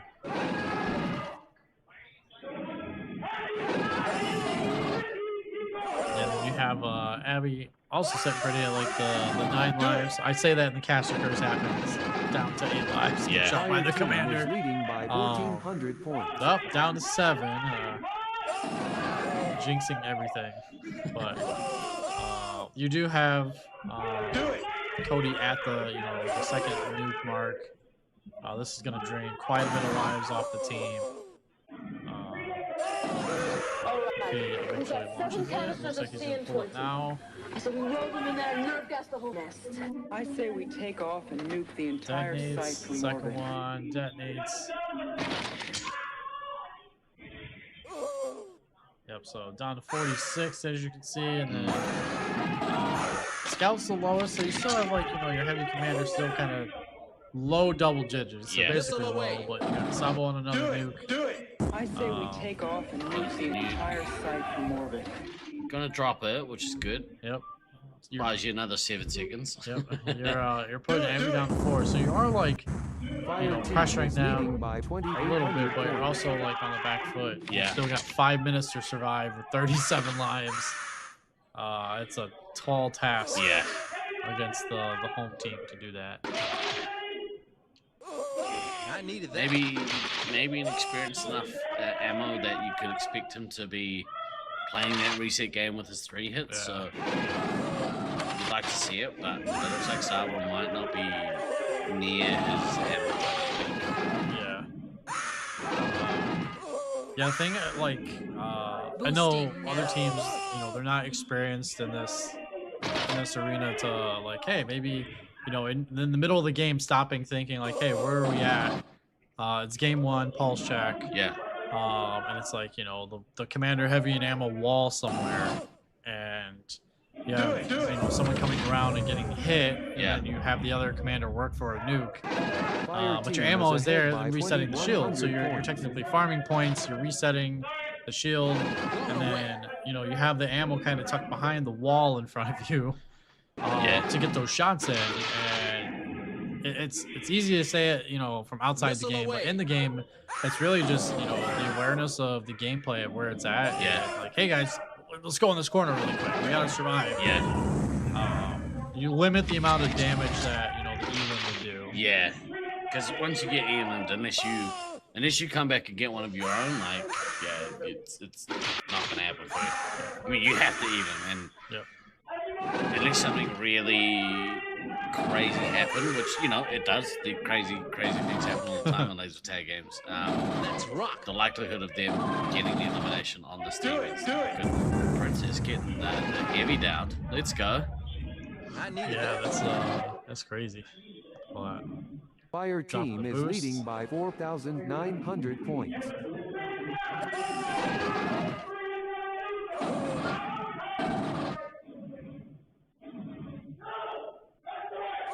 Do it. And then for these teams, it's like, I know we talked about it, like Loveland Reloaded, trying to survive if they get knocked down. Yeah.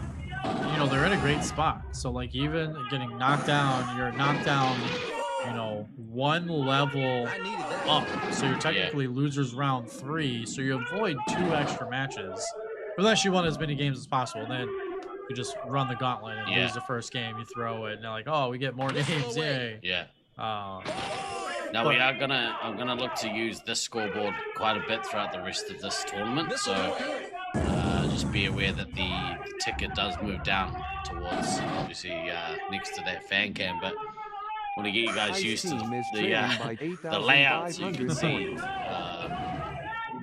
see the fans at the end. Because I think by tomorrow, watching people's reactions at the end of these games is going to be very, very entertaining. And you know, the goal of these commentated tournaments is to bring you, is to help you feel like you're part of the tournament too as a spectator. So what better way to do that than seeing the reactions of people in the building, and not so much ours. Yeah. Because, you know, we could do that with our voice. Right. So yeah, it ended up getting the Elam. We knew, you know, it was a tall task to try to avoid that, but yeah, really Syracuse just taking care of business. You know, would have liked to see, you know, maybe the medic go as low, because again, when you face the tougher teams, it's like harder to say like, oh, if that was happening, it was a different team. Yeah. Then, you know, is Princess out, and then you start having the lives come off the A team. One thing I would like to see is maybe the people who are lying in the middle of the floor as people are trying to leave the foyer. Maybe someone wants to tell those dummies to get off the floor. You are very much a hazard there. They have a tripping hazard. Yeah. It's like, hey, oh, Esme, no. if you're around the building, tell those dummies to get out of there. You're a tripping hazard. We'll send Evil after him. All right. We are. That's the first half of this block, I think. Yep. Done and dusted. Yep. So we will be checking out the second half of Altitude Issues versus Armageddon. Yep. I believe that's the one that's coming up. Let me see. Click on here. Oh, they're giving us a wave. Too late, kids. We moved off you. We're not looking at you anymore.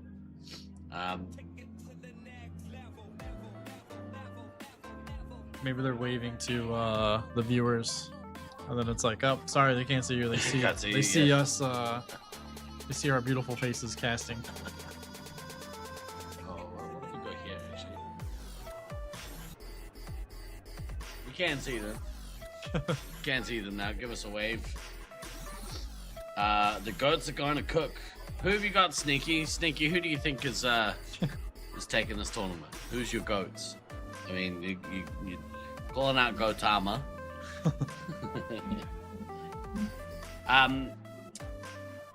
Man, we had tacos for dinner. Yeah. They were very, very good. Shout out to Baja California Taco Truck. Yep. Taco Company.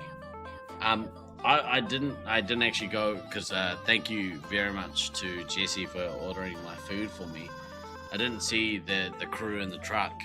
They came in and had a look around the center. Oh my god, these dudes are jacked. Man, apparently that's what I'm doing wrong. I gotta eat more tacos. I think there's different stigmas with taco truck workers than what we're used to over here in the States. Because all I remember is like Family Guy Peter Griffin stuck in the food truck, yeah, and can't get out. And it's like, oh man, because he just was eating so much in the truck. Whereas meanwhile, these guys come in and they're just like professional bodybuilders coming out of the truck. As May said, tacos are good. Mexican approved. That's good. That's all you want. I believe the floor dwellers are Ghost, and I understand Ghost probably needs to. I mean, actually, maybe Ghost shouldn't be lying on the floor. Maybe not. Maybe not. Maybe you should be sitting up, my friend. If you're having trouble breathing, being on the floor is probably the worst place for you to be. Silly little buggers.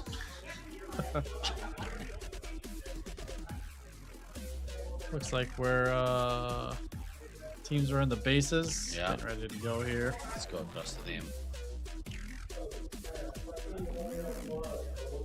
Alright, Armageddon versus Altitude Issues. Altitude Issues came out and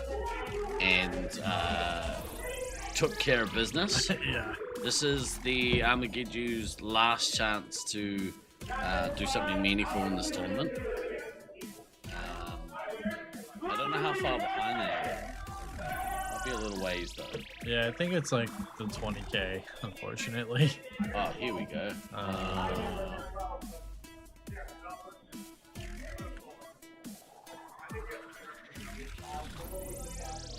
Let's see here. Level A. Armageddon. And yeah. 27-7. Goodness me. It's a bit of a mountain. That is a mountain. And then the next one's not any better. The 24,000. Ghost is probably breathing better lying down. To be fair, as an asthmatic, I can wholeheartedly say that is not the case. I will not know, so I will divert to whoever is lying down. Is absolutely not the best idea. I'm excited. Gonna have floor time. Pouty little germs. Fire team has taken the lead. Yeah, no changes from the lineup here. It looks like Lizzie's subbing in on ammo duty for Armageddon. And then we had Stealth Elf. We have Sparks and Altitude Issues. Playing the red side, playing the strong side, playing the meta side, doing the meta thing.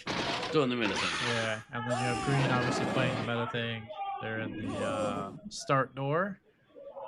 A little bit of action going on, probably fighting over the neutral target. And then it does appear to be that red is just slowly resupplying. So, 26K. A lot of points. 27K actually. Yeah. A lot of points. You basically need a Hail Mary at this point. Yeah. You need something where you kind of catch the team off guard. I would have liked to see like a 6-man rush. That'd be Six-person rush off bat, rush red, throw them for a complete loop. To your point though, like you could do that in this maze, but it's relatively easy to kind of re-establish yourself. Yeah. So in a maze where there's 2 main resupply points and that's about it. If you train rush them off the start, you can often catch the team out and keep them on the run. But I don't know. It feels like that's not an easy thing to do in this arena. Is that right? Putting 3 in the spot. I would say it's harder. It would be harder for like the inexperienced team to get into red. Yeah. Red side though, like the hard part about falling back on red side is like if you're a non-Syracuse team, it's okay. Where do we go? Where's our fallback? And then if you're the pushing team, it's knowing where their resupply is going to, so you can kind of disrupt the timing of the resupply. So your team, blue team, can then like nuke efficiently to try to catch someone out. Yeah. But again, it's a daunting task. Like your team has to be well, coordinated, has to be in the right spot at the right time to pull something like that off. Yeah. And then I don't, altitude issues have done certain things. I don't think that is something that they would fall for, so to speak. This late in the tournament, maybe early on, but probably not. Yeah.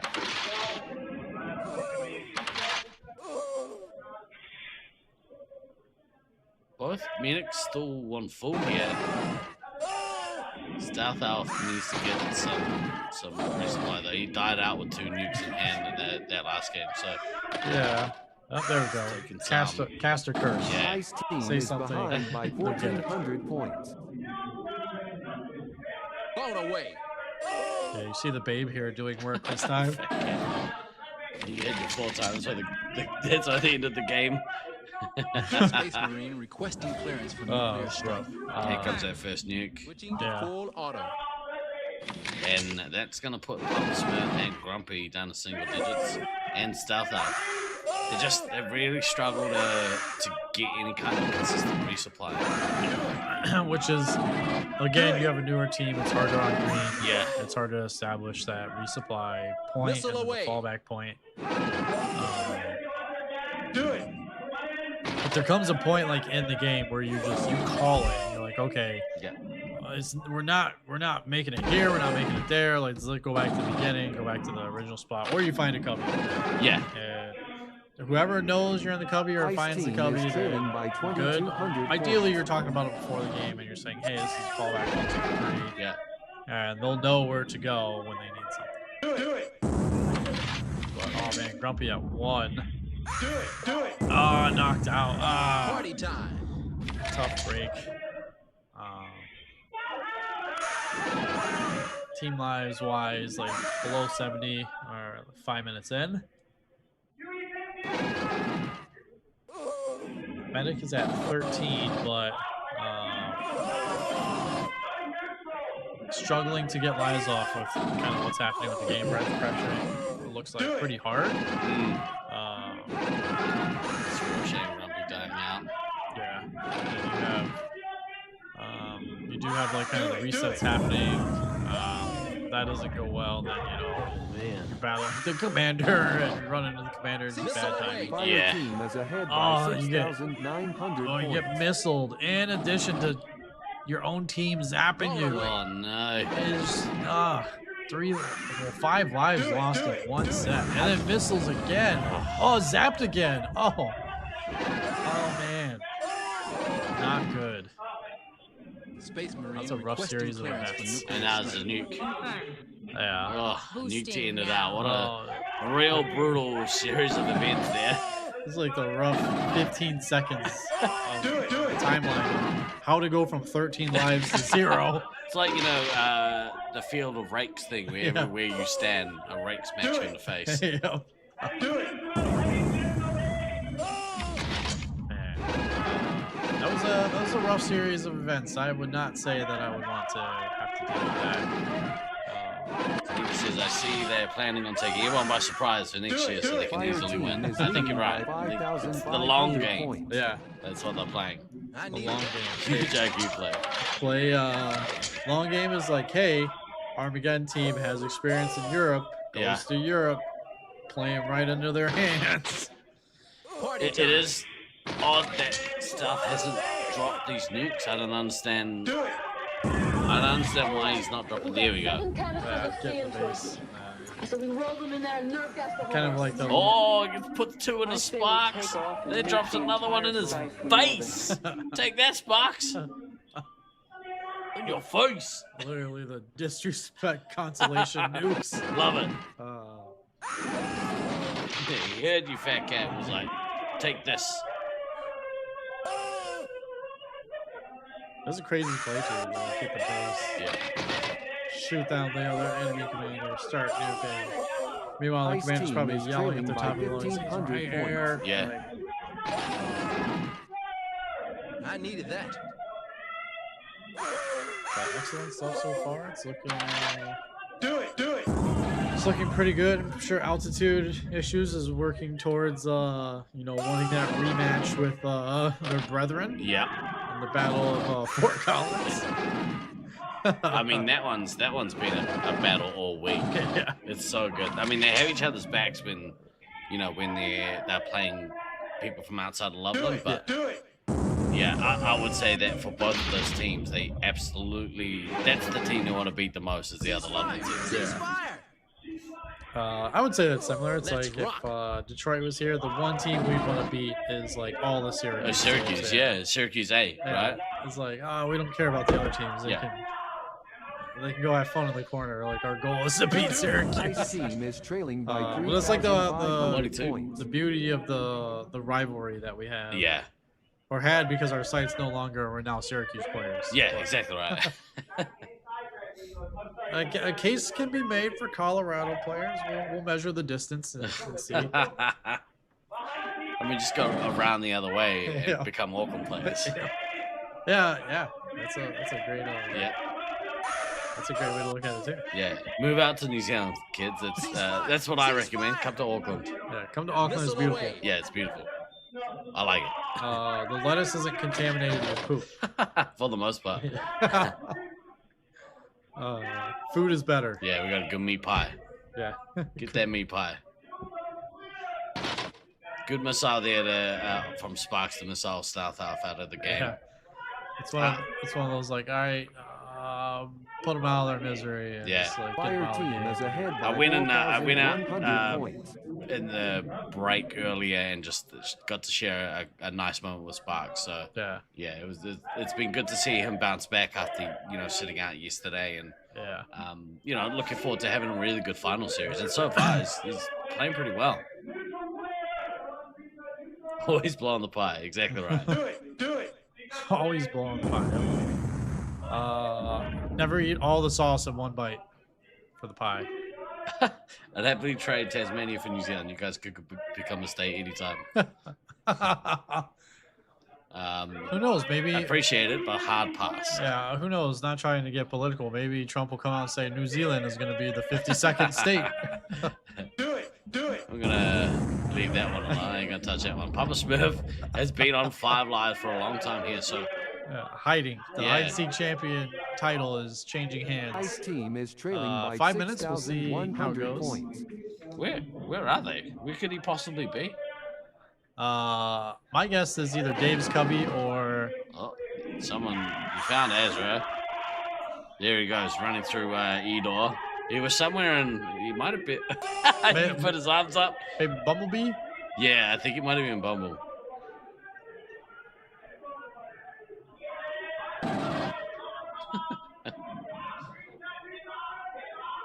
It's looking pretty good. Let's not get political. I think Papa Smurf. Let's not get too political. Yeah, that's it. Esme, you're banned.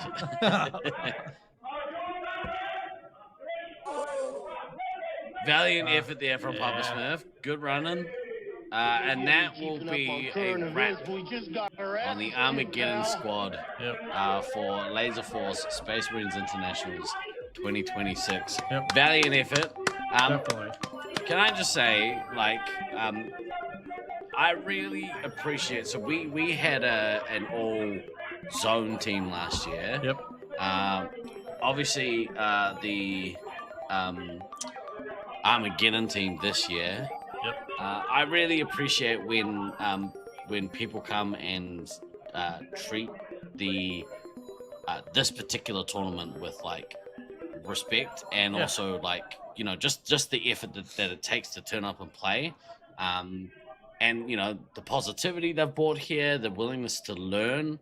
Yep. I love it. I think it's really important, and we have massive respect for anyone who wants to come along and try the game, but especially people giving a system a go that isn't their natural one. So yeah, we really appreciate it. Yeah, and I definitely shout out to the Armageddon guys because I know or the whole team, ladies included, like Kelly Redneck Tech as well, because they've been to so many of our Nats tournaments. Yeah. And they always try to field the team. They play with as much heart as they can. Yep. Still learning the ins and outs, but you can see the growth happening, which is the cool part because eventually it's going to be like second nature to them. They play quite a bit of force. They're obviously amazing at the all system play and being a master of all systems, so but huge props to them. And then touching on the zone thing, I think it was awesome having the zone guys come out and then not to be undone, a few of the players going out to go play zone and then getting smashed by the zone guys was full circle last year. So they're like, oh, we'll play your system, you come play ours, catch-22 situation. But yeah, definitely great effort. And then again, shout out to Kelly, shout out to Redneck Tech. Hope you feel better, Kelly. And then yeah, we'll hopefully see you guys again soon. I know they had to leave the tournament early, but yeah, it's such a shame. As an old, actually, I'm not gonna get into that. I gotta change the scoreboard.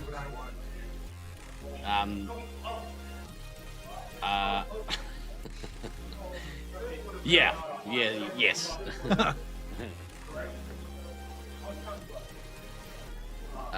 Right. Are you talking about the traffic cones? Yeah. Oh, yeah. It's really bumming me out. It's bumming me out. Just cause. No, it's bumming me out, but that's okay. We're gonna move on. We're trying to stay positive here. We're at day 5 evening session of Laserforce Space Marines International 2026. Coming up, we have the second game of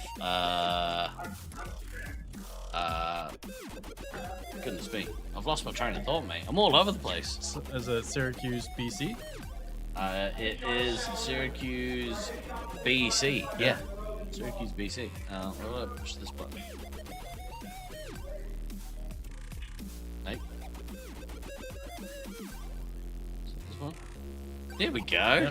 There we go. Speculating it's Syracuse, BC. I'm pretty sure it is. Pretty sure it is. That does look to be. There's a very nice moment happening here with the Expendables in the red base. But you guys can't see it because I need to change the scene. Hang on. There we are.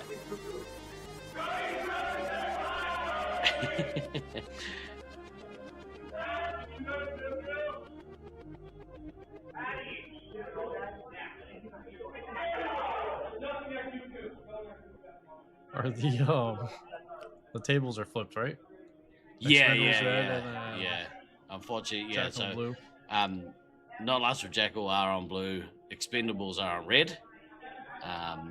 Apparently, nobody cares for. Actually, that might not necessarily be their fault because I think the way that the back end works for the round play is not quite how it works for this final series because it doesn't work in numerical order. The table's all over the place, so it makes it very difficult. Blame the home site and Beans for that, ladies and gentlemen.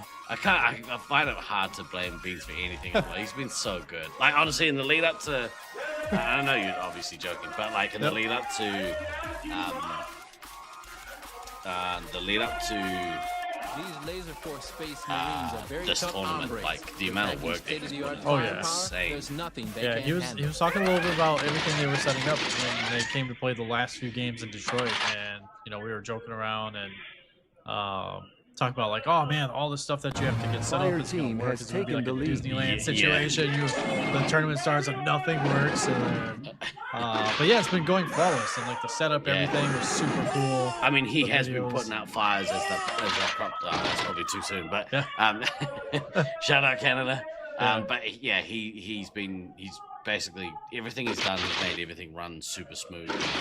I just want to say thank you again, and we'll do thank yous at the end, but massive thank you again to Syracuse, especially Sanj, and obviously Bean for all the work and everything they've done to welcome us. The hospitality has been excellent. Yep. Speaking of Syracuse, we have Syracuse B versus Syracuse C. And it appears Syracuse B is trying to take E door. Let's go. We have some clown car moments happening here. You kind of see there's 10 bodies over there. It looks like though that Fire it team may have is been a leading trade-off. by It may have been like 1,600 points. a Spider-Man meme happening there a little bit. We are on like the same positions. Razor Wire is medic. We have Axeman and Heavy. Nobody on Commander again. And then on the flip side, we have Stu at medic again, Fox at ammo, and then Zerg Heavy and Jackal Commander with Zerg, or with Alex and Fender running out of scouts. So good start for nobody though. Like the 1100 points, 13 specials, 2 minutes in. Really want to see Mama Bear take some resupply here. Yeah, and then the tough piece of this is like the work's not done for Jackal's team. So like even though, hey, we have a comfortable lead, you can't missile that far. Yeah. So you're getting that missile on Mama Bear. She's down to 4 lives. She's taking a beating here. And the last, I really don't want to see this being the way that Syracuse C goes out of this tournament. No, not with the ammo. It's like, no. I mean, it seems that maybe they're separated because Mama Bear's down to 3 lives, and yeah, this is where you would want to just eat the cost of the base, drop the nuke, relieve the pressure, reset. Mama Bear down to 2. Oh no, just keep getting reset. No.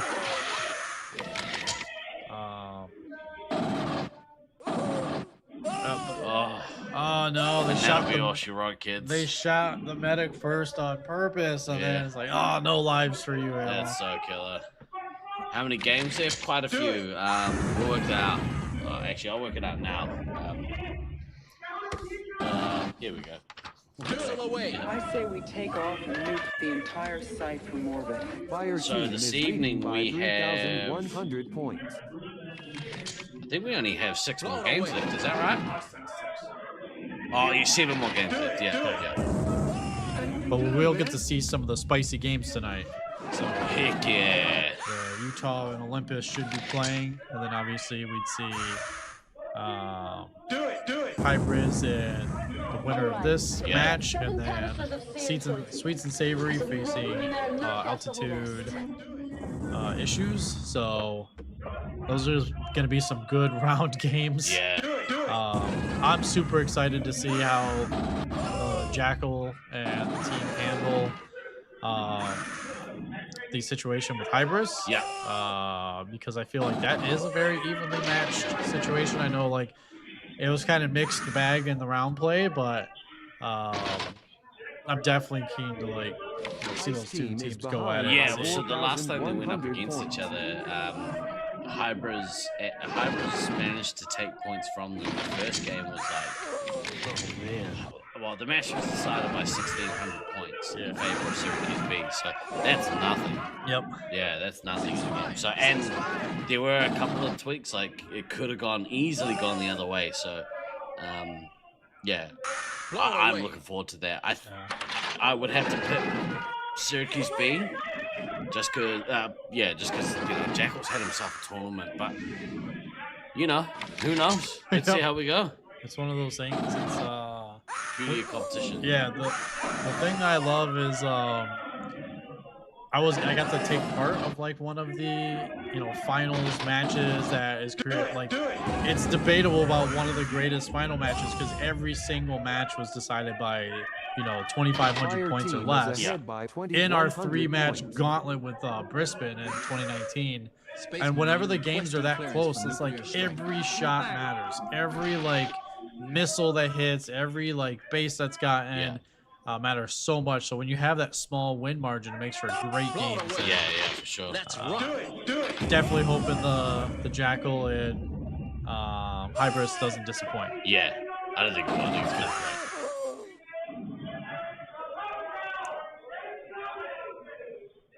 Hey, what are you doing, man? Doing some good stuff here.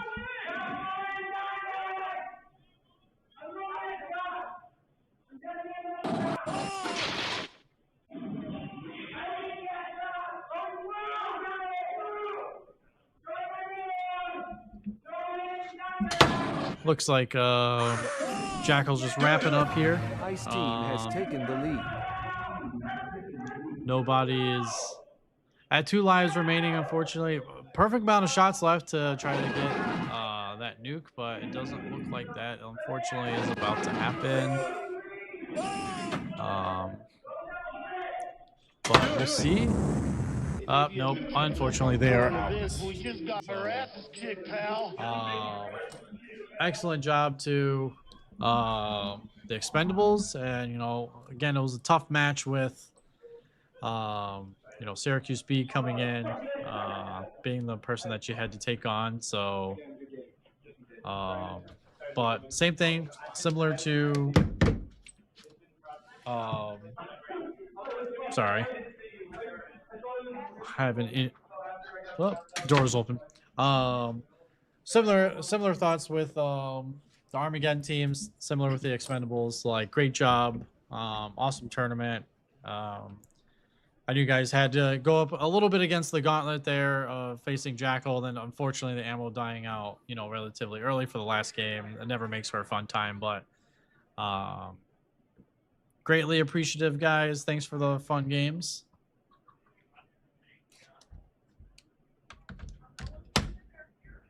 And then I had to go be Grumpy Steve. we have Grumpy Steve and Optimistic Scythe.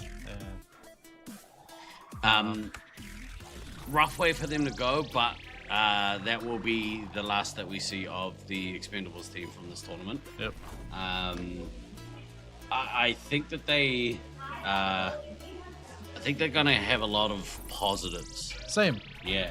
I think the one thing about when you kind of roster, like we talk about the AB team all the time, but when you have a C team and it's like, okay, well, what does that team look like? Is it just new players? Is it a mix between like some veteran players and older players?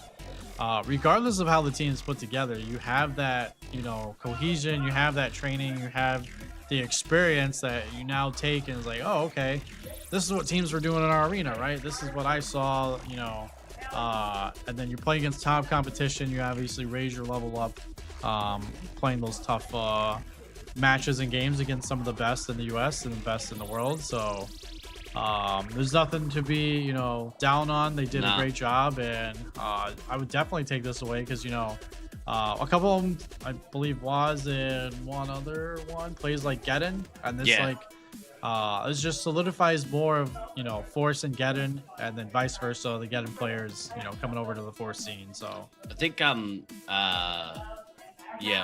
X-Man, Mama Bear, they play Geddon as well. Gotcha. And, they were saying that they travel, that this is technically their home site, but they travel upwards of an hour and a half to get here. Yeah. So makes it real tough to come and like actually play like a weekly members night. Yep. 3-hour round trip, just to play laser tag. Yep. But like there's plenty of people I know that do it. Like for a long time,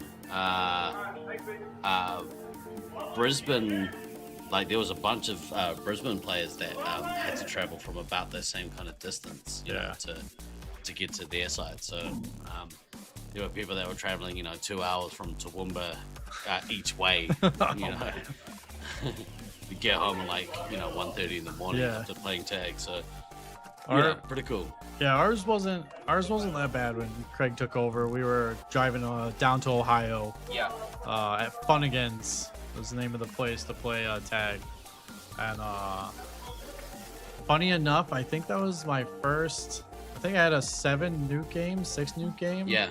At that place because it was like wide open. It was almost like nowhere you could hide. A ridiculous scoring game when the first time we played there, but it was very reminiscent of this. It had like the soft flooring, kind of paintball style of arena. It was a lot of fun to play there. I loved it, and we went down a few times. But again, you're like traveling for tag. You're driving, hour and a half, 2 hours, whatever, to go play tag. But that's the dedication that you have. Yeah. For the game and to get better. Because we got problems. Like we travel. There may be a slight medical situation with us of wanting to do that constantly.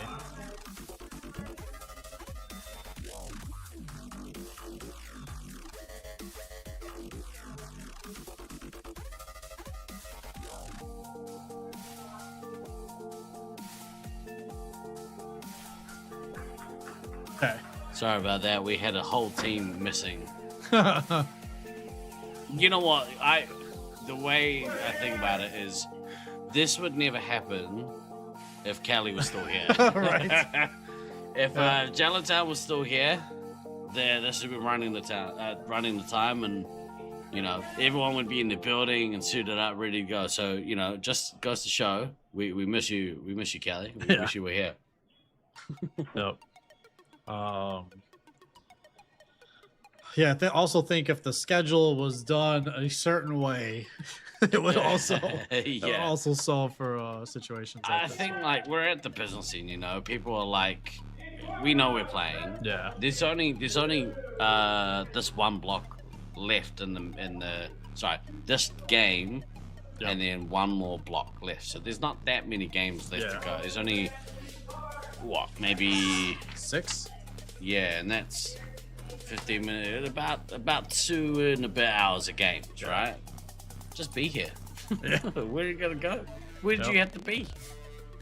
The office? Outside, talking, conversating. Yeah, next door at the bar. Yeah. Yeah. You know, that might be you might be onto something there. Well, you know, might have to go find a little sippy cup or something. Get us through the rest of this tournament. That's not a bad idea. Yeah.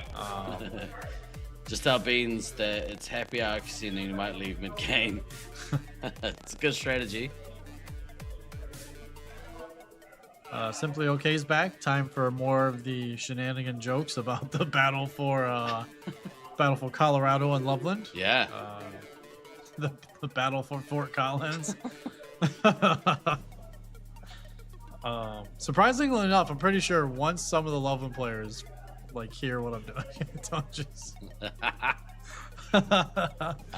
Cody, can't believe it's 5 days. Seemed like yesterday the tournament started. I know, right? It's gone pretty quick. Simply Okay is struggling with my name currently. Yeah, I was gonna say, I reckon he's done that on purpose. Yep. Yeah. Could be, yeah. Could be. Swithe? Yeah. Swithe here? Yeah. Swithy. There we go. Swithy? Swithy. Yeah. Yeah.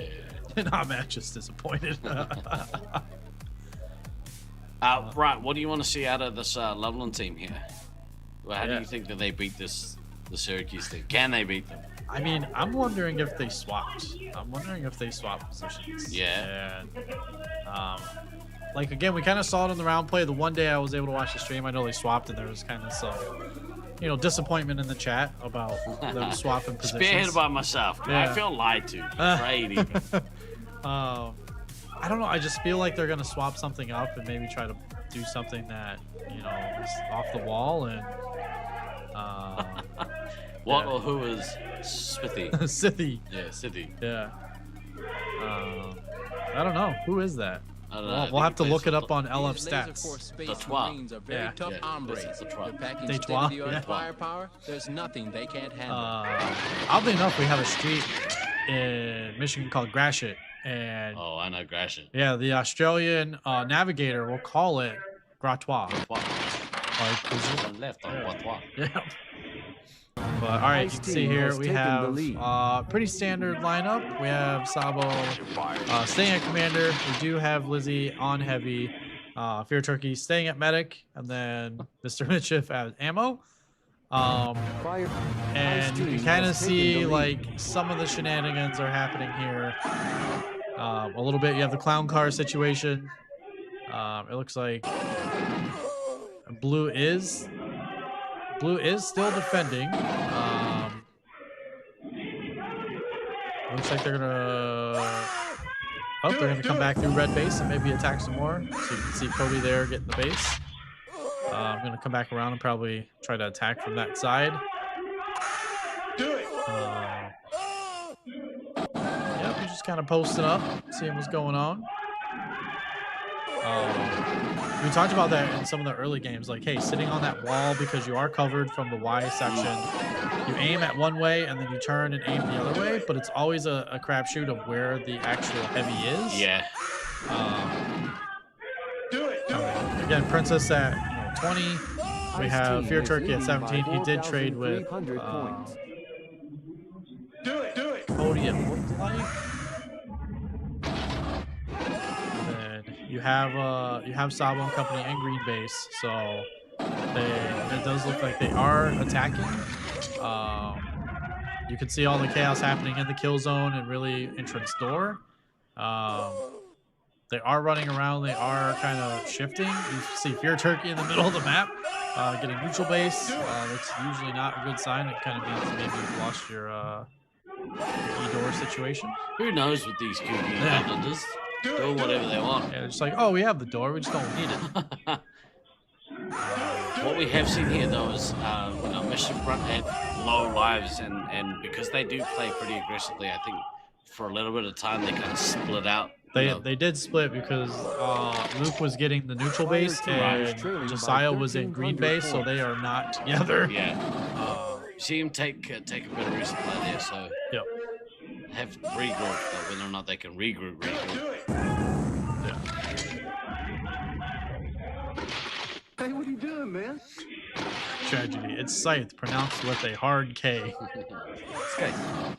I love it. Skype. Yep.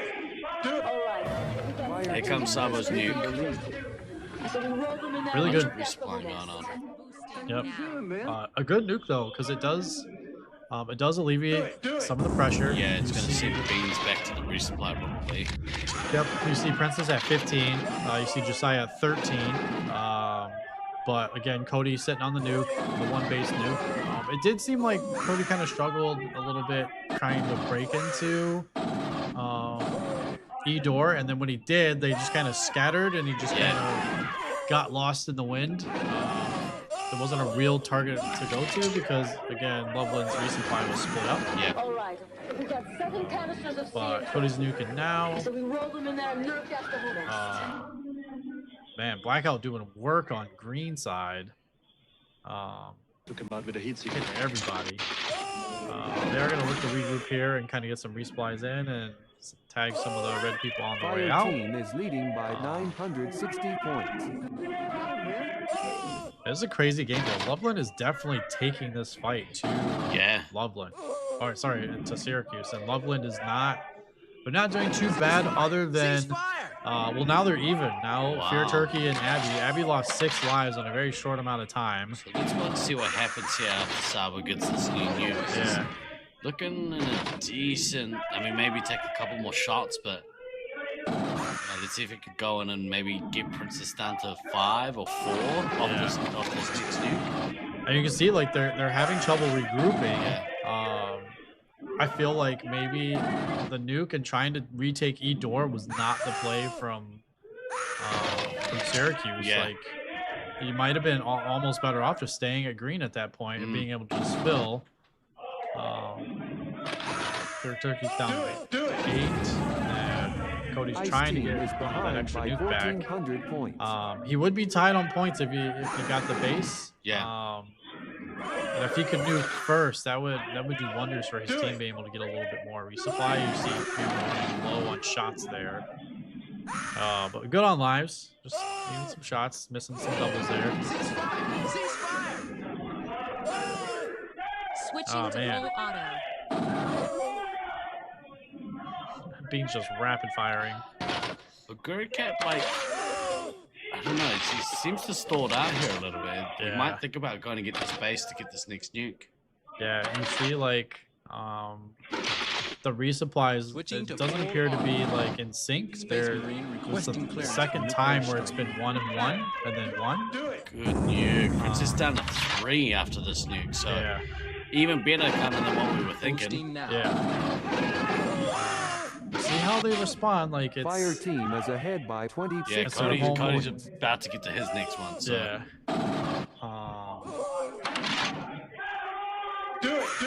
This is getting lives out, so she is at 3, she is crit, but she is doing the job. I'd like to see Lenny get some lives here so they can try to live.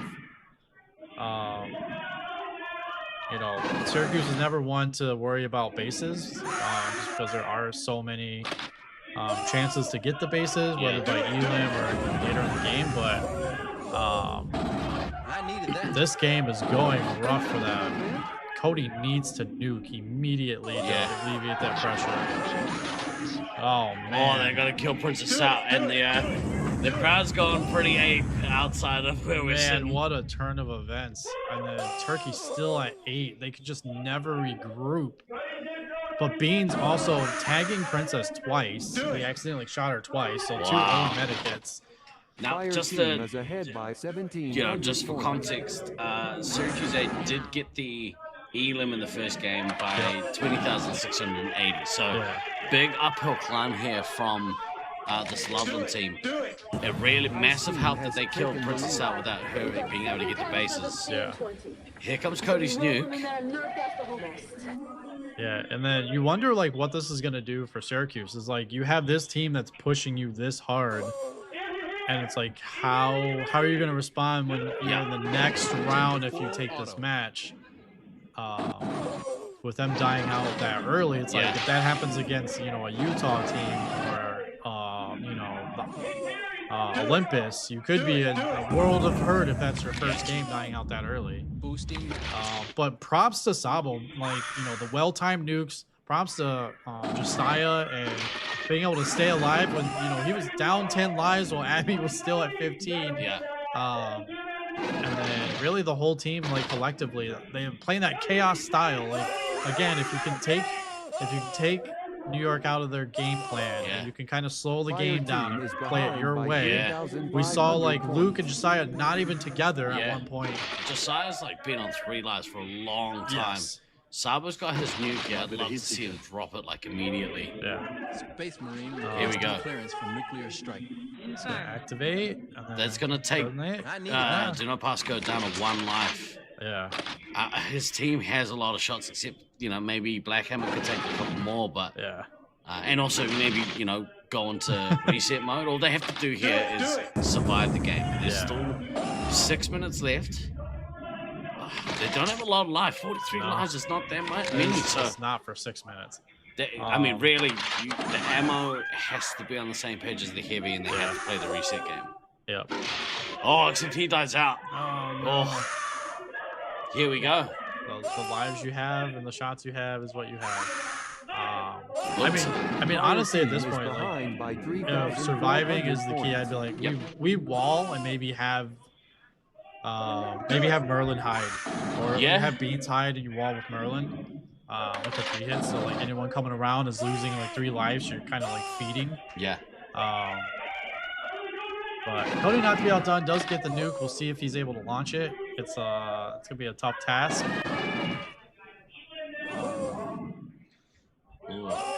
Pasco does not look very happy.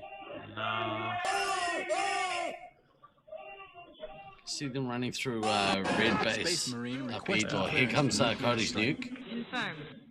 Yep, detonates. That was a very quick nuke. So the medic's out. It's 103 lives, 33. Red team got to go here. They got to push. Yeah. Their only chance is to elim this team, and then we'll see how we go. Like, I don't know if they've got enough points. At this point, both the 3 hits have to be looking to use their missiles. Yep.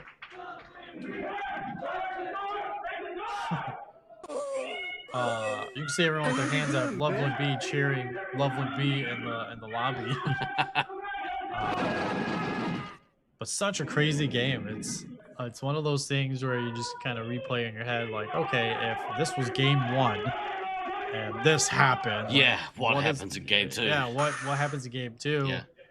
And then for New York, you got to be thinking like, okay, Loveland just did this to us. How did this happen? How do we regroup? Ceasefire! And then how do we stop that from repeating against a Utah or Olympus team? Do it. But yeah, hats off to Loveland, man. During the break, I'm definitely gonna go shake some of their hands. I'm still rooting for Syracuse for the title, but I definitely love the effort. upset. Yeah, definitely love the effort and everything that Loveland's bringing to the table for this game. It shows the quality of leadership on this team. Game's not over. We're within the final 4 minutes, and the red team are hunting, but I mean they should be able to get the ceiling. But there we go. That helps Sabo get the missile into Beans. They need points. Points is the key here. if they can somehow use most of the missiles they have left, like that's gonna really help the score. But at the moment, it's not gonna do it because Full auto. the Syracuse team are actually hit on points. So it's one of those games where like, oh, you're ahead on points and then get elimed, and then you're Fire like, oh, team is well, trailing by I guess you can have the 1900 8K elim bonus that you're about to get. Yeah.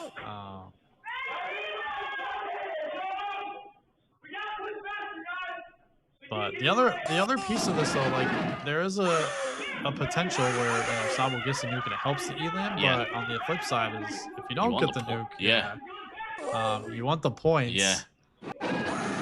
But I guess they won't know. Yeah, they wouldn't know the point difference. They just know, if we can get the game here, like, yeah. But I mean, it's still a massive achievement for them. And a moral win. Like you head down to the bracket, and it's like moral victory, and everyone else's minds you're about to face. Yeah. They just did that to Syracuse A, and now you have to play them in an elim game. Let's see if Aguricap can get to this next nuke. He's gonna be pretty hard pressed to do it, but. We're going into the final 2 minutes of the game. 8 lives left. 1900 points. Blackhammer has no shots. Okay, there goes a Gurry Cap. Blackhammer has no shots. They have to legally follow him now. That's the key. But he's got 4 missiles. You can hear Beans here. He must be hiding somewhere. Yep. Dave's coming. We're gonna come across to this view.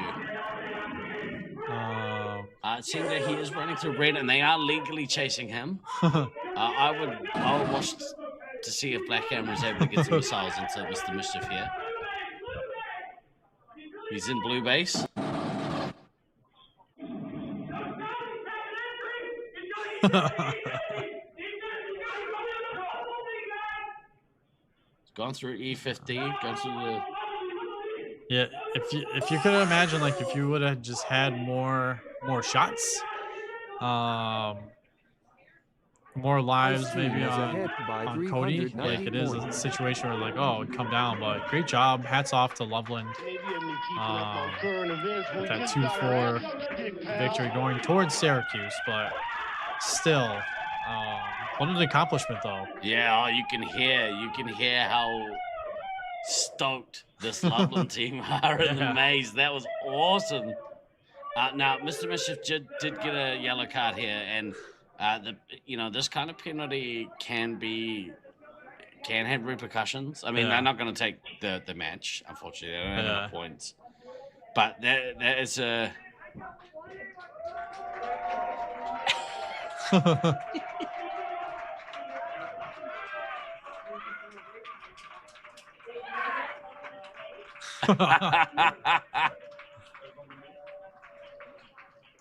crazy game played, but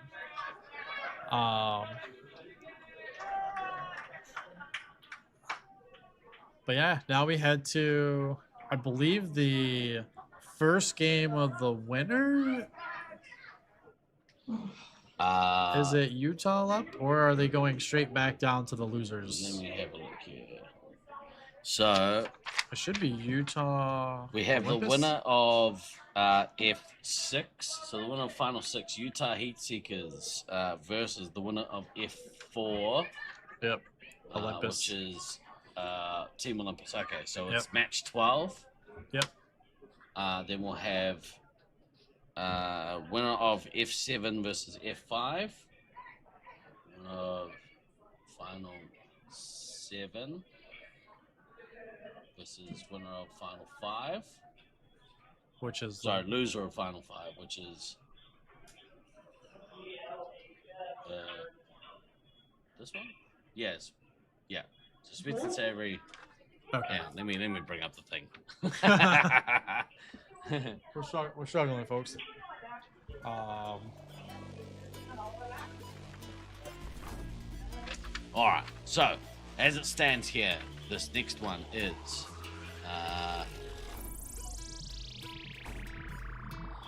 can't highlight. There we go. The winner of this one. It's not going to do it.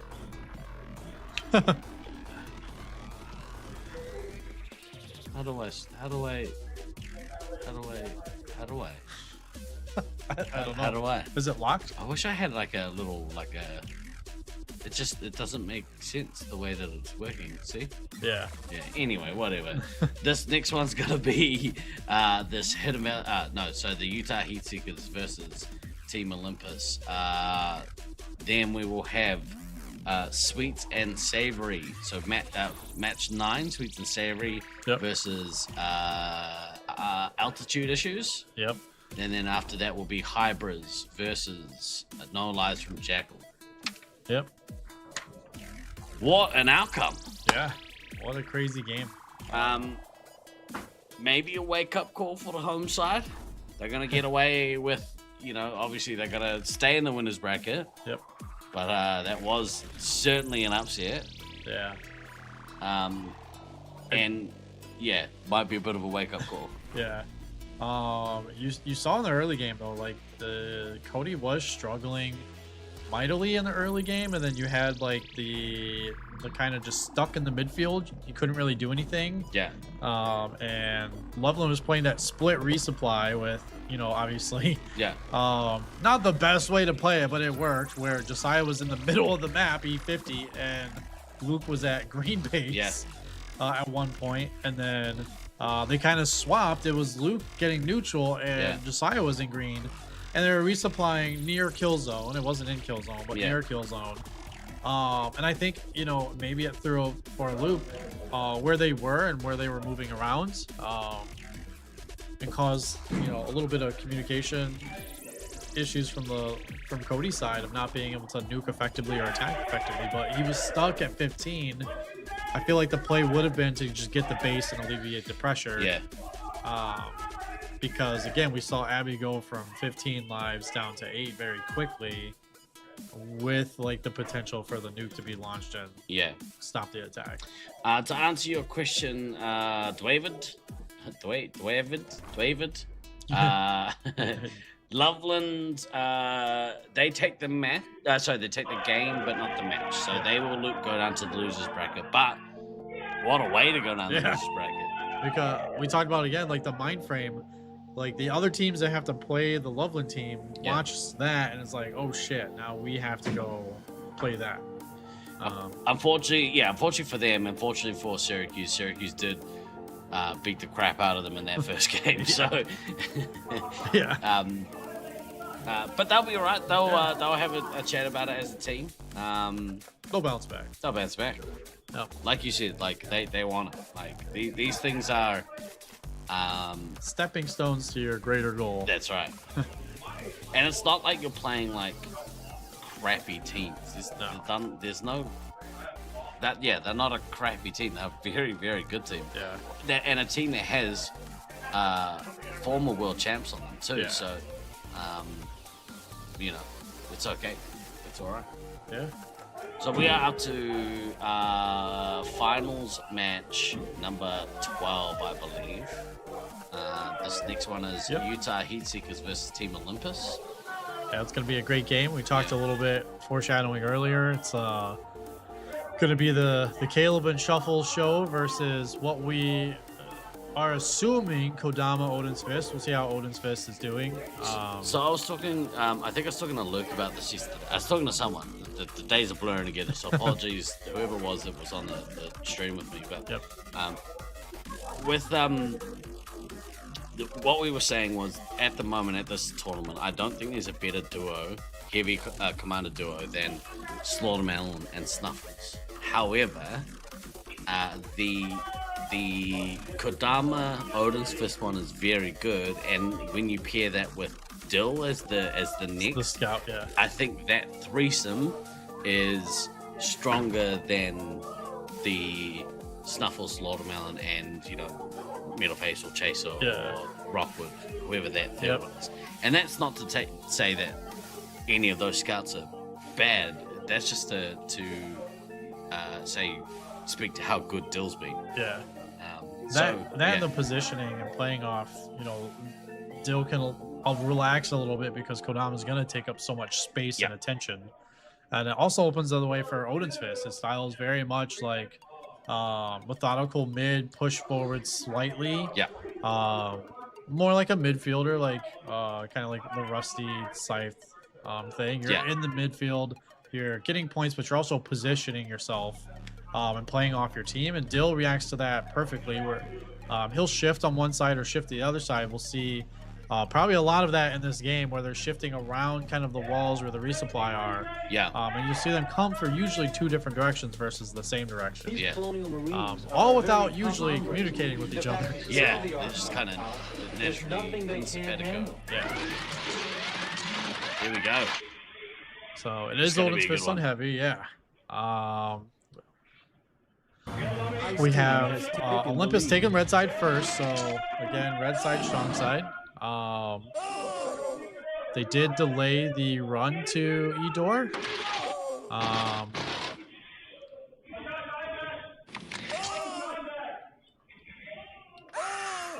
See Dill floating over the back of red base, and yep, that's where the Bumble made his way out towards whoever hole that is. Yep. Dave's hole. Dave's cubby. Dave's cubby, not Dave's hole. Dave's hole.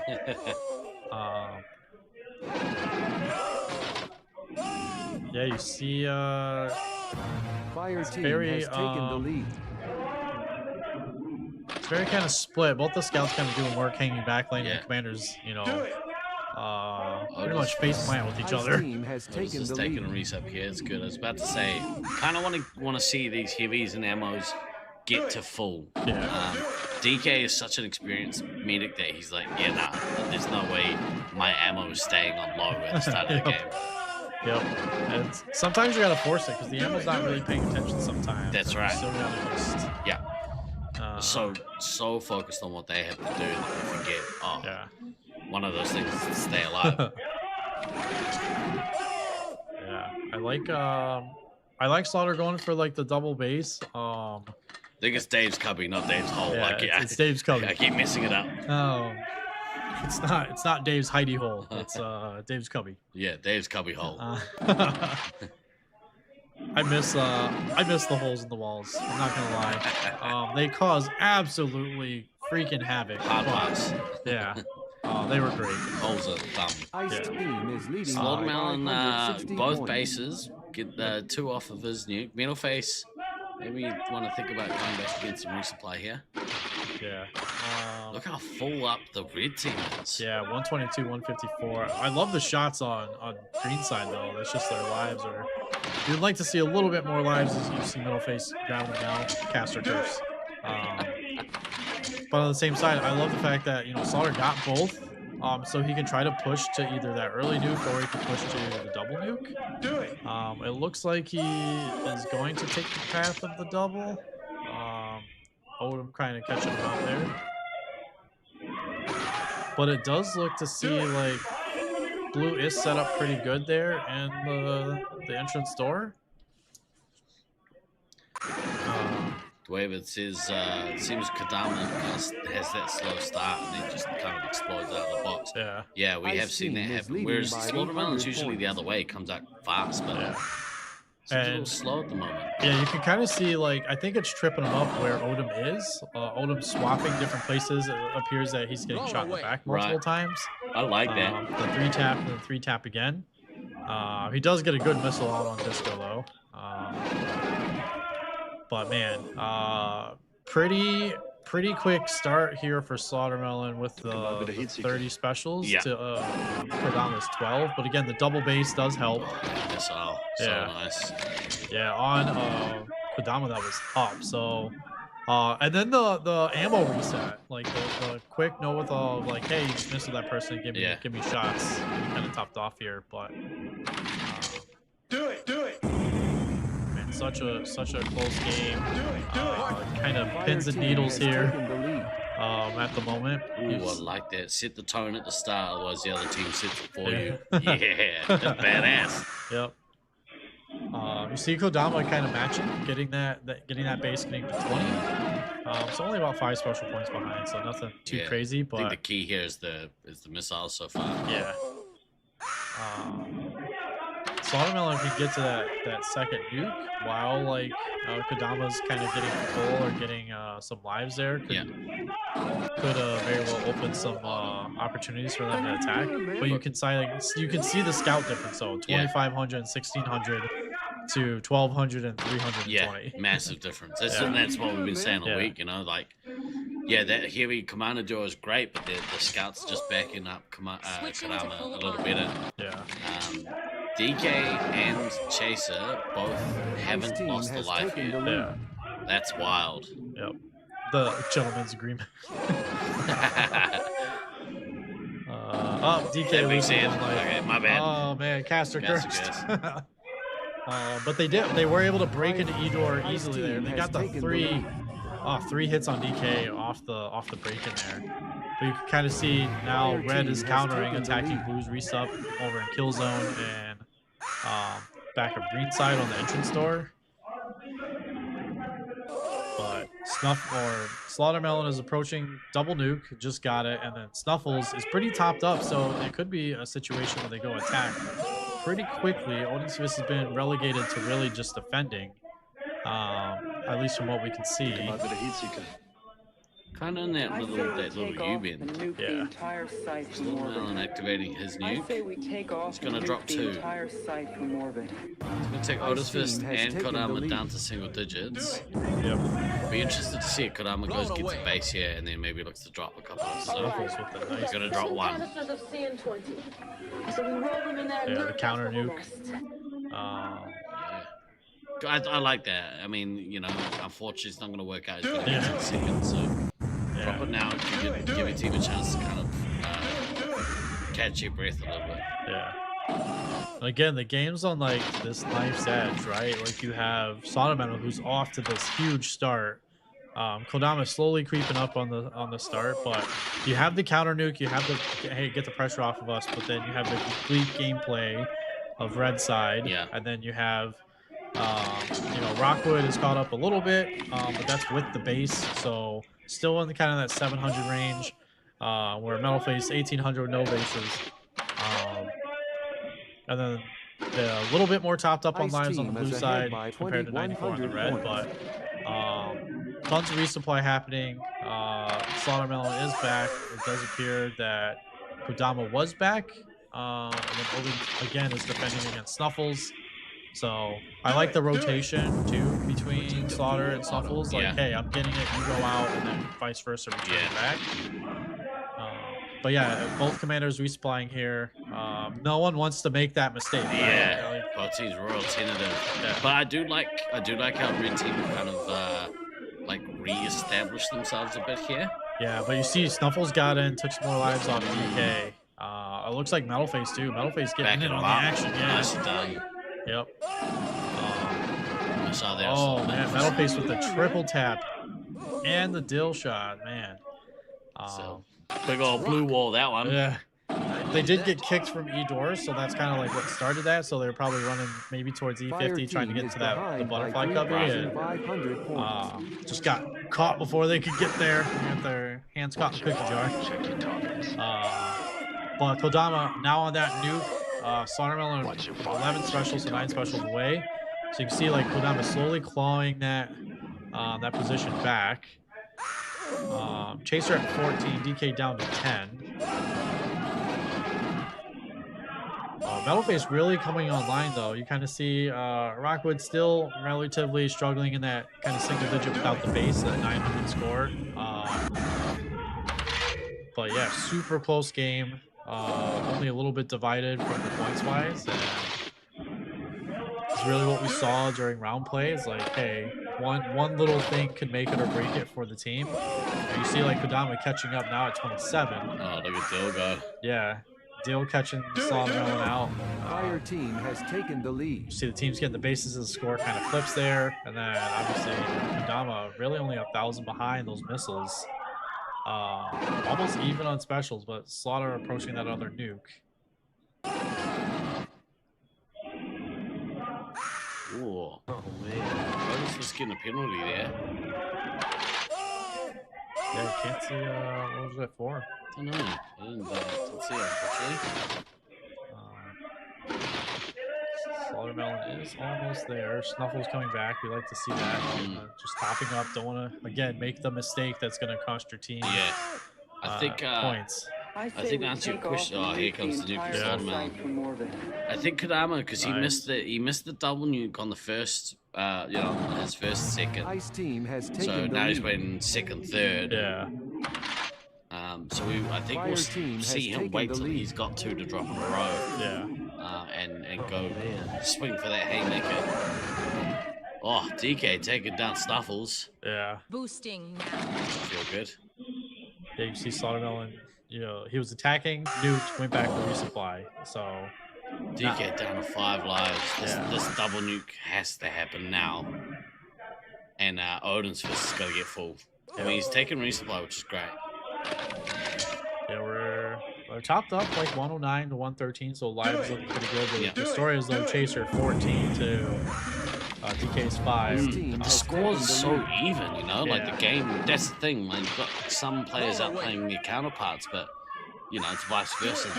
Snuffles with the nice missile on Kodama. Nice. Getting that kind of heavy score ticking up there. Yeah, it helps so much. Yeah. Slaughtermelon's used all but one of his missiles. Yeah. It's taken Kodama a long time to get these four special points. Yeah. In that time that it's taken him, like Slaughtermelon's gone back for resupply, Snuffles has gone back for resupply. Yep. And they're getting ready to go, so that they can counter off the double. Yeah. Here we go. Oh, he's taking a resupply from DK. I don't mind that actually, but now he has to drop. Yeah. Don't take another one. Go and drop. He's good. That's gonna let DK get shooting. DK Kodama has to get his base, yeah? Yeah. This is massive. There we go. He's down to 3. Here's the nuke. Oh, one put into Kodama. Oh, there we go. Nice done. Med's got in and put one into him. Do it. There we go. DK getting the space. That's a veteran play. Yeah. And you see, now it's the 3 bases on one side. You have 3 bases on the other side. The game's pretty much almost dead even. Yeah. Difference being those missiles, really, for. But we're 3 minutes left, and both teams looking pretty healthy. So it's not going to be Elam for either team. Correct. I mean, blue team are running pretty low Snuffles, now. Yeah. They are running low. I think that, that kind of caught them off guard. They haven't really regrouped because they've been pushing. But I like the fact, okay, they're just going to start doubling. Yep. Gonna get their scouts some. Just gearing up for this final 2.5 minutes. You can see there, the medics have done such a good job keeping their team full. So another missile on the Kodama, man. I think in this end game, this Slaughtermelon and Snuffles have the advantage because now they don't have to worry about anything except for, all right, let's go score points. Yeah, just get points. We'll survive the game. The team's gonna survive. Great job on DK getting his new missiles. His base, goodness me. But it may come down to those missiles. That may be the literal difference here. If Snuffles gets another one out, or if Slaughter gets another nuke before Kodama can.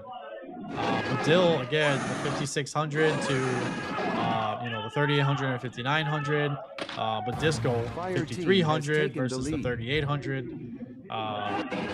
And then the ammo 4000 versus 2800. Yeah. DK's 26 to 22. It's so close that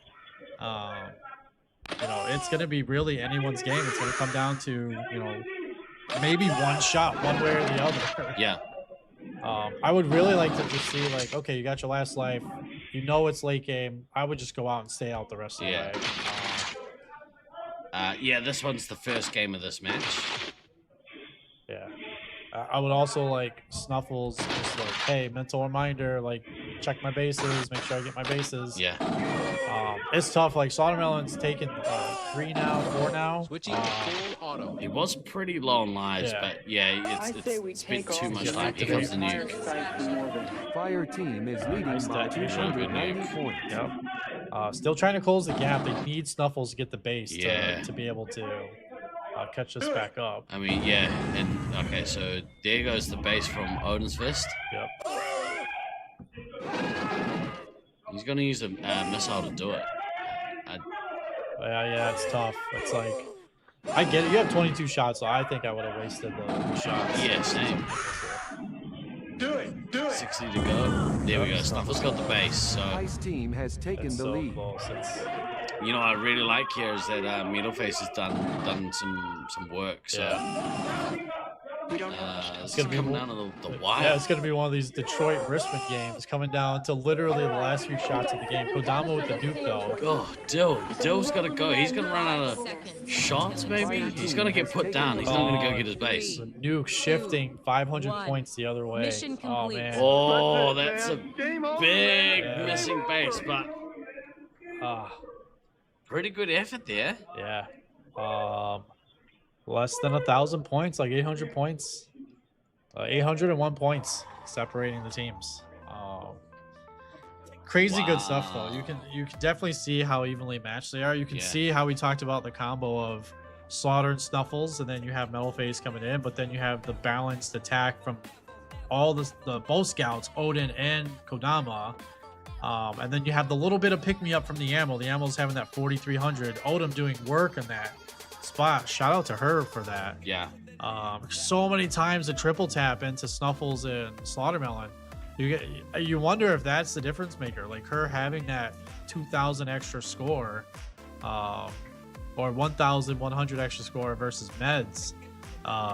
You know, the difference maker of like her putting those 6 shots into both 3 hits early in the game, changing that game, and then the nuke going off towards the end, and then flipping the table. So just to put things in perspective, round 1, Team Olympus finished ahead of the Utah Heatseekers by 2 points. Yep. In round 2 in the pods, Utah Heatseekers and Team Olympus both finished up with 16 points. So that'd be neck and neck all week, and that just shows again like the quality of both teams. Going into the tournament, I think I kind of would have put Utah ahead. Awesome to see, like, so I've been talking to DK, obviously. DK is the co-host of the Respawn podcast, yep. Truly. And the last few times that we've talked about it, like, he's had this determination in his face, like, and he's spoken about it on the podcast, and he basically said he hasn't felt this way going into a tournament since they came out to Auckland and they won that tournament. Yep. So he's got a determination in his eyes and in his heart. Yep. that he's gonna get things done here. Let's have another look here. Let's go to the final standings again. So which one did I say? We're at match 9, right? Yep. Sweet and savory altitude issues, it looks like. There we go. Right. Hell of a game from both teams though. Now we kind of shift gears from that like craziness, and then we head over to another game that, you know, is going to be entertaining, and then after this we get another game that's going to be entertaining. So we're in like the core of the tournament here with, like, you know, the top teams playing each other, either in the winners or the losers. But great job both teams. So altitude issues versus sweets and savory. This game, first game of this match. I would love to see Sweets just absolutely dominate here. I have a feeling though, this altitude issues team are feeling themselves. Like, Sparks is, you know, with Ghost basically getting knocked out of this tournament, which sucks, man. I do feel bad for him, even though I was giving him a little bit of grief about lying in the middle of the floor. You know, I do feel for him. You know, it sucks to now have to watch him on the sidelines, but watching Sparks do his thing, it's been awesome. Yeah, definitely. That whole team actually, but you know, obviously Sparks is kind of that attacking weapon. So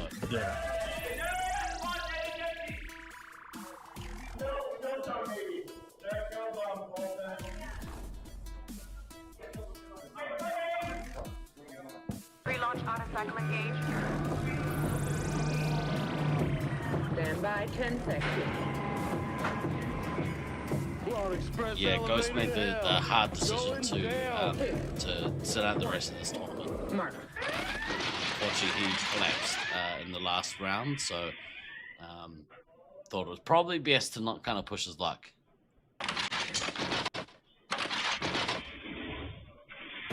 Fire team has taken the lead.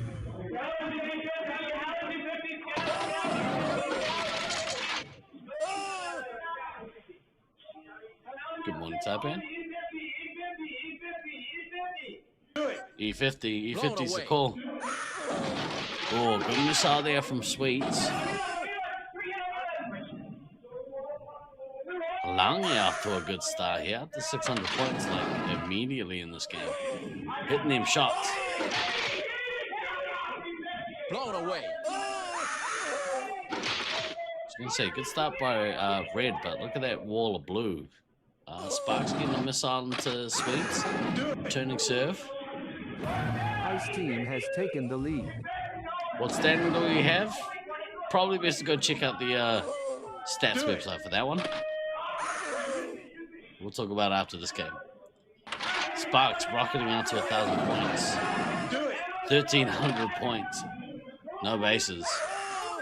Do it. Fire team has taken the lead. Ice team has taken All the the action lead. down there at Edor.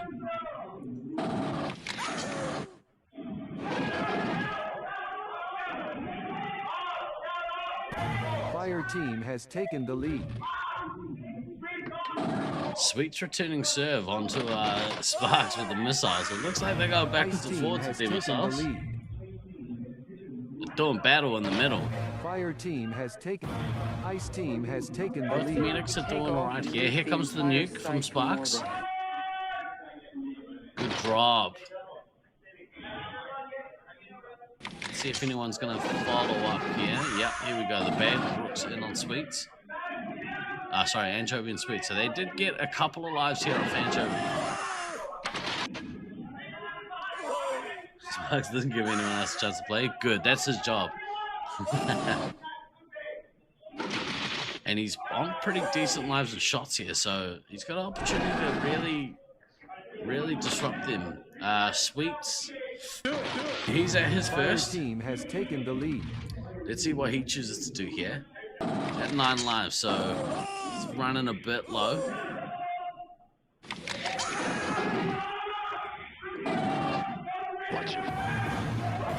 Ice team has taken the lead. Interesting to see as Sweets is looking to string a couple of nukes here together. I think that might be the wrong choice. We'll see.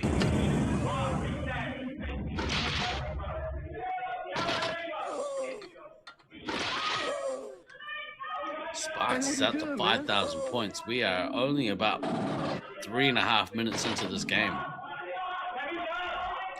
Commandingly doing absolute business.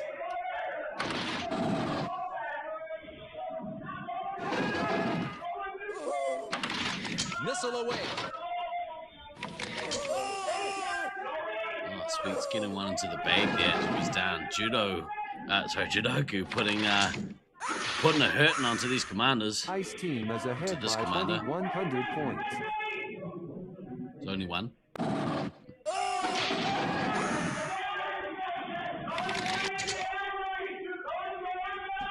Quiet game here for me at the moment.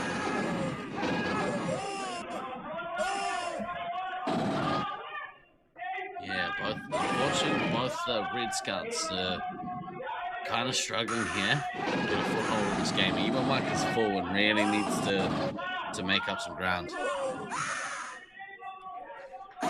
Sweets is at that 32 points.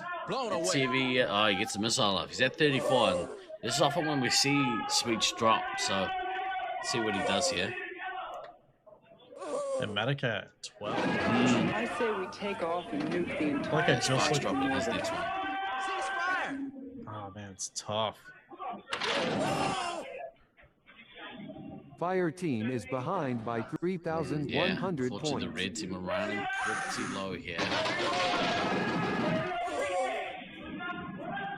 Yeah. 9 lives on Anchovy. 18 on Sergeant Tucker. Again, I feel like the theme of playing against altitude issues is like the commander.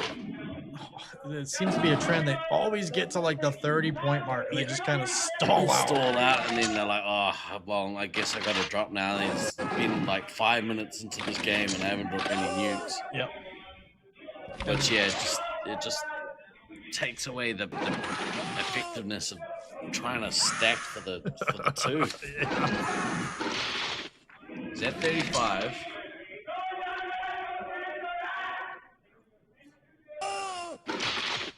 He's used 4 of his missiles, or at least Ice attempted team to. is leading by 3,000. I think he put 3 of those in the Sweets. Oh man!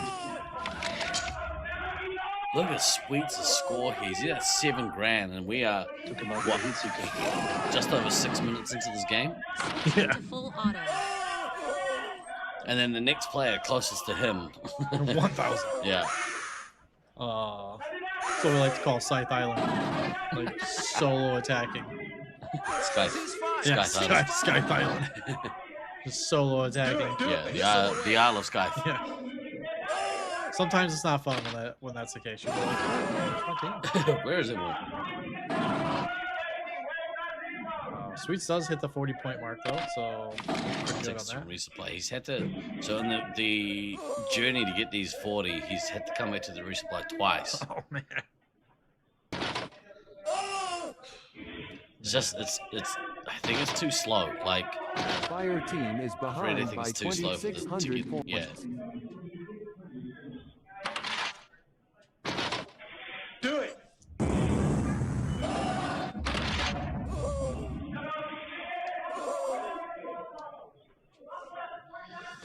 Toby's still sitting on 8 lives. Both Ender and Anchovy now on negative 20 points. So yeah, that's rough. You're not expected to get massive scores as a resupply, but you are expected to get positive. Missile away. Oh, there goes another missile there by Sweet. So he's used all of his. Now's the time you maybe want to use a nuke. I don't know. How about that? Maybe help the team out just a tiny bit. Just a smidge. I mean, actually, to be fair, they are managing to resupply all right. Yeah. I mean, who knows? Maybe he holds for 3. Yeah, maybe. At this point, I'd like to see it. I'd like to see him drop 3 in a row. Trailing by 3,400 It's like, points. will your team last long enough for that? Yeah. But, yeah, assuming that, when Sparks drops his next nuke, Anchovy doesn't get completely smoked. Yep. I say we take off. And if that does happen, then you have to answer to your team of why you held 3 nukes. Diffused! Oh no. Oh, heartbreaking. Confirm. Oh my goodness me. He's waited like... And then dropped a nuke. Oh, he's waited half the game for his first nuke and he gets diffused. That's brutal. And then Sparks counter nukes right afterwards. Oh my gosh. Alright, that's hard to recover from. Yeah. That's about as demoralizing as it gets. Yeah. From a commander He's got to standpoint. drop another one. Confirm. Alright, he gets that one off. Wow. You hate to see it. Yeah. We feel for you, Sweets. Do it. Ice team is leading I'm by sorry, he deserved that. 3,300 I don't know about that, but... He does deserve that because he was waiting so long. Yeah, I don't know if I agree with that call. No one deserves to get there. Actually, that's not true. Plenty of people deserve to get their nukes diffused. Do it. Another good solid game from Sparks here. Yeah. Do it. Party time. Been real impressed with this kid. Maybe he is better than Musty. I don't know about that. That's a rough call. Yeah, I think it's a rough call. I mean, play for another 30 years and then we'll be able to tell. I think so. Yeah, part of it's longevity. Can you be the most dominant player every year for 30 years? Yeah. We're talking about like you single-handedly have a dynasty. Yeah. Fire team is The weight trailing of by his trophy cabinet is 6,500 immense. points. To get their house repiled. He has we say last year, it was a joke. It was like rumors say that his trophy cabinet has more hardware than like a Home Depot. I think that was the joke. The trophy getting killed out here, unfortunately. We got 7 canisters of CN20. Yeah, his trophy cabinet's got its own zip code, actually. Much like Luxembourg, it governs itself. That's great. Switching to full Sparks 5 away from his next nuke. Yeah. Still a great performance, though. You can't deny the effort. And it's really like the team, too. Like, watch your commander's out that forward. Yeah. When you have a commander, though, that has 5 eyes on you, you know, all the time, like, you know, Fire Rusty, team is behind by 2,300 myself, like anyone that's been out there and you're like, oh, someone calls your name and 6 pairs of eyes. Yeah, look at you, yeah. and you're like, all right, how am I gonna get through this nonsense? yeah. It does kind of help your team because your team is like, oh, they can pick people off that Yeah. are now too focused on the one point, and it does free up space for the commander to work with. Yeah. Definitely props to Sparks though, because you know, even given the talent pool and who you're playing against and the teams you're playing against, consistently delivering, you know, 2, 3 nukes, 4 nukes, is definitely an accomplishment. So. Let's see what Sparks does with this nuke. He's gonna hold it. I doubt it. There we go. Canisters of CN20. It's a long So we time. roll them in there and nerve gas the whole nest. Nice detonate. Yeah, unfortunately, what we've seen in this tournament Ice is team is ahead by Sweets getting killed out here. 4,300 points. Diffused nukes are really swinging the game. If you can defuse a nuke, you're probably gonna win. Do it. Especially if that's the first nuke of the game and it's 7 minutes into the game. Yeah.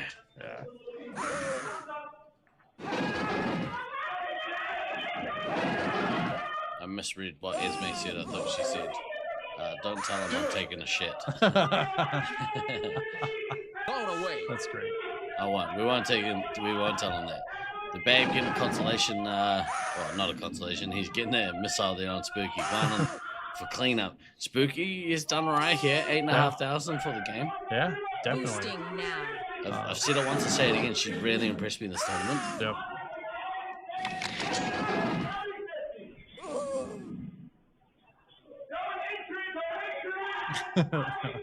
Fire good team is old-fashioned behind yelling. by 7,000 points. The best. Yeah. Could have sworn I just heard something about airlock. Could be new. Last Beans, if he has an airlock, call out. He's shaking his head over there. Could just be, you know, a Loveland thing. Maybe you haven't been keeping up on current events. Similar but to just Detroit about using their own right, names. Real solid win there. Yeah. Really solid win. The altitude issues, I think, very much expected to take that game. I want to say that Sweets had a couple of upsets during that first round. Let me see if I can have a quick look back here.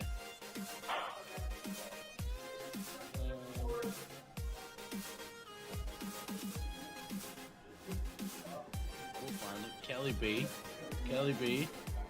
They did go 2-4 against Love and Reloaded. Yep. That's what I was thinking. They went 2-4 against Hybris.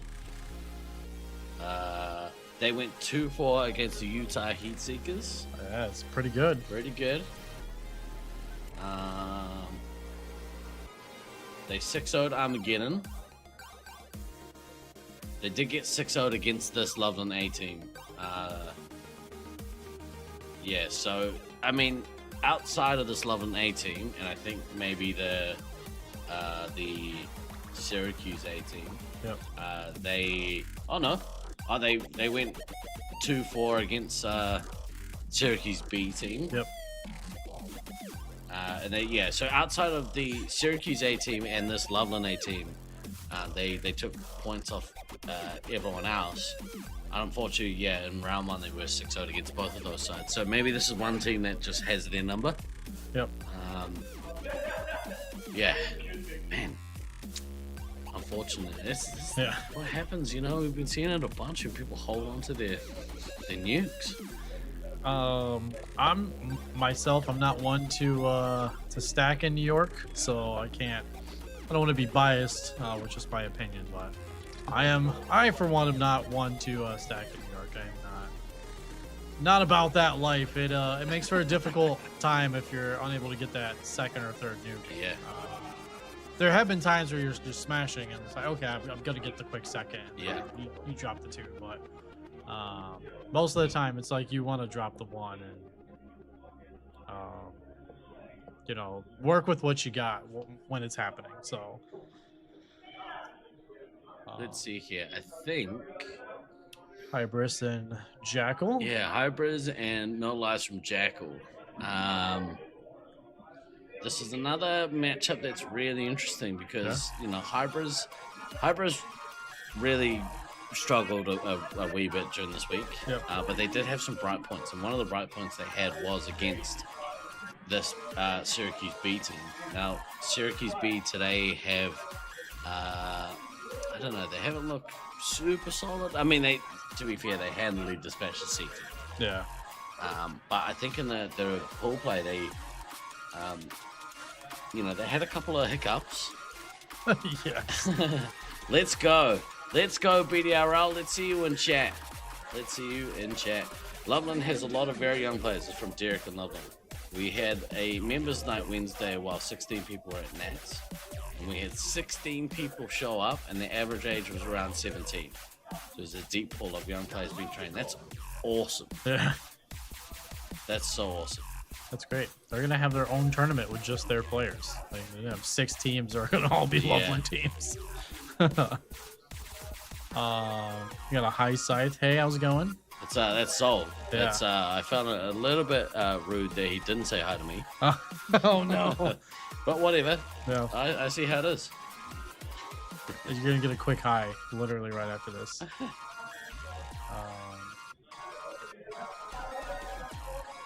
Yeah, crazy turn of events. It looks to me that Jackal's team is gonna play. That looks to be Chrome Boy, I think. Yeah, so it looks like maybe Jackal's team took. Oh no, blue? that's Alex Boxes. So I think Jackal's team is on red. They took red first. Okay. Yeah. I was gonna say bold move taking blue first. That's a Detroit play. Remember, kids, don't follow what Detroit does. It's not good. Yeah, it's not good for the city. It is, but it's not. If you haven't played it all week, it's not a good thing. Yeah. They said, I guess hi, Steve. Oh, that's rough. Love you, bro. Ice team has taken the lead. My fondness for our Syracuse B team, aka my team that I am the 8th man roster on. Setting up normally an Edor, looks like, and then we have Prom Boy on Commander, Leech on Heavy.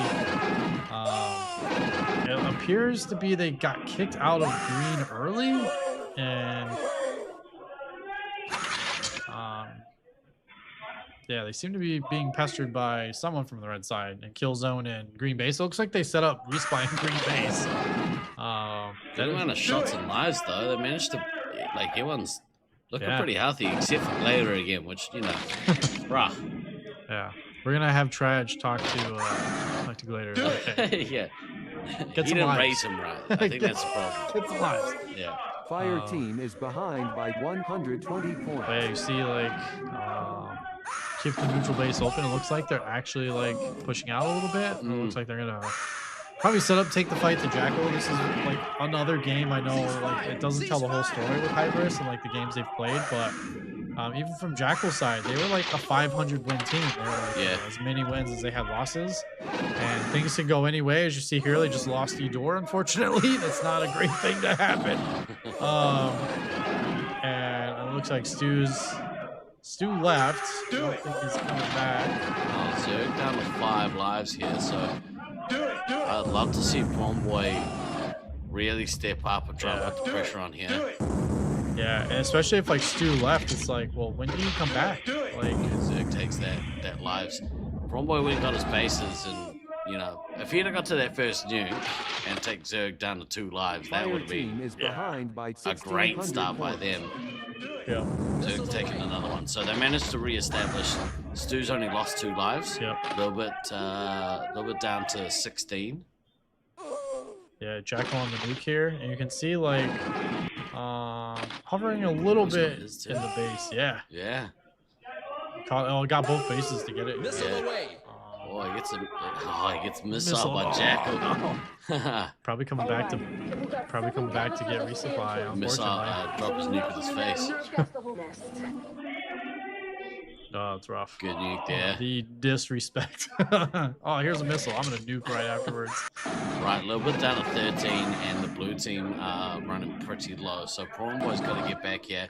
I'd like to see Vulcan push out here. Vulcan's full enough to not be using the resupply anymore. Yeah, and you can see that they're getting kind of devastated here at kill zone.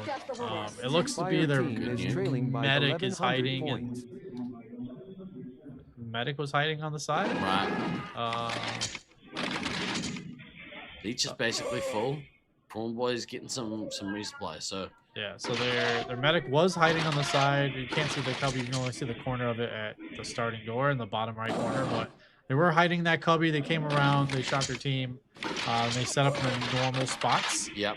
So they're on the wall in that blue pillar. We're gonna see all the teams take a bunch of resupply here. Get out for another defensive run / attack, depending on your allegiances. Stu also down to 15, so you know you lost the 2 lives, lost the nuke lives. Yeah. But other than that, like not really touched. They were able to break in pretty easily though, so that's kind of a concern. When do they shake up the line? At the end of day 2. Ice so team is clearly haven't been here all week. Oh man. But yes, whilst Leech was killing as commander, this lineup is actually proved to be a better overall lineup for them. So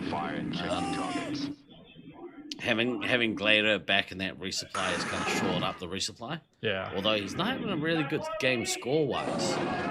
No. Still, like it's that being said, he goes, "Oh, run! Let's go, Glader!" The caster curse. Bring their name up, and they're bound to do something.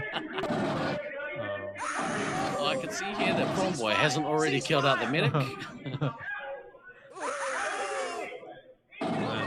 Bromboy just goes. Nice missile from Leech on the Zerg. Now, Firesword had an amazing game at Scout here as his last game last night. I think it was against this team, actually. So, looks like him to have another big game here. I think if he does, that could be a swing. Yeah, definitely. They are leading on points. They do have more bases, but the commander, like Bromboy, is drawn at level with Jackal. It seems like Jackal's just been getting shut down by the scouts, just like triple tapping. It could be also like, you know, a Scythe Island effect. You're just by yourself, you get chopped from everywhere. Firesword on 2 man. Yeah. Leech here also on 2 man. So outside of who got that missile off? Jackal got one. So outside of Jackal, I say we you know, take off and here nuke comes the the nuke. entire site from orbit. Good nuke. I like that nuke. And they're full enough to go out and really put some pressure on here. So let's see the swing. See if they can break into this resupply. Start taking some lives off of Disco Stu. Here we go. They get one. Bromboy gets a medikit. Wow, goodness me. Look, Alex Boxes, Zerg, and Fox all down to single digits. And they can't regroup. Like that's the devastating effect of like you gotta have that fallback point. We've talked about it so much. Like Stu's in neutral base now, so do it. Bromboy getting that you want your bases, but at the same time I feel like the play should have been like regroup. Because now you're split, your ammo's low. Fox is down to 4. Yeah. Down to 3. Now, if they can kill the Fox out here, that's going to be massive. Ice team has taken the lead. Bromboy was on a roll, and then he got a penalty, so that kind of killed his momentum. But he's still going. Oh, look at this. Almost to that other nuke. Oh, you can hear them on my headset Yeah. calling for Stu. The entire Here comes that nuke. Good counter nuke there from Jackal. This was desperately needed from his team. But that's why I don't like the base play from Stu. I know, like, your thought process is like, oh, get the base, like we got pushed, but like they immediately took it back. You would have been better off just going into red base and then coming back, you know, in rather than being across the arena. Now, interesting here, this has given both teams the opportunity to regroup, and I don't mind this because this is going to come out to an all-out slugfest for the last half of this game. Prawn Boy, I think Firesalt's going to get the opportunity to go out sooner, and Leech is now full. I would love to see Leech go and just hit. Yeah, just go out, try to break the door. Because you got to think about it. Even if you're getting in the door and you trade with Stu, you take the 2 shots from the ammo, you just shoot Stu down. Like, you're just getting the medikit, you're sacrificing yourself to get the medic down lower and lower. And it could be a situation like you hit him and you're like, oh, what's your pack saying over there? Yeah. Just keep an ear out, right? You just kind of gun creep him really quick. A lot of information. See what that life looks like on their gun. Right, Prawn Boy's pulled away a little bit here. He's at his next nuke. I'd love to see him drop this and let Leech go on and just smack the crap out of this opposition. Wow, the two penalties. Oh my rough. goodness. Overzealous. Yeah. Good pack tracks, maybe. Like. Yeah. But it does hurt your momentum, though. Like, you get hit, and then you get shot. And it immediately flips over on the head. Stu down to 5. Prawn Boy needs to go drop this right now. A good attacking run, but back it up with a nuke. He gets the Stu down to 3 here. Nuke pending. Check your targets. Good missile by Zerg on Leech. Jackal penalized. Respawn seen. Jackal penalized again. Oh, man. What are you doing? Come on, Prawn Boy. Go and drop that nuke, buddy. There we go. He drops. Oh, he took Jackal out to get it. Oh, such a good drop. That's going to be Disco Stu down. Yeah. 93 lives to 80. You need to take a little bit out, honestly. If their hope is like tying this game up. It's such a difficult situation to be in. Like, Fox gets his bases. It's 5.5 minutes to go. I think Red Team have enough lives to last this game, but I'd love to see Blue Team get one more kind of resupply. Run and then go ham. And then you look at Prawn Boy's score and you say, like, okay, you're at 14 specials here. Jackal's at 15. Bases here. Big. And then you look at the base totals. Like, obviously Stu is missing 1, but you have 2, 4, 6 missing on Blue. And you have a potential where, like, if Jackal gets, you know, this nuke, they knock the medic out without getting bases. That's 2 grand right there. So, but I think, you know, it is important that little bit does settle this team down and give them, you know, a little bit left. I mean, Firesalt's had a great game, so, you know, if he can kind of go out, you know, 3/4 full for the next, like, 4 minutes, it means that he can play his best for the remainder, not have to, you know, kind of play too tentatively. Let's see if Prawn Boy can get to his next nuke before Jackal. Jackal's probably going to get there, though. He takes a resupply, so... Oh man, it's like Jackal. Like, I would say you just take the 1 hit, like shoot someone down and nuke, rather than like just keep taking these shots. Jackal's got his nuke. Fox is gonna get his bases. Do it. Oh, he took the resupply rather than like nuking. He's got his base. Let's see the drop. They killed Little Bit. We're gonna see a drop. Bases. We're gonna see a drop on drop here. Who's gonna drop first? Boosting now. Fox gonna resupply the team. Leech getting the bases. Jackal first. He pulled the long tone. I would have loved to see Prawn Boy pull that one in retaliation. Man, these games are great. Yeah. Like, be trailing. Look at this follow-up too. Blocking, gets the missile on Glader. Oh man, brings that score gap down to 1K.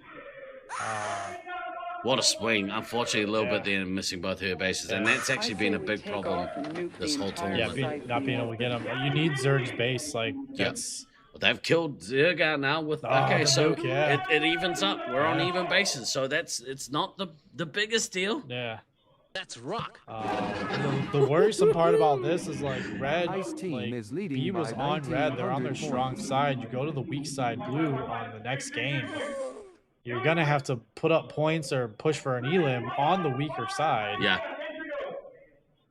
Tough game, but huge shout out to Prom Boy. Like coming back from being down so far and just like skyrocketing forward. Same with Firesword. Firesword yeah. has had an amazing game here. A little bit tentative now. I'd like to see blue team just get a little bit aggressive here. Where you at in chat, BDRL? will you boys the victory? Oh, good missile there. Alex Box is going on a run. Each got a missile on Fenrir. Yeah, I needed that. They're hemorrhaging points. Yeah. It's just that's the part of being in the middle. Like you really, really want to stick on the outside, especially in these situations, because you're in the middle getting shot from every direction. Ping-ponged, yeah. Fire team is I mean, if they trailing by really put a blue team push here, they got 3,100 2 minutes, 24 lives. If they really work together, they could get this elim, and that would go a long way to them continuing on in this tournament. Obviously, the winner of this game goes through. The loser will be bowing out of this tournament. In 8th place. Yep. It's a tough call, especially from B team with all the they put into the tournament, like that even record during the thing to bow out here. Again, there's another game left to play, but I mean, honestly, from this point for red team, it's like you just hide, you just survive. You don't know the score totals unless you're hearing the speaker, but for all they know, that I don't know. Yeah, you're trailing. By Yeah, heaps. Yeah. You're half your team's dead. You're trailing badly, and you're like, oh, we just gotta survive, avoid the elim. 2,700 points. But going backwards and forth here, Jekyll and Prawn Boy. 60 seconds. I would have liked to see maybe Commander send the scouts to go hide, and well, he doesn't have enough shots now. Oh man. Good missile. That's a big one. Can't be eating those, especially with the point difference. Yeah. All right, Prawn Boy really needs to think about trying to missile these dudes out. Now the advantage here, Syracuse B knows this maze way better than the Skybridge team, so they know where the hiding spots are. Yep. They're down to 24 seconds. Neither commander's, barring any crazy stuff, neither commander is gonna hit a nuke. But 15 tough. seconds until extraction. So I was looking about Fire team 3,900. is trailing by 3,900 points. 5 seconds until extraction. We're gonna get a big reaction here from Lobet. We're gonna. 3, 2, 1. Mission complete. That's the mission. Game over, man. Game over. What a nice job. So about 30. By big reaction, I mean a very little clap. 3,800 maybe. Oh man, what a crazy game. That was awesome. Yeah. Man. Shout out to Prom Boy though and Leech. Yeah. $7,000 as a heavy. Yeah. Prom Boy at that 11. They absolutely outplayed this B team. Fire saw a big 6-6 there. Glader as ammo 5,200. Vulcan doing work just under $5,000. So yeah, everyone pulling their weight. The only dim spot I think was a little bit, but in the context of this game, the resupplies that she gave out before she got killed out of the game. It's really, if you look at it now, it's like that probably kept them in the game. Yeah, 100%. Yeah, that single was the digits shift. across the board. And we were talking about this yesterday. You make the your reaction call out to be lucky. I've been trying to will it, but we were talking about it yesterday. Like sometimes, the right call is to give up on the bases. Yeah. And in this particular instance, I think that was definitely the right call. Yeah, same. It's hard in the moment because you're like, oh, you really need these 2,000 bases, but we're seeing the score for what it is. Yeah. But in the game, you're looking at it, it's like, dude, I'm at 1. Yeah. Take this. Yeah. Like, you shoot everyone you see. It's too and late it's for like, me. yeah. I'm definitely getting killed if I try and go get these bases. Yep. Yeah. And you shoot everyone you see, you get a couple extra lives everywhere. Like, she did live quite a while in that the two life situation. The nuke didn't knock her out. She got, you know, shot twice, but those lives, like as we see it here, they're the difference maker, really. Like those lives that she gave out on when she was low lives, and you see 1, 1, 12, 9, 8. If you like, you know, take 2 respawns out for me there, you know, you're potentially, you know, 1, 2 dead, or 1, 2 dead, 0, or I don't know. It's a heck of a game. I can't wait. And then we get another treat. We get to go back to Utah and Olympus. So. Yeah, we're at the business end, kids. I mean, so that was the first 3. So we have 3 more games for the rest of the evening, and then we will be coming back tomorrow. Now, just as an FYI, for any of you Australasians, you might want to take note that tomorrow's gameplay starts at 10 a.m. Eastern time. So whatever you have to do the conversion on that, figure it out. I don't know what the conversion is. I think it's for like 4 in the morning for you. Maybe 2 in the morning. Stay up for it. Stay up for the cup. Stay up for the cup. Stay up for the cup. Yeah. All right. They get the double treat though. You get you know, you get Laserforce finals starting 10 a.m. Saturday. Yeah. You have the World Cup final 11 a.m. Sunday. So yeah, exactly. Back-to-back championship games you can watch. Real host would give us the timings. Pretty sure I just did. But the thing is, I gave you timings and homework, so you're welcome. Not everything can be freebies. You gotta pass the test. Who's Eastern time? Ours, right here. Yeah. Syracuse, New York is Eastern time. Oh, fine. I'll figure it out. Jeez. Oh man, it's gonna be an interesting game this round. Again, like flipping over to the blue side. Yeah. What's 18 hours ahead tomorrow? 12 plus 6. They're 18 hours ahead. Yeah. So 12 hours ahead would be 10. It'd be like 4 in the morning. 4 in the morning. Yeah. There you go. You're welcome. You jerks. 38. Don't need homework anymore. Man, you're young. 10, 6. 12. Right. Yeah, 4. Let's look at this game. Team Olympus versus the Utah Heatseekers. This first game was awesome. Oh yeah. It had everything. It had all the drama.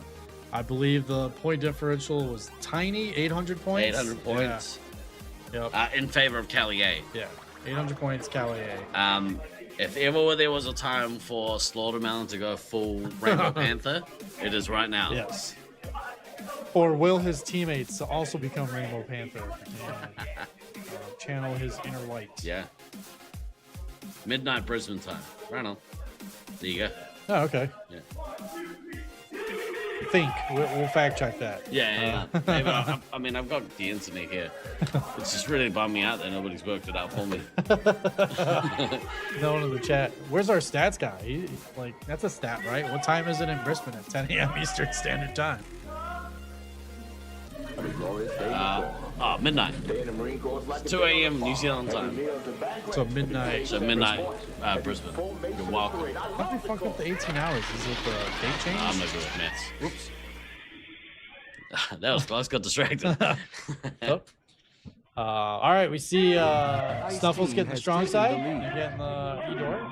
We see Olympus and Cali on the we won't call it weak side. We'll just call it blue side for this game. Oops. Do it. Fire team has quiet game early. You can see not a lot of stuff happening in E-door. Slaughtermelon coming back, got that early base, got the 9 specials. Kodama on the 5 specials. Not really pushing in much.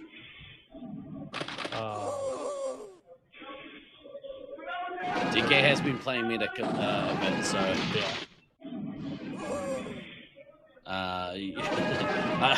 I'm liking how shocked you are. All of these changes. We've been living with it for a couple days at this point. That's great. It's like, wait a minute, what's going on?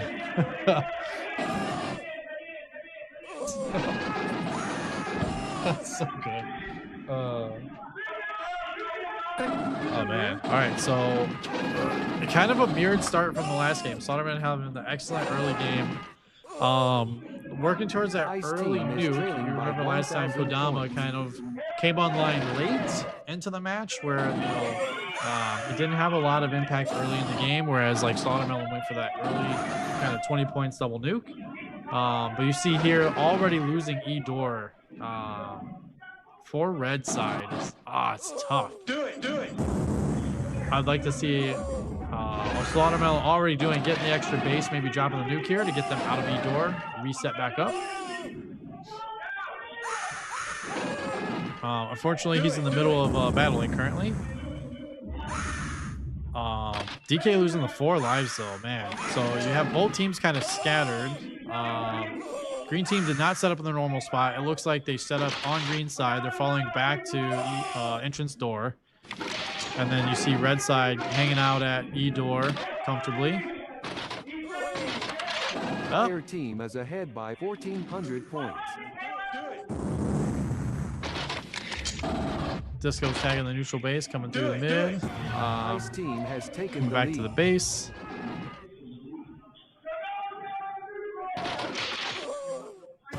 Fire team has taken Snuffle the lead. spilling up. We have Slaughtermelon 27. Kodama back up, double bases, kind of keeping par with Slaughtermelon at 23. No missiles yet, so just everyone kind of filling up, feeling good. Again, even score line, score difference, 800 points for this one. It is gonna be tough, I think, for Olympus as like the game kind of drags on, because again, Olympus held E-Door very well last game, and that 800 point score. So now, like trailing on the blue side, can they keep the 800 point margin alive enough to get them through to the semis? And then stop Sodermelon's rampage, so to speak. Full Rainbow Panther. We had an appearance from a Rainbow Panther, actually. Fire team has taken the lead.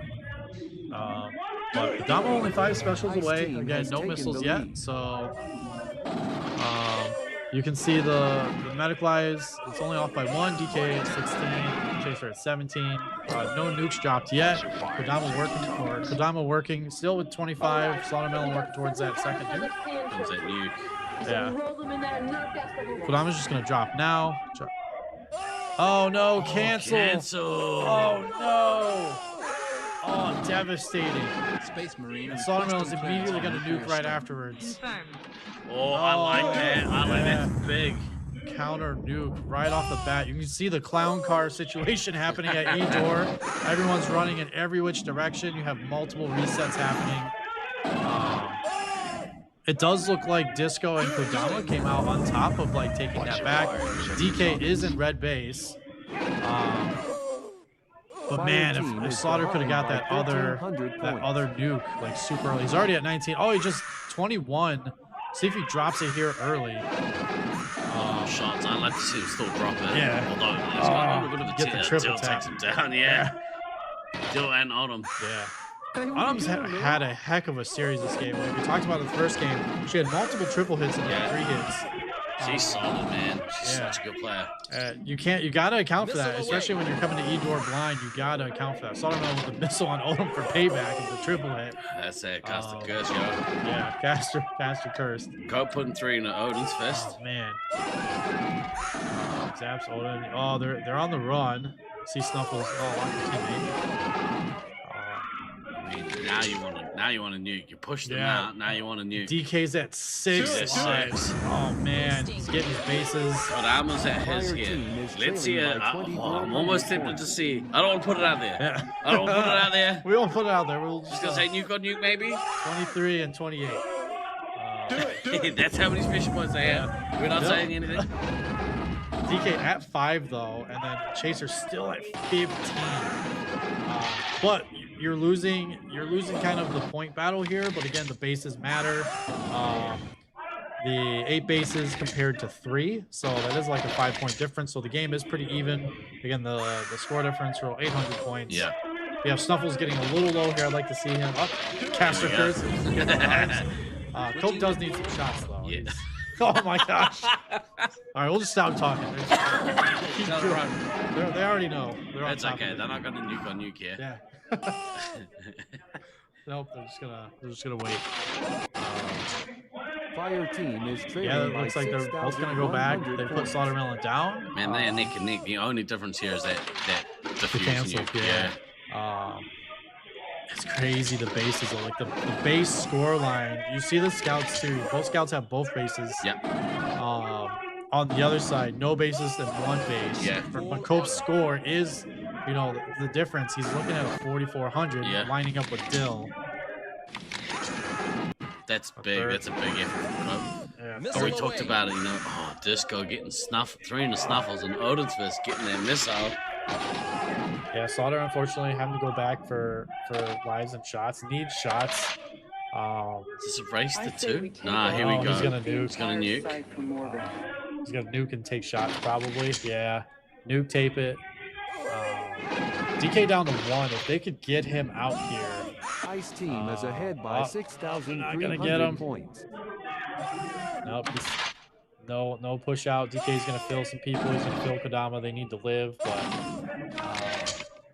man, if they could have got him out before he could have filled them. That life difference is massive. DK now out of the game. Yep. And Chase has still got 15 lives. This is brutal. Yeah, you don't want to play too comfortably because you are down 800. Yeah. You're down 5K here. Again, you only have 3 bases to their 9. Here comes his nuke. Oh man, Oldham putting 3 like that 4 tap plus a nuke 1,000-point switch. They're trailing by 7K. That's a good time to get that off that nuke as well. Yeah. So, yep, Odin getting his bases. Everyone's just like, okay, make sure we get the bases here. Oh, missile from Odin onto Metalface. Ice team is leading by 8,000 It's points. tough break. Like, Slaughter and them are like right there, right on the cusp of like, hey, you know, we need the points. We got to catch back up. Chaser down to 12. You really want to see them be able to get their bases. Slaughter has the nuke. I feel like if they could have capitalized more on the defuse, it would have made for a little bit of better bridging that point gap. Yeah. As they're starting to get the bases now, but 1, 2, 3, 4. It's only 4K. They're still trailing by 1,000 even with that. Slaughter's gonna nuke here. Good nuke. It's gonna detonate good, dropping 6 to 9 for Scout Heavy. Ammo's still looking pretty at 13, so we're at 5 minutes remaining. It's not impossible, but Kodama is at 24 lives. That is a ton of lives on a commander. Unless you can take the ammo out, then it's a little bit different. But it is Kodama is gonna reach that nuke here. Snuffles with the missile on Dill. Only a 2K difference now. Again, missiles kind of the difference here. Shuts that with 2 nuke. Good nuke. Yeah, so 3K difference. Again, the 2 bases and then the 1K with the missiles. It was a good power boost there from Chaser just before the nuke dropped.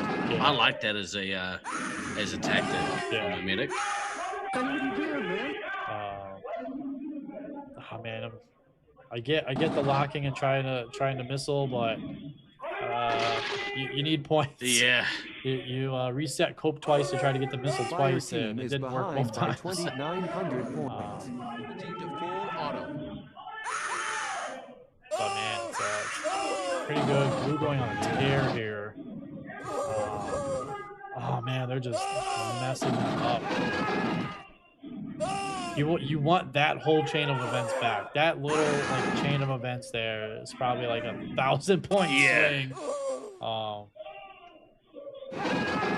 4 minutes to go. They should. I mean, if they push hard, they'll be able to kill this Olympus team out and take this match. But they're gonna have to push. Yeah. They're gonna have to focus Odom. If they can get Odom out of the game and keep Kodama at low shots, they stand a chance of. Oh, nice missile from Slaughter onto the ammo, putting him at 5, going up to 10 specials.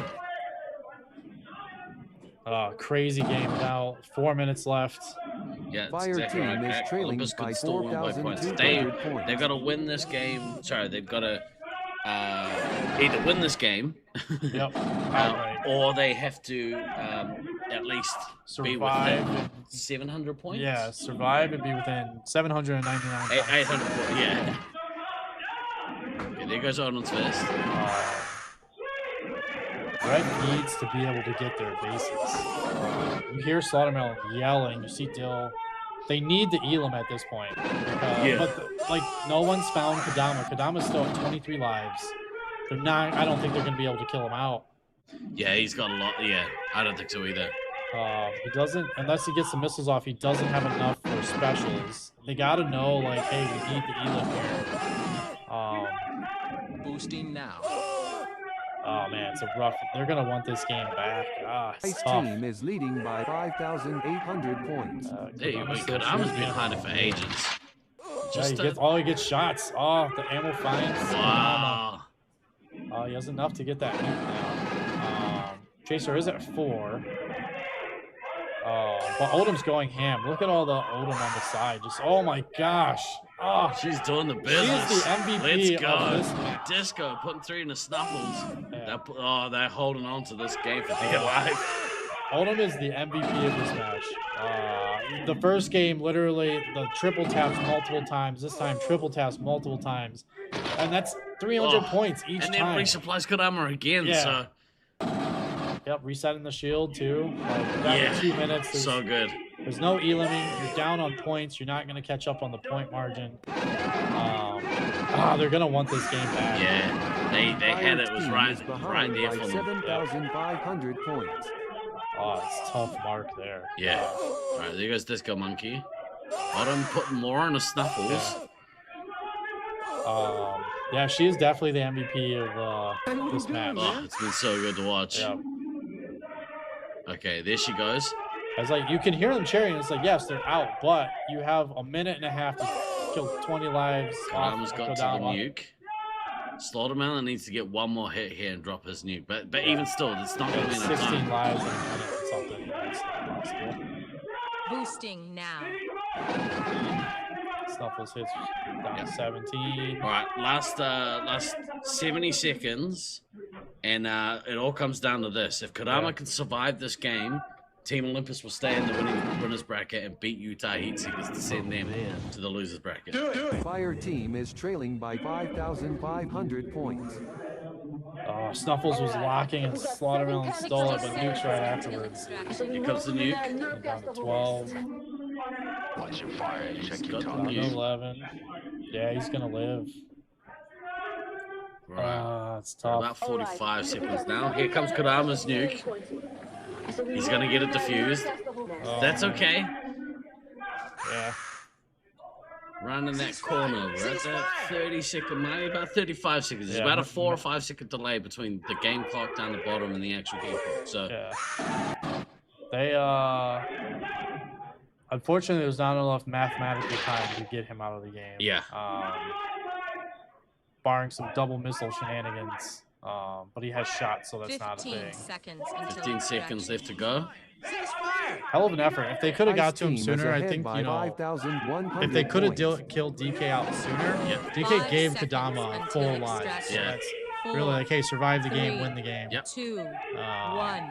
But hell of a series for these guys. But, I will say Odom is the MVP of the series. Hands down. Like 54 this time. I think it was like 43 last game. Yeah. So you're talking about like almost 10K from Odom between both games. She's definitely the MVP for my vote of this series. That was sick. Yeah. Just put like perfect ammo play. Yeah. Yeah. Like doing a bunch of damage and then just Resetting the shield. Resetting the shield. Yep. You know, and so the amount of time I think she reset him 4, maybe 5 times. Yeah. And Kodama's lived with 7 lives. Yeah. I mean, that's huge. Yep. Now that's not to say that he would have lost, you know, that many, but still, you never know. Like maybe. Yeah. Maybe not getting. I mean, DK was at 1, gave Kodama to full. If that didn't happen and they killed him at 1, obviously it would have been an elim because Kodama got like 3 or 4 rounds from DK. Yeah. And you know, you're looking at 16 lives or so from that. But you know, hindsight's 2020. you weren't able to kill DK out on that Slaughter Melon nuke and put him to 1. He was at 1 for a while. But yeah, Oldham has my MVP vote for that series. Like, she definitely, the first game, single-handedly really kept them in the game. This time, even more so, like the triple tapping, the resetting of Kodama's shields. He was at 23 for a while. He'd take a couple hits, reset back to 23. Yeah, her back probably does hurt. Someone needs to buy her a back massage. But man, what a crazy game. Props to Olympus though, and you know, props to Heartseekers. It's not over yet. You know, you're down to your next bracket, and you'll take on the winner of Sweets and Savory and Altitude Issues. Altitude Issues. So, do you like Heart Savers? What was it? You said Heart Savers? Yeah, Heart Savers, Sweet Savers. Heart Savers. Sweet Savory, Sweet Savers.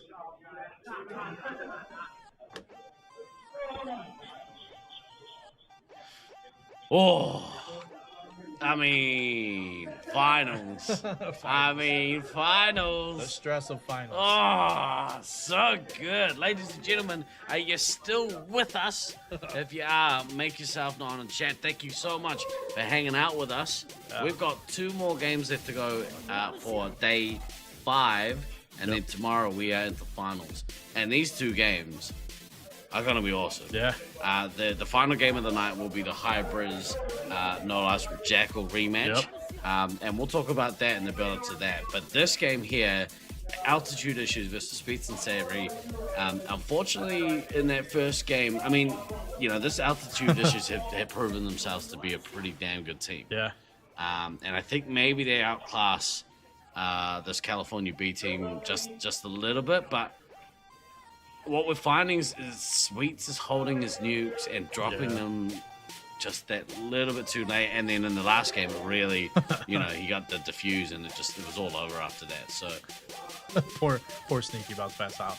Yeah, that's been the theme with kind of today watching Sweets play. It's like the nuke holding thing is like it's played out in multiple games. One game dying with 2 nukes. Yeah. And then the other games is like we talked about, like getting that very quick nuke, and then you get stuck in the in between of like, do I save for a second one? And then it's already 5 minutes in, you haven't nuked, and then your team's getting destroyed, and you're like, oh, I should have nuked 2 minutes ago. Yeah. The eternal clock is clicking in your head, and you're like, oh, it's I just gotta go back. I gotta go back. Just gotta go. It's too late for a lot of people in California. Right, Altitude Issues on the red side. No, it's like 7 p.m. Cali. Yeah. Graxa, I don't have anything to do. I just gotta go. Sweets and Savory on the blue team. Let's see if Sweets can execute this. Last chance to execute. How crazy would it be to execute it this game and then you win? Yeah. And then you take it and you're just like, holy crap. Yeah. You write your name in the history books of epic games played at Nationals. Do it. Tell you what, I'm all about it. Yeah. All about the chaos. We live for chaos on the desk. Yeah, damn right we do. So, just for context, Love and A currently hold a 19,500 point lead. So it really has to be a dominant elim by the Sweet and Savory team. It'd have to be, you know, the ammo dying out early or something. Some shenanigans like that, or heavy diving out. Yeah, maybe like a couple of players missing 1 to 2 bases each. Yeah, you never know though. Like Sweets, again, got the quick nuke. This is where like, the drop. Oh no! Oh no! It got canceled. Oh, no. By the babe. Oh, that's not the start you want. No. We talked about pulling. He pulls it instantly and dies to the heavy. Oh man. Man, that's so rough. Oh, it sucks so much. We feel for you, Sweets. Yeah. This is gonna throw your mindset off. But you know what? Keep your head in the game. Yeah. You never know. You might swing it back the other way somehow. Yeah. Do it. Anchovy down to 16 lives. Sergeant Tucker still at 20. Unfortunately, they canceled nuke. Team is ahead by 1,700 points. Yeah. If he would have got the nuke though, like Azra was playing pretty low, that nuke would have put her to 8. It could be a situation like, oh, could we have pushed in? And, and did something. Unfortunately, the Heavy put a stop to that and said, I think Jidoku was down as well to single digits, so... Yep, so unfortunately the situation was just, no. But they can regroup here. Sweets has gone back, just build again. Yep. Just build back up slowly but surely. They have done a great job of shutting Sparks down this game, so 15 specials, like not the crazy, like, 34 specials in 2 minutes, situation we saw a couple games ago from Sparks, so... That's right, Kodama did lose a nuke and still won in the previous game, so... I mean, it's not out of the question. They just really need to pull together here and pray for a miracle. Yeah. I would say, like, Kodama lost the nuke, but it was DK really giving Kodama 3 sets of lives, and then Odom resetting his shield multiple times to secure the non-elim. Because there was multiple times Kodama's 23 lives, takes 2 shots or takes 1 hit from the commander, and Odom's resetting the shield around the barrel. But yeah, they did drop the nuke, and they did win. They didn't totally poop the bed after getting the nuke canceled, so... Do it! But, I think maybe what they kind of got to hope for here is like a run where they manage to kill the ammo out of the game. Like that in that scenario, I think that, that's a scenario where you could win the game. And then, Sergeant Tucker's the kind of player who's smart enough not to be doing any more lives for... Well, any more lives for his team. Is ahead by 3,500 points. Yeah, don't give him more fuel to build that point gap. Yeah, here comes this nuke from Sparks. It's taken Sparks a little while to get to this nuke. He's had a slow game, which is... Well, it's adds a little bit more pain to that diffuse nuke from Sweets. But he's at his second now. Yeah, he's a whole nuke ahead. Yeah, the penalty from the medic was weird. They were down from the nuke. That's kind of weird. It is what it is, but... medic down to 11. Sergeant Tucker at 16 for red side. Sweets at the next nuke, but again, now it's in the back of your mind, like, do I pull this? Do I wait? Is the Heavy around? Yeah. What do I do? Yeah, it makes you a little bit nervous, right? Yeah. It's kind of like throwing an interception. Right? Throwing an interception. In some cases, like, in some cases, pick 6. Other cases, like, I threw an interception, but it was like on their 2-yard line, and they got to try 98 yards. Yeah. Man, look at Sparks doing work here. Dispatching Lunga and Spooky. Catching back up to Sweets and score. Wow, that was quick. Yeah, without that second base, so you can kind of see the score differential there. Yeah, it absolutely does so. Absolutely. Tied on specials now. Comes Sparks next one. Yeah, it's rough because, like, Sweets has had the nuke for so long that...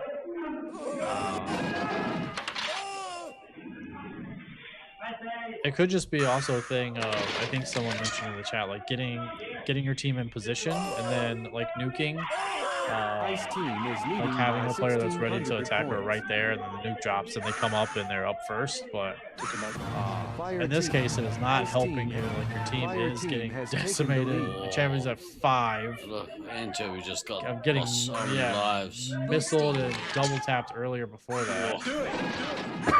Ice team has taken the lead. Spooky getting the middle base. I love the fact that you didn't waste a missile on that. I say we take off I don't know about the entire site from I don't know about let Sparks do anything. Do it!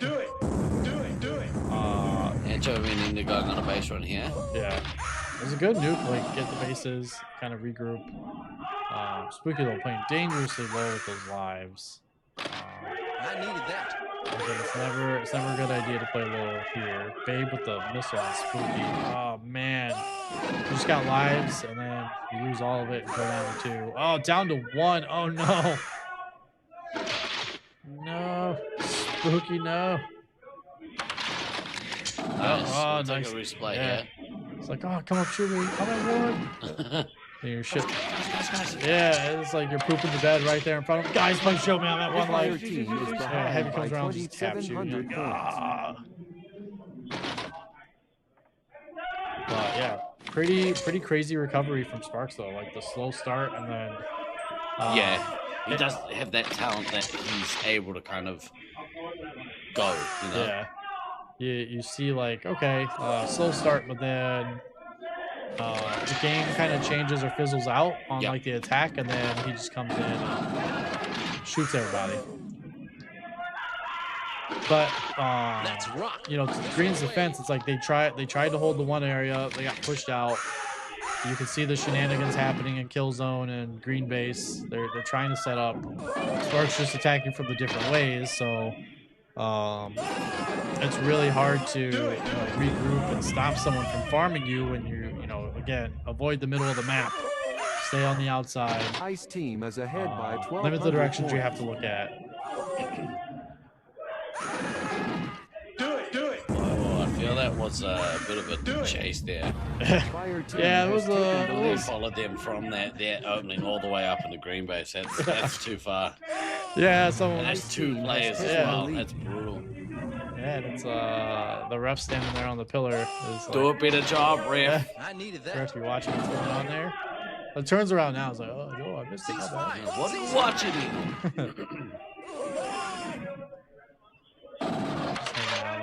It's fine. Yeah, it's fine. Everything's fine. Yeah. Sweet's at his next nuke. Just can't win. Yeah, Sweet's at the next nuke, but Sparks right behind him. It's like, are they gonna pull it? We'll see. Oh man, another missile from the Babe. Sweet's unfortunately running into Sparks, not able to like pull it. Sparks gets there. It's gonna drop instantly. Fire team has taken the detonate. lead. It's gonna go off. Hey, what are you doing, man? Oh man, got it down to 1. Sergeant Tucker down 12. Medic is out for blue. Did get some resupplies off there, but Scout down to single digits. Ammo and everyone else double digits. Ice team has But taken unfortunately, the lead. 5 minutes remaining still. So Ice team has taken we the did lead. see Kadama live quite a long time. Medic dead. Had some resets. Might not be the case here. Ammo is still at 16, but it's like you need to get the shots. Close game, like you really hope that your scout can get both bases here, but the penalty is handed out.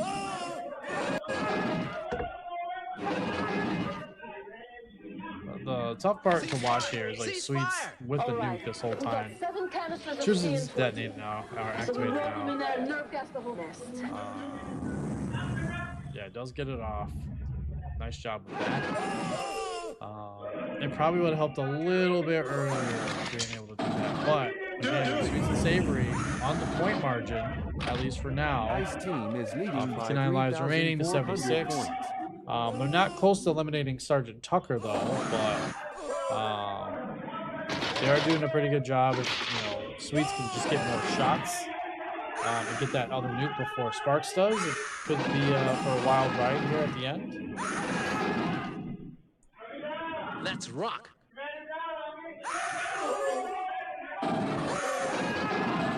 Oh man, Sweet's penalized. Cheaters. Looks like a chase. Should why they were down. I needed that.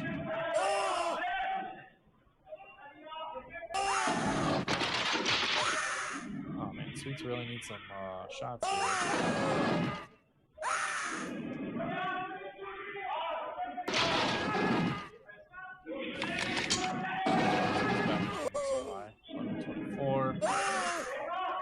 Ice team is leading by 3,000 points.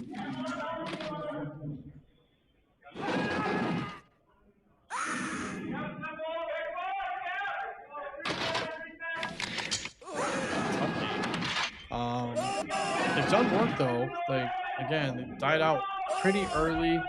Still looking with the 72 lives down to 42.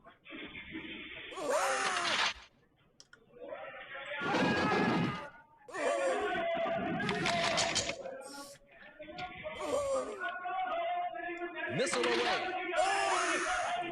All right, we've got 7 canisters of CN20. So we roll them in there and nerve gas the whole nest. Boosting now. Big nuke there from Sparks. Gonna kill out Halange. Spooky on the one. It's crazy. His team is leading by 2,300 points. Sweets was able to get that one was so much closer to it.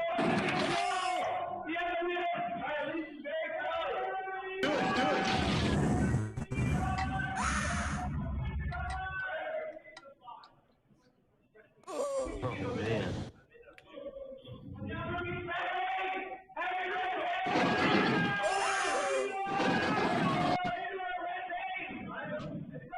All right, we've got 7 canisters of CN20. Sweets is able to So we roll them in there and nerve activate his gas the whole nuke. nest. Oh, he's gonna get it diffused again. Come out with a heat seeker.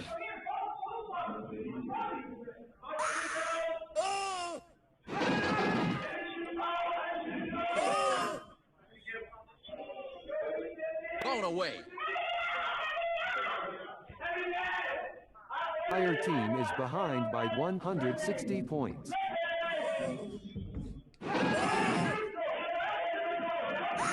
Super close game. 60 here. seconds The until first game wouldn't have extraction. gone so terrible.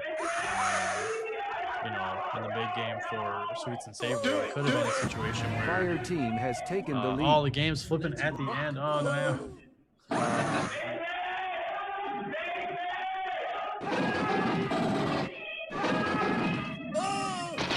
Watch your fire and check your targets. Do it! Do it!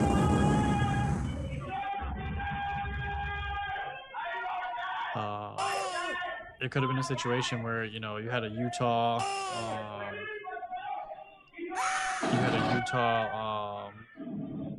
Olympus situation where like the game's close, 800 points, but the first game went so sideways that Fire team is ahead by 880 points. that was not the case.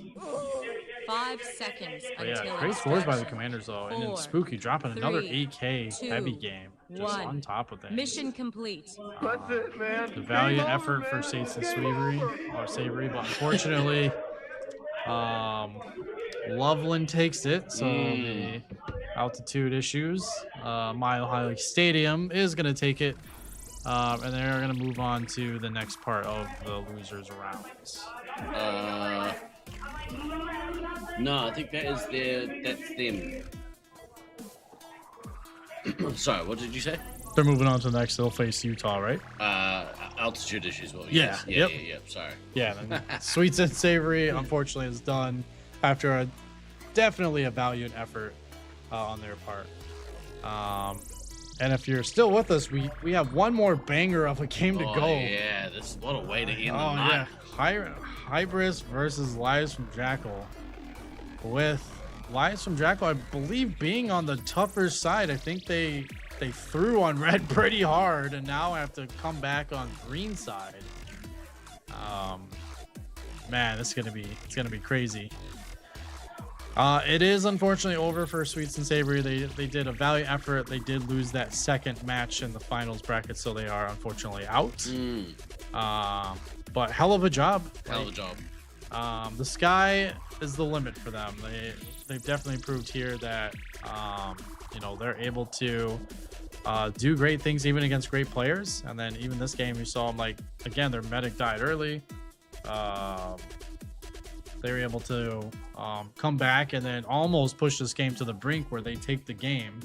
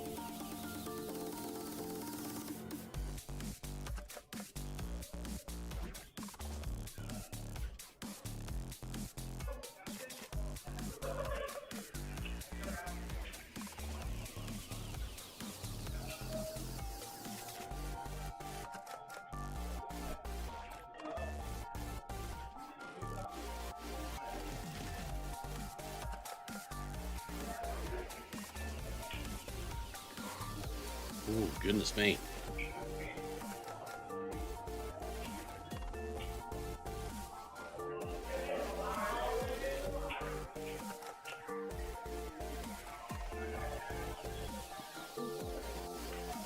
Alright, we're gonna see about whether or not we can turn on the sound.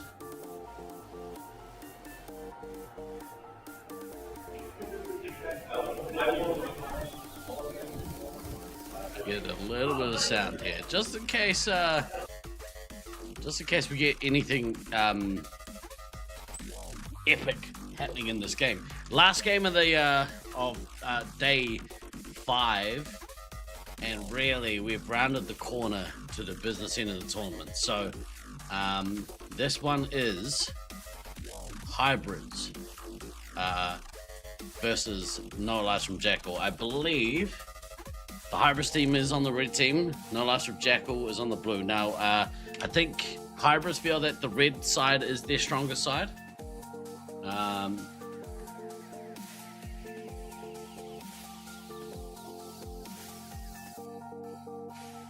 Just see if I can find, because yesterday they had an epic matchup against this team as well.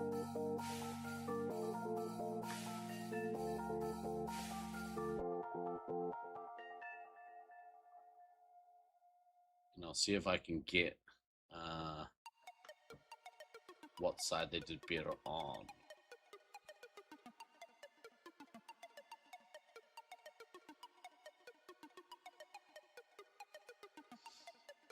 Okay, so yesterday, Syracuse B, they beat Syracuse B on the red side. They managed to beat them by about $5,000. So this is gonna be a real close match here. But hopefully it's a close one. Here we go. Now expect No Lives from Jackal to come out here swinging, because they won't be happy that they got beaten that last game. Ceasefire! Ceasefire! Hybrids are currently 3,700 points ahead, so Syracuse B needs to win by at least 3,750. If Hybrids can just pull out and keep it pretty close, then they will move on in the losers bracket, and Syracuse B will be eliminated. And honestly, that might be considered a bit of an upset. Vulcan out, getting his bases here. Glader on full, a little bit on full. Jackal's had a rough start here. He's on negative points. Brombo and Firesword. Firesword had a great game last game. Check your targets. Both medics still on full.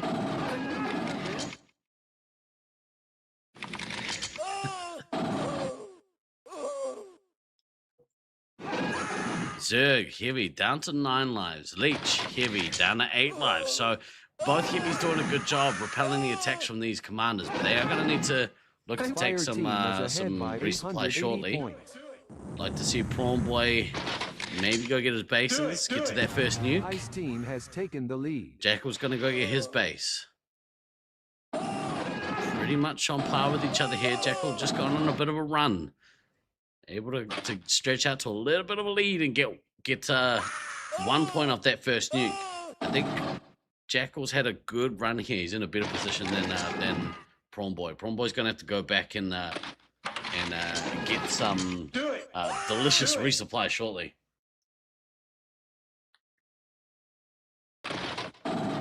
Leech looking in good stead here. Zerg, he's now full. Both heavies doing a good job here.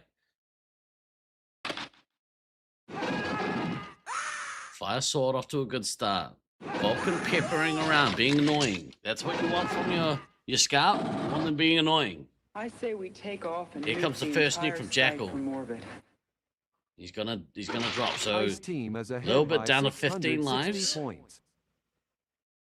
Down to 14. Some good run there from Alex Boxes. Getting a little bit, getting the base. Oh, he getting the reset off the base.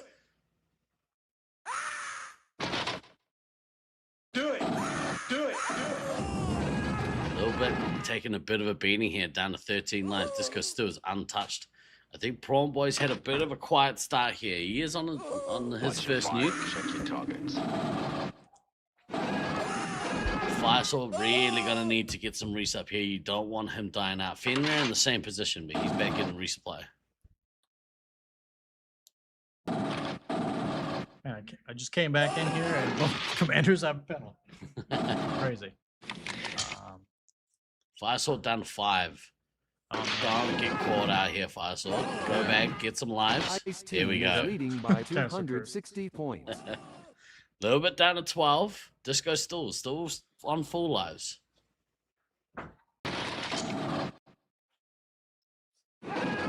Do it. So this B team is just starting to pull away with this game. Jackal's doing a really good job here. He's almost at his second nuke. I'd like to see a Prawn Boy drop to his first nuke here. Give a bit of relief to his team. A little bit down to 11.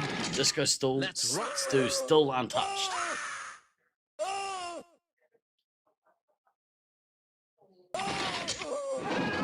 I say we take off and Here comes the nuke nuke. entire site from orbit. And he's gonna detonate. So good relieving nuke there. Unfortunately, the blue team are all looking pretty healthy. So Prawn Boy desperately needs some resupply here. Points. Game is neck and neck. A little bit down to 11 still. Disco Stew has had a few taken off him. Alex Boxes, good 3 hit into Prawn Boy there. Fenrir putting 3 into Prawn Boy. So Prawn Boy off the pace, getting beat up a little bit by these scouts.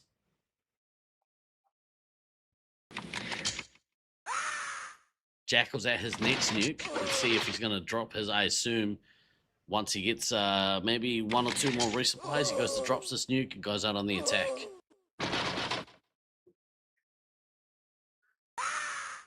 And this is going to put Lil Bit and Prawn Boy in a bit of a sticky situation.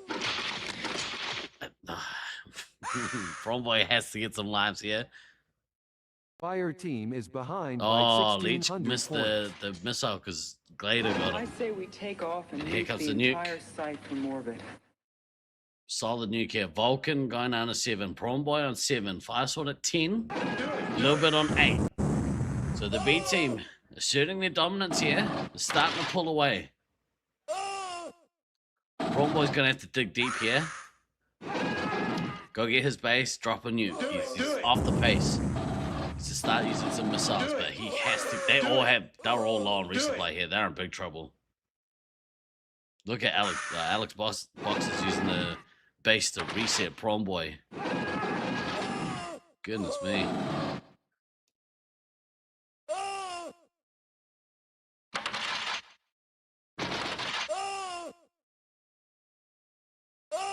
Need a real big game out of Jackal, and so far he is providing. By 4,900 points. Prawn Boy's at his next nuke. Can he drop this and you know, repel this attack? They only have to like survive this game and have the score be really close. That's the key here. They have to survive. Lil Bit really has to think about going to get her bases now. BRL watch. Well, the BRL aren't playing this tournament, so don't really matter. Prawn Boy sitting on 20. Do it. Oh, Fenrir, Fox, and Jackal doing the business. Vulcan able to put a little in Zerg, so they're just getting beat up around the middle here. Prawn Boy's been sitting on 7 and 13 for a long time. That's how he gets the base. Fire team is trailing by 3,700 points. A little bit down to 7. Here comes the nuke. Nuclear strike. Confirm. And they're gonna detonate. So Disco Stew goes down to 12. Blue team have gotten a really good rhythm here, and they aren't letting hybrids get the resupplies that they need. So far, Vulcan's the only one that looks pretty healthy.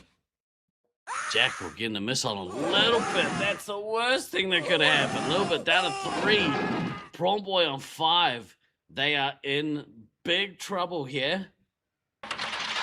All right. We've got 7 canisters of CN20. There we go. Managing to get a resupply. Jackal's got that missile out. That's right, nuke out. And he managed to drop. And a little bit's going to get killed out of the game.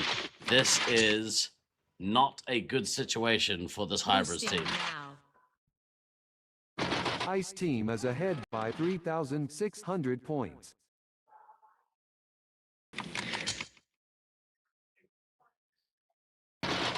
Prawn Boy is not long for this match. He gets 6 minutes 30 to go. Do it. A little bit tied out with the bases. So currently, blue team missing 6 grand in bases. Red team missing 6 grand in bases. So it's pretty even on bases. But Fire Sword is down to low. Really have to go as long as they can with Glader resetting his 3 hits here. And that's a tough prospect. Zerg with Sonic Vulcan. Big thing here is Fire Sword not having quite as good a game as the last one. Same with Vulcan. Actually, Vulcan has had a very quiet game. Is trailing by 2,700 points. And Fire Sword's going to get knocked out of this game.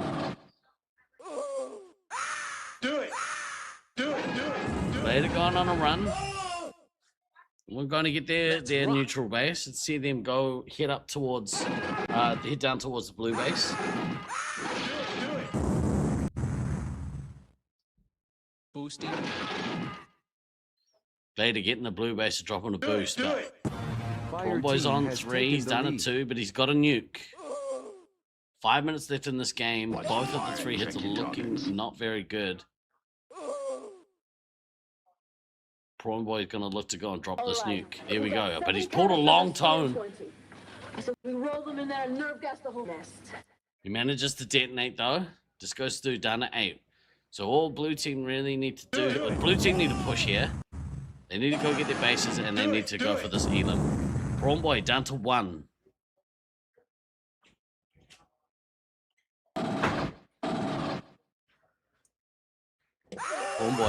Prawn Boy has been killed out of this game, so this is gonna fall onto the head of Leech.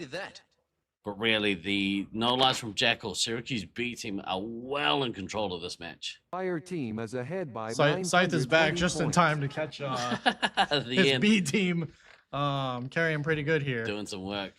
They just couldn't. The Hybrids team just couldn't get any resupply. Yeah. We talked about that though. It's like, what was Jackal going to do on like green side, having already played the strong side? But then as Hybrids, you still have to do the work and put the work in on the strong side to carry the game. Yeah, unfortunately, Fire Sword and Vulcan like struggled. Glader's had a really good game, but Prawn Boy really struggled in this game, and Jackal was just showing his dominance. Oh man, but it's a crazy bounce back because now we have tomorrow's grouping. We have 2 more banger games in the lower bracket. Which we have. Well, no. So the loser of this game gets knocked out. Yeah, and then they move. The winner plays Loveland Reloaded. Loveland Reloaded. Yeah, and then. That's what you say. Yeah, Altitude Issues is then gonna play. So Loveland is then going to play Utah. Yeah. And then we get Syracuse A and Olympus. Jackal missile leading by 1,700 points. A crazy bounce back game though. Like, it's hard to come back from a game where you lose on the strong side. And you're playing your weaker side, and you're like, can we actually get this done and close the game out? I know. I know this is going to be a bit of a painful loss here for the Hybrids team. I mean, there's just about 3 minutes left. Yeah. But there's only 8 lives between them, and at this stage, this B team are good enough to obviously get this elim here. Yep.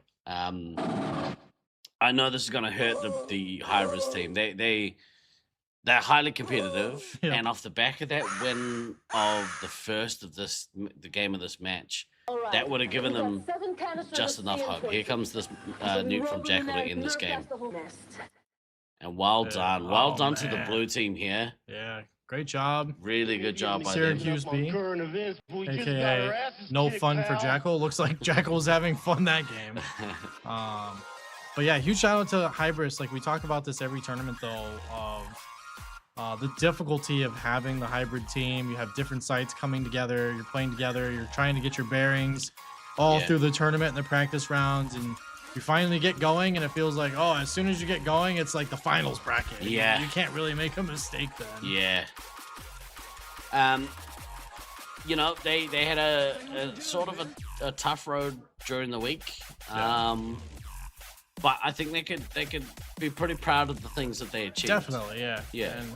And it's like, again, no shout out, like no like shunning, no like shade. Yeah, nothing towards them, because like if you take them and their individual talents and you're like, okay, you have Prom Boy, you have Leech, you have Glader, and you just stop there, right? And you say like this top heavy roster, you have Glader moving to ammo, you have Leech swapping from Commander to heavy, you put Prom Boy in Commander, and then look where the team is when you plug in Fire, Sword, Vulcan, and Little Bit, and you have that new dynamic at resupply with Little Bit, who's an established Syracuse player who's good in her arena, and then you have Glader kind of taking command and moving through the field and directing the resupply. It's a different team than what you started out with in the beginning, where you kind of saw them struggle a little bit while Leech was, you know, dominating on Commander, but they didn't have that extra oomph on one way or another, you know, in the field at heavy. And then I think the switch was actually like great for them if they would have had just a little bit more time playing this roster. And maybe if it was started at the beginning, it'd be a different outcome for this match. But just like to say, just in chat, please keep it relatively civil. Don't really like any harsh talking about any players in particular. A Scythe guy sucks. Yeah. Keep it civil, otherwise the banhammer comes out. Wow. What a game. What a bloody game. It was a great game. Both sets of that, all three blocks or all three matches of this block has been absolutely insane. Loving every minute of it. I caught Callie as they were leaving, caught Oldham leaving, and it was like, yo, you were the difference maker of that match, hands down. And I'd be interested to see her scorecards for that, what her hit diff was, and how many we can have a look right yeah now, how many right? times she tagged the 3 hits in both of those games, because you look at her score and you look at what she did in the game, like it was like game changing esque, of them being the difference maker, of being able to live the game, one, and then B, being able to win it. She had a MVP of 16.62, 5,462 points, and a hit diff of 1.38, which, you know, again, anything above that 1 is kind of where you want to be. Anything above 1.2 is like, okay, good, and then anything above that is above kind of 1.5 is like, all right, it's been good. Yeah, that's the end of day 5. But there's more. That never happens at Laserforce Internationals. Usually we're signing off, we're giving done out praises, and but tomorrow we get another block. Okay, so housekeeping. Tomorrow we have. That's not the right sheet. Is that the right sheet? Yeah, that's the right sheet. Okay, tomorrow, Saturday, 10 a.m. Eastern time, which is the time that it currently is here in New York City. We have, it's about, 11 and a half hours from now. Okay. No, that's not right. Yeah, that's right. Yeah. 11 and a half hours from now. We have the start of the finals. There will be a full block. So 6 games in the first block. That'll whittle that down to a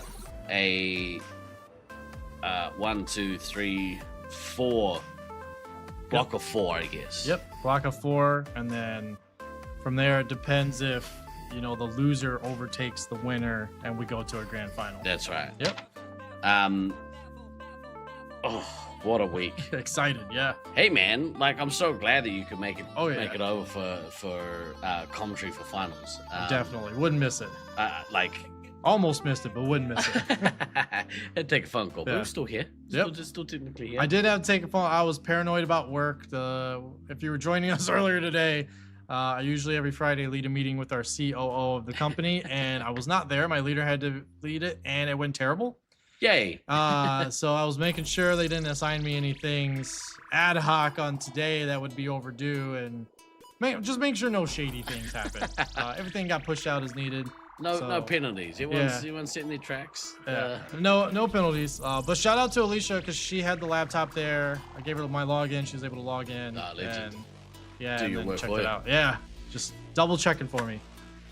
She's my medic, keeping me alive. Yeah, she's there with that. She's the resupply. Yeah. Chat, thank you so much for riding with us this week. For everyone who's been here since day one, I see you. I see you right there. Thank you for keeping me I don't know, accountable. Yeah, like, because I know you're listening, it means that I know I have to do my job and he knows he has to do his job. Oh yeah.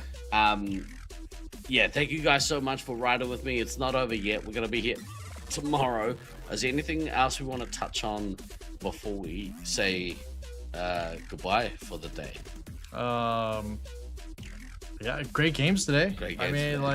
Crazy. We had the 800-point game. Thanks, yeah, we had the flip for Syracuse B. We had the upset with Syracuse A getting eliminated. Yeah. Wild games today. I can't thank everyone enough for jumping on the stream. Again, big shout out to Kelly and G&D. We know they had to leave, but thank you for everything you've done this whole week. RNT. Yeah. Wrong letters. Yeah. But yeah, and then thank the stream. Thank Russ again, Stats, fixing the crazy game, always on top of it. Yeah. Helping us out here. And then to Sanch and Beans and Laserforce Syracuse. So big thanks also to Gabe. Like without Gabe, the whole production team, the Babe, he's been a massive help, but also Comp Geek over in Melbourne, massive help for the stream. I'd like to thank all of our companies that have supported us throughout the week. There's a bunch of podcasts. Tibia Chick Loves Laser Tag. Oh, actually, real quick, let me just check the total here because as everyone knows, because I've been bigging it up the whole week. Let me see. I'll see if I can find the total here for us. But Tibia Chick has been raising funds for the Alzheimer's Association. Yep. And we did our Tag for a Cause event yesterday. I was this close to winning. Someone cheated. Someone cheated. Someone cheated. 9th place, basically 1st place. But so far we have raised, and this is incredible, $2,575. Well bloody done, community. It's still open. If you want to donate, go to Tibia Chick Loves Laser Tag, follow the link there, follow the download link. It's for a great cause. If you know someone who's been touched by let me rephrase that. If you know someone affected by someone affected by Alzheimer's or families been affected by Alzheimer's, just how shit that disease is. So debilitating. Oh my gosh. So any little bit helps. All that money goes to researching a cure.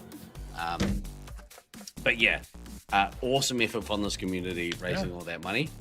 I'd like to thank Snap Fitness and the Fun Warehouse for hosting us. Snap Fitness for basically sponsoring me to come over here and do my thing here. Yep.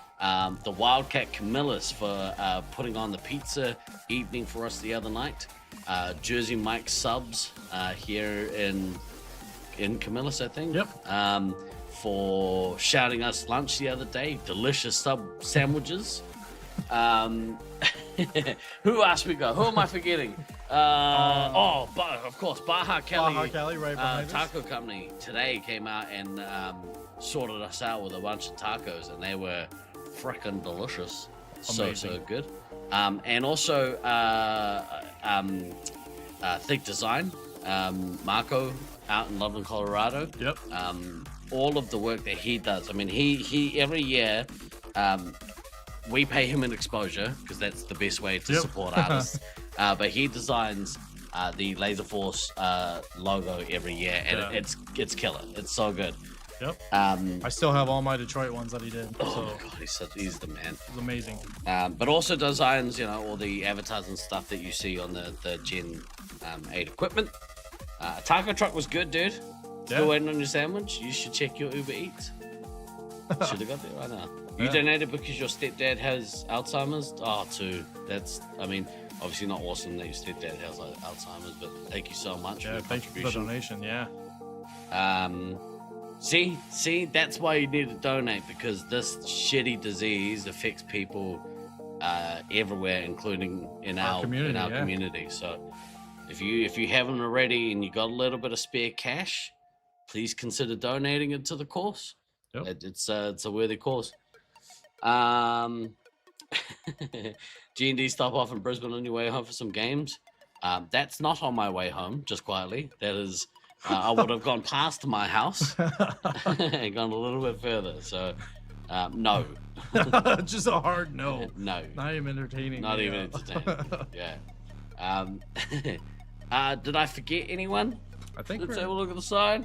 I think we're good, right? Nailed it. Yeah. Thank you. Yeah, thank you, sir. As My well. pleasure. We'll be back here tomorrow. All things go on a plan. We'll start the stream a little earlier this time to sort out any kinks. Yep. We're not ones for kinks. Not on the stream. Yep. PG-13, guys. Yeah, that's right.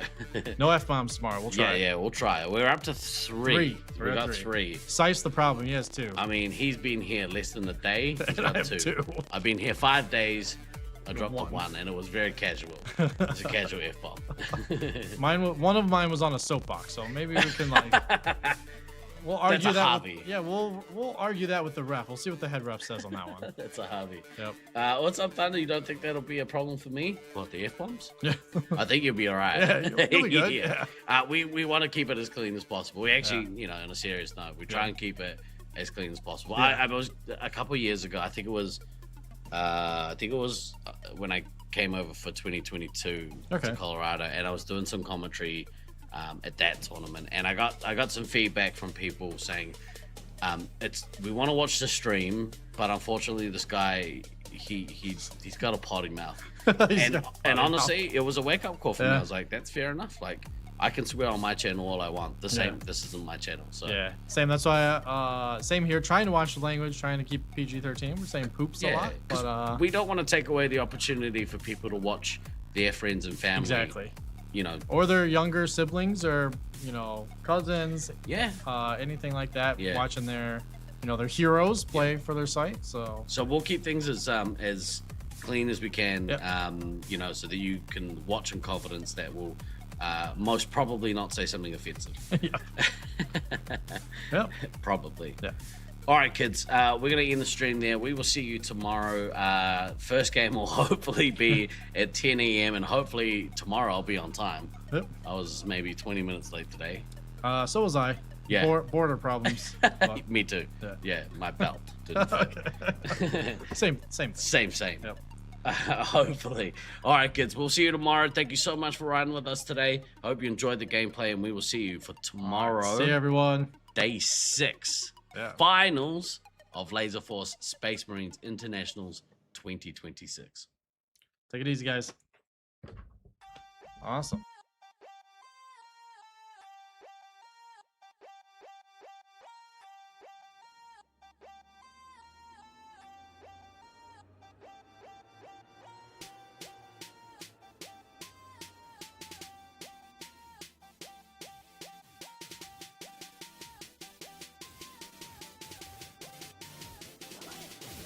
Valencia!